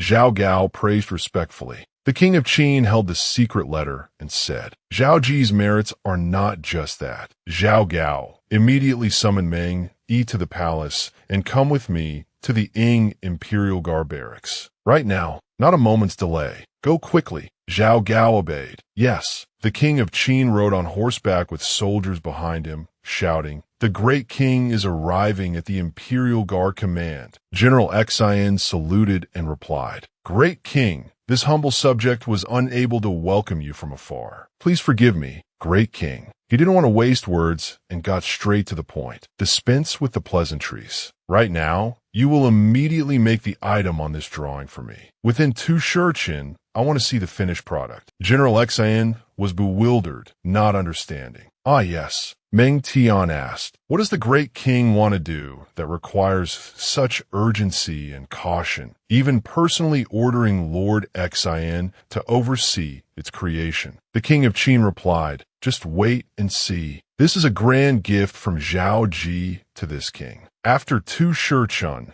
General Xian returned, leading a horse, and reported, "Great king, based on the drawing, the 3 treasures of cavalry warfare have been completed and equipped on the horse." Meng Tian wondered, "What are the 3 treasures of cavalry warfare?" The great king explained as he walked towards the horse. "They are Zhao Ji's inventions: the saddle, the stirrups, and the horseshoes." This time, in the clash with the state of Zhao, the cavalry under Zhao Ji's command relied on these 3 treasures to defeat the tiger leopard cavalry archers of Zhao. This made Meng Tian lose his composure, saying with some doubt, "What? The tiger leopard cavalry archers, who hold the title of being invincible, were defeated? Is this true or false? We'll know once we try." It seemed the great king had also been surprised, so he said, "If it's true, then Zhao Ji offering this treasure is no different from placing the entire world in my hands." Meng Tian wanted to verify it. If so, then this humble general requests permission to test the power of these 3 treasures of cavalry warfare. Immediately, the great king leaped onto the horse, saying, "No need, I will test it personally." He galloped away, bow in hand, leaving his subordinates to shout worriedly, "Great king, be careful." The great king thought with delight, "Excellent. With this saddle and these stirrups, the rider's body will not sway unsteadily. Even if both hands are off the reins, there's no need to worry. The war horse, fitted with horseshoes, also runs faster." Man and horse charged forward valiantly. The great king drew his bow, preparing to shoot. An arrow whizzed through the air and struck the bullseye of the target. Witnessing this display, everyone couldn't help but be amazed. The great king's majestic and martial riding posture is in no way inferior to the tiger-leopard cavalry archers. If our Qin cavalry are all equipped with the three treasures of cavalry warfare, we can definitely level the various states for the great king. He laughed heartily in delight. Ha ha, a fine treasure. The great king ordered. Xin Sheng, you have your orders. Immediately construct the three treasures of cavalry warfare in large quantities. The entire army of Great Qin must be equipped. Meng Yi, wait for the official military report after the announcement to the world. You will go to Yongsheng. I want to reward Zhao Qi. The two generals accepted the order. Understood. The great king tilted his head back and sighed in relief. 5 months later, at Dragon Terrace Palace, Tu Sui reported to Zhao Qi. Now, most of the Zhao state's territory has been taken by Great Qin, but Li Mu is using 300,000 troops to defend the Dai region. Huan Yi and Wang Jian, the two grand generals, have launched several probing attacks, but each time they returned in defeat with heavy casualties. Grand General, the situation in Handan is now stable. Let's dispatch our troops. Zhao Qi stroked his chin and smiled. The troops will naturally be dispatched, but there must be a reason. Right now, the two grand generals are besieging Dai. I don't want to be accused of competing for merit. Tu Sui asked, then how long must we wait? A soldier rushed over. Reporting to the Grand General, a military report has arrived from Grand General Wang Jian at the northern border of Dai. Zhao Qi was ready for battle, when to dispatch the troops. The time has come. At the border of the Dai region, Zhao Qi's grand army was marching through the mountains and forests. Tu Sui was a little worried about the numbers and asked, "My lord, this time we're going to reinforce Dai with only 50,000 troops. Is that really enough?" He recalled Zhao Qi's instructions from a few days ago. Wang Jian's request for reinforcements has arrived. We could dispatch our troops. Tu Sui, you will follow me with 50,000 troops to Dai. Han Zhang and Rin Ao will defend the city of Handan. Tu Sui said. After all, the two generals Wang Jian and Huan Yi, leading no less than 600,000 troops, couldn't take Dai. Zhao Qi confidently explained. How could a 600,000-strong army be unable to conquer the small Dai region? It's just that Wang Jian and Huan Yi are unwilling to dispatch their troops recklessly. Every move was carefully calculated by him. Dai is the final barrier between Great Qin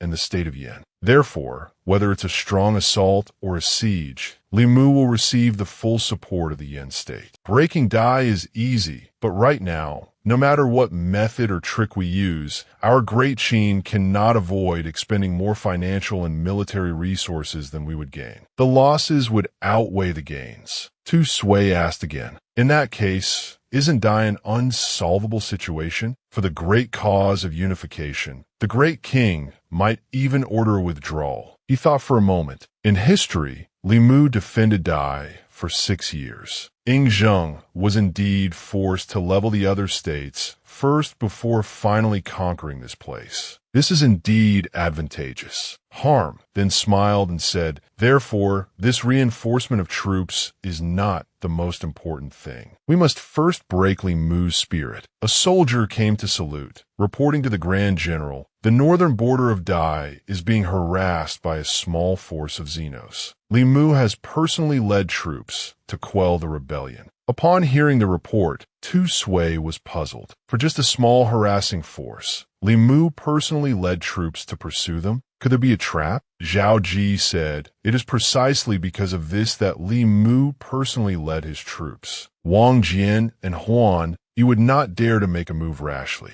On the contrary, if he cannot quickly defeat the border threat, it will create an opportunity for the enemy to advance. Tu Sui led his troops to continue advancing, that I will go to the northern border of Dai to see Li Mu. Surprised to see him going alone, Tu Sui asked, my lord, do you need to bring troops? Zhao Qi replied, no need. Bringing men will only slow down the Blood Tiger's advance. After speaking, he rode the Blood Tiger and departed. At the northern border of Dai, The armies of both sides were fighting fiercely. The Grand General of Zhao, Li Mu, rode his horse onto the battlefield to command, driving out the Xenos with a swift and decisive battle. Bodies were strewn everywhere. A soldier came to report, "Grand General, the cunning Xenos are locked in a stalemate with our army on the battlefield and have simultaneously dispatched a small force to raid the surrounding villages. We await the Grand General's command on whether to pursue them." Forced into a corner, Li Mu was furious. This time, the Xenos' sudden attack was merely opportunistic plunder. Now that the tyrannical Qin are pressing on our borders, our army must prioritize the bigger picture. Pass down the order, attack the main Xeno force with all our might, and then we will clean up the remnants around them. After speaking, he charged straight into the chaotic battle. May the heavens protect the people of the northern border. Wait for me to defeat the main Xeno force before I come to reinforce you. Help! The Xenos are here. Isn't General Li Mu's army nearby? Why haven't they come to save us? The panicked people fled, crying for help. Help! General Li Mu, save us! A mother saw her child in danger and ran to protect them. My child, mother is here. The Xeno on horseback, filled with killing intent, was about to strike with his sword. Suddenly, he sensed danger from behind. It was the blood tiger. Zhao Qi, riding the blood tiger, took him down in a single blow. He calmly reassured the people, "I am the Qin General, Zhao Qi. With me here, I will not let these Xenos advance another step. Take your child and find a place to hide quickly to avoid being accidentally injured." The mother, holding her child, was deeply moved. Thank you, young general." The little boy, full of admiration and fascination for the blood tiger, said, "Big Cat." The enemy, seeing their comrades swiftly defeated, was shocked that to be able to control a tiger. It seems not everyone from the Central Plains is useless. "Who are you?" He brandished his spear with great presence and said, "Are you ants worthy of knowing my name? Just remember that I am the one who will take your dog's life. That is enough." He and the blood tiger charged forward majestically. A moment later, Li Mu arrived with his army, only to find that all the enemies had been defeated. A soldier asked in alarm, "Grand General, it seems we were still too late, but why are there so many Xeno corpses? Since when could our people of the northern border fight back against the Xenos?" Li Mu looked at the enemy corpses and felt something was wrong. The fatal wounds on these Xenos all came from military-grade weapons. Moreover, there are claw marks from a fierce beast. This was definitely not the work of ordinary villagers. Also, we saw very few villager corpses on our way here. It's highly suspicious. From a distance, a villager who had been hiding behind a cliff ran out. "Are you General Li Mu?" A soldier shouted, "Who goes there?" The frightened villager said, "I'm a resident of this village. 4 hours ago, the Xenos suddenly attacked. Fortunately, a young general appeared in time to save us and even found a temporary shelter for us. That general told me to come and invite General Li Mu to have a talk." Li Mu couldn't help but be suspicious. Could one person alone kill a whole squad of Xenos? "Where is he now? Take me to him quickly." A moment later, Zhao Qi saw a figure approaching and said, "Grand General, you've kept me waiting for quite a while." Seeing him sitting next to a large red tiger, Li Mu asked, "You are from Qin?" "That's right. I am the Qin General, Zhao Qi. I have long heard of General Li's fame. I wonder if you would be willing to dismount and have a chat." Zhao Qi replied. Li Mu dismounted. It seemed he had heard this name before. Zhao Qi. So, it's him. The one who killed Peng Yuan and Lianpa. No wonder he could single-handedly repel a group of Xenos. I just didn't expect him to be so young and also proficient in the art of tiger taming. He said, "As a Qin general, why are you here? But I must thank you for saving the people of the north in their time of crisis." Zhao Qi stated firmly, "When the Xenos invade, as a descendant of Yan Huang, I naturally cannot stand by and watch my kinsmen be bullied and slaughtered. This is what is called a crisis of our people against a foreign race. Generally, you don't have to thank me." He recalled the scornful words, "A mere slave dares to call himself Grand General? He's nothing but a watchdog for our great Zhao." A crude man from the border dares to call himself a man of Zhao. Unspeakable. Li Mu thought to himself, it is precisely because we are all descendants of Yin Huang that I have guarded Dai and bravely killed the enemy. Yet no one in the entire court understands. Instead, it is this young Qin general who sees things so clearly. He was surprised, said, a crisis of our people against a foreign race. To think that after so many years, the one who understands me is in the tyrannical state of Qin. Enough with the pleasantries. You lured me out here to meet in private. What is it you want? Don't tell me you want to settle matters of life and death with me here to solve the predicament of Wang Jian and Huan Yi. Zhao Qi laughed loudly and explained, ha ha ha, assassination? Such a despicable scheme is something only Guokai would do. It is not my style. He said gravely, Grand General, you also know that the disaster of that year was not the conflict between the various states, but the Xenos. Why do you still toil to defend Dai, only to watch our kinsmen of Qin and Zhao slaughter each other? The Xeno disaster can only be resolved when the world is unified and the hearts of all people are one. And only Great Qin can pacify the states, so that our Yin Huang people will no longer suffer from war and can enjoy eternal peace. Li Mu replied loudly, I, Li Mu,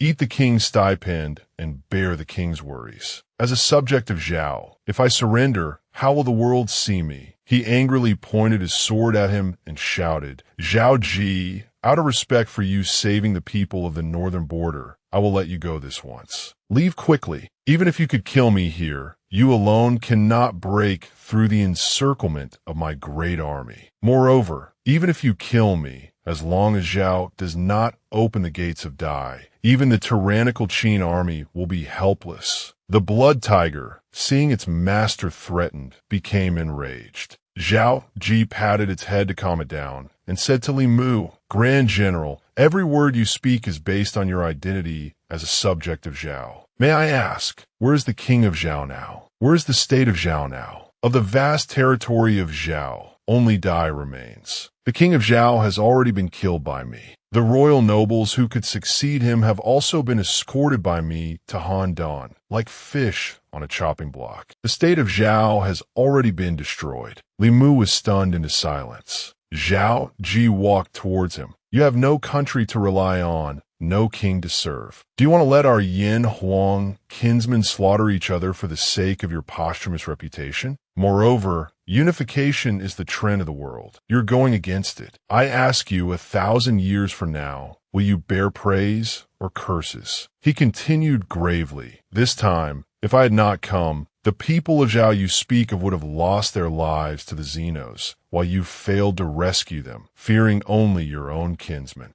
Zhao Qi mounted his tiger and said his final words, Grand General, you must think carefully about what I have said today. The next time we meet, I hope to have the Grand General's answer. Then he left, leaving Li Mu to his thoughts. In his mind, seeing Zhao Qi return, a soldier reported, Grand General, the Grand General is back. Tu Sui came out to greet him and asked, My lord, you have traveled all night. It must have been hard. Did you meet Li Mu? What was the result? Zhao Qi smiled confidently. We already have a 90% chance of victory. He commanded the army, let's go. Let's go meet Wang Jian and Huan Yi. Dai is about to be Khan. Caered. When they met, Wang Jian was overjoyed and quickly said, Zhao Qi, I, Wang Jian, admire you. Today, upon meeting you, you must drink my cup first. Huan Yi would not be outdone. That won't do. I, Huan Yi, rarely meet someone who feels like an old friend. Zhao Qi, you must drink my cup. That's what's right. The two bickered. I was the one who wrote the letter inviting Zhao Qi, so of course he must drink my cup first. Pushed into this situation,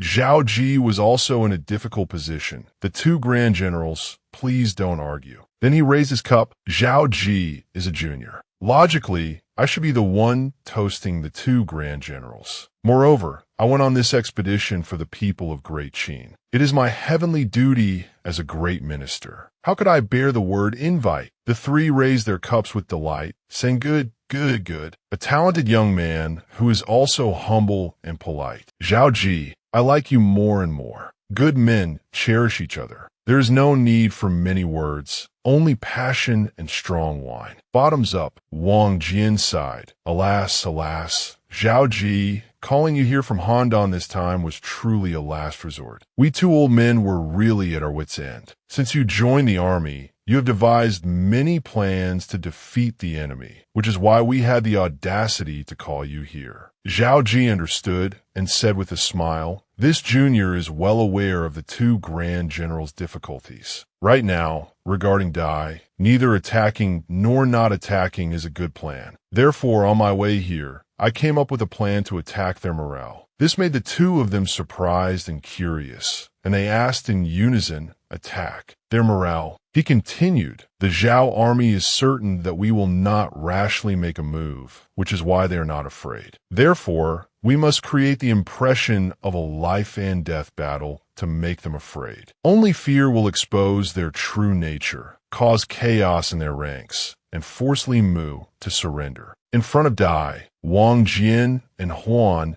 were leading the army. The two commanded simultaneously, siege, engines, catapults, prepare. Today we must wash Dai in blood. If we do not succeed, we will die trying. The sons of great Qin are full of passion. We should have had a bloody battle long ago. Why must we be in a stalemate? Their morale was soaring. The catapults and archers awaited the order. The cavalry troops advanced with great momentum. From up high, Li Mu was observing. Behind him were the sounds of arguing. What should we do? Wang Jian and Huan Yi's army is out in full force. They want to launch a full-scale assault. I didn't think they would expend their forces for the small city of Dai. Why the sudden change? I heard that yesterday, Zhao Qi of the tyrannical Qin was summoned to Dai. This full-scale assault must be his idea. That little god of slaughter. I heard he is bloodthirsty by nature and loves to fight. It seems this siege is not an act. Let's run. Those people of Dai can hold them off for a while. They won't be able to break the city, which is enough time for us to escape to the Yin territory. Hearing these words, Li Mu's face darkened, feeling looked down upon. He turned around and said angrily, what do you mean? Those people of Dai, the brave generals and soldiers of Dai,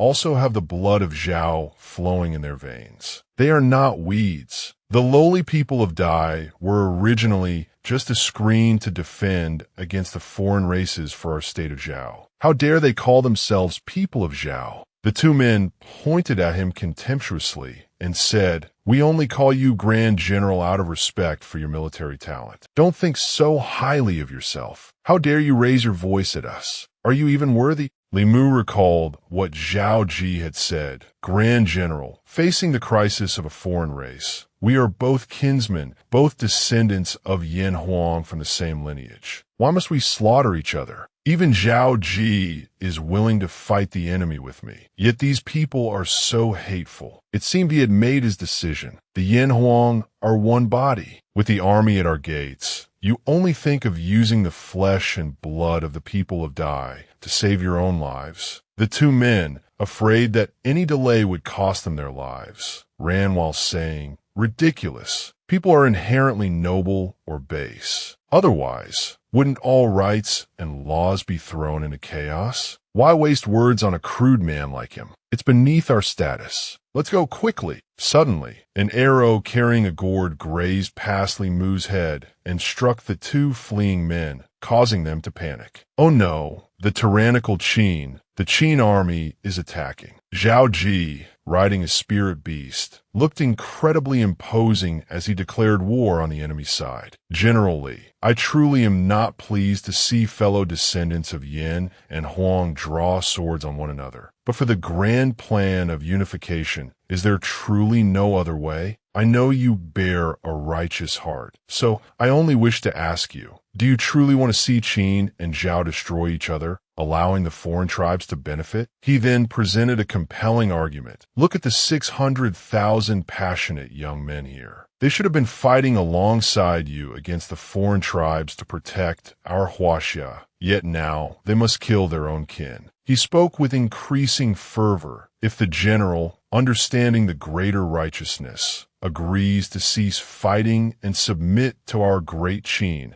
I can guarantee the lives of the officers and soldiers in your ranks and ensure that the city of Dai remains unharmed. From then on, we can drink the fine wine of Huaxia together with the general and defend against foreign enemies." Then he raised the precious wine gourd in his hand. "If you are not willing, I will drink this cup of wine first to honor the brave warriors of Qin and Zhao who are about to die on the battlefield." After speaking, he drank the wine directly in front of all the soldiers, who heroically shouted, "We are all descendants of Yin and Huang. Let's drink fine Huaxia wine together and defend against foreign invaders." Then the soldiers continued to cheer while he chugged the offered wine gourd. "We are all descendants of Yin and Huang. Let's drink fine Huaxia wine together and defend against foreign invaders." Faced with such a dire situation, a soldier, looking terrified, addressed General Li, "General, if the Qin army attacks the city with their lives on the line, we have absolutely no chance of winning. Do we really want to fight?" Another soldier chimed in, "We who guard the state of Dai have always been defending against foreign tribes. After this battle, I fear the foreign tribes will be the ones to reap the benefits." But before he could finish, the prime minister angrily cut him off, shouting, "As generals of Zhao, resisting the Qin soldiers is your duty. How can you surrender?" Li Mu dispatched the troops quickly. Finding this disagreeable, General Li snorted and said, "A moment ago, you were cursing us as lowly commoners of the land of Dai, and now you want us to risk our lives to protect the state of Zhao, which has already been destroyed." Despite saying that, General Li chugged the entire wine gourd that Zhao Qi had just offered him in an instant. After drinking, General Li put the wine gourd down and, with great majesty and authority, ordered, "Men, tie up these incompetent fools who want to flee to the land of Yin for me." The soldiers all responded in unison, "As you command." Upon hearing General Li's command, the prime minister could not hide his fear and stammered, shouting, "You, Li Mu, do you think the state of Qin will spare you if you surrender? You are truly a fool, the disgrace of the state of Zhao." After hearing this, General Li's face darkened, and he frowned, questioning, "Didn't you say that we people of Dai are not worthy of being called people of Zhao? I am simply unwilling to let 100,000 soldiers and the people of the land of Dai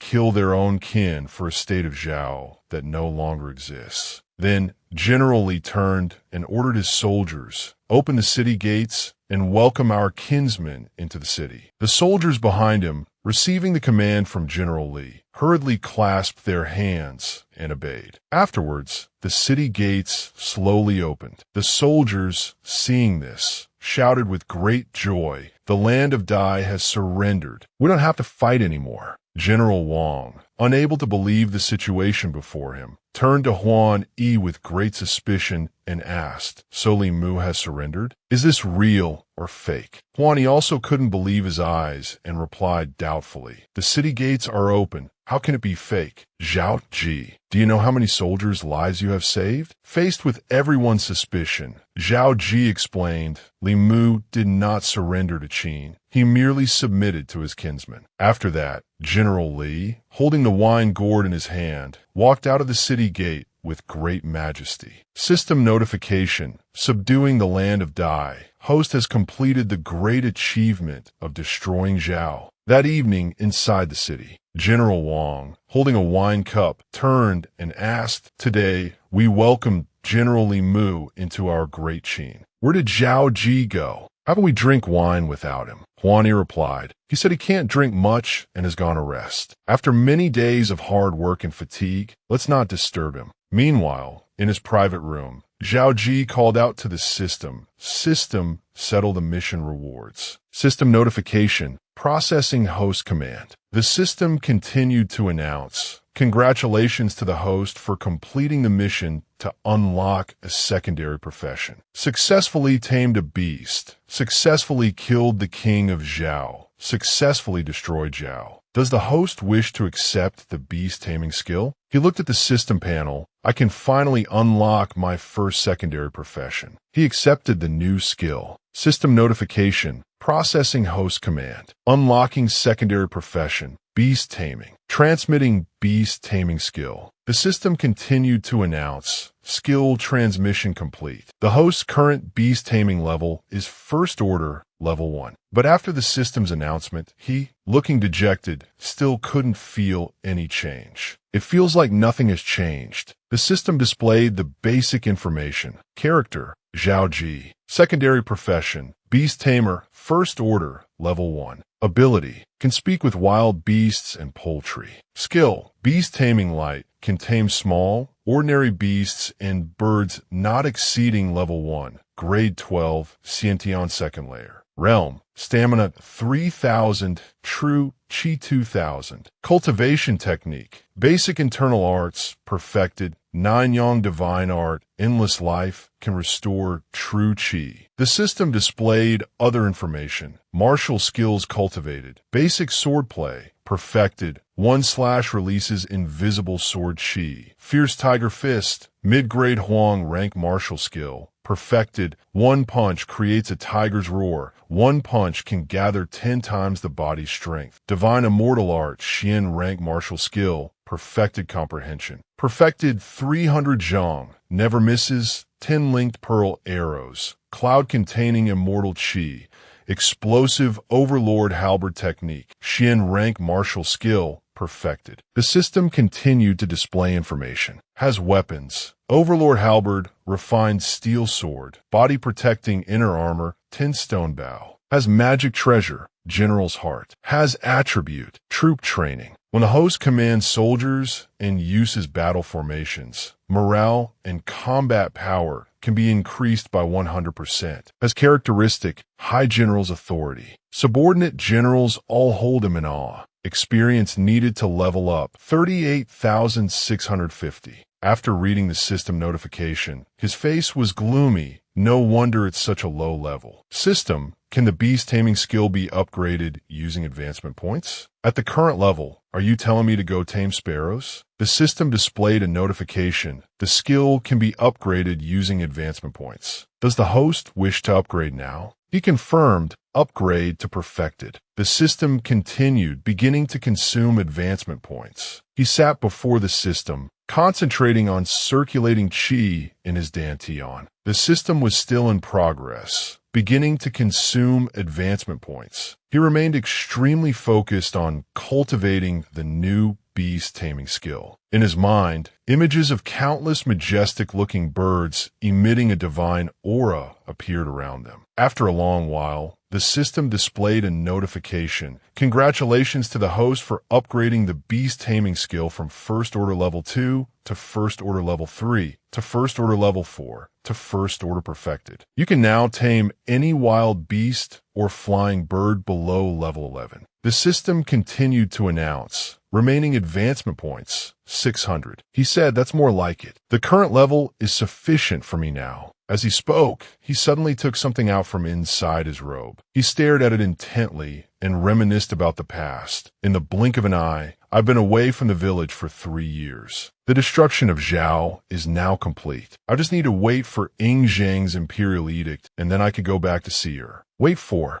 me. The next morning, the generals were gathered in a large crowd in front of the city gate to see him off. Come, Zhao Qi, drain this cup of wine with this old man as a farewell. When we meet again in Hanyang, we won't go home until we're drunk. One person said, well, Huani, I've never been so reluctant to part. I didn't expect you to have to return to Handan so quickly. The general next to him immediately said, Zhao Qi is returning to Handan to exercise the authority of a high general under orders to build a grand barracks. What is there to be reluctant about such a great and good thing? After saying that, he turned, placed a hand on Zhao Qi's shoulder, and said warmly, Zhao Qi, this time you return to Handan as a legitimate high general guarding a region. We are all happy for you. Once everything is settled, when you return to Hanyang to report to the great king, there will surely be rich rewards. Zhao Qi also replied cheerfully, thank you for General Wang's kind words. Hearing this, General Wang also replied politely, don't be so formal. Given the friendship between us, just calling me Uncle Wang is fine. Huan also added, call me Uncle Huan as well. Zhao Qi. The last time I returned to Hanyang to take up my post, that Li Si was really targeting you.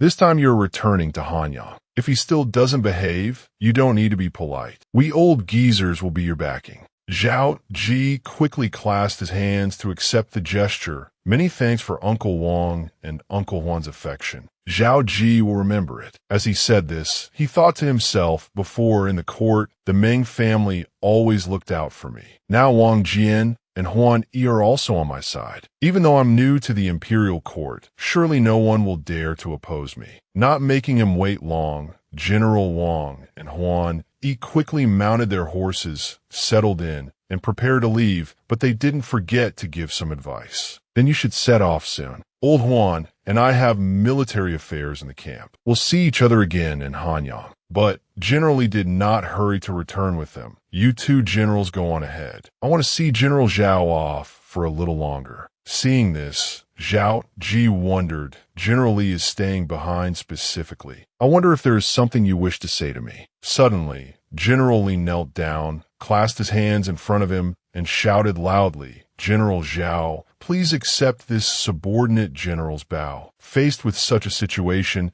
he was extremely surprised. "General Li, what is the meaning of this?" General Li explained, this time by surrendering to Qin. "If I could just keep the land of Dai peaceful, I would have been very content. I never expected the king of Qin to allow me to continue guarding the land of Dai. I know it was you who recommended me to the king of Qin." Then he suddenly raised his voice. "General Zhao, this subordinate general swears here that my 300,000-strong army will be loyal to Great Qin. But if one day General Zhao gives an order, even if it means disobeying the king's command, we will go through a mountain of blades and a sea of fire for General Zhao." Hearing General Li's steely words, he thought to himself, "Li Mu took the initiative to join my side. He must have guessed some of my intentions. But a gentleman doesn't need to say much. It's enough for me to accept his goodwill." Thinking this, he immediately said, "All right, I understand General Li's sentiments." Elsewhere, a voice suddenly called out, my lord." Zhao Qi startled awake and asked dazedly, "Tu Sui, did I fall asleep?" Tu Sui hurriedly reported, "My lord, since returning to Handan, you have been busy for over half a month without sleep or rest. It's unavoidable that you are tired. It's just that the surrendered troops have been incorporated and the grand barracks in the land of Zhao have been organized. I await the general's instructions." Still a bit dazed, he silently recalled, "That's right, I've been back in Handan from the land of Dai for half a month, yet I thought I was still in the land of Dai. I've really been crazily busy." Thinking this, he immediately said, "Well done. Pass down the order to prepare for immediate departure to Hanyang. We only need 2,000 personal guards to go. Accompany us." Tu Sui, seeing that he was still tired, asked, "My lord, don't you need to rest for a few more days? You are truly very tired." But he remained resolute. No need. In front of the city gate, countless soldiers and carriages were gathering, preparing to depart. The High General is departing. At this time, Zhao Qi was already seated in his carriage. He lifted the curtain, looked outside, and silently contemplated. "The sooner I meet the king of Qin, the sooner I can rest and return to my hometown. Goodbye, Li family village. After so many years, I finally understand what it means for one's heart to be like an arrow longing for home." 10 days after departing, at Hanyang, outside the city walls at Yuanshan, a large contingent of soldiers with their leader was gathering. At this moment, Ren Ao galloped his horse to the side of the carriage where Zhao Qi was resting and hastily reported,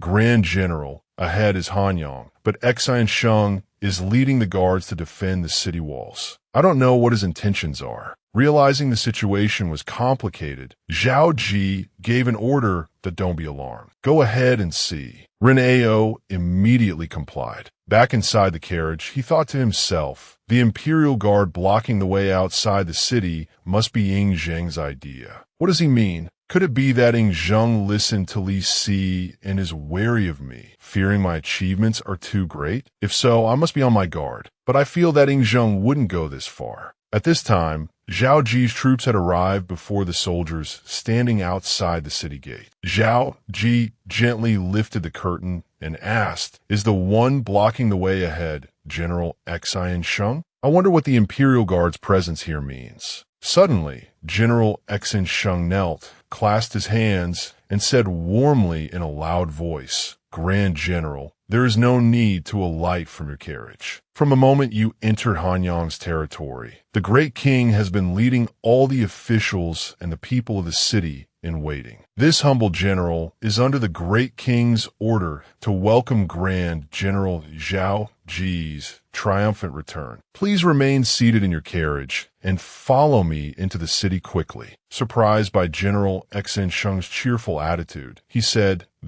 Then I shall trouble General Xian Sheng to lead the way." Then he realized he had misunderstood and thought to himself, "It was I who had a petty mind. Ying Zheng is using his revered status as the king of Qin to lead all the officials to welcome me, granting me such a great honor. Ying Zheng, you treat me with such sincerity. I, Zhao Qi, will definitely not betray you. If those sons of yours can also be sincere, I can also help you defend the great Qin's territory, to defend the unification of Yin and Huang." Zhao Qi's carriage and soldiers were slowly entering the city gate. At this time in Hanyang, Ying Zheng was already present to welcome the newly arrived Grand General. The generals beside him were also buzzing with excitement. Look, Zhao Qi's carriage is here." General Xian Sheng then knelt, clasped his hands, and reporting to the great king, "Your servant Xian Sheng, under your order, has welcomed Grand General Zhao Qi. The Grand General has now arrived." But before General Xian Sheng could finish his report, Ying Zheng rushed towards the carriage where Zhao Qi was seated,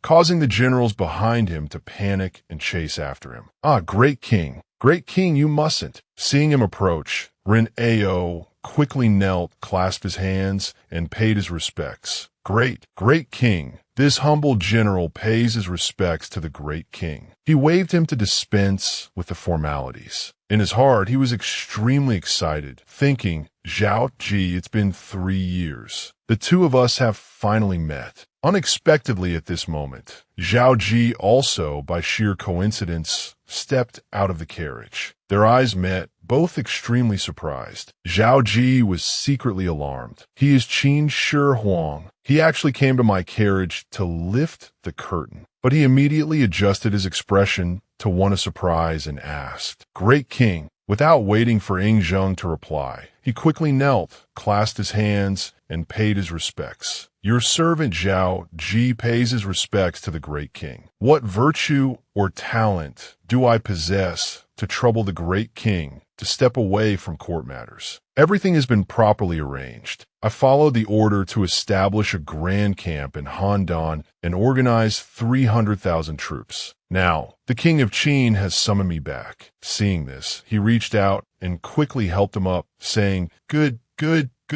Minister Zhao, dispense with the formalities, rise quickly." After helping him up, he grabbed his wrist, laughed heartily, and said to everyone, "Ha, everyone come and see. This here is the #1 meritorious official of our great Qin, who has been on campaign for 3 years and repeatedly performed extraordinary deeds, Zhao Qi." As he finished speaking, the officials said in unison, "Heaven bestowing Zhao Qi upon great Qin is my honor, the honor of great Qin, the fortune of the myriad people, the fortune of the realm. Congratulations, great king." At the outer gate of Yuanshan, Ying Zheng was enthusiastically leading Zhao Qi by the hand, guiding him and his troops into the city. Come, Minister Zhao, my man, ride with me in my carriage. I must let everyone see the bearing of our great Qin's valiant general." Walking behind, he shyly stammered, "Your servant thanks the great king." The soldiers in the city, seeing Ying Zheng returning with Zhao Qi, were overjoyed and shouted loudly, "Grand General Zhao Qi." Others also shouted in unison, "Grand General Zhao Qi! Grand General Zhao Qi!" Wherever the procession with the carriage carrying Ying Zheng and Zhao Qi went, the soldiers and people of the city cheered, "Long live the great king, Grand General Zhao Qi." But amidst the enthusiastic welcome from everyone, suspicion arose in Ying Zheng's heart. Am I being too suspicious. But how can there be someone in this world who looks so similar? He looks exactly like Dong. If Donger and I had a child, would he look like this? The more I think about it, the more suspicious it becomes. It's not just his appearance. From Zhao Qi, I feel an unprecedented sense of closeness. Noticing his expression was not good, Zhao Qi hesitated and turned to ask, "Great king, you..." But he just laughed and explained it away to ha ha ha. The great king's gaze is too intense. For many years, I have longed to meet you, and now that my wish is granted, I am very happy. With that, he very intimately put his arm around Zhao Qi's shoulder and said cheerfully in a loud voice, "Zhao Qi, I like you very much." The other generals, seeing such a scene, were extremely surprised and exclaimed, "Did you see that? The great king is so close to Zhao Qi." A general standing nearby explained, "Zhao Qi has performed great deeds, so the great king is naturally pleased." The generals behind also curiously discussed among themselves, "The great king truly values Zhao Qi. To be a grand general at such a young age, his future is limitless. Such royal favor is unprecedented. In the future, no one in the court will dare to offend this meritorious official. Don't you agree, Lord Minister of Justice?" But the Minister of Justice couldn't bear to hear these words, snorted, and turned away, thinking to himself, "Who would have thought that Zhao Qi, who came from an abandoned royal lineage, could reach such a position today? He was originally my son-in-law, but now I must find a way to win him over." A while later, inside the palace, Ying Zheng was still holding his hand, leading him to find a convenient place to talk. Seeing this, he was very hesitant and stammered, "Great king, this is the palace. I am an outer official. It is truly inconvenient." But he remained carefree, leading him inside by the hand, and said cheerfully, "I have wanted to talk to you for a long time. Must we choose to do it in the court? Just follow me." At this moment, Ying Zheng's hand was still holding Zhao Qi's wrist. He had a bad feeling and thought, "This is different from what I imagined. Or perhaps Ying Zheng is being a bit too familiar with me." But a private conversation is also a convenient time for me to request a leave of rest. Upon entering the room, Ying Zheng walked over to a sand table model of a battlefield, clasped his hands behind his back, and said sternly, "Zhao Qi, I always keep this sand table in my hall to encourage myself. Now, you come here and tell me what you see in this." He walked to the side of the sand table, but remained silent for a long time. Then he suddenly spoke in a loud voice, "All the nations under heaven, Yin and Huang." Hearing his answer, he was extremely pleased and said with a laugh, "Zhao Qi, you truly understand me. Ever since I heard your words to the surrendered soldiers of Han, I knew that you and I are heading in the same direction." With that, he thought to himself, "This feeling of mutual appreciation, even those incompetent sons of mine have never given me this." At this time, an official with a group of palace maids carrying trays of food followed behind. He clasped his hands and reported, "The great king is having his meal. It is not convenient for your servant to be here. Your servant takes his leave." Seeing this, Zhao Qi quickly clasped his hands, bowed, and said, "The great king is having his meal. It is not convenient for your servant to be here. Your servant takes his leave." But not letting him have his way, he ordered, "You are not to leave." With that, he looked at him with a meaningful gaze and said, "We said we would have a good talk. How can you leave alone? Stay and eat with me." Hearing him say this, he just let out an "Oh," and complied. Your servant obeys the order. While waiting for the palace maids to present the trays to the great king, he clasped his hands, bowed, and watched them, sighing to himself. Is this also the treatment for a military official returning to court? However, behind them, Zhao Gao was observing his every move and thought to himself, "The great king has always eaten alone. Even the two princes, Fu Su and Hu Hai, do not have this privilege. This Zhao Qi is truly not simple." At this time, Zhao Qi and Ying Zheng were sitting in the room, having a meal. He happily lifted a wine jug and poured for him. He was extremely pleased with him and said with a loud laugh, "Ha ha ha, Zhao Qi, oh Zhao Qi, I don't know how many years it has been since I had such a pleasant conversation. It's so comfortable with someone like you. This young man not only shares my political views, but even his temperament is very similar. He raised the wine cup to his lips, took a sip, and praised, "This wine of yours is also delicious, even better than the jade nectar in the palace. I have such a fine wine. Why didn't you present it as tribute sooner?" Receiving praise from Ying Zheng, he was very proud, raised the wine jug in his hand, and said, "This wine is called Wanyu. Not only does it have a rich and intoxicating aroma, but it also has the effect of restoring physical strength and promoting the recovery of injuries. I only have 50 bottles in total, and I can't even bear to drink it myself." Hearing him say this, he laughed heartily and teased, "You little rascal,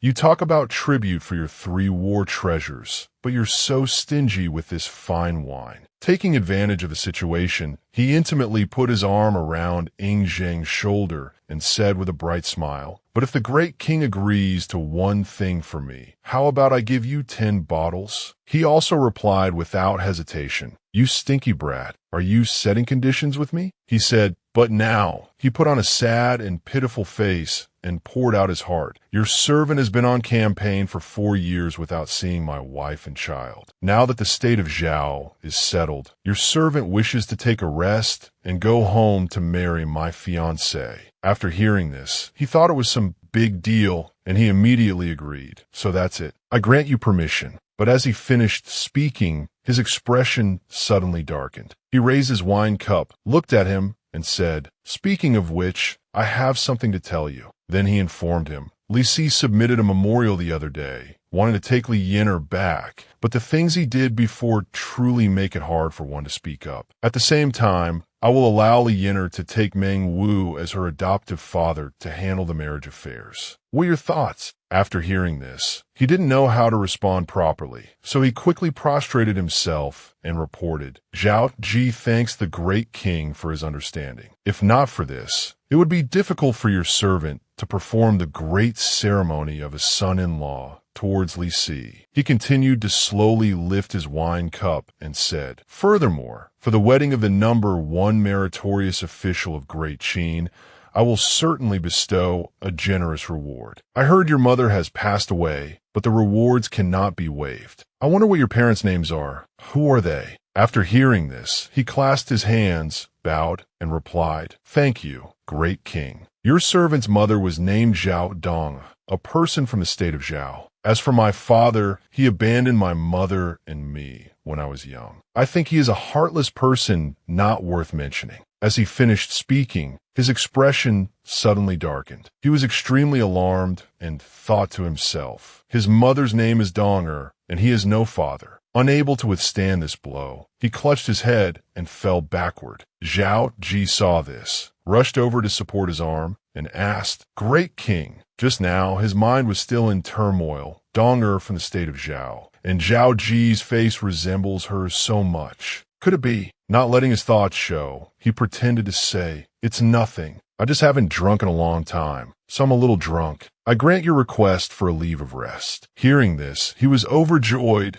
clasped his hands, bowed, and replied, "Thank you, great king. Then your servant will immediately return to Li family village." Your servant takes his leave. May the great king rest well. Finishing his sentence, he immediately turned to leave, ordering the court official standing in the corner, "Men, the great king is drunk." Unable to stop his footsteps, Ying Zheng reached out and called after him, "Ai, Zhao Qi, I still have questions I haven't finished asking you, brat. Get back here for me." As soon as he ran out of the room, he smiled slyly. "If I don't leave now, who knows how long I'll have to stay. Now that I have the decree, I won't bicker with you anymore." Inside the room, Ying Zheng was still trying to call after him, Zhao Qi, you rotten brat." The official beside him spoke with a worried tone, but his face remained calm. "Oh my, great king, why are you so drunk? Quickly, help the great king to bed to rest." A few days later, at Li family village, 2 little kids were playing carefree on the rooftop. It was Shi'er and Qi'er.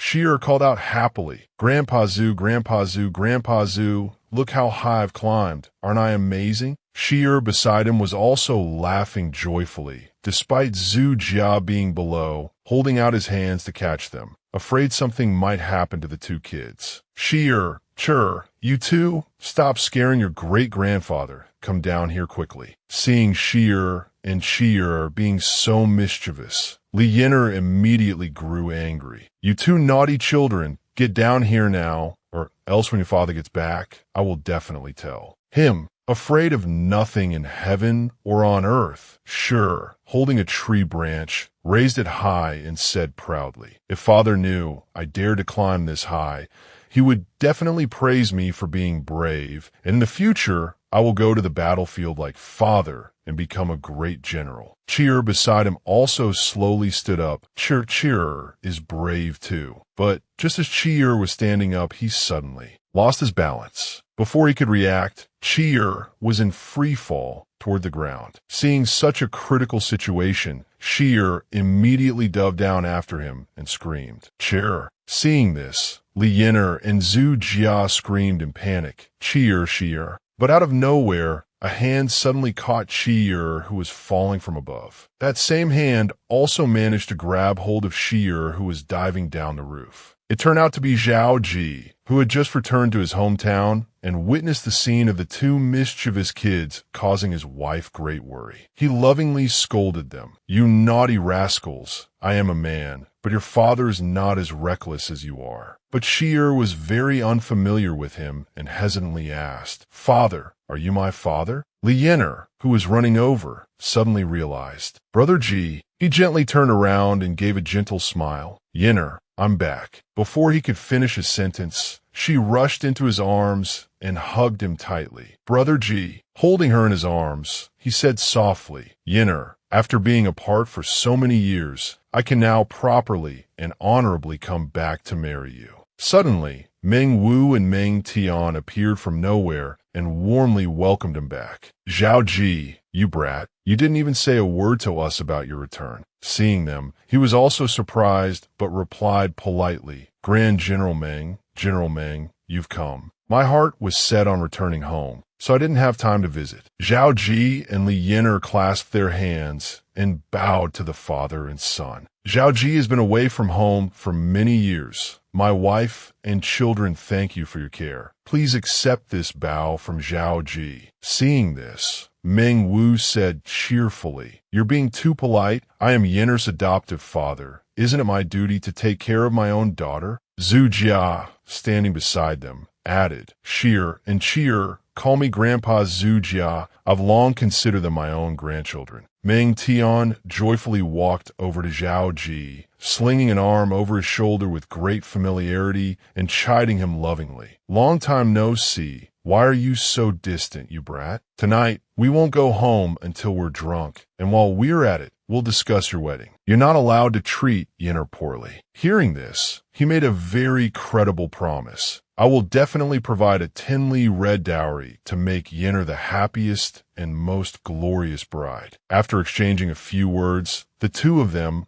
arm in arm and hand, went inside, while Zhu Jia and Meng Wu were still standing there whispering something. General Zhao Qi has returned from Hanyang and must have met the great king. I'm afraid Donger's matter can no longer be hidden. We must plan ahead. Suddenly, a man came to report it was a secret guard from the Black Ice Terrace. The great king has arrived at Li Family Village. Hearing this, the two of them were startled and temporarily paused their conversation. At this moment, Ying Zheng had already arrived next to a tombstone. Behind him, Meng Wu and Zhu Jia had also arrived and stood with their hands clasped in a bow. Ying Zheng's face darkened as he asked sternly, Do you have anything you want to say? Meng Wu clasped his hands and hurriedly explained, Forgive us, great king, but for the sake of the state, we had no other choice. Ying Zheng closed his eyes, deep in thought, and said, It seems it was all true. No wonder my father-in-law resigned from his post come here. No wonder I felt an instant closeness to Zhao Qi. No wonder I searched all 6 states and couldn't find Dong. The more he spoke, the more he lost control of his emotions. He became furious, drew his sword, and shouted. I searched the entire world, only to not know that the person I wanted to find was long gone from this world. At this moment, Meng Wu hurriedly stopped him. Great king, you mustn't. However, his state of mind was now beyond control. His hand still gripping the sword, he shouted, Let go of me, the rivers and mountains, the state, a unified world. If Fong is not here, what is the point of me unifying this world? At this moment, tears of resentment were welling up in the corners of his eyes. Meng Wu, let go of me. I can't let Donger be lonely down there. I must go down with her. I am her brother Zheng. But from out of nowhere, a hand landed a stinging slap on his face, causing his eyes to widen in shock, stopping his lament mid-sentence. It turned out that the one who delivered the slap to bring him to his senses was Zhu Jia. At this moment, Zhu Jia's face was also covered in tears, but he remained resolute. Does the state you're in make you worthy of a Fong, who painstakingly hid from you for 20 years? For you and for the world, she bore all hardships alone. Was it so she could watch you die? Hearing these words, Ying Zheng seemed to have a realization. Father-in-law. Ying Zheng could no longer stand on his own 2 feet. He collapsed in despair, saying, But father-in-law, without Donger in this world, what do I have left to cherish? Let me go find her, please.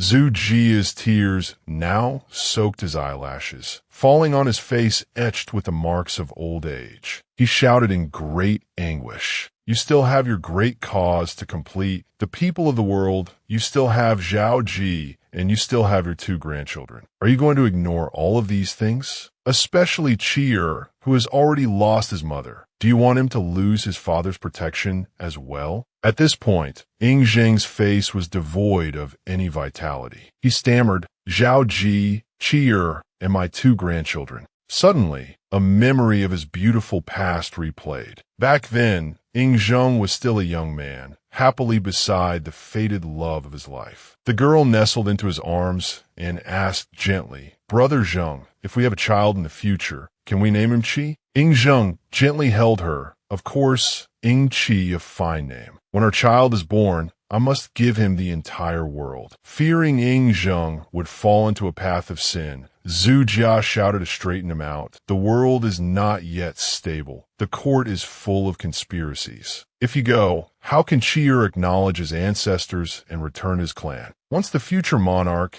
knows his identity, how can he be allowed to live? Aren't you afraid a Fong will hate you? After these words, Ying Zheng seemed to be enlightened. His eyes widened. Right, I still have Qi. Then, as if regaining his spirit, his eyes and hands filled with determination, he declared fiercely, Donger, my sister, wait for your brother Zheng. Brother Zheng must protect our flesh and blood. I must place this world into his hands. Over here, Qi and Qi were playing happily on the back of a fierce tiger. Its appearance was menacing, but its soul was very gentle. Qi shouted with delight, Jia Jia Jia, big cat, so amazing. Despite Zhao Qi anxiously running behind them, saying, Blood tiger, be careful, don't let them fall. But all of a sudden, the blood tiger seemed to detect something and roared loudly with a very ferocious expression. Zhao Qi, who was walking behind, stepped closer and asked, What's wrong?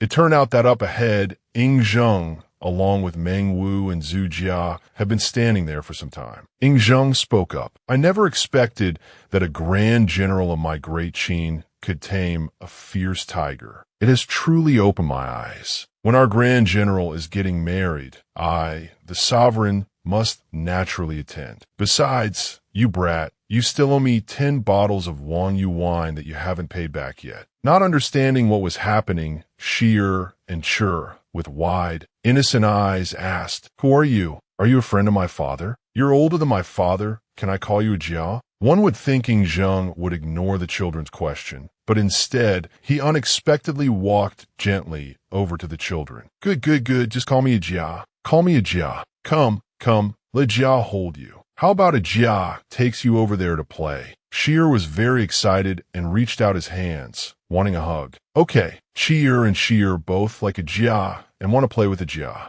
Zhao Qi, standing to the side, could only watch this scene and think to himself, was the historical Ying Zheng so fond of children? And I've never heard a tradition where the great king must attend the wedding of a high-ranking official of Great Qin. That evening, the wedding of Zhao Qi and Li Yiner took place in the village. A voice came from inside the house. First bow to heaven and earth. Inside the house, Zhao Qi and Yiner were now dressed in red ceremonial attire, looking incredibly elegant and radiant. The loud voice continued. Second bow to the elders. Husband and wife bow to each other. The villagers sitting below watched with great pride and said to each other, "What a great honor this is, to have the great king sitting in the seat of honor for the elders at a wedding." Another man sitting next to him also spoke up, "General Zhao's great achievements. This is something we can only admire but never attain."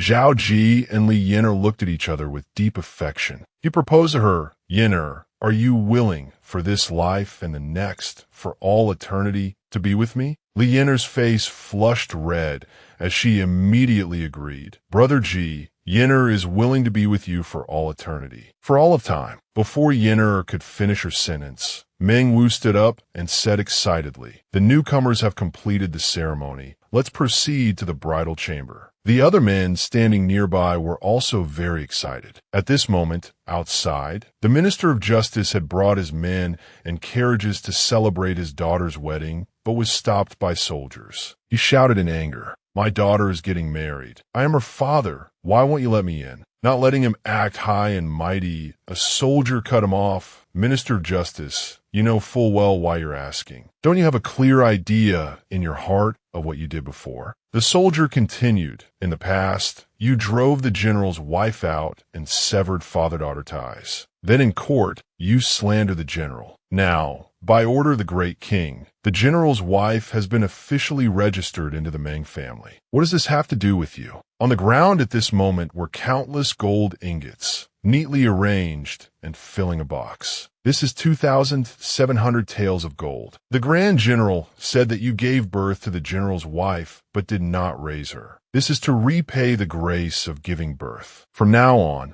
the Zhao and Li families have no relationship." Having said this, the soldier concluded with a very smug remark. The Grand General also added that in a few days, by order of the great king, Han Fei will be pardoned and enter Hanyang. You should know what's best for you. Hearing these words, the Minister of Justice's expression was no longer angry as before, but instead one of utter surprise, unable to believe his ears. Finishing his sentence, the soldier turned and left. "We still have to go drink at the Grand General celebration. We won't talk with the Minister of Justice any longer. Take care. We won't see you out." He left the Minister of Justice with his carriage and soldiers standing outside the gate, not knowing what to do. The Minister of Justice was now furious, secretly plotting. Han Fei wants to enter the residence in Hanyang. Zhao Qi, must you turn your back on me? Fine, we'll wait and see. The world is not yet unified, so of course you get promoted. Later, when the four seas are pacified and there is no more need for war, I will absolutely not spare you. In contrast to the tense atmosphere outside, inside the room, Zhao Qi and Yiner had entered the bridal chamber. He gently called, "Yiner." Then his hand gently placed itself on hers, then moved to her irresistibly beautiful face, caressing it. "Yiner, today you have become my true bride. A moment of a spring night is worth 1,000 gold pieces. Why don't we?" The atmosphere was becoming incredibly intimate when suddenly a system notification popped up in front of him, making his jaw drop. Congratulations to the host for successfully marrying and completing the hidden mission. Reward: high-grade Xin rank cultivation technique, earthly sunflower true scripture. He helplessly shouted, "Heavens, you pop up now. Are you trying to scare me to death?" Not understanding what was happening, Li Yiner worried about him. "Brother Qi, what's wrong?" He closed his eyes with a calm expression. "I originally intended to tell you slowly later, but now that the mood is broken, I'll tell you now." Still not understanding, Yiner's heart was full of questions. "Brother Qi, what have you been hiding from me? Tell me." Yiner can accept it. As soon as Yiner finished speaking, a blazing flame appeared on his hand. Yiner looked on in astonishment. This is Then, from a small, flickering flame, it suddenly transformed into an immense and majestic fire phoenix that filled the entire room. Yenner's eyes followed the fire phoenix, her eyes wide, still unable to believe it. This is... He retracted the fire phoenix into his hand and gently explained, Yenner, the reason I could rise so quickly, victorious in every battle, is all thanks to this immortal's inheritance. Today, I want to pass this cultivation method on to you as well. But you must remember not to tell anyone else. Yenner wondered, an immortal's inheritance. Brother G has such a fate. Yenner will definitely keep it a secret. At this moment, the system announced, after cultivating the earthly sunflower true scripture, the host can merge it with the heavenly origin cultivation technique to form the mid-grade cultivation technique. Heavenly origin, earthly sunflower marvelous gate, yin-yang true scripture. Does the host wish to cultivate and merge? He fell into a state of focused cultivation, the flame behind his back still blazing fiercely. Heavenly origin is yang, earthly sunflower is yin. The combination of the two, yin and yang in harmony, will surely double the power. Cultivate and merge. The system displayed. Congratulations to the host for reaching level 13, innate third realm. The host's experience is full. Continue to upgrade. He focused all his internal energy for this upgrade. A while after successfully upgrading, he took a long, calming breath. Yenner, sitting beside him, covered her mouth in utter astonishment. Brother G, I never thought the divine methods rumored by the world actually exist. Today, my eyes have truly been opened. He turned to her and happily showed off. Yenner, I just upgraded my cultivation power. I will pass the technique to you. If we can achieve longevity in the future, we as husband and wife can be together forever. Hearing him say this, Yenner happily agreed. Suddenly, his cheeks flushed red, but I feel like I could try a new method of transferring the technique. Yenner beside him was puzzled. What is it? He said loudly. It's dual cultivation. After that, the two of them cultivated on the bed all night under the incredibly romantic candlelight. The next morning, the sky was as clear and blue as ever. Zhao Qi, in a very cheerful mood, whistled as he opened the door to welcome a new day. But before he could step out of the room, he heard voices in the courtyard out of Jia. Ajia, quickly, Ajia, quickly. He looked out into the courtyard, and a very awkward sight met his eyes. Qi was riding on the blood tiger's back, laughing and playing. Big cat, daddy, Ajia, let Qi ride you later. At this time, not only was the blood tiger on all fours, but Ying Zheng had also gotten on all fours at some point, with Qi sitting on his back, laughing happily, da-da-ha-ha. Okay, later Zhao will be a horse for Qi too. Seeing this scene, Zhao Qi didn't know what to do but watch them play. However, his conscience quickly took action. He hurriedly lifted Qi off Ying Zheng's back. Qi, don't be disrespectful. But Ying Zheng stood up, his face gentle and smiling brightly. Ha, how is this disrespectful? I genuinely like these two children. You should put her down. Then he held the two children in his arms again, smiling as he spoke to him. I have decided to establish a mansion for you in Hanyang. After you return to the barracks, Yenner will bring the two children to Hanyang. It's safer there. I can also see these two children every day. He was frozen by the spontaneous decision, but quickly replied, Thank you, Your Majesty. But in his heart, he silently judged. This Qin Shi Huang really likes children. It's just that the image is a bit strange. At this moment, Li Yenner walked out from the house. Your Majesty, Brother Ji, Qi, it's time to eat. Seeing their mother, the two children happily ran over. Zhao Qi also slowly walked into the house. Ying Zheng followed behind, watching this scene and thinking to himself, Donger, isn't this peaceful life what we strive for our entire lives? We were not blessed, but our Qi is. In his heart, there were still many lingering, nostalgic thoughts. Our Qi is skilled in both literature and martial arts, and values relationships and righteousness. With him here, I don't have to worry about the stability of the country in the future. Once the 9 provinces are pacified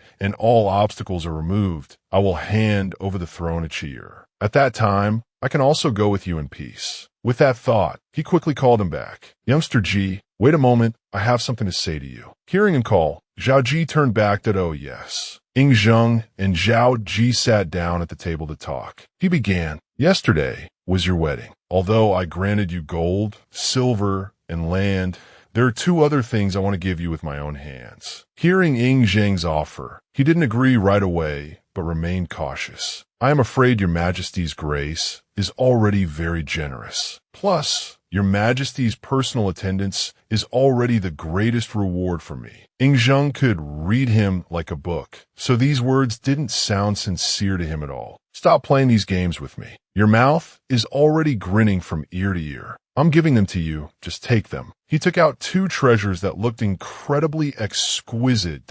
Of these two items, one is the Zhang Lu sword, the other is an imperial seal made from a piece of the He Bai. He shouted in joy. What? He explained the first treasure more clearly. The Zhang Lu sword is also known as the Sword of Benevolent Rule. When the world is in chaos, a capable ruler is needed to command it. Afterwards, a benevolent ruler is needed to govern it. Next was the second treasure. The Supreme General's imperial seal was carved from the He Bai, and the He Bai is a divine jade of unparalleled quality in the world, imbued with spiritual energy. It was later made into the hereditary imperial seal, a symbol of a divinely appointed, enlightened ruler. Looking at these two priceless and unique treasures, he marveled to himself. He's practically throwing the imperial seal in my face. These two treasures are definitely not fakes. To give such nation-stabilizing treasures to a subject, Ying Zheng truly loves me too much. Seeing Zhao Qi stand in deep thought before the two treasures for a long time, Ying Zheng spoke up. What's wrong? You think this gift is too light? He didn't mean that and hurriedly explained. No, it's just that I feel your Majesty's reward is too heavy. I'm afraid I can't bear it. Hearing this, he also explained, I don't have anything else to give. Only these two items are still presentable. Just take them. But in his heart, he thought, now, the four great martial generals and the most capable ministers of Great Qin all stand with the sixth son. All that I, as a father, can give you is this entire kingdom. Finishing his sentence, he turned to leave, but didn't forget to add, you are married now, so I should also return to Hanyang.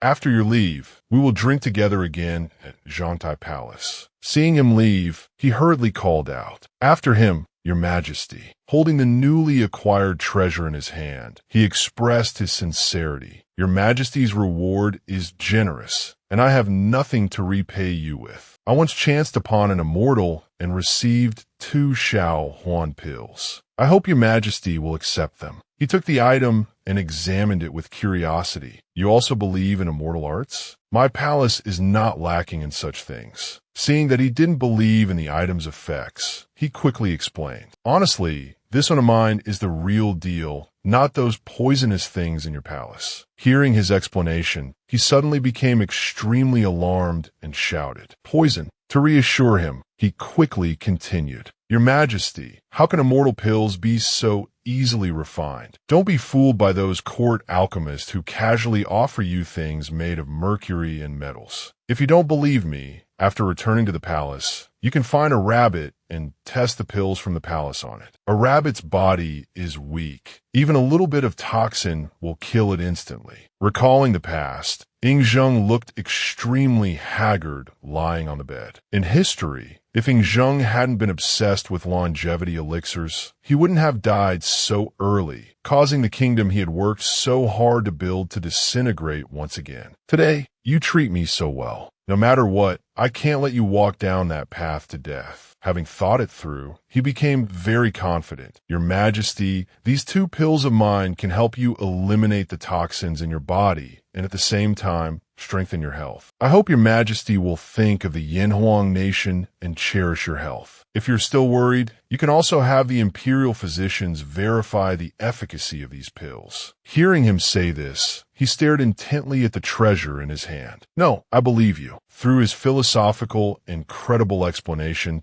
he had come to trust the item he was given and his talent. "You developed the Jinshuang Yao that saved countless generals and soldiers of my great Qin. The pills you give me, I can naturally trust. Zhao Qi, you truly are a rare talent." At this moment, he was extremely happy, smiling as he clasped his hands to accept the praise. Afterward, he clasped his hands behind his back, preparing to leave. "Zhao Qi, I will wait for you at Zhangtai Palace." 1 month later at Zhangtai Palace, Ying Zheng was practicing his swordsmanship. The sword strokes he swung were incredibly majestic and decisive. Shi and Qi, standing behind, were very excited to see it. "Wow, Jia is so amazing." After practicing, he sat down to rest. Shi and Qi happily ran towards him. "Ajia, are you tired?" "Ajia, sit down. Qi will wipe your sweat. Shi will massage your back." The innocence and joy of the children dispelled his fatigue. His face broke into a benevolent smile as he replied, "My good grandchildren know how to care for Ajia now. So sensible." Then Shi and Qi climbed onto the bench he was sitting on and played around him. He was incredibly happy at this moment, thinking to himself, "The Shaohuan pills Qi gave me are truly divine medicine. Since taking them, not only have my old ailments disappeared, but I also have inexhaustible strength." The three of them were playing happily when suddenly Zhao Gao, holding an eye-catching red box, approached to report, "Your Majesty, even if you like these 2 children, you can't keep them in the palace forever. Yenner misses her children." Seeing him approach, Qi turned to look at him and called out brightly, "Ancestor Grandpa." Hearing what Zhao Gao said, he had no choice but to let the 2 children return to their mother. "I was thinking that Qi is still on leave, so let the couple reunite. Wait for Qi to return, then Zhao Yenner and the children can all move into Zhangtai Palace." Then he turned to instruct Qi and Qi, "Go play over there." Seeing that Ying Zheng was still reluctant to let the children go, Zhao Gao started to grumble again. "You're already the great king. Why are you being so stubborn? What kind of logic is it to have a subject's family living in the palace?" But seeing this, Zhao Gao felt relieved. "But it's been a long time since I've seen you in such high spirits. I am much more at ease." Hearing this, Ying Zheng walked and sighed. "Thanks to youngster Ji's divine medicine, your complexion, my dear father-in-law, is also better." Zhao Gao, still holding the red box, walked behind and said, "There were only 2 of those divine pills, and you gave 1 to me. It was truly a waste. Speaking of which, I have something I want to show your Majesty." Saying so, he opened the box to reveal a pure white rabbit, frozen solid, lying neatly inside. After showing Ying Zheng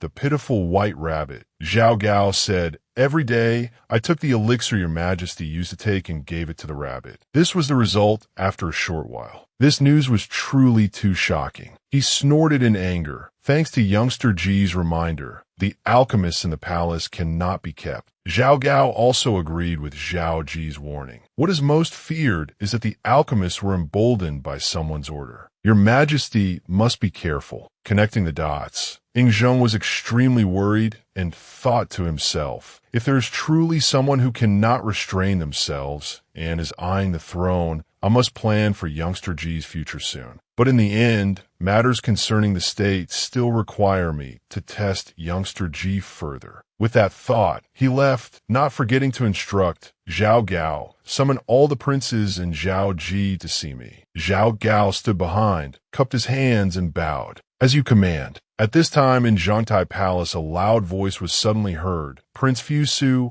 Prince Jianglu, Prince Gao, Prince Huhai, an audience with the king. It turned out to be Prince Fusu of Qin and Prince Huhai of Qin, who had come to see Ying Zheng upon being summoned. Your sons pay their respects to Father King. At this moment, Ying Zheng was sitting on the throne, holding Qi with his right hand and stroking Shi's head with his left. Suddenly, seeing the strangers, Shi couldn't help but ask, "Ajia, who are these older brothers?" Ying Zheng gently explained, "Shi, these people are all Ajia's sons, but they are all younger than your father, so you should call them uncles." Hearing him say that, Shi and sure, they both happily said aloud. So they are uncles. Hello, uncles. He was extremely proud of the two children. He thought to himself, my grandchildren are so smart, just like their father and also like me, ha ha ha. Suddenly, his expression darkened. He said in a stern voice, didn't you hear Shi'er and Qi'er calling you? You don't even know how to reply. Truly worthless. Seeing this, Hu-hai was alarmed and hurriedly explained, your son was overjoyed and momentarily forgot to reply. They are General Zhao's two children, aren't they? Truly adorable. At this time, Fusu, who had been silent, spoke up with a stern face, questioning, Father King, under the laws of Great Qin, a subject entering the palace is not allowed to stay for more than a day. How can these two children stay for a long time? Moreover, they even call your sons uncles. Hearing this, Hu-hai, who was beside him, showed his displeasure and retorted, Father King appreciates talent and has positioned himself as Zhao Ji's father. Fusu, you're meddling too much. Hearing Fusu's questioning, Ying Zheng frowned in anger. Fusu, is this the attitude you use to speak with me? Fusu, not yielding to Ying Zheng's presence, quickly continued, the world is bound by laws. Father King should rule the state with Confucianism as the foundation. This is the righteous path. Even if Father King is unwilling to listen, Fusu must speak. If the one who rules does not uphold the rights, how can a myriad people be convinced to obey? As he was speaking passionately, someone suddenly spoke from behind. Prince Fusu's argument is truly strange. His mouth is full of rights, yet he is defiant towards his majesty. What kind of principle is that? Does he not know that all laws are subordinate to the king's power? It turned out to be Zhao Qi, who entered with a grand demeanor, cupping his hands in a salute. Your Majesty, forgive your subjects' audacity for interjecting a few words. Seeing Zhao Qi arrive, Ying Zheng was no longer as tense as before. It's fine. You came at just the right time. Quickly talk to this rebellious son, otherwise I'm really about to be angered to death by him. Fusu glanced at Zhao Qi and questioned with displeasure. You are Zhao Qi? Don't think you can speak recklessly just because you have military merits. Confucianism is supreme. How could a brute like you possibly understand? Treating his words like a passing wind, he smirked challengingly. Oh, since I have the king's permission, then I shall debate with Prince Fu. At this moment, he sternly questioned Fusa back. I will only ask the prince two questions. The Confucian school values ruling the state with rights. May I ask, now that the states have disintegrated, where are the rights? In a land without rights, what are rights? Furthermore, you say the state should be ruled with Confucianism as its foundation. May I ask if the prince can use rights and teachings to unify the world and make the states submit to our great Qin? These words from Zhao Qi seemed to strike a nerve with Fusu. He was stunned.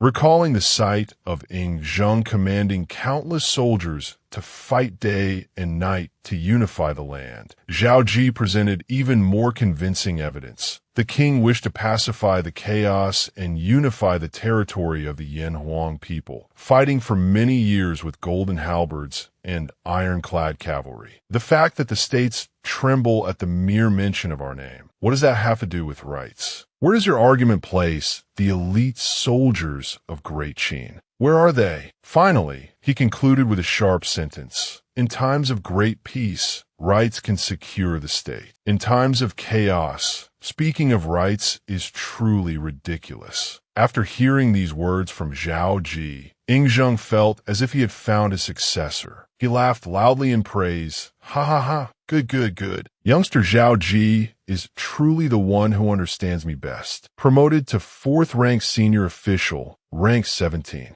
Zhao Qi immediately bowed respectfully. Thank you, Your Majesty. Then he turned and shouted, Fusu, I ordered Qin Yu to teach you, but I didn't expect him to teach you in such a blockhead. You must learn well from Zhao Qi. Fusu could not refute this and could only cup his hands and reluctantly obey. Ying Zheng's face hardened. His eyes filled with fury. I had you all come for an audience, originally intending to discuss the matter of the envoys from the 4 states coming to Qin for negotiations. Now it seems there's no need to say much. All of you withdraw. Only Zhao Qi needs to stay. Hearing Ying Zheng's words, Hu Hai did not hesitate and bowed very politely to Zhao Qi. General Zhao is skilled in both literary and martial arts. Hu Hai is truly impressed. I will visit your residence another day, as Hu Hai wishes to seek more guidance. Zhao Qi was not shy with the polite words and replied, "The prince is too kind." This humble martial man was merely discussing matters. Meanwhile, Fusu turned and walked straight out of the room without saying a word. Seeing this, Hu Hai was secretly pleased. Thankfully, my teacher advised me not to offend Father King over the two children. So what if that fool Fusu has the support of the gentry clans? To become king in the future, winning over Zhao Qi is the key. After thinking, he also followed him out. At this time,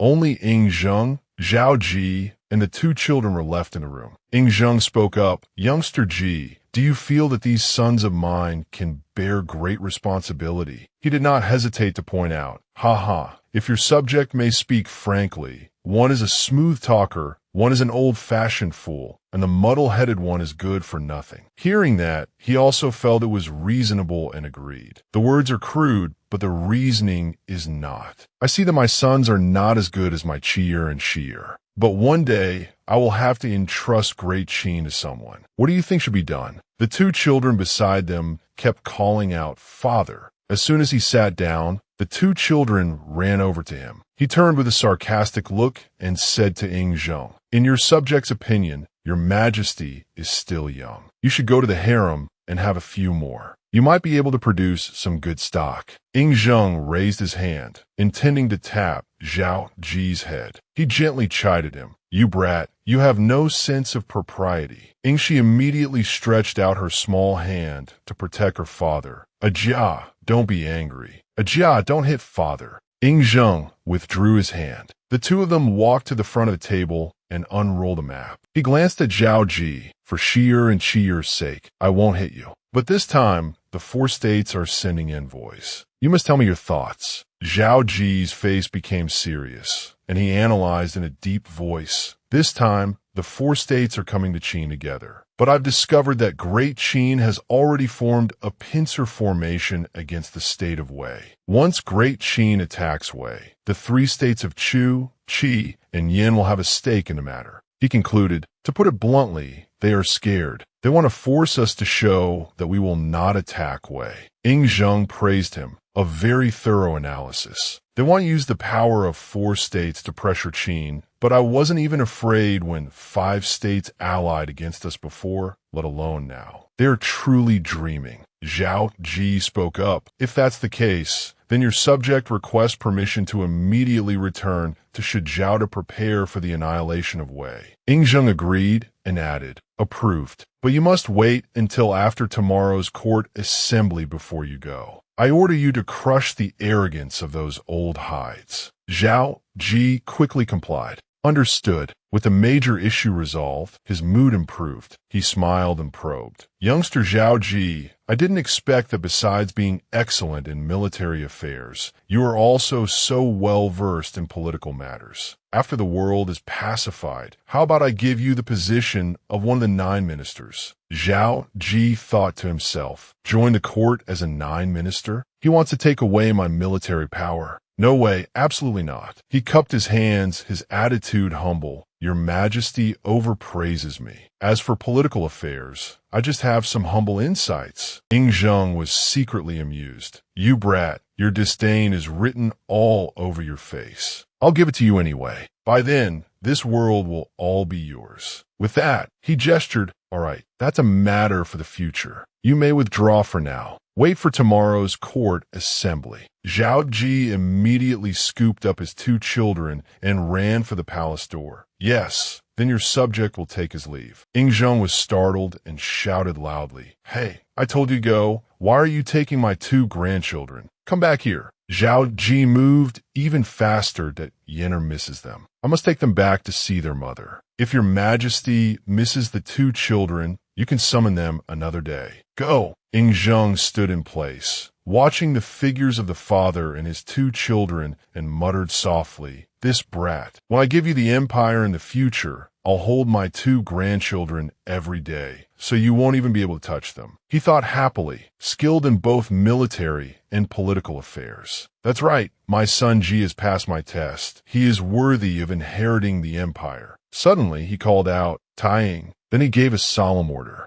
Youngster Ji is about to return to the military camp. Tell the Black Ice terrorists to step up their care for youngster Ji. I do not wish for anything to happen to him. Tying appeared in a flash, respectfully accepting the order. Your subject understands. Ying Zheng picked up a bamboo scroll and continued. Here is a secret edict, which is also my last will and testament. Tai Ying looked up, his voice filled with puzzlement and confusion. Your Majesty. Before Tai Ying could continue, Ying Zheng instructed again. In the future, if anything untoward happens to me, this edict is to be read by you to all the officials. Anyone who violates this edict will be considered a traitor to Great Qin, and their entire clan will be exterminated. Your fate is not in your hands, not even mine. For youngster Ji's sake, and even more for Great Qin's sake, I must prepare for the worst. Tying asked no more questions, only closing his eyes with even greater reverence. Tai Ying will definitely not fail your Majesty's trust. Ying Zheng was silent, 1,000 threads of thought in his mind. My son Ji, for so many years, your father king has never fulfilled his responsibility of caring for you and your mother. But father will find a way to make it up to you. This throne is yours. No one can take it. Your path, I will pave it for you.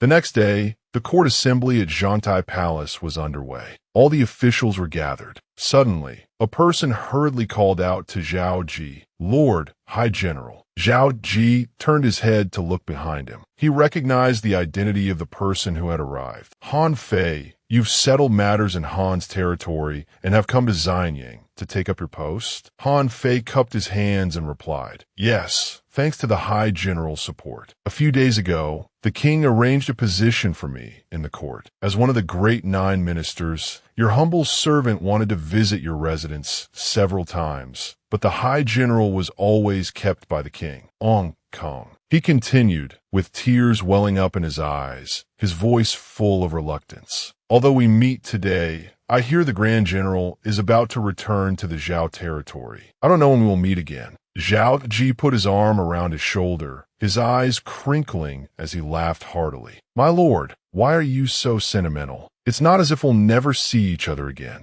Entering the court to serve as an official is your wish, and it is also my wish. We should both be happy. Han Fei also smiled. I will certainly not fail the general's kindness. He glanced at the officials in front, his words sharp as steel. In the court, I will become a sharp sword to eliminate all who are disloyal and unrighteous. These words made the official in front startle guiltily. Then he turned his head and asked Zhao Qi in a low voice. But it seems the important matter in today's court session is that the great king wants to meet the envoys of the 4 states regarding military affairs and the future unification. Does the Grand General have a perfect plan? Zhao Qi smiled without hesitation. The 3 states of Qi, Chu, and Yin want to pressure our great Qin to give up attacking Wei. The state of Wei is just putting on a show. What is there to fear? The grand tide is set. Nothing can stop the iron cavalry of Great Qin now. At this moment, as a group of people entered, a voice echoed in the hall, announcing the envoy of the state of Wei, the envoy of the state of Qi, the envoy of the state of Chu, and the envoy of the state of Yin to the hall. Among them, the envoy of the state of Yin was led by Crown Prince Dan of Yin, who led the way forward. The group said in unison, the envoys pay their respects to the king of Qin. Ying Zheng commanded majestically, dispense with the formalities. Rise.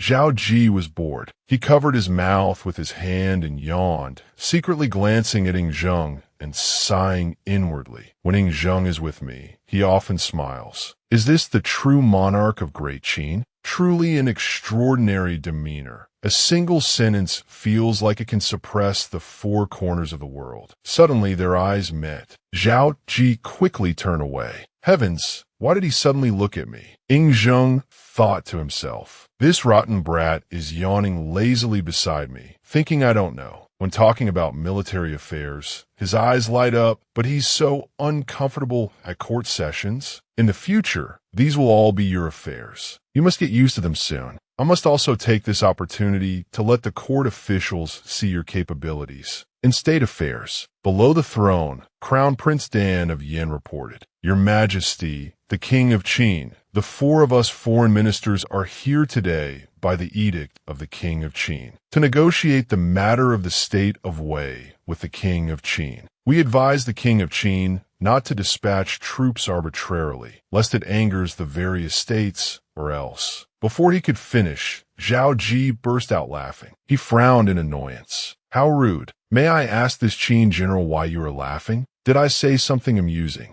Zhao Qi looked straight at him. "What? Are the envoy's words not ridiculous?" He shrugged mockingly. "The envoy keeps talking about a meaningless campaign. That's truly laughable. Our great Qin has always campaigned with just cause. Besides, you just said, or else. Or else what? Does the tiny state of Yin want to threaten great Qin?" As he finished speaking, the great ministers behind him also burst out laughing in unison. Ying Zheng's face darkened as he spoke slowly. "Crown Prince Dan, we were both hostages in the state of Zhao back then. After so many years apart, why have you not improved at all? Grand General, you tell him, for what reason does our great Qin dispatch troops?" Zhao Qi obeyed the command and replied, "Yes, Crown Prince of Yin, this general remembers that when the state of Zhao attacked Yin, your state of Yin constantly begged our great Qin for reinforcements. When my benevolent king dispatched troops, why didn't I see you say that great Qin's campaign was meaningless?" Crown Prince Dan of Yin angrily retorted, "When great Qin dispatched troops, my state of Yin already gave sufficient gifts of gratitude." Zhao Qi replied decisively, "Gratitude is enough. Truly ungrateful wretches. If our great Qin had not lent a helping hand, I'm afraid your state of Yin would have been destroyed long ago. Would you still be here, stirring up trouble?" Crown Prince Dan of Yin brazenly changed the subject. "Let's not discuss that. Is great Qin's plot to attack Wei also a campaign with just cause?" Ying Zheng sat on the dragon throne, immensely pleased. This mouth of Qi is truly formidable. Aiding Yin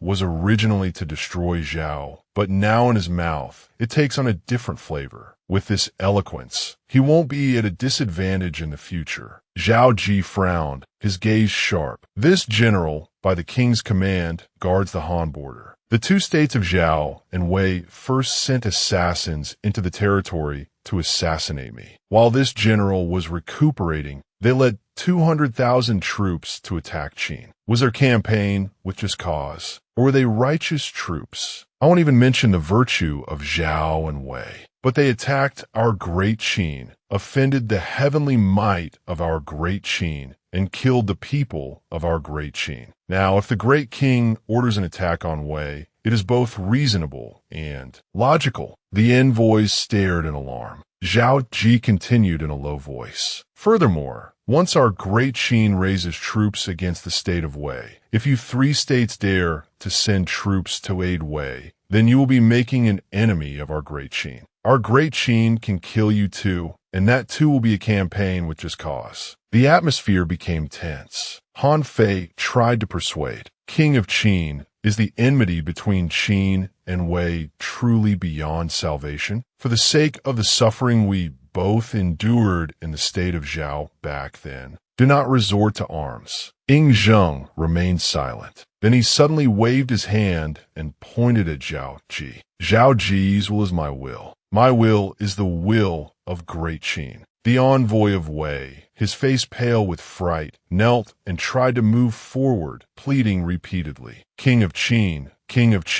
that day my state of Wei dispatched troops to attack Qin.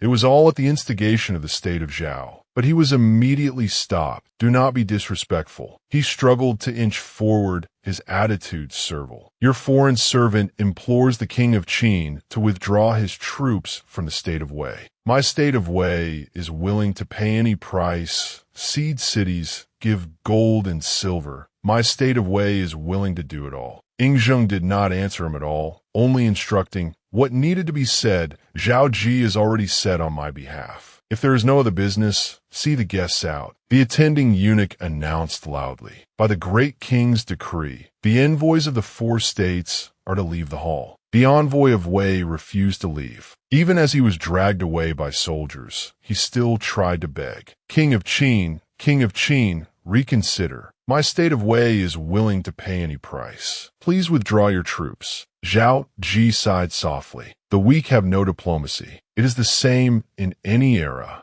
Ying Zheng stood up, waved his hand, and once again gave the order. Court is dismissed. The officials respectfully said in unison, yes. Beside him, just as Zhao Qi was about to descend, Ying Zheng suddenly grabbed his hand. Youngster, you're not to leave. You return to the land of Zhao tomorrow. Today, you must have a drink with me. Zhao Qi was stunned. Huh, I'm drinking again? Great king, you're so fond of drinking, I don't have enough. Wine for you. In the end, Zhao Qi had no choice but to drink with Ying Zheng. Ying Zheng poured wine for him while saying with a cheerful laugh, Come, I shall pour you a cup. Zhao Qi covered the mouth of his cup with his hand, refusing repeatedly. Great king, I can't. Ying Zheng laughed heartily. It's just the 2 of us here. What's there to refuse? Forget about all that etiquette. Zhao Qi quickly replied, Thank you, great king. Ying Zheng looked at him, his eyes full of reluctance. Youngster Qi, I truly can't bear to part with you.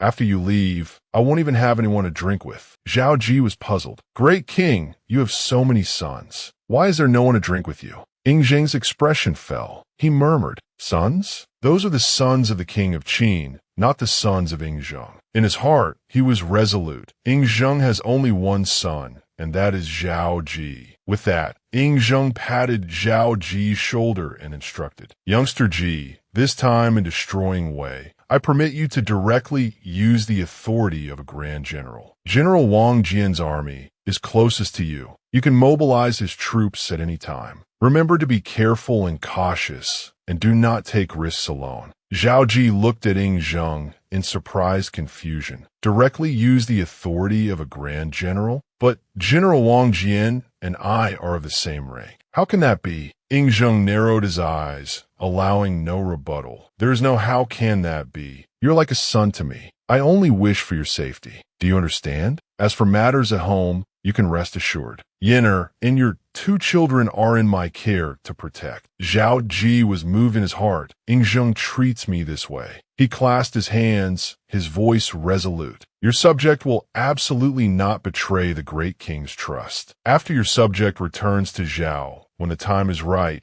I will immediately mobilize troops to destroy Wei, to repay the great king. He took out a small vial and 2 rough gems. He continued, Great king, you treat your subjects so well. Your subject remembers it all in his heart and has nothing to repay you with. These 2 items can protect the great king's health. Please accept them. Ying Zheng looked at them curiously. Is this the elixir you gave me last time? Then were these 2 stones luminous pearls? Zhao Qi explained. This elixir is called the Great Rejuvenation Pill, and the other 2 stones are called Spirit Stones. This Great Rejuvenation Pill is more potent than the small rejuvenation pill your subject presented last time. Although it cannot bring the dead back to life, as long as there is a breath left, it can save a life. And this Spirit Stone can protect the great king's body and keep it strong. Zhao Qi pondered. An ordinary person who takes the Great Rejuvenation Pill can leap directly to the Hotian realm of martial arts initiation, but he shouldn't tell Ying Zheng about this yet. Ying Zheng moved closer, putting an arm around Zhao Qi's shoulder, and said humorously, Good lad, just how many secrets are you hiding? Today I must get you drunk so you'll spill all your secrets. I heard you also developed a type of martial formation, right? Zhao Qi chuckled and replied, Great king, you have no martial virtue.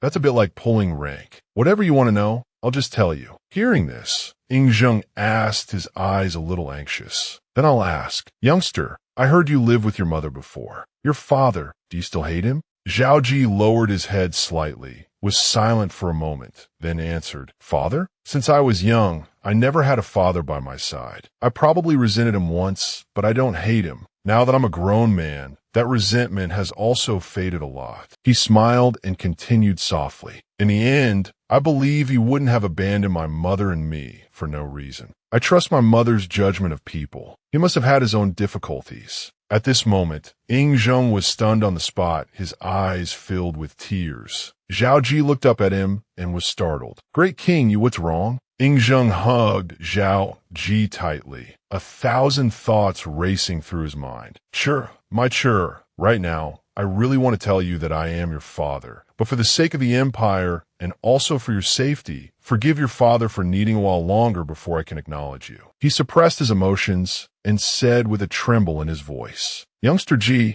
my heart aches for you." Zhao Qi said nothing. He thought silently. Ying Zheng's heart is true. If I also had a father's embrace, is this what it feels like? The night was late. The drunken Ying Zheng slumped over the table. Zhao Qi called someone over and instructed, "The great king is drunk. Serve him well. When the great king sobers up, please pass on a message. Just say that I have many other things to prepare for my return journey and have left first." The eunuch listened and replied respectfully, "Yes." He stepped out of the hall, looking up at the sky as he walked. "Ying Zheng, you treat me with sincerity. I, Zhao Qi, will definitely use my loyalty to repay you. If you truly see me as a son, I should also see you as a father. With you here, great Qin, the empire, I will absolutely not covet it." Returning to his room, Zhao Qi focused his mind on cultivation. The spirit stone fell to the ground. Zhao Qi breathed a sigh of relief. He smiled, as expected of a spirit stone, devouring spiritual energy and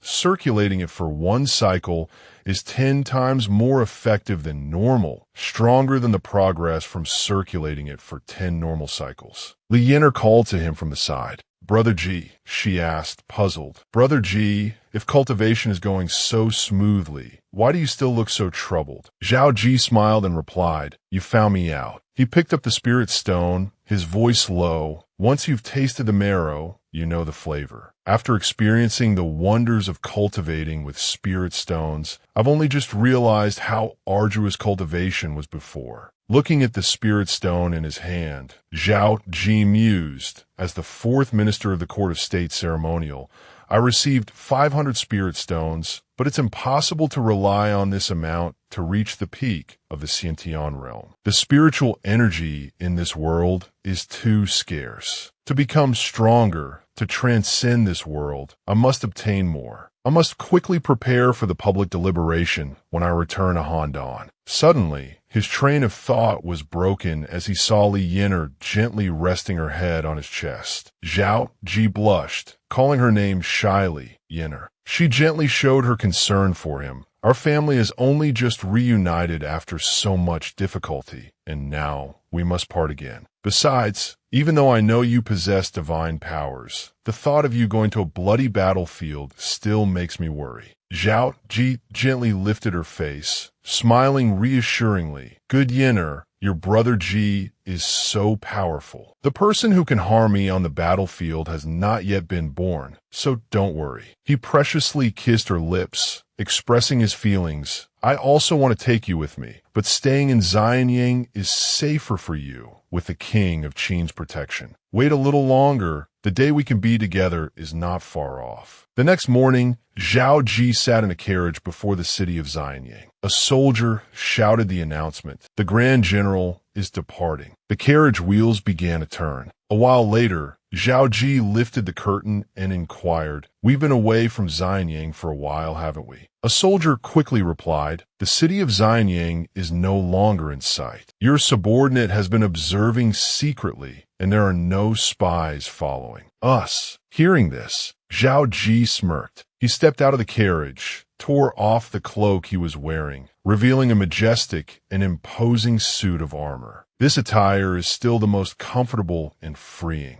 After enduring for 2 months, I can finally wear it again. Then he raised his hand and whistled a few times. Immediately, a flock of birds flew in from a distance. At the same time, the ground also trembled slightly. Zhao Qi stepped down from the carriage and stood in place, waiting. In a moment, he leaped onto a large, fierce beast and ordered his subordinate. That carriage is truly uncomfortable. I'm returning to Handan first. You all should hurry back as well. The soldier clasped his hands and replied, Yes, sir. A few days later, the monstrous beast carried Zhao Qi to the gates of Handan. The soldiers on the city wall immediately recognized him. The Grand General, it's the Grand General. The Grand General has returned. Zhao Qi rode the beast inside, asking as he went, I'm back. I've been away for a few months. Is everything in the city all right? He thought joyfully, Indeed, this is the sky that belongs to me. Unrestricted by others, I alone am supreme. The soldier bowed his head and replied, reporting to the Grand General, Everything is fine. Zhao Qi wondered, Where are Zhang Han and Reneo? The soldier hurriedly reported, Zhang Han and Reneo are in the forest on the outskirts. The matter the Grand General instructed them on is nearly prepared, and the general who stayed behind to train the troops has also achieved great results. Zhao Qi tossed a flask to the soldier, praising him, Well done. Then he gave his instructions and rode the beast away. This is celebratory wine from this general. I'm going to see Zhang Han and Reneo. We'll drink together a little later. Seeing the wine, the soldier was delighted. Yes, sir. At this time, in the forest on the outskirts, a fierce beast was roaring madly, its eyes blood red with killing intent. Soldiers holding weapons surrounded it, carefully trying to figure out how to deal with it. This beast has broken free from the trap. Quickly restrain it. This startled beast is not easy to deal with. Reneo, not far away, stepped forward and shouted, You beast, let's see which is mightier, your claws or my longsword. The enraged beast charged swiftly to attack. Reneo, in an instant, he was pinned to the ground by its claws, unable to move. I'm done for, I'm dead for sure, but why can't I do it? He recalled past images, thinking resentfully, this isn't the first time a fierce tiger has escaped its trap, but why can both Tu Sui and Zhang Han subdue this fierce beast in a single blow? But I can't. I refuse to accept this. We are both grand generals. Why is my strength so much inferior? It was at this very moment that Zhao Qi rode his beast over, subdued the fierce beast, and saved an AO blood tiger spare its life. In just a few seconds, the fierce beast was knocked to the ground by the blood tiger's claws. Zhao Qi smiled at the blood tiger. Subdued it already? The blood tiger happily replied in his mind, Master, am I amazing? Did I do a good job? Please pat my head. Please give me a hug. Zhao Qi obliged, stroking the blood tiger's head, causing it to blissfully narrow its eyes. All right, I know you're the best. He looked at it and thought, after upgrading my beast taming ability, I've started to be able to understand this one's thoughts. It's really noisy. Suddenly, a pleasantly surprised voice called out from a distance, Grand General, you're back? Zhao Qi took out a small flask and gave it to Reneo, his voice concerned. Are you injured? Use this medicine quickly. Zhang Han ran closer, saying joyfully, I was over there capturing a tiger. When I heard the unusual tiger roar, I sensed something was wrong. I didn't expect you to be back, Grand General. Zhao Qi inquired. The tigers are ferocious. You all have worked hard these past few months. Were there any casualties? Zhang Han respectfully reported it was unavoidable that some brothers were injured, but with the Grand General's brilliant golden needles, everyone is fine. We could be considered to have not failed the mission the General entrusted to us. With that, he leaned over and extended his hand in invitation. Grand General, please step this way. The three of them walked to a high cliff and looked down from above. Zhang Han introduced, by the General's command, in these 2 months, we have captured nearly 3,000 tigers along with several hundred ferocious beasts. He continued, this operation has been kept absolutely secret from the outside. Only your confidants and we Grand Generals know about it, but we don't know what the Grand General's intentions are. Zhao Qi replied with satisfaction, very good. Then he stroked the blood tiger and commanded, Blood tiger, use your divine beast bloodline to suppress them for me. The blood tiger obeyed and leaped down. Hearing its roar, The other beasts cowered in fear. Beside them, Zhang Han's eyes widened in surprise. The blood tiger has suppressed them. Could it be that the Grand General's mount is a beast king? Zhao Qi smiled and replied, from now on, they will not harm people without an order. Open the cages and release the tigers. Ren Ao hesitated, doubtful. Open the cages and release the tigers? Are these 3,000 tigers really all tamed? A moment later, the soldiers opened the gates. Zhang Han and Ren Ao nervously watched the beasts. They were docile, showing none of the ferocity of wild beasts. The two men, amazed, continuously petted them. This tiger really doesn't harm people anymore. So obedient. The Grand General's mount is truly a beast king. They're all tamed. Zhao Qi smiled with satisfaction. From now on, these tigers will willingly serve as mounts for my elite soldiers of Great Qin. Zhang Han, select 3,000 elite cavalrymen from those you've trained to pair with these tigers and build a fierce tiger army. Zhang Han replied excitedly, yes, sir. Next, Zhao Qi instructed Ren Ao. All right, I'm going to check on those flying beasts. Ren Ao, you go back and recover from your injuries. Go into the city and have Tu Sui come here to replace you. Ren Ao immediately knelt down, his voice heavy. Grand General, your subordinate general will not go back. He bowed his head, his brow furrowed tightly. Having followed the general until now, your subordinate general has understood a few things. You often seem to value generals Tu Sui and Zhang Han more, and those two generals possess extraordinary divine power. Your subordinate general speculates that it must have been bestowed by the Grand General. Your subordinate general also wishes to become the Grand General's right-hand man. Zhao Qi assessed, you are quite intelligent. He continued, so you also want that divine power, but do you know what price you must pay? Hearing this, Ren Ao bowed even lower.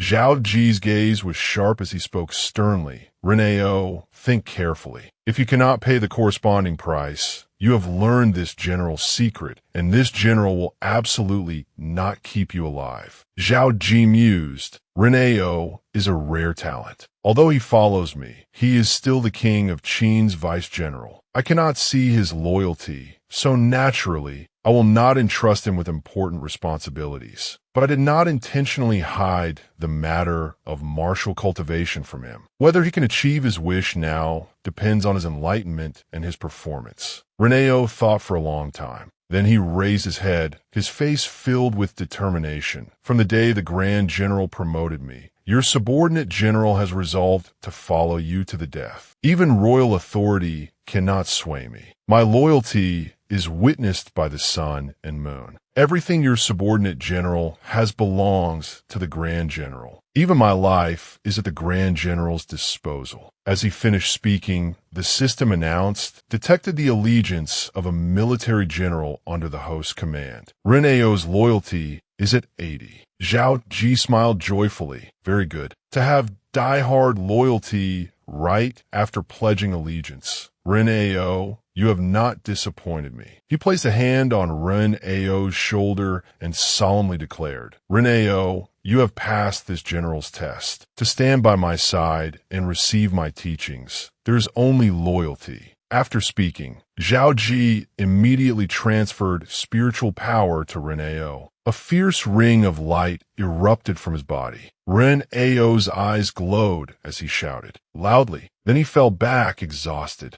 Zhao Qi ordered, Ren Ao no longer needs to return to the city to replace Tu Sui. This general has other matters and will go on ahead. Zhang Han, you stay and guide Ren Ao in his introduction to martial cultivation. Zhang Han obeyed. Yes, sir. He stepped forward and patted Ren Ao's shoulder. Congratulations, General Ren. From now on, we will serve our Lord together as one family. But Ren Ao was still in a state of shock. So this is the power that Tu Sui and Zhang Han possess? How miraculous, how powerful. Being patted on the shoulder, Rineo was startled back to his senses. He hurriedly prostrated himself in Zhao Qi's direction. Your subordinate general swears to serve the Lord with my life, to follow the Lord, to be ground to dust, until death do us part. A moment later, Zhao Qi was strolling through the forest. He suddenly stopped in one spot and spoke. Come out. A man quickly appeared, clasping his hands respectfully. Your subordinate greets the Lord.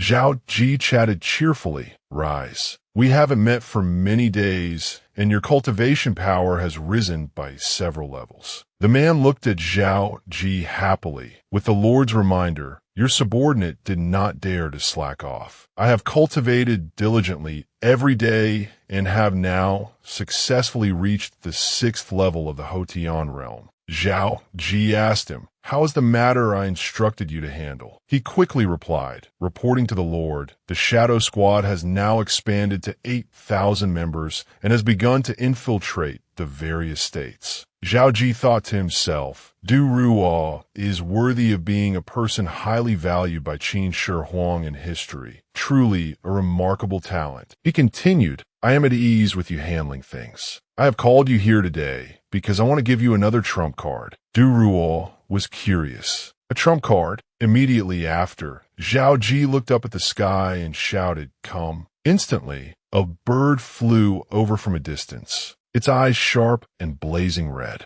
Behind it was an entire flock of birds. They swooped down, calling out continuously, Fut-la-la-la, Fut-la-la-la. Du Ruo asked flusteredly, my lord, what is this? Zhao Qi smiled and explained, this is the trump card I wanted to give you. Each bird stared with a cold gaze. Zhao Qi looked proudly at Du Ruo. With their help, the shadows in various places can be closely linked together, forming an inseparable intelligence network. In this world, there are no more secrets from me. 3 months later, at Wang Jian's main camp at Hanga Pass, a voice called out, Father Marshal, a letter from Zhao Qi has arrived. Inside the tent, Wang Jian was restless and anxious. Quick, quick, bring it here for me to see. He took and opened the letter to read, then laughed joyfully. We finally waited for the best opportunity to attack Wei. In the letter, Zhao Qi said he has assembled a large army and told us to prepare quickly. Previously, when the Great King issued a decree ordering the Hanga Pass main camp to be under Zhao Qi's direct command, I was still a bit unwilling. Now it seems the Great King truly has a good eye for people. Wang Bin was startled to hear this. So quickly? This is great. Wang Jian frowned. Zhao Qi's talent has far surpassed mine. This time, if he hadn't seized it, this opportunity to attack Wei would likely have been delayed further. You quickly ready the troops and prepare to set out. Wang Bin immediately replied, yes, sir. Wang Jian stood up and looked at the plan before him, analyzing it carefully. According to Zhao Qi's arrangement, we must lure Wei Wuji and the main force of the Wei state to Hanga Pass. Then he can set out from Handan and attack when they are unprepared. This tactic of feinting to the east and attacking in the west is used brilliantly. Our Great Qin is about to have a second Lord Wuan. Great Qin's unification is something to look forward to.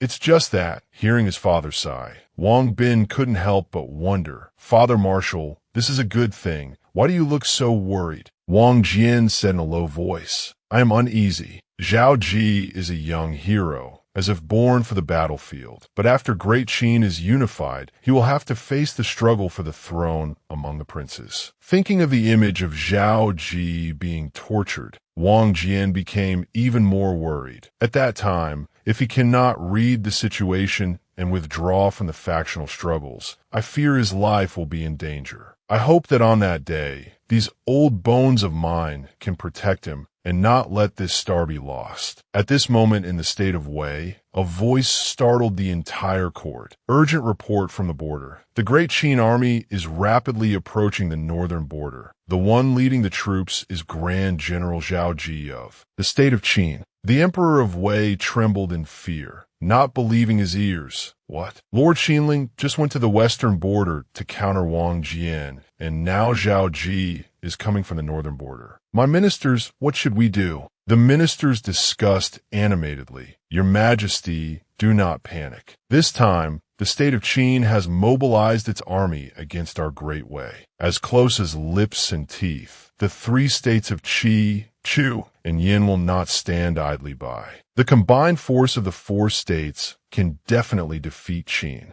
The Emperor of Wei hurriedly stood up and ordered, then immediately relay my order to quickly request aid from the three states. But what if they refused to send troops? A minister spoke up to reassure him. Lord Xinling knew long ago that Zhao Qi would make a move, so before he left, he devised a comprehensive plan. He frowned, his eyes dangerous. Our great Wei's western border has Lord Xinling himself guarding it. We do not fear Wang Jian. At the same time, General Pang Xiong has led 200,000 troops to the northern border to ambush Zhao Qi. Pang Xiong is a descendant of our great Wei's Grand General Pang Wan. He is highly regarded by Lord Xinling and can certainly stop the iron cavalry of the tyrannical Qin. And on the other side of the border, General Pang Xiong had already led his troops and was waiting. Watching the army gradually approach, Pang Xiong snorted contemptuously. Zhao Qi, you arrogant fool, you actually dare to invade my great Wei. I'll make sure you come, but never return.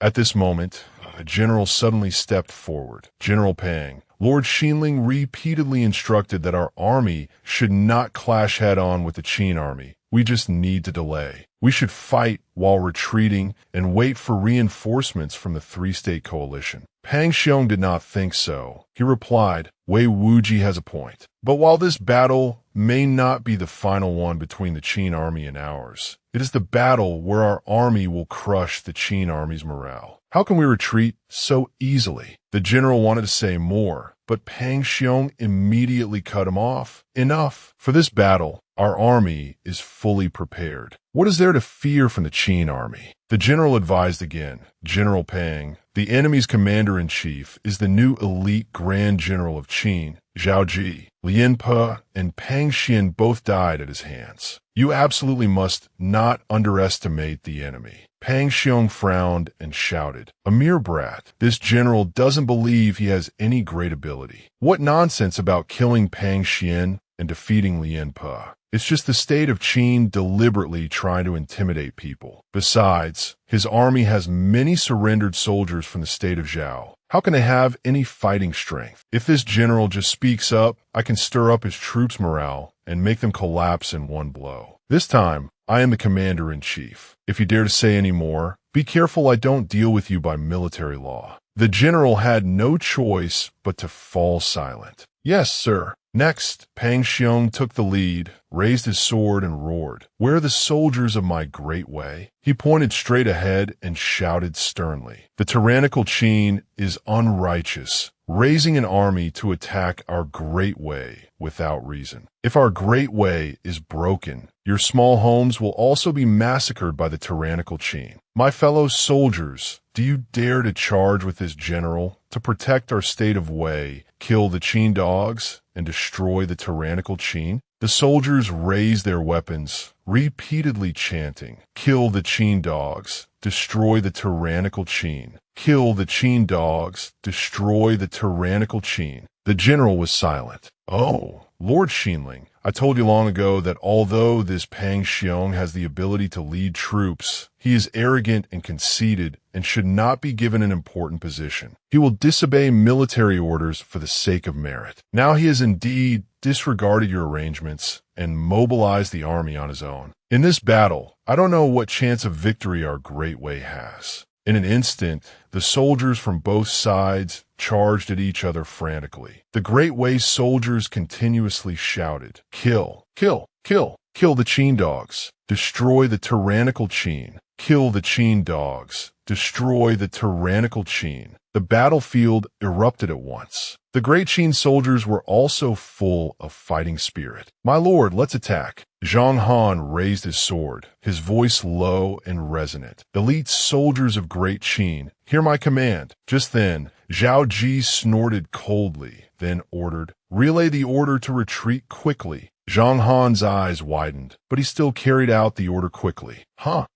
Seeing this, Pang Xiong burst out laughing. Youngster Zhao Qi, I knew you were all talk. Retreating just like that? Soldiers, hear my command. Pursue with all your might. Do not let the Qin army escape. He was extremely pleased in his heart. Incompetent Zhao Qi, this general is coming to take your head. After this battle, your title of Little God of Slaughter and your prestige among the states will be mine. On the other side, Zhao Qi continued to issue orders. Soldiers, hear my command. Retreat with utmost speed. Zhang Han couldn't help but ask, My lord, what is the meaning of this? Zhao Qi smiled and explained, Of course, it's to annihilate the Wei army. For this kind of reckless and witless general, I don't want to waste time on him. Zhang Han's face was blank. Your subordinate still doesn't understand. Suddenly, Zhao Qi took out a scroll, and he slowly explained in detail. According to Du Ruo's report, before Wei Wuji marched to the western border, he had set a delaying tactic. He ordered Pang Xiong to lead the troops and use the terrain of this northern border to hold us down and wait for reinforcement from the three states. Ren Ao instantly realized. So that's how it is. The Lord is retreating to advance, wanting to lure the Wei army to the plains to break Wei Wuji's tactic. Zhao Qi admitted, that's right. If that Pang Xiong had followed Wei Wuji's arrangement, we indeed couldn't have attacked the state of Wei for the time being. But since he has disobeyed orders, then I won't give him a chance to regret it. He frowned, crushing the scroll in his hand, his aura sharp. Even if Pang Xiong is a descendant of Pang Wan, he's just a useless person. That Wei Wuji would use him is enough to show how withered the talent in the state of Wei has become. The fall of the state of Wei is the direction of the grand trend. Thinking of the figures of those 5 people, he felt a bit emotional. It's a pity their ruler was incompetent, forcing Zhang Yi, Fan Sui, and Gong Sun Yin away, and failing to keep Shang Yang and Sun Bin. Such great talents were all recruited by the state of Qin. It could be said to be the will of heaven. Suddenly, Tu Sui said joyfully, My lord, the Wei army has been completely lured out. Zhao Qi immediately replied, Good. He raised his sword high and declared resolutely, The time has come. Elite soldiers of Great Qin, prepare for battle. This time, in attacking Wei, we shall decide the universe in one battle. Kill. The generals and soldiers behind him followed, roaring fervently, Kill, kill, kill. Decide the universe in one battle. The Great Qin soldiers rushed towards the enemy army, led by Zhao Qi, who roared, Battle formation technique, open. The Wei generals were stunned on the spot, not understanding what was happening. The Qin army is counterattacking? Why aren't they running anymore? The faces of the Great Qin soldiers were filled with killing intent, their blood-red eyes staring at their targets. Kill, kill, kill. Decide the universe in one battle. Kill, kill, kill. Destroy the state of Wei in one battle. Seeing this scene, Pang Xiong was endlessly panicked and terrified. Why does the Qin army have this kind of morale? This is completely different from before. He tried to reassure them. Soldiers, don't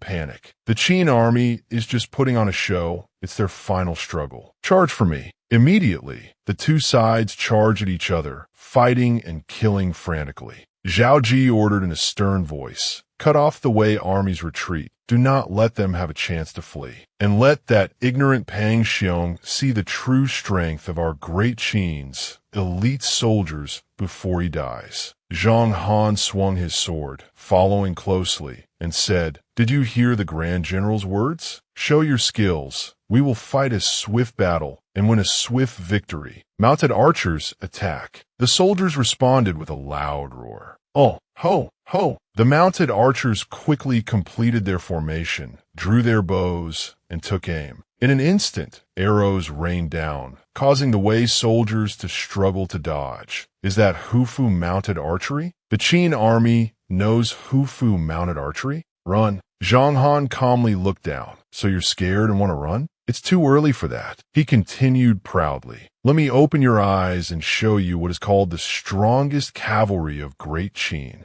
The soldiers glanced at each other, startled. The ground suddenly shook violently. A line of soldiers riding fierce tigers, weapons in hand, advanced. Zhang Han ordered, Fierce Tiger Army, attack. The fierce tigers leaped and pounced on the enemy soldiers, causing them to flee in panic. Ah, the Qin army has tigers? The Wei formation was in complete chaos. Help, tigers! There are tigers! I surrender! I surrender! Run! Run! We have no chance of winning. Their war horses also went wild and refused to be controlled. The war horses are out of control. As soon as the words were spoken, Wei soldiers tumbled from their horses to the ground, pinned down by the claws of the fierce tigers, unable to move. The Wei soldier muttered in despair, "Ah, we can't win. The state of Wei can't win." Tu Sui looked towards Zhao Qi and inquired, "As the Lord said, our army will decide the universe in one battle. The Wei army has no strength to resist and no path of retreat. Does the Lord wish to accept surrendering soldiers?" Zhao Qi replied calmly, "The state is not yet broken. There are no surrendering soldiers. Relay this general's order. As long as the enemy has not collapsed, the offensive does not stop. In addition, whoever kills Pang Xiong will receive the highest merit." Tu Sui quickly rode into the midst of the battle and shouted loudly, "The Grand General's order. As long as the enemy has not collapsed, the offensive does not stop. The one who kills Pang Xiong will receive the highest merit." The Qin army's morale soared, and they fought and killed even more fiercely. Pang Xiong stared blankly as the Wei soldiers fell one after another. "Why is it like this?" Tears welled up. He stood there stunned, his voice filled with regret. "If I had listened to Lord Xinling, would it have turned out this way? But isn't that Zhao Qi just a child? How could he have such combat strength?" In this moment of distraction, Zhang Han swiftly closed in and struck with his sword. Pang Xiong immediately parried with his sword. He frowned. "Hufu Jixia, you are from the state of Zhao. In the face of the hatred for your destroyed nation, why must you sell your life for Zhao Qi?" Zhang Han replied without hesitation, "It's true I was once from the state of Zhao, but this is not Hufu Jixia. It is the 3 treasures of cavalry combat invented by Grand General Zhao Qi." Invented. Zhang Han stepped back, then swung his sword once more. Pang Xiong was knocked to the ground. Zhang Han looked at him and continued in a low voice, "As for why I am loyal to Grand General Zhao Qi, it is, of course, because he is loyal, righteous, and treats people as equals. And from the moment I surrendered to the state of Qin, I was no longer a man of the state of Zhao. I am a Huaxiao person, the descendant of Yin and Huang." After speaking, Zhang Han immediately sent Pang Xiong on his way. Zhao Qi looked at the devastated battlefield, corpses strewn at his feet, and couldn't help but think to himself, "This battle tested the strength of the fierce tiger army, but it was also too brutal. Fighting against our own kin, in the end, is not the kingly way." Zhao Qi then gave instructions with a stern face. With Pang Xiong's army defeated, Wei Wuji will surely be forced to return to provide support. Our army and Wang Jian's grand army will form an encirclement. To guard against reinforcements from the 3 states, we must attack Dalian within half a month. Behind him, General Wang acknowledged the order, replying, "Yes." Hearing this, he gave the order in a stern voice. "Set out to destroy Wei." The soldiers behind him, full of morale, shouted loudly, "Destroy Wei! Destroy Wei! Destroy Wei!" A moment later at the city gate of Dalian, soldiers from within the city rushed out in droves. The Grand General of the state of Wei, Lord Xinling Wei Wuji, angrily slammed his hand on the wall. "How hateful! It is all my fault for mistakenly sending Pang Xiong, causing our great Wei to fall into such a perilous situation." The Prime Minister beside him added, "Pang Xiong's failure was due to his own arrogance, and even more so because of Zhao Ji's insidious cunning. It has nothing to do with you, my lord." He added, "Furthermore, it is fortunate that you returned to defend Dalian, which is why the Qin army, despite besieging the city for many days, has not dared to launch a forceful assault." Then he looked down from the city wall and spoke. "Now, within our city of Dalian, we still have over 300,000 soldiers with sufficient food and weapons. We just need to defend the city and not go out. Once the reinforcements from the 3 states arrive in a month, the crisis of Great Wei will be resolved." Wuji agreed, replying, "The The Prime Minister is right. We have not yet reached a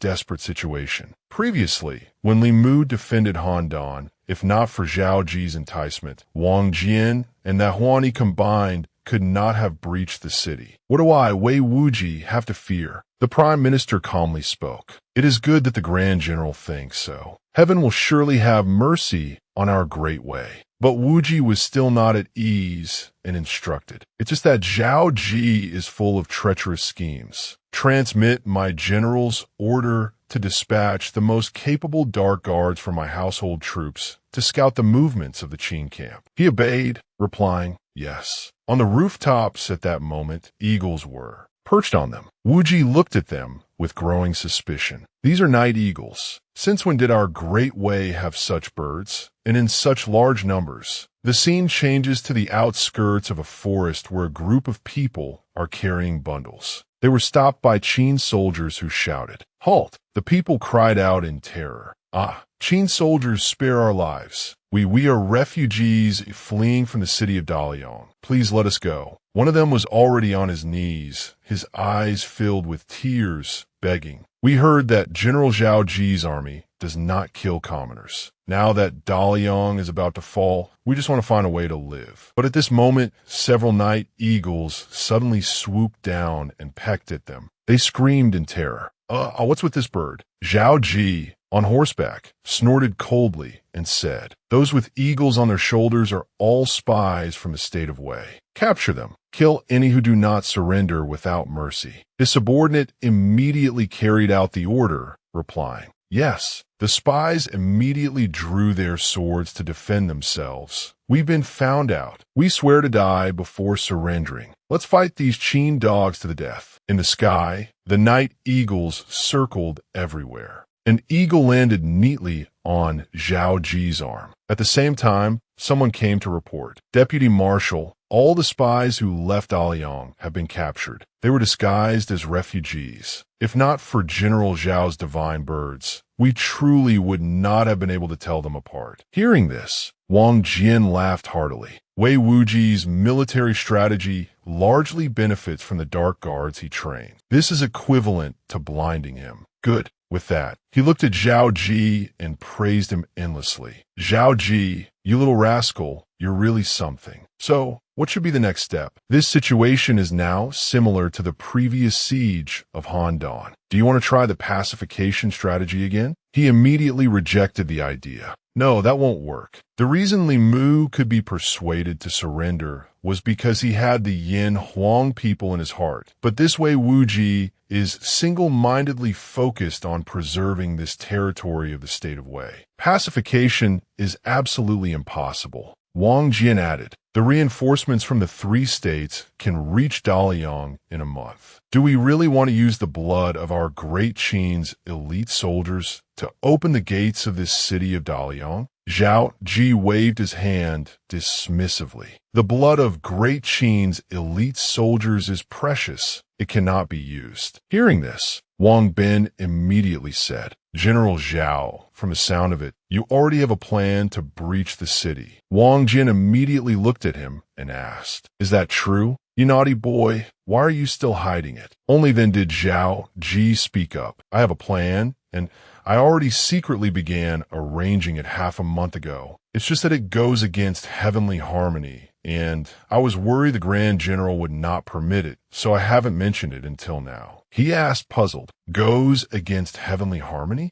Zhao Qi, already standing beside his spirit beast, calmly replied, "If the Grand General comes with me to see, you will understand. Young General Wang, I'll trouble you to continue the siege of Dalian. You must not let any of their spies escape. If there are other arrangements, I will use carrier pigeons to send messages." Wang Jian replied, "All right." The next day, north of the city of Dalian, right by the banks of the Yellow River, Tu Sui was currently urging the soldiers, "Hurry up, the Yellow River's flood season is approaching. We must finish within 10 days. Do not fail the Grand General's plan." Hearing this, the soldiers increased their speed, replying, "Yes." Suddenly, he turned around and called out, Grand General Wang Jian." Zhao Qi, standing opposite him, asked in a stern voice, was the progress of the construction. Tu Sui quickly reported, "This general will definitely complete the work before the Yellow River's flood season."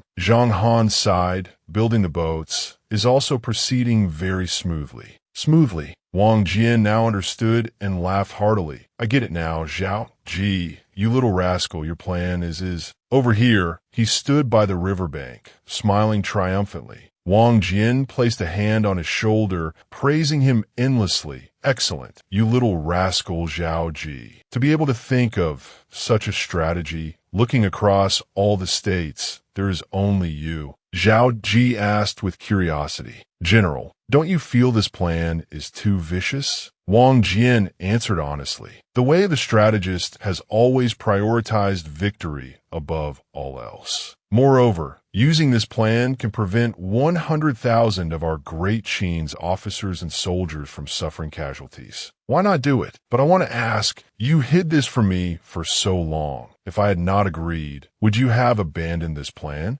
Zhao Qi said calmly, "This is a vicious plan that will destroy living beings. But for the sake of our Yin Huang people, to bring an end to this chaotic era, this plan must be used." He added, "If the Grand General had not agreed, I would still have forced it through, shouldering the crime myself, to preserve the Grand General's reputation as a virtuous general. But Wei must be destroyed." Hearing this, Wang Jian was not angry and said, "You little rascal Zhao Qi, I am very glad you are not an enemy of Great Qin. Otherwise, facing your methods, it would be difficult for our Great Qin to unify the world." Zhao Qi replied humbly, "General, you praise me too much. If I were serving another state, I fear I would at most be a Chiliarch by now, let alone have the means for such schemes and ambitions." At this time, at Wei Wuji's residence, it was raining heavily. Wuji rubbed his temples and said worriedly, "There has been no movement from the Qin camp for several days. What is the reason?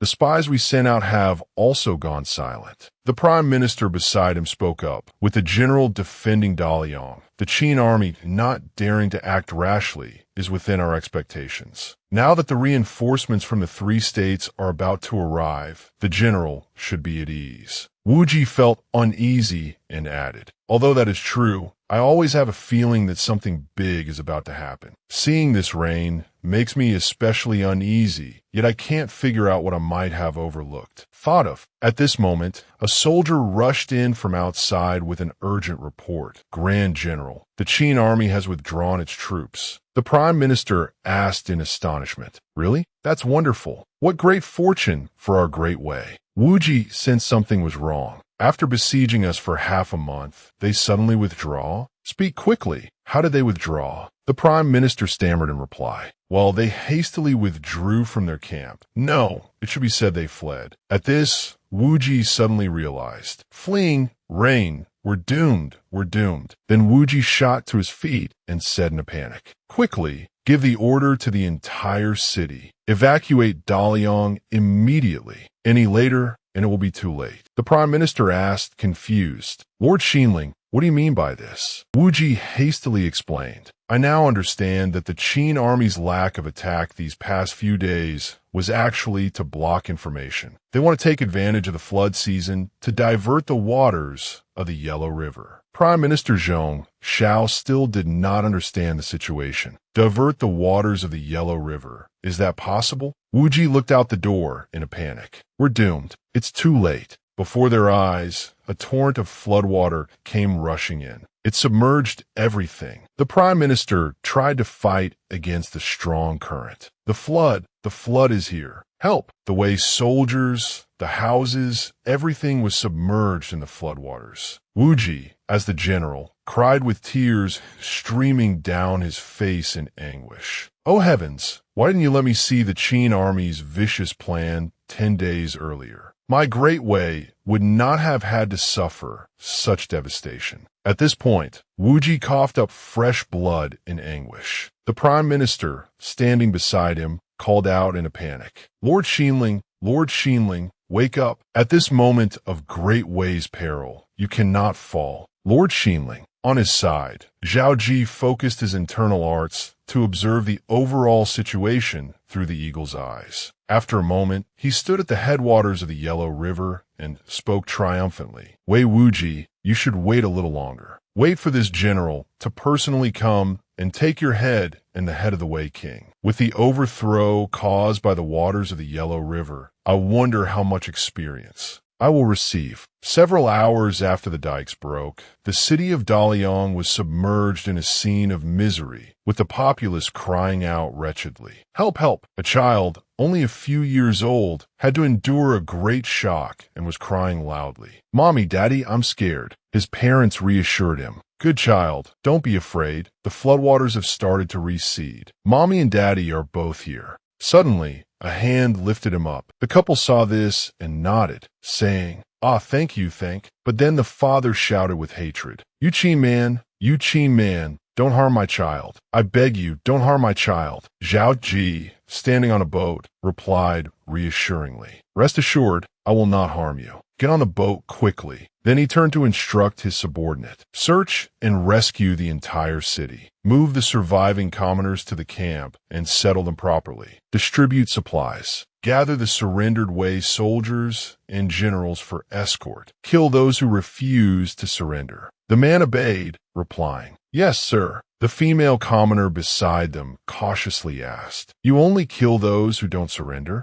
Our king has abandoned us. Are you people really that good? Her husband added, Will we commoners be sold as slaves? If so, we would rather die. Zhao Qi looked at them reassuringly. What does war have to do with the common people? The Qin army only kills the enemy. Moreover, from this moment on, you are citizens of Great Qin. As long as you harbor no thoughts of rebellion, Great Qin will treat you well. Hearing this, the family of three knelt and kowtowed in unison. Thank you, General. At this moment, a subordinate came to reporting to the Grand General. The remnants of the Wei army are mostly pinned down in the palace. Wei Wuji is also there. He spoke in a cold voice. Take me there. A moment later, Zhao Qi's boat slowly advanced towards the city wall. A voice called out from within. Who goes there? On this side, a soldier representing them shouted, This is Grand General Zhao Qi of our Great Qin. Defeated generals of Wei, surrender at once. Hearing the words Great Qin made Wuji's blood boil as he roared. So you are Zhao Qi, you insidious and vicious villain. Over 100,000 of my great Wei soldiers and commoners have died tragically at your hands. You are truly evil. At midnight, are you not afraid of ghosts coming to claim your life? Zhao Qi remained very calm as he stepped from the boat onto the Wei city wall. Full of imposing momentum, he spoke in a cold voice. War is fundamentally about killing the enemy to achieve victory. You call this general cruel, but why not say that you, knowing defeat was certain, still insisted on confronting Great Qin? If you, like General Mu, had surrendered quickly, why would there be such widespread suffering? Moreover, I ask you, if our positions were switched, would you spare me out of pity? Wuji laughed maniacally in response. Well said for Grand General Zhao Qi of Great Qin. So young, yet so proficient in the ways of war. Excellent. If it were me, I would absolutely not spare you either. As he finished speaking, Wuji gripped his sword and charged straight at him. A person like you absolutely cannot be left for the tyrannical Qin. Zhao Qi, you will die with this old man. He just silently watched him with a cold smile. Following that, only the sound of a breaking sword was heard. Before their eyes, it could be seen that Wuji had been slashed across the body by one of his blades. Zhao Qi said majestically, In this world, no one can kill me. A few streaks of fresh blood appeared on his cold face, and he spoke in a tone filled with killing intent. Where is the king of Wei? Seeing the kneeling soldiers point inside, Zhao Qi was inwardly smug. Looking at this world, no one yet has the qualification or the ability to take my life. Outside, Wang Bin worriedly looked at Wang Jian and asked, Father Marshal, the king of Wei and Wei Wuji are in the imperial palace. Are we really not going in? Even if you don't care for the glory of being the first to capture the king. But who is Wei Wuji? Aren't you afraid Zhao Qi will suffer a loss? Wang Jian smiled nonchalantly and replied, I truly don't believe it's possible for Zhao Qi to suffer. At this moment,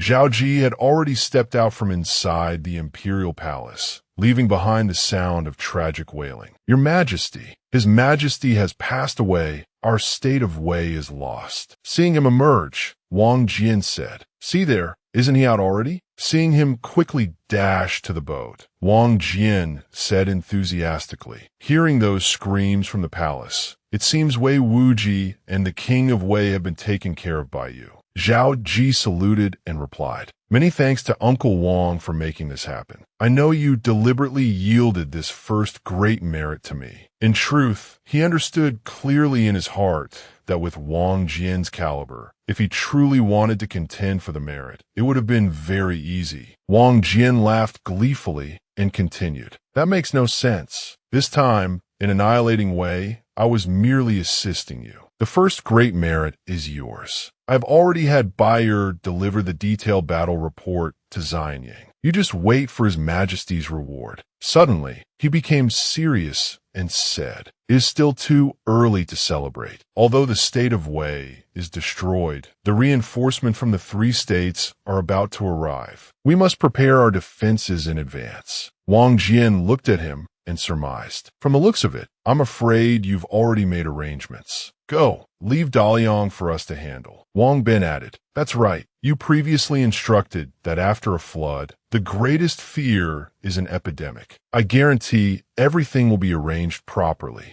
Time passed quickly. The next day, in Xianying, at Zhantai Palace, a minister, extremely agitated, spoke up to report a crime. "Your Majesty, Zhao Qi has exceeded his royal authority by dispatching the army from Hangu Pass to attack Wei. This is unforgivable. I implore your Majesty to handle this severely." "We ministers are in agreement." Ying Zheng, seated majestically on his throne, asked, "Oh, and how do my dear ministers think this king should handle Zhao Qi?" They replied loudly, "We implore your Majesty to revoke Zhao Qi's military authority and have him immediately escorted back to Xianying. For mobilizing troops on his own initiative, Zhao Qi has acted audaciously and wrongly. He should be dealt with by military law and executed on the spot." The commandant of justice below was extremely smug, smiling to himself. "Zhao Qi, you have committed a great taboo for a subject. Seeing His Majesty's grim expression, you are surely dead." But Ying Zheng, on his throne, frowned, already very displeased in his heart. "A group of blind fools, daring to have thoughts of killing my Jier. They cannot be spared in the future." Conversely, the ones who are now stepping forward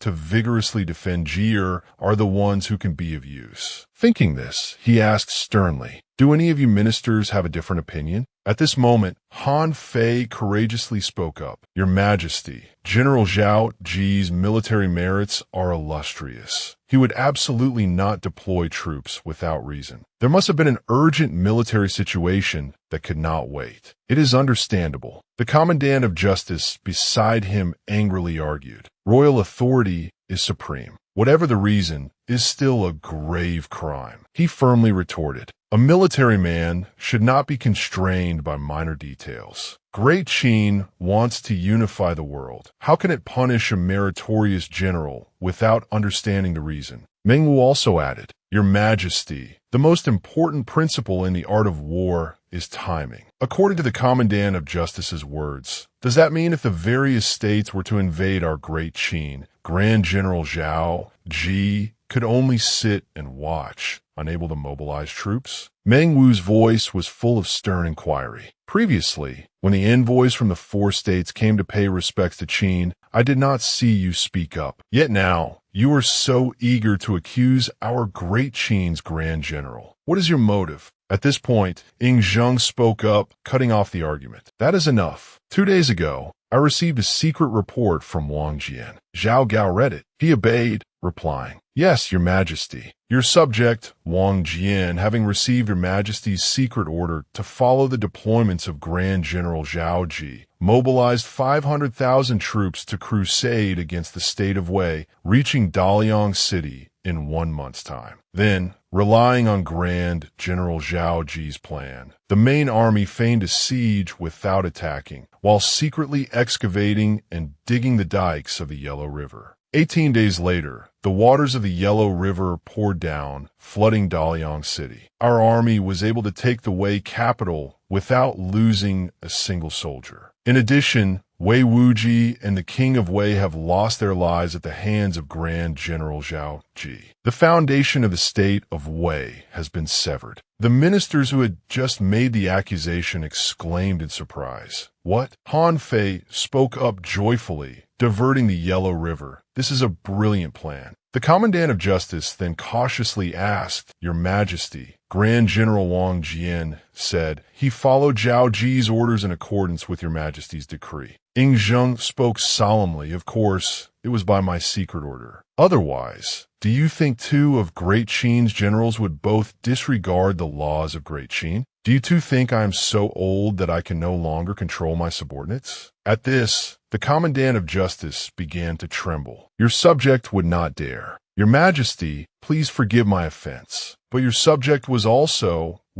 acting out of concern and became confused. In his heart, the Commandant of Justice was truly unconvinced. His Majesty is angry with me again because of Zhao Qi. I was only offering counsel. Was it necessary to go this far? Han Fei then saluted and said joyfully, Congratulations, Your Majesty, on conquering the territory of Wei. With Grand General Zhao Qi, our Great Qin will certainly be able to conquer the world. Hearing this, he laughed heartily in satisfaction. That is right. For our Great Qin to have Zhao Qi is to have the world. For Zhao Qi's merit in stabilizing the nation, if I do not reward him heavily, how can I govern Great Qin? Write the edict. Promote Zhao Qi by 2 ranks, advancing him to inner marquis. Grant him the authority to manage the military affairs of the 3 territories of Zhao, Wei, and Han. In addition, bestow upon him the title Lord Wuan. The ministers below immediately began to murmur. Lord Wuan,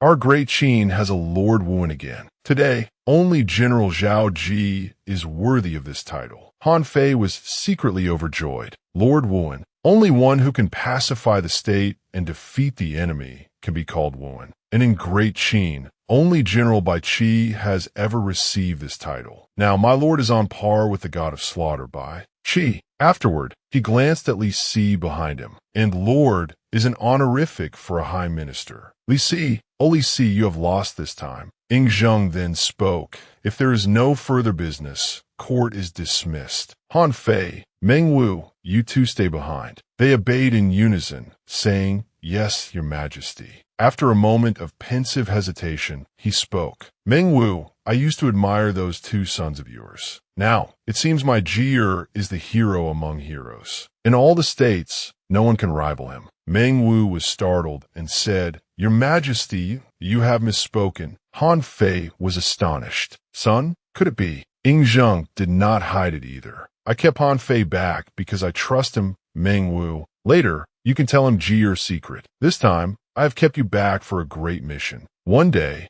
Jier will have to restore his identity. As a subject, he is popular, but it is not certain that people will be willing to see him become a prince, the crown prince. I want you to do your utmost to help him. The 2 of them replied in unison, Your subject will devote all my strength to assisting Prince Ji. Behind the wall, Li Yin'er was astonished. Brother Ji's father is His Majesty. Suddenly, Ying Shi and Yu Ji ran out happily. Daddy, seeing them, he called out softly, Jier, Shier. The little boy ran excitedly towards Ying Zheng. Daddy, court is over. Play with Shier. He smiled gently and said, You may go. You are both intelligent men and know what must be done. They saluted and replied, Yes, Your Majesty. A moment later, he hugged Ying Shi and played with him, then said, Yin'er, our conversation, you heard everything. She replied, Your Majesty, please forgive me. Your daughter-in-law did not intentionally eavesdrop. He laughed and continued, Why do you still call me Your Majesty? She looked at him blankly. Father-in-law. Ying Zheng said with satisfaction, That's right. Stand up and talk. He instructed in a stern voice, Those incompetent sons of mine lack ability, but they are very diligent in their factional struggles. For your safety, you must keep this a secret until the time is right. Yenna replied softly, your daughter-in-law understands. He added, the day I proclaim to the world that Jie is my Ying Zheng's son will not be too far away. Once I obtain absolute power, there will be no more worries.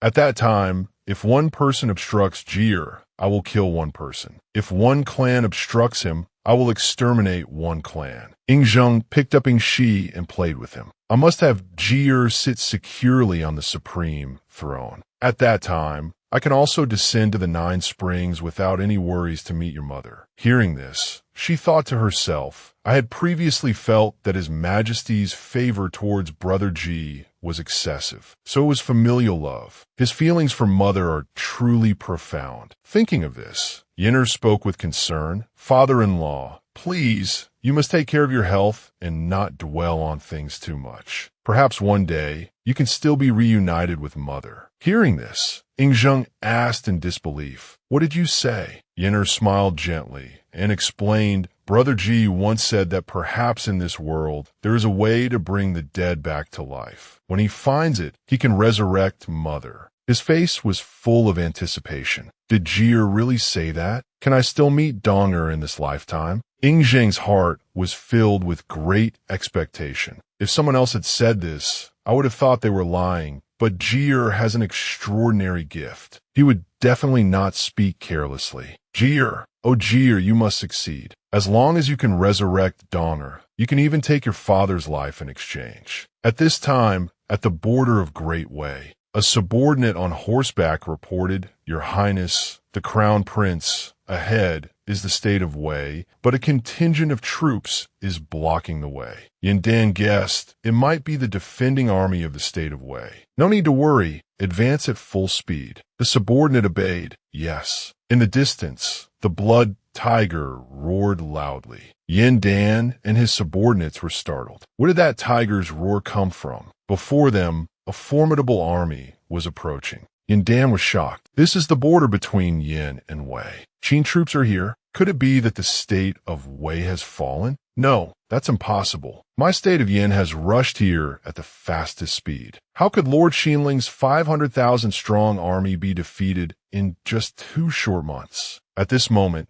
Zhao Qi rode swiftly forward on the blood tiger. He spoke in a cold, lofty voice. Yin Dan, long time no see. The state of Yin traveled hundreds of miles to reinforce and save Wei. It was originally a good thing, but unfortunately, you are 1 step too late. Qi and Chu are also 1 step too late. Yin Dan, confused, snapped, Zhao Qi, it's you? What do you mean by that? Zhao Ji's eyes were filled with mysterious sarcasm as he said, truly foolish. It means the state of Wei has fallen. You've come here in vain. Scram back to the state of Yin, and I'll spare your life for now. Yin Dan looked at him and thought smugly. Behind Zhao Qi are only a few thousand soldiers. There's no need to be afraid. At this, he laughed loudly and said, Zhao Qi, you're trying to trick me. You must have deliberately led a small contingent to sneak into the border to trick me into withdrawing my reinforcements. Zhao Qi, not bothering to respond, added mockingly, since I've said this much, this general is unwilling to waste any more words on you. With that, Zhao Qi, full of momentum, charged towards Yin. Dan, a screen of smoke and fire erupted as soldiers shouted a loud warning. From this point on is the border of the state of Qin. Those who trespass into the territory of Great Qin will be killed. They roared continuously. Those who trespass into the territory of Great Qin, kill, kill, kill. Yin Dan, hiding his panic, shouted loudly. What are you afraid of? Do not retreat. The Qin army is merely a few thousand men. What does my great Yan's army of 150,000 have to fear? Zhao Qi, indifferent, roared with a voice full of killing intent. Scram! The war horses of the Yin state panicked and neighed wildly. Yin Dan was dragged away by his 2 war horses, screaming in panic. Beasts! These beasts are terrified. Do not retreat. Do not retreat. The Qin soldiers cheered excitedly. Grand General Zhao Qi is mighty, scaring away the Yin army with a shout. Hurrah, hurrah! On his side,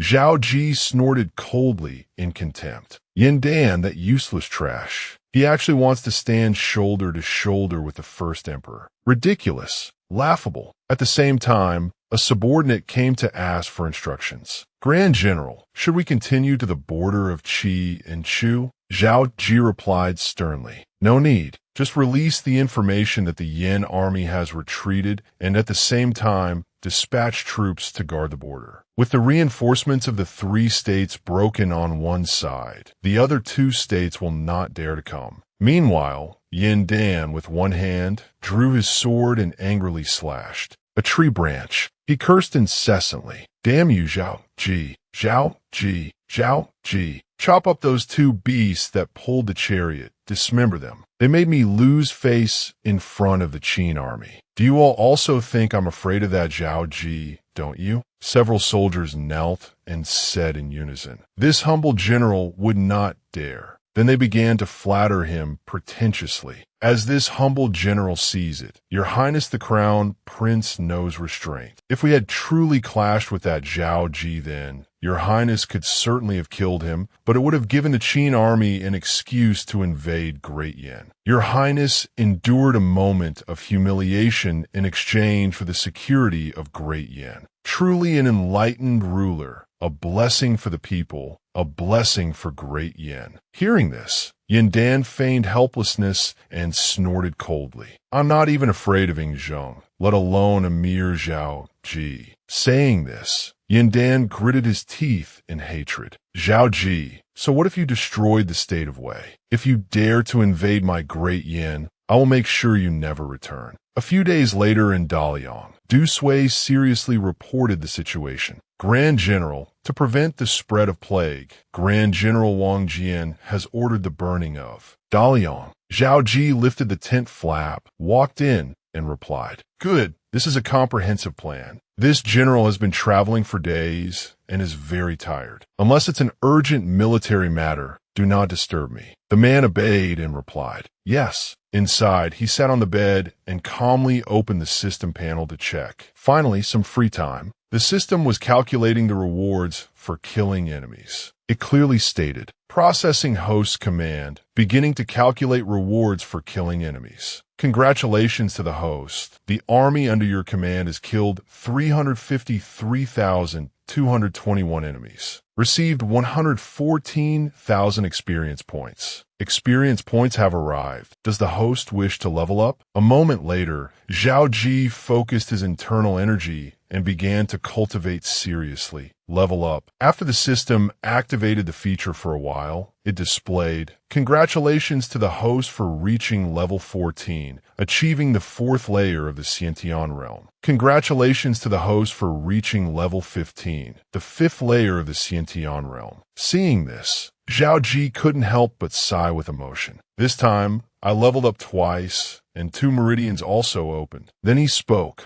Open the attribute interface. The system then displayed a series of necessary information. Zhao Qi, after studying it, could summarize everything. I'm just over 10,000 experience points short of leveling up 3 times in a row. Indeed, compared to cultivation, killing enemies is the fastest way to increase strength. The Yellow River flooding Daliang, the army of the Wei state, and also the common people, they all counted as experience points. In the future, if I were to massacre a city, but halfway through the thought, Zhao Qi clutched his head and shook it repeatedly. No, no, no. Why do I have this idea? Power moves the human heart. Strength corrupts the soul. The act of massacring a city goes against the heavens. And for the common people of my own race, it would sever the very foundation of our people. But if I were to deal with foreign races in the future, massacring cities and exterminating races might not be out of the question. But that's a matter for later. At this, Zhao Qi said excitedly, System, begin calculating the reputation rewards. The system displayed a series of astonishing rewards, among which was the calculation of a hidden reward. Seeing this, he couldn't help but exclaim, A hidden reward. The system displayed again. Congratulations to the host for obtaining the Path of Slaughter, a passive martial arts divine ability. Once again, Zhao Qi was unsure what it was. Path of Slaughter? He analyzed it in his mind. The Path of Slaughter, it means using killing as a weapon. I wonder if I'm right? Then, with a cold expression, he spoke. System, begin learning the Path of Slaughter. As he finished speaking, a dark, demonic energy surged out from the system panel. The system's text changed, receiving host command, beginning to learn the Path of Slaughter. A frenzied, demonic substance enveloped Zhao Qi's body. When the time was right, the system announced, killing intent erupts, able to form a domain of killing intent. Within the domain, everyone will be suppressed by the killing intent. His body was now very uncomfortable. Ugh. The stronger the killing intent, the greater the power of the path, ultimately relying on killing intent to take people's lives. Finally, Zhao Qi opened his eyes, triumphant. This is the Path of Slaughter, just as I thought. At this moment, an immense source of killing intent was hidden within him. Zhao Qi realized, my strength in this world is already unmatched by anyone. But in the future, when I go to a world with a higher level, this Path of Slaughter will be my final trump card. Outside, the soldiers, feeling just a hint of the killing intent, trembled and looked at each other in shock. Why? Why do I suddenly feel so scared? It feels so cold. Me too. Inside, Zhao Qi relaxed and said, this feeling isn't bad. The increase in strength this time is immense. At this rate, after destroying the 3 states of Qi, Chu, and Yin, there's hope of reaching the Grandmaster realm. The system was still processing the host command. He added, system, continue calculating the rewards. And not surprisingly, the rewards continuously increased. Zhao Qi spoke cheerfully. The way warriors was Wu Qi's training method back then. If it hadn't been lost, the state of Wei wouldn't be this weak. For this wonderful method to fall into my hands after the state of Wei forgot, it is truly ironic. A pity. Today, I will rename it the Qin Army Warriors. Suddenly, someone from outside reported, my lord. He immediately replied, come in. What is it? Du Sui bowed his head and reported. Reporting to my lord, Xian Sheng has brought a royal edict from the king of Qin to the military camp and is waiting for you. Zhao Qi replied, let's go. There are no hostilities now. For Xian Sheng to come personally, it's most likely to reward the victory. Tonight is truly a bountiful harvest. Arriving at the tent, Xian Sheng loudly read the edict. By edict of the king of Qin, Grand General Zhao Qi and Wang Jian, who commanded the great army to destroy Wei, have achieved great merit and should be rewarded. Grand General Wang Jian has worked hard and achieved many military merits. He is hereby granted a 1-level promotion in rank and 1,000 taels of gold. Wang Jian bowed his head to accept the grace. Your servant, Wang Jian, gives thanks for the grace. Next, Xian Sheng read again. Grand General Zhao Qi led the waters of the Yellow River to flood Daliang, killed Wei Wuji, and killed the king of Wei. For achieving the great merit of destroying Wei, he is granted a 2-level promotion in rank, in theft as an inner marquis, head of the 3 Genes military affairs, and is simultaneously bestowed the title Lord Wuan. Hearing this, a flicker of surprise appeared in Zhao Qi's eyes. The generals behind him couldn't hold back and exclaimed in unison, Lord Wuan, our great Qin has a Lord Wuan again. At this, he stood up, bowed to receive the edict. Your servant, Zhao Qi, thanks the great king. Wang Jian, delighted, clapped him on the shoulder. Lord Wuan, you kid Zhao Qi, you're truly worthy. Wang Bai added, this is the highest title that all military commanders under heaven pursue. Congratulations, Lord Wuan. Zhao Qi replied humbly, it is all thanks to the grace of the great king. Then he smiled, saluted, and added, General Xian Sheng, you've had a long journey. Now that the king's edict has been delivered, we should also catch up. Wang Jian, who had been smiling happily all along, chimed in. Ha, right. Lord Wuan is still as thoughtful as ever. I'll prepare a banquet. We won't go home until we're drunk. Xian Sheng smiled to himself. Young Master Ji, even after being in theft as Lord Wuan, remains so humble. With the future of Great Qin in young Master Ji's hands, it will surely welcome an era of prosperity and glory. The men looked at each other happily. The system also popped up to celebrate. Congratulations to the host for being in theft as Lord Wuan. The system reward has been sent and can be claimed at any time. Seeing this, Zhao Qi thought to himself, this title of Lord Wuan can be said to be a great reward. The system's reward is truly something to look forward to. At this time, the great generals were already seated at the banquet table. Zhao Qi spoke first from the head of the table. General Xian Sheng, is the great king well recently? Xian Sheng immediately replied, the great king knows that Lord Wuan won a great victory against Wei, a battle that decided the fate of the world. Of course, he is overjoyed. He awkwardly scratched his head and stammered, Then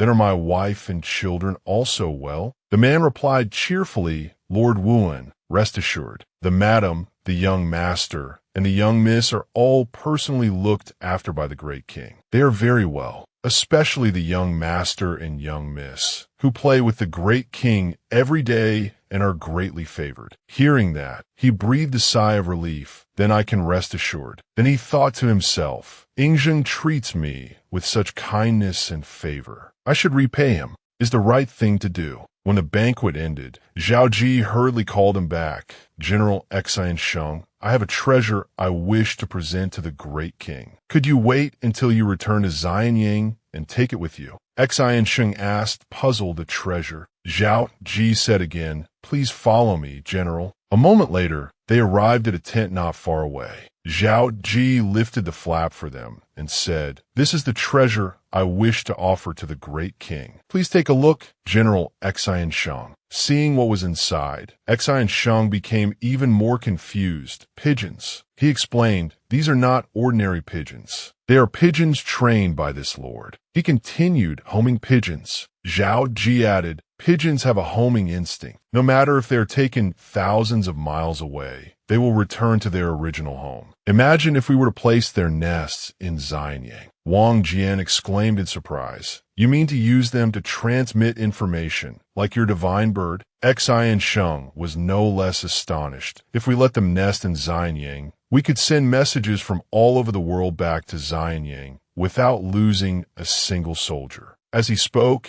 Xian Sheng reached out to catch one to in wartime. Sending messages is so difficult. Even without encountering ambushes and traveling quickly, it takes 7 to 8 days to get from the 3 genes to Xianyang. But this pigeon can not only evade prying eyes, but also arrive in a single day. This is truly a treasure, a treasure. At this, Xian Sheng immediately knelt down and said gratefully, Lord Wuan, Xian Sheng pays respect on behalf of the great king, and on behalf of all the elite soldiers of Great Qin who died transmitting messages. Zhao Qi said, startled, this lord is not only the Lord Wuan appointed by the great king, but also a soldier of Great Qin. General Xian Sheng, there is no need for this. Wang Jian, beside him, slapped him hard on the shoulder. Gee, you kid, you've opened up a new era for our Great Qin. Zhao Qi smiled smugly to himself. What I can bring to this era is not just this. The future of my Yin Huang lies much further ahead.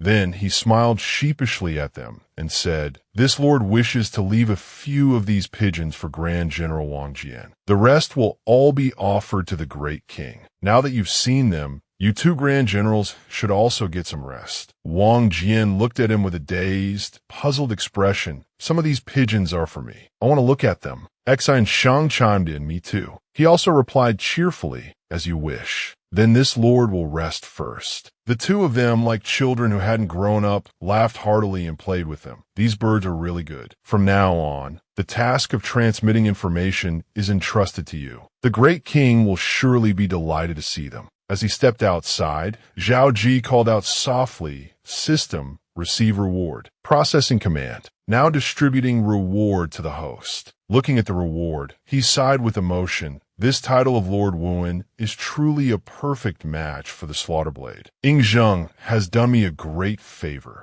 The system added, Does the host wish to equip the Lord Wuan title? He replied, Equip it now. Processing command. The system then presented a series of rewards that made Zhao Qi's eyes light up. Cloud Ascending Art. This is a supreme lightness skill. An internal energy user can only fly over rooftops and walk on walls. If I merge it with martial Dao True Qi, wouldn't I be able to borrow force to ride the air? At this thought, Zhao Qi immediately got to work cultivating the Cloud Ascending Art. He continuously flew from branch to branch, using his internal energy to leap into the air. His movements became more and more skillful. Just using the Cloud Ascending Art alone feels so light. Suddenly, his eyes caught sight of several people lurking below. Seeing their covered faces and stealthy movements, Zhao Qi understood at once. Spies? When they saw him charging, they fled in terror. Let's go quickly. It's bad. We've really been discovered. He quickly landed and chased after them, smoothly drawing his sword from its sheath along the way.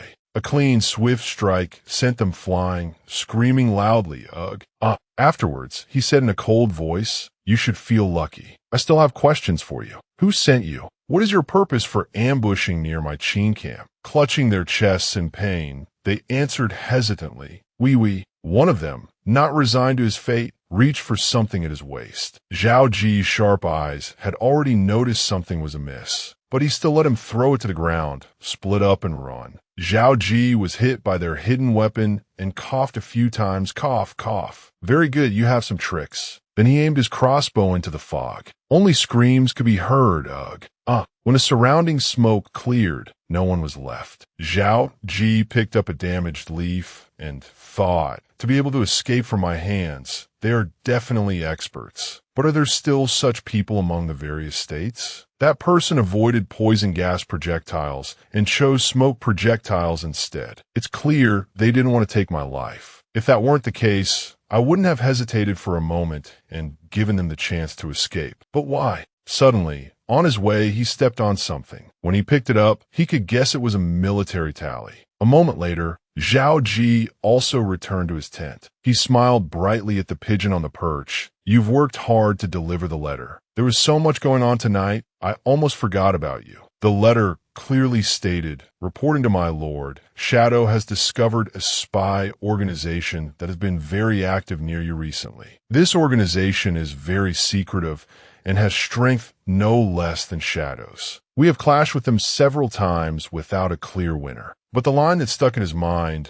was, "This subordinate boldly speculates that this organization is very likely the Black Ice Terrace under the command of the King of Qin." "I hope my lord," Zhao Qi repeated in disbelief. "The Black Ice Terrace?" Then he clenched his fist, causing the letter to burn to ashes. "Those people earlier were carrying a Great Qin Inner Palace token. I thought they belonged to Li Si, but it turns out they are Ying Zheng's subordinates. No wonder their skills are so good. Ying Zheng is wary of me. On one hand, he gives me the authority to conquer the other states, but on the other, he's afraid I'll rebel." But then he recalled familiar images of him. A strange feeling welled up in his heart. Did I always feel that Ying Zheng wouldn't go this far? I'll wait until I return to Xianying and see what he has to say. On Ying Zheng's side, he was laughing loudly at this moment. "Good, Jier has done well." In front of him, a shadow guard reported, "Your Majesty, since the establishment of the Black Ice Terrace, we have never suffered such a great loss. Young Master Ji is truly formidable." He replied cheerfully, "To be able to make you lose soldiers and generals. Quickly tell this king the details." The shadow guard quickly recounted the details of the situation. "Initially, we discovered a shadow organization that was very active in the lands of Zhao and Han. Not only were they powerful, but they also used a very strange type of repeating crossbow. Although we were worried about young Master G's safety, it still took us several months to barely break through their blockade and get close to young Master G. But before we could proceed further, we encountered young Master G. Several of the most powerful experts of the Black Ice Terrace were defeated at young Master G's hands. The weapon young Master G used was precisely that repeating crossbow. This subordinate then understood that the shadow guards who confronted us were actually protecting young Master G.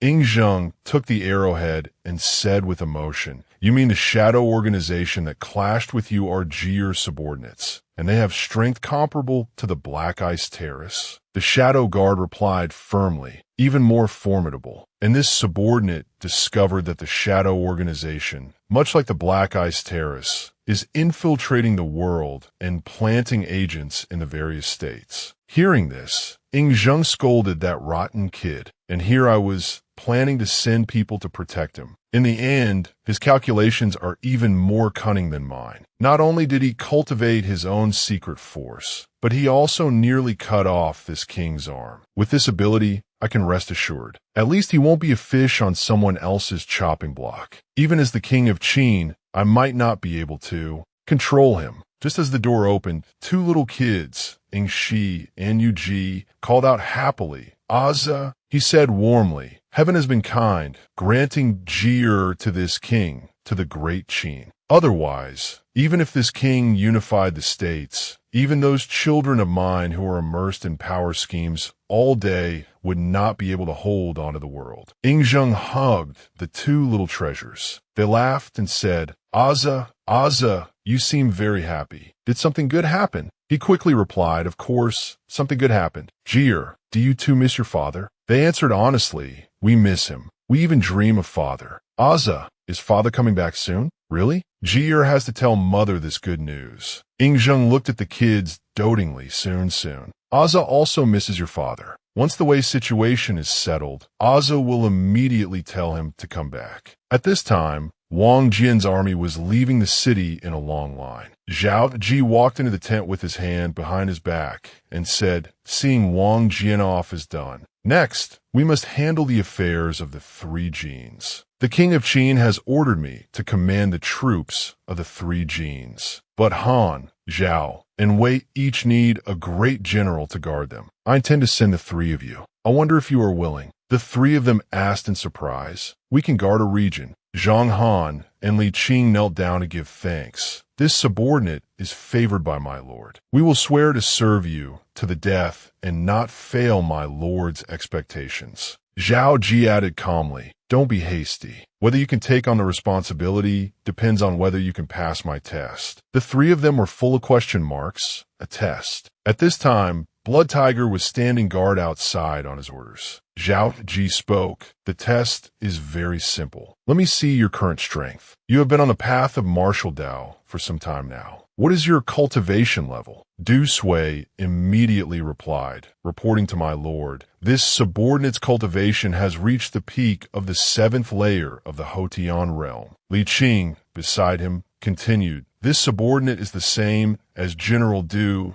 Zhang Han followed up, somewhat embarrassed. "This subordinate's aptitude is not as good as Du Sui's and Li Qing's. I am only at the peak of the 4th layer of the Hotian realm. But in the future, this subordinate will definitely strive to cultivate and raise my realm as soon as possible." Zhao Qi was not angry and just said, "The cultivation of martial Dao is not something mortals can compare to. Although you know the realm, you don't know its true power. I am the same. That's why I've called you here, to test it out." As soon as he finished speaking, he took a stance. "Come, use all your internal energy and attack this lord. Here." Suddenly, he paused and added, "What, do you think you can injure this lord?" Hearing this, the three of them charged forward in unison. "My lord, this subordinate will be offending you." Zhao Qi, while dodging their attacks, silently assessed their abilities. They split up into 3 directions and attacked simultaneously. With his skillful movements, he easily weaved and dodged. Then, with one leap, he jumped high into the air, and a single attack sliced several large trees in front of him in half. Below, Zhang Han shouted loudly, "My lord, Zhang Han will be bold." As he finished speaking, Zhang Han's entire body, burning with fighting spirit, flew towards him.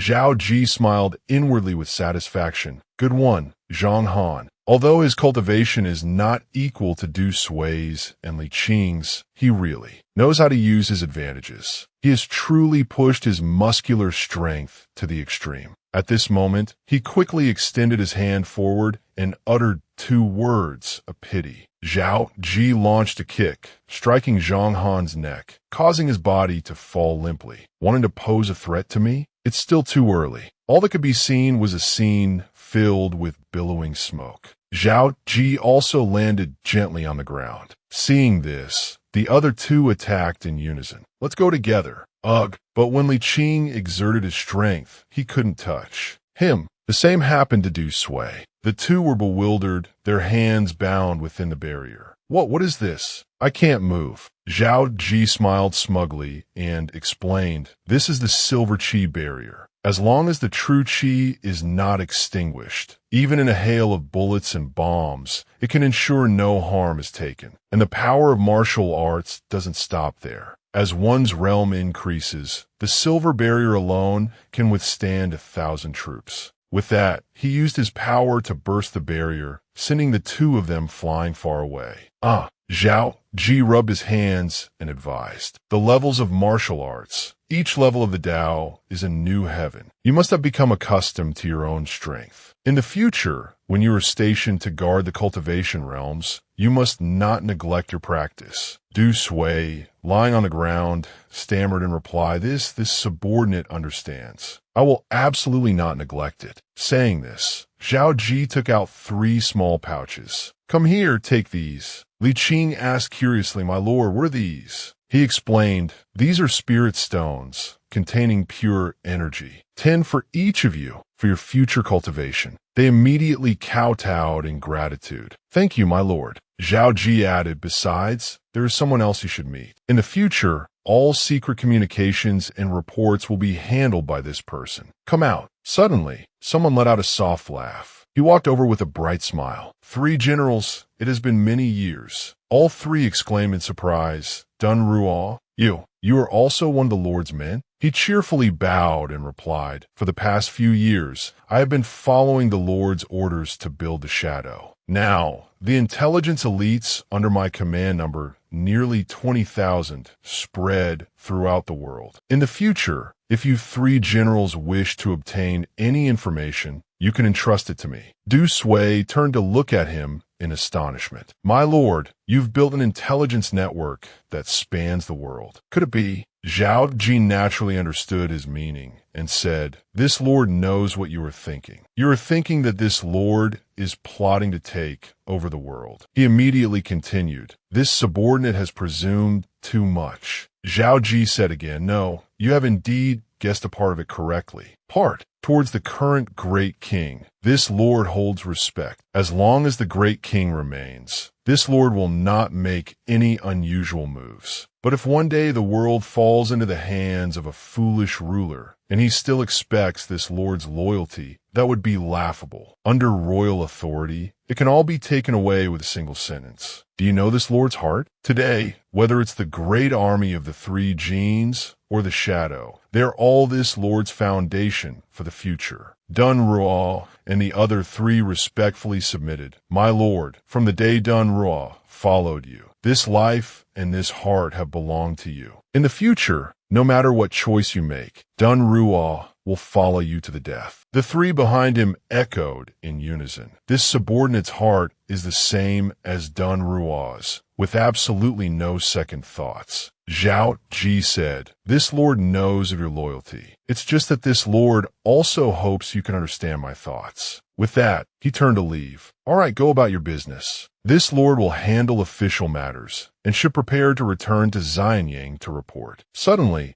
Dun Ruo called out, my lord. This subordinate just remembered something, but I don't know if it will be of use to you. Zhao Qi turned back to look at him, puzzled. Speak. Dun Ruo continued. A few days ago, the Shadow sent a report from the state of Yin, saying that Yin has sent an envoy, Yin Dan, to Xianyang. They say he wants to present a tribute to the great king, wishing to form an alliance between Yin and Qin. He repeated in some surprise, Yin Dan is presenting a tribute? What tribute? He added, I heard it's the head of Fan Wuji, along with a map of the state of Yin. Zhao Qi held his forehead in worry. It's over, it's over. History has already progressed to this point. Ying Zheng. Zhao Qi quickly used the cloud ascending art to fly swiftly back to Xianyang. I must return to Xianying immediately, right now. Dun Ruo asked, confused, my lord, what has happened? Zhao Qi didn't have time to answer and called out, Blood Tiger. He mounted the Blood Tiger and said urgently, quickly back to Xianying. Meanwhile, in the state of Yin, the great king angrily threw a memorial at Yin Dan's head. Foolish! How could we have given birth to a brainless idiot like you? A subordinate by his side tried to calm him. Great king, please quell your anger. Yin Dan suppressed his indignation and retorted, what have I done wrong? The three genes have already been unified by the state of Qin. When the nest is overturned, how can any eggs remain intact? How can the state of Yin only look out for itself? It's better to strike first to gain the upper hand. The king coughed with difficulty and said, the state of Yin right now simply cannot withstand a war. If we don't provoke them, the state of Qin has no pretext to send troops. At least our great Yin can bide its time and wait for the future. But what about you? You've personally handed the state of Qin a pretext to send troops. Don't think I don't know. Your expedition to the state of Qin and your support for the state of Wei both resulted in conflicts with that young Jin general, Zhao Qi. Hearing this, Yin Dan felt a pang of guilt. The king continued to scold him relentlessly. How can we know that such an action isn't for your own personal revenge? Using public office for private vengeance is truly childish. Just then, Grand General Qin spoke up to defuse the situation. Great king, if this assassination succeeds, the state of Qin will surely fall into chaos. His Highness the Crown Prince's action might truly be able to save our great Yin from this crisis. Yin Dan seized the opportunity to push his agenda, right? I will definitely succeed. In his heart, Yin Dan was extremely smug. Jing Ku and Qin Wuyang are both top-tier assassins. I have also prepared the Su Foreign and Yu Chong for them, two divine weapons coated with an extreme poison that kills on contact with blood. At this, Yin Dan pleaded urgently, Royal Father, I have been the Crown Prince for so many years. You have never entrusted me with any great responsibility, but this great Yin will sooner or later be in my hands. Please, trust me just this once. The King of Yin was somewhat moved. Using the map of Yin and Fan Wuji's head as bait, you do have a chance to get close to Ying Zheng. That could be considered clever. Perhaps this time is truly a chance for our great Yin. I hope nothing unexpected happens. The unexpected event they spoke of was now desperately rushing back to Xianying. Zhao Qi urged Blood Tiger, faster. There was a reason for his urgent actions. Because of my appearance, the course of history has been disrupted. The time of Jing Ku's assassination of Qin has been moved up. So, will the final outcome change? Now I have 600,000 elite soldiers of the three genes under my command. Even if Fusu or Huhai succeeds the throne, I can ensure I won't be constrained and even unify the states. But Ying Zheng, I don't want him to die. At this moment, Zhao Qi had arrived at the city. He presented his command token and said loudly, I am Lord Wuan,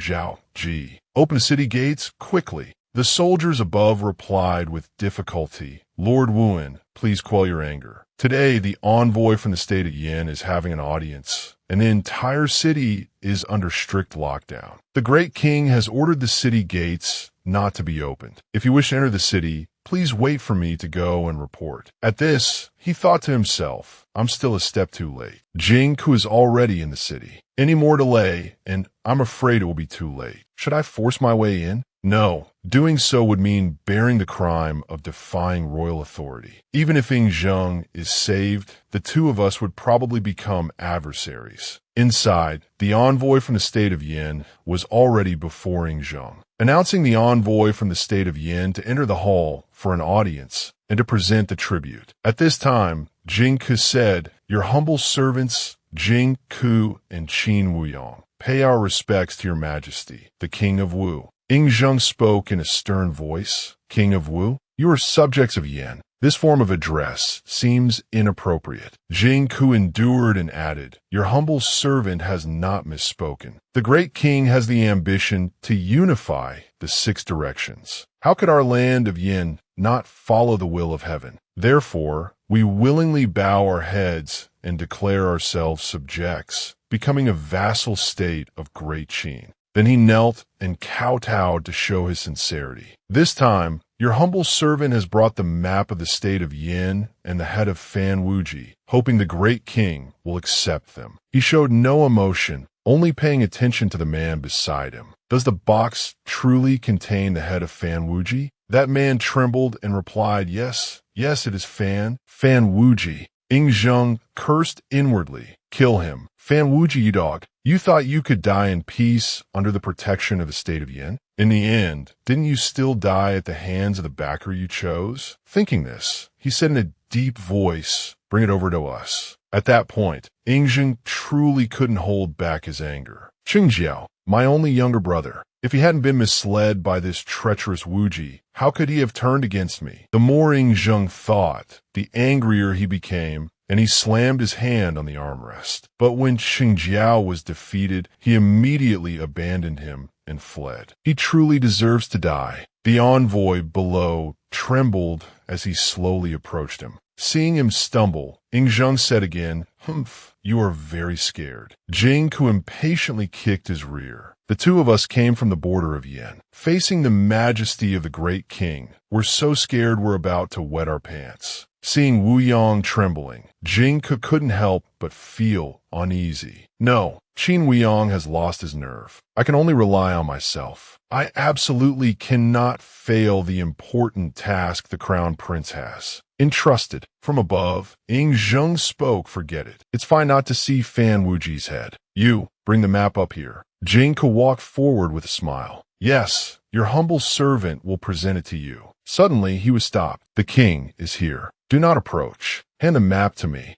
Jing Ku insisted, "Great king, the territory of Yin is vast. Doesn't the great king need an explanation for me?" He replied, "It's fine. Zhu Gao, you step back. Let him come up." When he arrived, Ying Zheng spoke, "In many years, you are the only person from another state who has been able to get this close to us." Jing Ku replied deferentially, "To receive the great king's grace, Jing Ku would die without regret." At this moment, Ying Zheng ordered, "Unroll it." As Jing Ku unrolled it, he explained, "Here, great king, look, this is the entire territory of the Yin realm." Jing Ku revealed a murderous intent and rejoiced inwardly. "Ying the dog, your day of death has come." Outwardly, he said solicitously, "Great king, look over here. This is the richest part of the Yin realm." Jing Ku finally unrolled it to the small, prepared dagger. A good chance. He grabbed the dagger, aimed it at Ying Zheng, and shouted, "Ying the dog, go to hell." At this moment, the eunuchs beside them screamed, "Ah, protect his majesty." The officials below were so scared their limbs went limp. At this moment,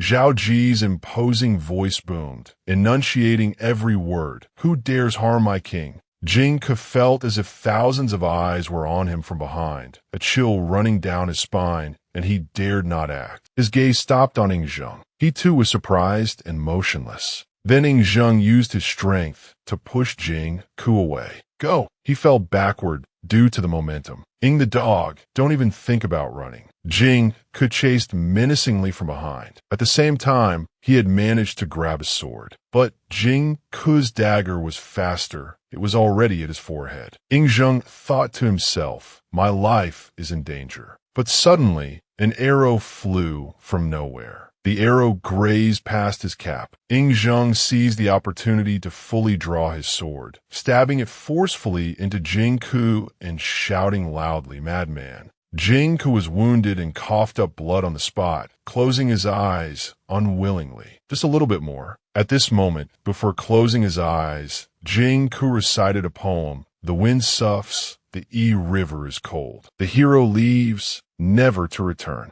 exploring the tiger's den, entering the dragon's palace." A heaven-shaking shout, breath turns into a white rainbow. "Your Highness the Crown Prince, this lowly one has failed the great task you entrusted to me." The situation was all single-handedly controlled by Zhao Qi. He shot the king's crossbow from outside. Jing Ku clearly still didn't understand. It was obviously just a little short. Who was in the end? Seeing the situation was stable, Zhao Qi finally breathed a sigh of relief, arriving just in time. Several high-ranking ministers looked outside and shouted, "Quick look, it's Lord Wuan." Lord Wuan has returned to save his majesty. Ying Zheng was overjoyed. It's Qi. Qi has come to save me. At this moment, the military officials all welcomed him in unison. Lord Wuan is mighty. Stepping inside, Zhao Qi looked around and observed. The Meng father and son and Han Fei were not here. Even the physician who threw the medicine box to buy time for Ying Zheng in history was not here. With all these civil officials in the court, if I hadn't returned, I'm afraid history would have truly been rewritten. Ying Zheng, I've saved your life. What you do next is up to you. Thinking of this, he knelt and paid his respects. Your Majesty, please forgive this subject for returning to court without a decree. He said urgently, quick, stand up and let us look at you. He replied, thank you, Your Majesty. At this moment, Xian Sheng ran in to accept his punishment. Your Majesty, it was this subject who opened the city gates for Lord Wuan. It was absolutely not Lord Wuan who forced his way into the palace. If you want to punish someone, punish me. Zhao Qi interrupted with an authoritative voice. No, it was this subject who used the excuse of an assassin's attempt to force General Xian Sheng to open the gates. General Xian Sheng was solely concerned for Your Majesty's safety. He is absolutely not at fault. Ying Zheng paid no mind and walked over to pat his shoulder. Did I say you two were guilty? You rascal, you specially returned to save me, achieving one military merit after another. Now you have also saved our life. Tell me, how should we thank you? Zhao Qi scratched his head shyly. Your Majesty, not punishing me is the greatest grace. If you ask what I want, just let me get some sleep. At this moment, he thought to himself, traveling 300 li a day for 3 days and 3 nights without sleep, even if I'm at the Xiantian realm, I can't take it. Hearing this, Ying Zheng happily took his hand and instructed his subordinate, all right, Zhao Gao, go prepare a fine blanket and some calming medicine. My Lord Wuan wants to sleep. Zhao Qi was half panicked at this moment. Oh no, Your Majesty. His little soul was actually missing his beloved wife. Zhao Qi grumbled internally. What I meant was I want to go home. Your high-quality blanket isn't as comfortable as me sleeping while hugging my wife. But things have come to this, it seems I can't refuse anymore. A moment later, at Zhangtai Palace, a shadow guard reported, this subject has investigated. As soon as the movements from the state of Yin reached the Wei border, Lord Wuan sensed something was wrong. He immediately rushed back from Xianying. Without time to bring his Hui guards, he said with a pained heart, traveling 1,000 li in 3 days, Qi is truly devoted to me and also truly brilliant. Meanwhile, Zhao Qi had changed his clothes and woken up after a long sleep. That was a good sleep. Where am I? As he sat up, his voice rang out again. Have you investigated who planned this assassination attempt? Was there an inside man in the palace? Hearing this, Zhao Qi thought to himself, that's Ying Zheng's voice. Then he suddenly recalled when he had just entered the room, Your Majesty, this is against the rules. At that time, he had replied happily, between you and us, there are no rules. Someone, attend to Lord Wuan and help him change. Hearing this, he was startled. That's right, this is Zhangtai Palace. I really slept here. Outside, Xian Sheng reported that Qin Wuyong couldn't withstand the torture and has confessed. It was Yin Dan who planned this. The bribed servants in the palace have all been captured and are awaiting Your Majesty's judgment. Ying Zheng immediately said, beat all the spies in the palace to death. Have Qin Wuyong drawn and quartered. Xian Sheng obeyed, replying, yes. Then Ying Zheng said in a cold, angry voice, now, we should talk about your crime of dereliction of duty. Tai Ying, this time in gathering intelligence on the state of Yin, it seems you have lost again. Tai Ying kowtowed repeatedly in fear. The Black Ice Terrace is indeed skilled, but we failed to detect Yin Dan's actions in the early stages. I ask Your Majesty to mete out punishment. Next, he added, as for you, Xian Sheng, did you really just let Lord Wuan into the city? Xian Sheng recalled the situation then. Zhao Qi, riding the blood tiger, charged straight into the city. Everyone get on my way. If His Majesty punishes me later, I will bear it myself. If you insist on stopping me, don't blame this lord. for being ruthless. At this moment, Xian Sheng stammered. Lord Wuan did indeed force his way into the city, but he took the risk for your majesty's safety. This is also the truth. Forget it. I'll spare you for now. On this side, Zhao Qi thought to himself, Ying Zheng not punishing me was expected, but that man in black must be from the Black Ice Terrace. Hearing him speak, he must be a shadow guard. Did Ying Zheng know long ago that I'd set up my own spies? Zhao Gao stepped in from outside to report, Your Majesty, Hu Hai and Prince Fusu have been kneeling outside the hall for 2 shurchen. He spoke. I almost forgot about them. All of you may withdraw. Both replied in unison, yes. Outside, Hu Hai rushed in. Royal Father, are you all right? Hu Hai cried sorrowfully. Your child heard that the villain's dagger was coated with a potent poison that kills upon drawing blood. Royal Father, are you okay? If something really happened, your child is willing to die in your place. Ying Zheng heard this as if it were a joke and thought to himself, willing to die in my place? You were clearly in the palace waiting for news of my death. Thinking this, he replied, Your news travels fast. It's all right, we are fine. Then he asked again, Fusu, do you have anything to say? Qin must have taught you what to say, right? Fusu stammered, Royal Father. In Fusu's mind, he recalled Yu's words, entering the royal capital without a decree, forcing his way into the city defenses, bringing troops into the court. These are all lawless acts, all capital offenses. Such a madman cannot be kept. Then Fusu knelt and stated his judgment. Zhao Qi has no regard for the law, which is a great crime. But he saved Royal Father in a time of crisis, which is a great merit, offsetting the crime with merit. Your son has nothing more to say. I only hope for Royal Father's well-being. Ying Zheng continued in a stern voice. Fusu, you are able to have your own opinion. This is very good. Qin Yu is a talented man. You must know how to use him, not be constrained by him. He immediately replied yes. Finally, he said, All right, since you know we are fine, you may all withdraw. It was hard on you, kneeling outside for 2 shurchen. The 2 of them obeyed in unison. Thank you, Royal Father, for your understanding. Your children take their leave. Suddenly, he asked again, startling him, How much sincerity do you think they had regarding our assassination attempt? Zhao Qi walked out shyly from inside. Your Majesty, so you knew I was awake all along? Ying Zheng looked at him gently. Sit. Answer my question first. Zhao Qi asked calmly. You already have a judgment in your heart. Why must you have me say it? He immediately continued. I told you to speak, so just speak. Hearing this, Zhao Qi explained seriously. After kneeling for 2 shurchen, Prince Hu Hai could still cry so miserably. One look, and you can tell he only started acting when he came through the door. On the contrary, Prince Fusu was truly sincere. He must have been crying outside for a long time to look so exhausted. Ying Zheng was puzzled. Fusu targets you, yet you speak up for him. Zhao Qi replied calmly. Prince Fusu and I simply have differing political views. It was just a debate. Why would I hate him? Hearing this, Ying Zheng thought to himself, magnanimous and sincere in his assessment. Very good. Fusu is indeed a filial child. It's just that his personality is too easily influenced by others. Thinking of this, he said, How about I hand him over to you, and you teach him? Zhao Qi was startled. Huh? Ying Zheng wants to drag me into partisan conflict, to have me support Fusu. What a joke. I don't know how to be a Zhuge Liang. If I wanted to be someone, it would be Sima Qian. He looked at him probingly.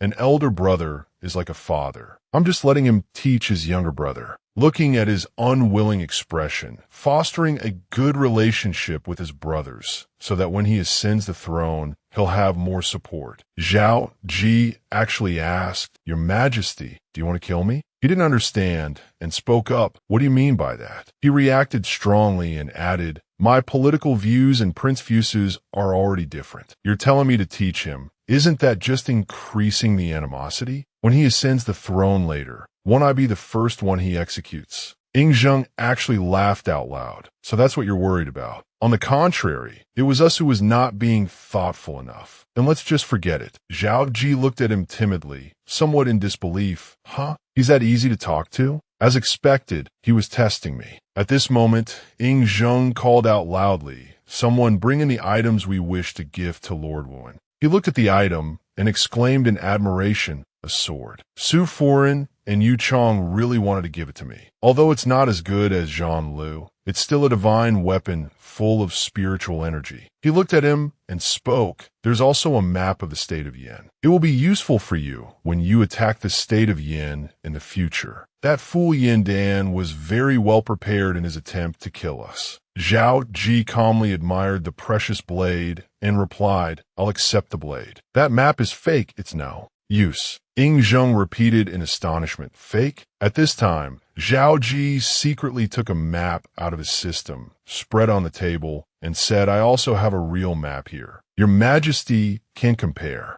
them. You see, although they are very similar, the details are different." He agreed and continued, "Indeed. And the differences are all at the strategic strongholds. If we really used it for troop deployment, I'm afraid we would suffer losses." Then Ying Zheng looked at him with a profound gaze. "The state of Yin, though small, has very strict internal security. For many years, our Black Ice Terrace has not been able to obtain their map. How did you get it? Could it be that you have more capable subordinates?" Zhao Qi became flustered, waving his hands and feet frantically. "Where would I get subordinates? Your Majesty is overthinking it. I also obtained this map by coincidence." He quickly grabbed the gifts and made a leave. "The sky is already dark. This outer subject does not wish to disturb you further. I will take my leave first." He replied helplessly, all right. You go back and rest first. Come to the palace tomorrow. We will have further arrangements." Behind him, Ying Zheng looked at his retreating back and smiled to himself. This rascal thinks he's so secretive. Just now, when I mentioned the top secret Black Ice Terrace, he didn't even ask about it, which proves he already knew of this organization's existence. Thinking this, he said, "Forget it. It's normal for him to be wary of me now. My own kin is more capable than me. I should be happy. It's just that the unification is near, and it's time for Qi to start helping with the affairs of the court." In his haste, Zhao Qi bumped into someone. How careless. Why do I keep forgetting to be on guard against him? But Ying Zheng probably won't overthink it. At this moment, he was startled and gently comforted her. "Sorry for bumping into you, miss." It was Ying Man, Ying Zheng's daughter. She looked at him dazedly. "No, it's all right. It was me who was careless and bumped into Lord Wuan." Seeing the young lady, he exclaimed in his mind, "So cute. Judging by her attire, she must be some princess." Thinking this, he asked, "Have we met, miss?" She replied shyly, I saw Lord Wuan from afar when you came to court before. I brazenly waited this time because I wanted to ask you to give this to Qi." Zhao Qi looked at the cat mask and praised it with admiration. "This is really beautiful. Did you make it, miss?" Inman smiled broadly, "Yes. Qi loves to play with me when he comes to the palace. Last time, he said he wanted to play with the tiger my father is raising, so I made this." Zhao Qi delightedly squeezed the small cat mask and said, "Thank you for your trouble, princess. I will definitely give it to Qi when I get back." Suddenly, she covered her face shyly and left. "I've troubled you."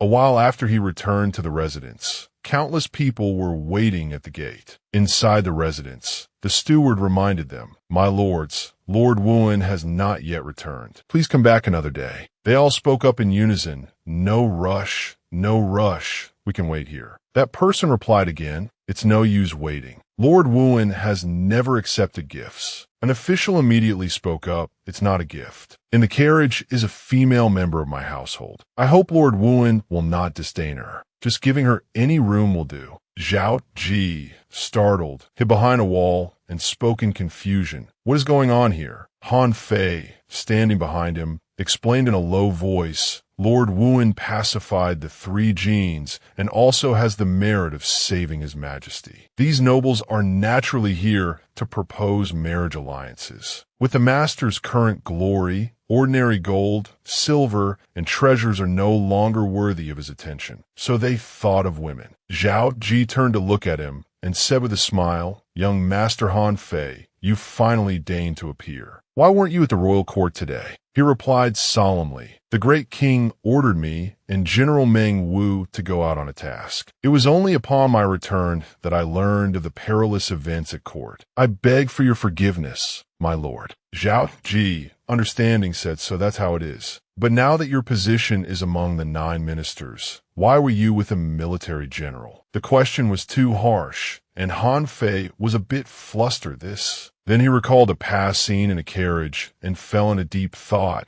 I can't say that Meng Wu and I went to persuade Meng Ao to help the master ascend the throne in the future. I can't say it now. Thinking of this, he stammered in explanation. It was General Meng Wu. Knowing that I had previously assisted the master, he invited me to the military camp, wanting to ask this subordinate about the master's art of commanding troops. Zhao Qi paid no mind and just waved his hand as he walked away. So that's it. Just tell him whatever he wants to know. Suddenly, Han Fei knelt down and kowtowed an apology. My lord, Han Fei has made a great mistake. I beg my lord for punishment. Zhao Qi asked in confusion why. If you were acting in the great king's name, you don't need to ask for my forgiveness. He stammered, no, it's not that. This subordinate had a slip of the tongue and revealed the matter of the martial way to General Meng. He reacted instinctively. What? Han Fei added, the master and the Meng family are very close. Han Fei presumed that General Meng Wu was also the master's subordinate, and because I had too much to drink, I forgot myself and had a slip of the tongue. Zhao Qi did not rush and continued, tell me the details. He recounted that at that time, Meng Wu had said with a laugh, my Meng family has never engaged in factional struggles. I didn't expect young Master Han to be able to persuade my father. With the support of an elder statesman from the former dynasty, Prince Qi's return to his roots is highly anticipated. In his drunken state, Han Fei replied, many of those words were actually what the master said when he persuaded me not to die for the state of Han. The master's foresight is not something we can compare to. Meng Wu laughed even louder. So, it was Prince Qi who persuaded you to be loyal to Great Qin. He replied cheerfully,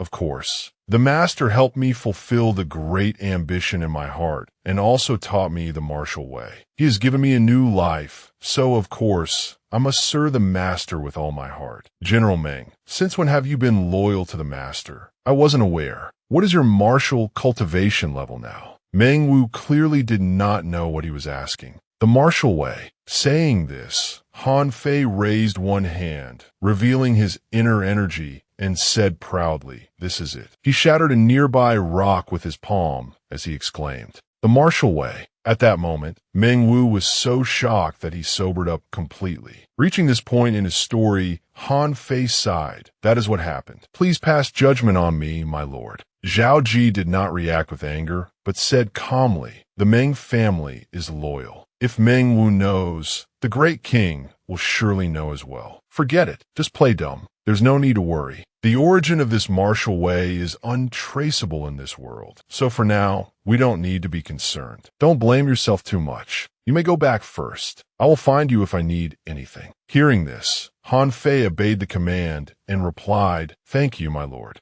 Zhao Qi nimbly used his lightness skill to fly onto the roof, thinking smugly to himself, you all can wait slowly outside the gate. I don't have time to play righteous with you. Yi is waiting for me. But waiting in front of the hall was a row of beautiful women who bowed obediently. We respectfully welcome the Lord home. Zhao Qi helplessly jumped down. Why are you all here? A representative spoke. It was the madam who ordered us to wait here. The madam and the Lord's hearts are connected. She knew the Lord would not be willing to bicker with those people at the gate and told us servants to attend to you. He looked at the graceful, turning beauties and his heart was stirred. Is this the blessing of having many wives? This sort of thing is very normal in this era. Thinking this, Zhao Qi put an arm around a beauty and sighed to himself. My romantic fortune is upon me. Why should I run? I should just enjoy it. A man violently opened a door, his face dark and full of killing intent. Zhao Qi slowly approached the bed where the girl was lying and very hastily pulled back the curtain. The girl, having just woken up, was inevitably surprised and wondered, who is it? He swiftly and tightly embraced her while she was still stunned. Yi, I missed you so much. Seeing him, she looked at him and exclaimed, Brother Qi. She pouted with a clearly jealous expression and complained, "Weren't those beauties serving you well enough? Why did my husband come to my place? My husband returns, yet you push me away. Are you not happy that I came to find you on my own initiative?" Her face immediately flushed red, unable to hide her adorable embarrassment as she spoke while hiding her face. "I didn't. They are all princesses from various states that the great king bestowed upon you after you conquered their lands, Yin. I feel they are better than me. Besides, continuing the family line is the most important thing. I cannot monopolize you." He felt her thinking was very correct, silently thinking that in this era, vowing to live a lifetime with only one person was nothing more than a hollow joke. He comforted her, placing his hand on her cheek to soothe her deep feelings. "I naturally want the best, but no one can be better than my Yin.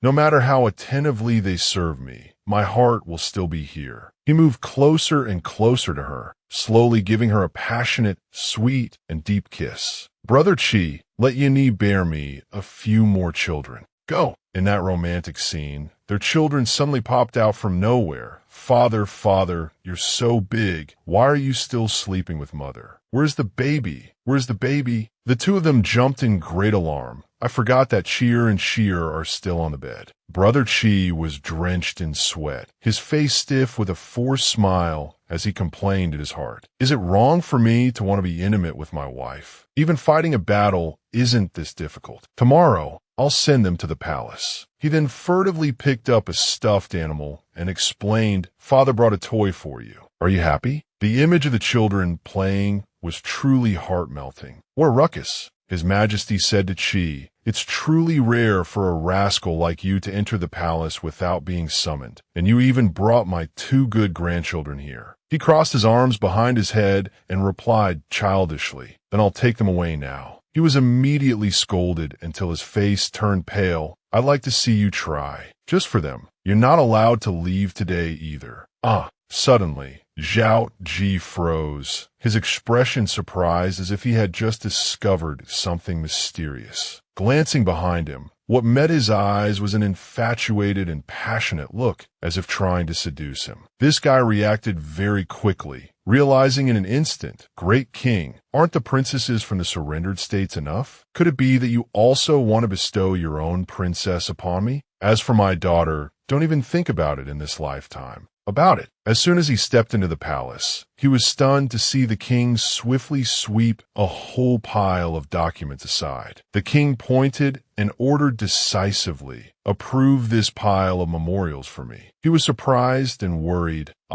This is not in accordance with the law. The contrast between the relaxed person and the tense one was clear. She was struggling with the pile of documents while the great king was enjoying a cup of tea very slowly and with relish. "I am the law. Approve them. You truly are the great king. You really know how to order others around." He looked at him with a pensive expression, thinking about something profound. "Unification is near. If I don't let you get used to it now, then when? In the future, you will go to attack Yin, and who knows when you will. Return." Outside, an official and a young prince were eavesdropping on the conversation. "Teacher, chill." The young prince was extremely angry and felt wronged. Princes like us don't even have the right to view the royal father's memorials. Yet he lets Zhao Qi approve them directly. This is far beyond his authority. Zhao Qi is highly regarded by the great king. This is not a recent development. What is the prince rushing for? Suddenly, the official's face darkened,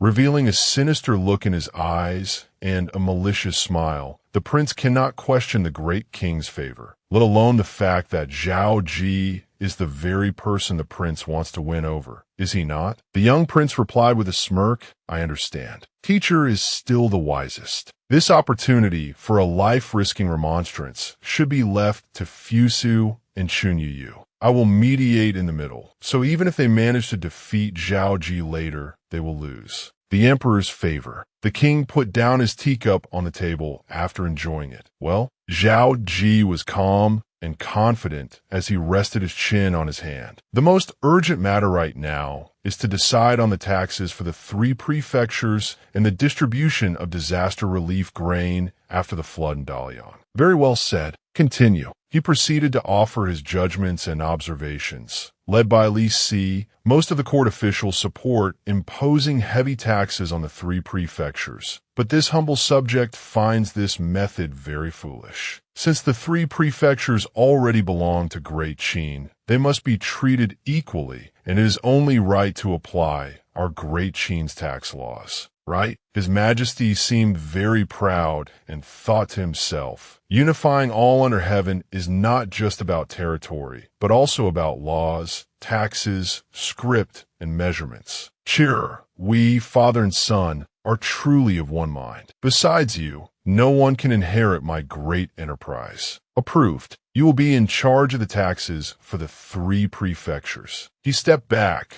On behalf of the people of the prefectures, this subject thanks the great king. An official suddenly rushed in. Great king, there's a problem at the granary. It is said that there are refugees everywhere in the three prefectures, and Prince Fusu has taken it upon himself to order the granary opened for relief efforts. Fusu was enthusiastically directing his soldiers to transport the grain. Hurry up, for every day we are slow. The people of the three prefectures will suffer hunger for another day. We cannot be lazy. Yes, sir. Suddenly, from a distance, a familiar and powerful voice was heard, along with a contingent of soldiers. Insolence. Who gave you the authority to act on your own? Royal father. Fusu, not yet grasping the situation, immediately rushed over to report. All the grain and military provisions that your son has touched, your son will bear the responsibility for. The people of the three prefectures are suffering, and your son could not bear it and wanted to contribute a little. Zhao Qi immediately got out of the carriage, opened a grain sack, and inspected it. Truly, just a little. Great Qin's important grain-producing regions are in Guangzhou and the Shu lands. Even if you moved all of Xianyang there, how many people could you save? Let alone just using the financial resources of you, Prince Fusu. You. The young prince immediately retorted with a serious expression. If Lord Wuan hadn't diverted the waters of the Great Yellow River in the first place, how would the three prefectures have suffered such a calamity? Now that things have come to this, it's one thing if you don't want to contribute, but you still want to stop me? Zhao Qi replied bluntly, if I hadn't diverted the waters of the Yellow River, how could the three prefectures have come to belong to Great Qin? Besides, relief is not provided the way you're doing it. The nobles and officials along the way will take their cut. This grain will fundamentally never reach the hands of the refugees. If Prince Fusu is insistent on transporting relief grain, he should have processed the grain a little first. And to completely solve the famine in the three prefectures, we must ultimately rely on Central Shu. Fusu was left speechless upon hearing Zhao Qi's sharp words, frozen and unable to say a word. The king seemed to be waiting expectantly. Lord Wuan, how do you intend to handle the grain provisions? Take an equal amount of sand and soil, mix it with the grain provisions, and then send it to the disaster-stricken area. Yes. The soldiers followed his orders swiftly and decisively. They poured the ingredients one by one, much to the young prince's astonishment. Finding it absurd, the prince grabbed Zhao Qi's collar and complained. Zhao Qi, what is the meaning of this? Ruining the grain provisions like this? Where do you place the disaster victims in all this? Does the prince think this grain can no longer be eaten? Of course, with sand and soil mixed in. How can it be eaten? Zhao Qi, with great seriousness. Grain like this, the prince cannot eat it. The nobles along the way also cannot eat it because you people have never experienced the feeling of hunger. But to the disaster victims, this is a precious thing. The king was very pleased with Zhao Qi's decision. Haha, very good. In the face of life and death, no one will be able to skim off the top. Zhao Qi reported, Your Majesty, for the sake of the people of the three prefectures, we must provide relief quickly. Please prepare the grain for the next relief shipment in this manner. Approved. His Majesty reprimanded. Fusu, to manage the realm, you need not only a benevolent heart, but also a brain. Your royal father's teachings are correct. Your son has been taught a lesson. An apparently gloomy scene appears, the angry face of Chunyu, and behind him, is Prince Fusu. He shouted loudly. Zhao Qi is truly audacious. Although Zhao Qi is disrespectful, his method did indeed solve the suffering of the 3 prefectures, not to mention he was acting on royal father's orders. The prince seemed quite impressed by Zhao Qi's talent. He said in a soft voice, I originally wanted to show off a little in front of royal father, but I ended up making a fool of myself. Teacher, perhaps I am truly not Zhao Qi's equal. If he can wholeheartedly think for our great Qin, we don't need to make things difficult for him anymore. Wu Jie, with a face full of anger and malice. Absurd. How can we let such an insolent person into the court? Just now, I received news that Zhao Qi actually approved memorials for the great king. This is a grave crime. He is extremely arrogant and confident. Tomorrow, I will definitely drive him out of Xianyang City so he won't dare to be so insolent again. Meanwhile, in the great king's residence, an official eagerly reported, Great King, today's memorials have arrived. Should they be sent to Lord Wuan immediately? No rush. I will look through them first. Ying Zheng was extremely surprised as he read the memorials. His breathing became more and more rapid. He pressed his hands on the table to support his increasingly heavy body. Great King, what's wrong with you? He still couldn't believe what was in them. The more he read, the more bewildered he became. His anger built up to such an extreme that he swept the memorials to the ground and shouted incessantly, Bastards! The official, not knowing if he had offended the great king, hurriedly bowed his head and begged for forgiveness. Hearing the shouting, Zhao Qi rushed in hastily. Great King, are there enemies? Facing him, the great king seemed to calm down, but appeared to be hiding a secret. It's nothing. That's right. Haven't you always complained that I keep you in the palace working hard? Today, I'll give you a day off. Go back and accompany Yin Ni and the children. Thank you, great king. Zhao Qi's sharp mind and brilliant observation skills told him that there was something unusual in the great king's memorials. These are memorials impeaching me. No wonder he didn't let me see them. Then, your subject will take his leave. Although things were not yet clear, as Zhao Qi turned to leave, he could still feel the heavy atmosphere. But what's with Ying Zheng's attitude? He can't control his killing intent anymore. Could it be that he wants to kill me? I must be on guard. Ying Zheng was furious and tried to suppress his emotions. The censorate dares to reach for my chi? Then don't blame me, the sovereign, for not being lenient with you. After reading the memorials, the great king immediately summoned all the officials and generals. Is there something important for today's court session? Great king, your subject has heard that the great king allowed Lord Wuan to approve memorials. I wonder if this is true? Indeed, this is true. After confirming it was true, the official quickly spoke with a proud look. Then today, your subject wishes to impeach Lord Wuan and impeach the great king. He, knowing no etiquette, frantically proclaimed, the ruler of our great Qin must follow the ancestral rites. From ancient times to now, only the great king and the crown prince regent have the authority to approve memorials. For the great king to allow an outside subject to do so is against the rights. You must reflect upon yourself. Lord Wuan overstepping his authority is a grave crime.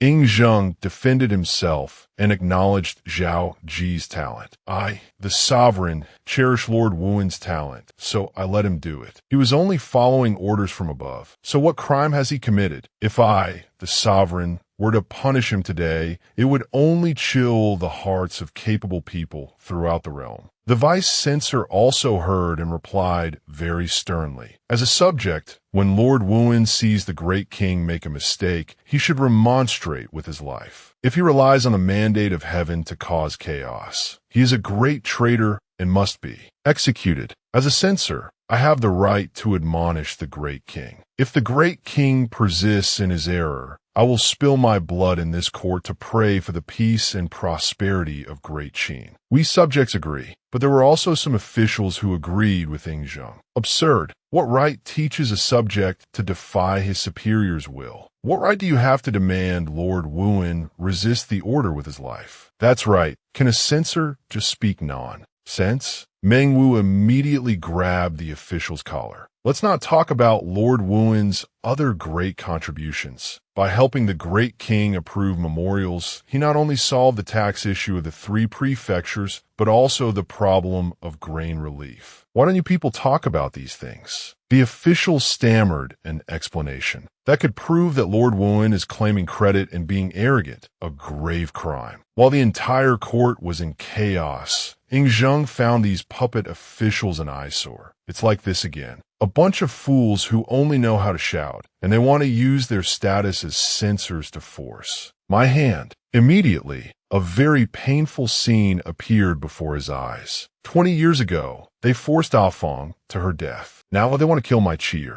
But I, the sovereign, am no longer the child I was back then. Let them make a scene. If it gets big enough to cause Zhao Qi's death, then I will just add fuel to the fire. Perhaps an official had been observing the situation meticulously from the beginning. Lord Minister of Justice, do you have nothing more to say? Now, the Minister of Justice and the other officials immediately knelt and reported to His Majesty. Great King, Minister of Justice, you also dare to impeach Lord Wuen? That is correct. Your subject believes Lord Wuen is guilty, but not to the point of death. The urgent matter for our great Qin now is to attack Yin. We cannot kill Lord Wuen. Above in the cool blue sky, fluffy clouds drifted by silently. Someone was on the roof of the court, nibbling on a delicious apple, having listened to the entire story. Zhao Qi calmly grasped the situation with great ease. This Li Si, although treacherous and sinister, is single-mindedly loyal to Great Qin. If Ying Zheng entrusted Fusu to him for instruction, he wouldn't have turned into a piece of rottenwood like under Qin Yu. He pondered deeply. So Ying Zheng didn't want me to attend court because he didn't want me to get dragged into this mess. He really is considerate. I just don't know how he will handle this. Ying Zheng felt satisfied with the Minister of Justice's thoughts. Not bad. The Minister of Justice speaks sense. We are about to attack Yin, yet they are impeaching a pillar of Great Qin in the court. It is truly absurd. But there were still a few stubborn officials who calmly opposed the great king's opinion.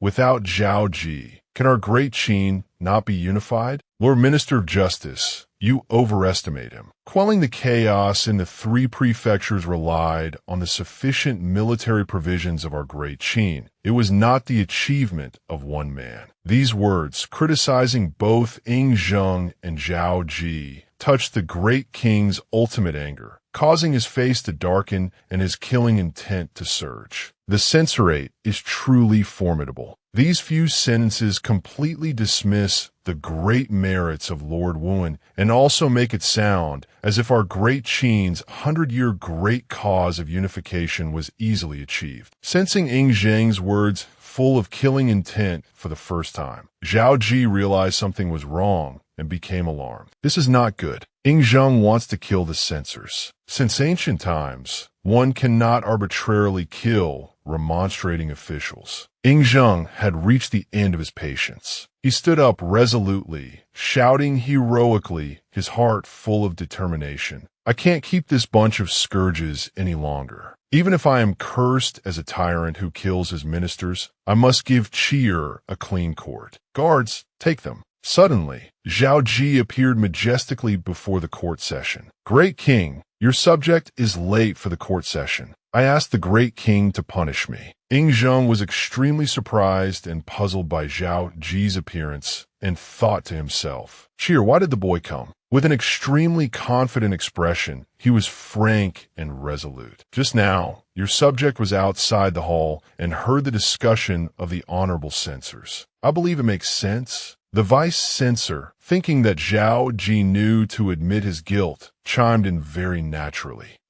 It's good that you know how to admit your guilt. But he retorted very reasonably. Lord Censor, this general has always followed the king's orders. How could I be guilty? I merely appreciate the Lord Censor's statement that quelling the chaos in the 3 prefectures was not the achievement of one man. His sharp and powerful expression made everyone wary. He confidently presented his arguments and reasoning. This general has always been loyal and patriotic, thus earning the great king's appreciation which is why I have the position I have today. If it were someone else, it would be the same. He showed admiration and respect for the official to humiliate him in front of everyone. Lord Censor, your willingness to risk death to remonstrate shows a loyalty and patriotism even greater than this general's. If your lordship could abandon the civil path for the military, perhaps our great Qin would have been unified long ago. The official was very surprised and startled by Zhao Qi's seemingly flawless argument. He replied very calmly and politely, "Great king, your subject boldly requests that you dispatch this Lord Censor and the other lord behind him to my Handan barracks to join the army and kill enemies on the battlefield for our great Qin." The official was terrified, sweating profusely. What? Zhao Qi seemed very nonchalant and fearless. The words of the lords just now were very correct. In the military camp, every person and thing has its use. I asked for the great king's gracious approval. The official's weak spot had been hit. He was speechless and stunned. Great king! Ying Zheng felt as if he had been saved by Zhao Qi. He was extremely pleased and chuckled to himself. TSK, TSK, this is killing without a knife. To be able to render those ministers speechless, very good. To expand the territory for our great Qin is such a great act of loyalty. Is the censor unwilling? Or are you saying that you also think the subject cannot defeat Lord Wuan? Then wasn't your earlier call to kill Lord Wuan a disregard for the safety of great Qin? The generals on Ying Zheng's side were very much in agreement and full of admiration. Lord Wuan speaks sense. We subjects agree. More and more officials chimed in. We subjects agree. This put immense pressure on the vice censor, causing him to look back and forth in disbelief, his forehead covered in sweat. Ying Zheng finally resolved the issue thanks to Zhao Qi's sharpness and subtlety. He said calmly, "Approved. Guards, take these censors down to join the military camp." Immediately, the guards outside the hall entered and dragged the troublemakers out. Being dragged away, that censor cried out and begged, great king, spare me. Lord Vice Censor, save me. In the Handan barracks, our lives will surely be worse than death. Lord Vice Censor." The Vice Censor, having his name called, jumped in fright. "Person," he hurriedly rejected his plea. "You have touched the might of heaven and committed a grave crime. How could I possibly save you? Don't speak nonsense." Although he hastily tried to distance himself, it was not difficult for Ying Zheng to see the connection between them. He frowned and said in a stern voice, Court is dismissed." Zhao Qi was about to leave when he was stopped by one of Ying Zheng's close officials. "Lord Wuan, please wait. You are invited to the inner palace later to speak with the great king." Zhao Qi was surprised and stopped in his tracks.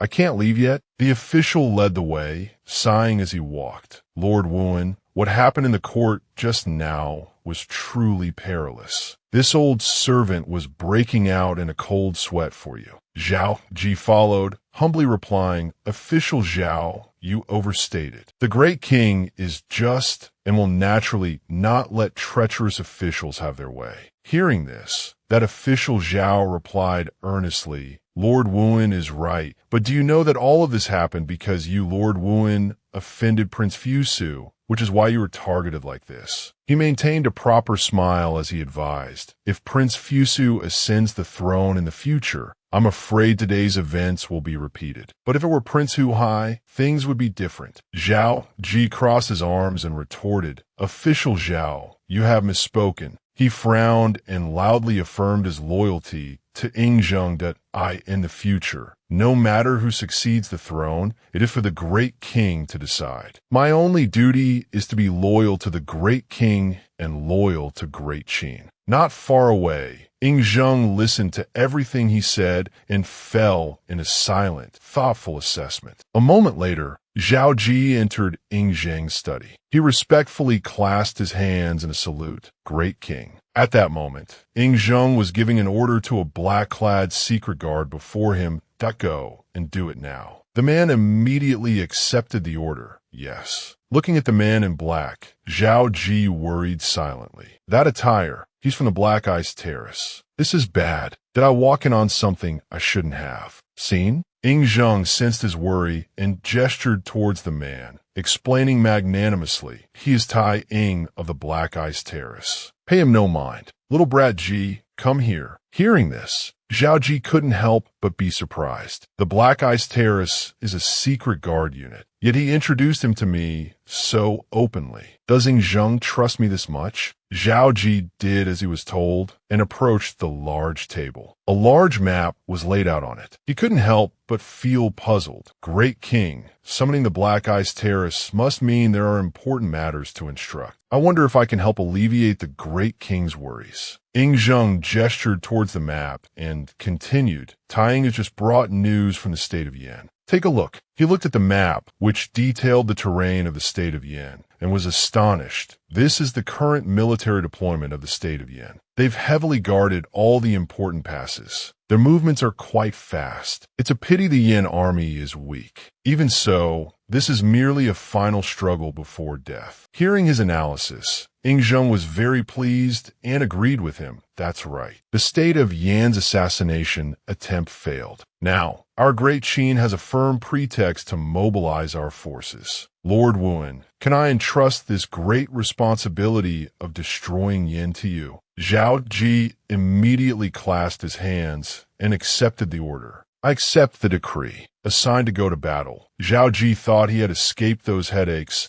and hurriedly tried to leave. I will immediately return to Handan to gather troops and attack the state of Yan. Understanding his intentions, Ying Zheng immediately grabbed his shoulder to stop him. Trying to run again? Did I say you could leave? Being held back, Zhao Qi broke out in a cold sweat and glanced at him worriedly. Ying Zheng crossed his arms, supervising Zhao Qi at work. For this period, you will handle political affairs. I want to see if you made any progress. Right now, write a general outline on governing the state. Forced to the desk, he looked at the pile of memorials before him, his eyes wide and blank with confusion.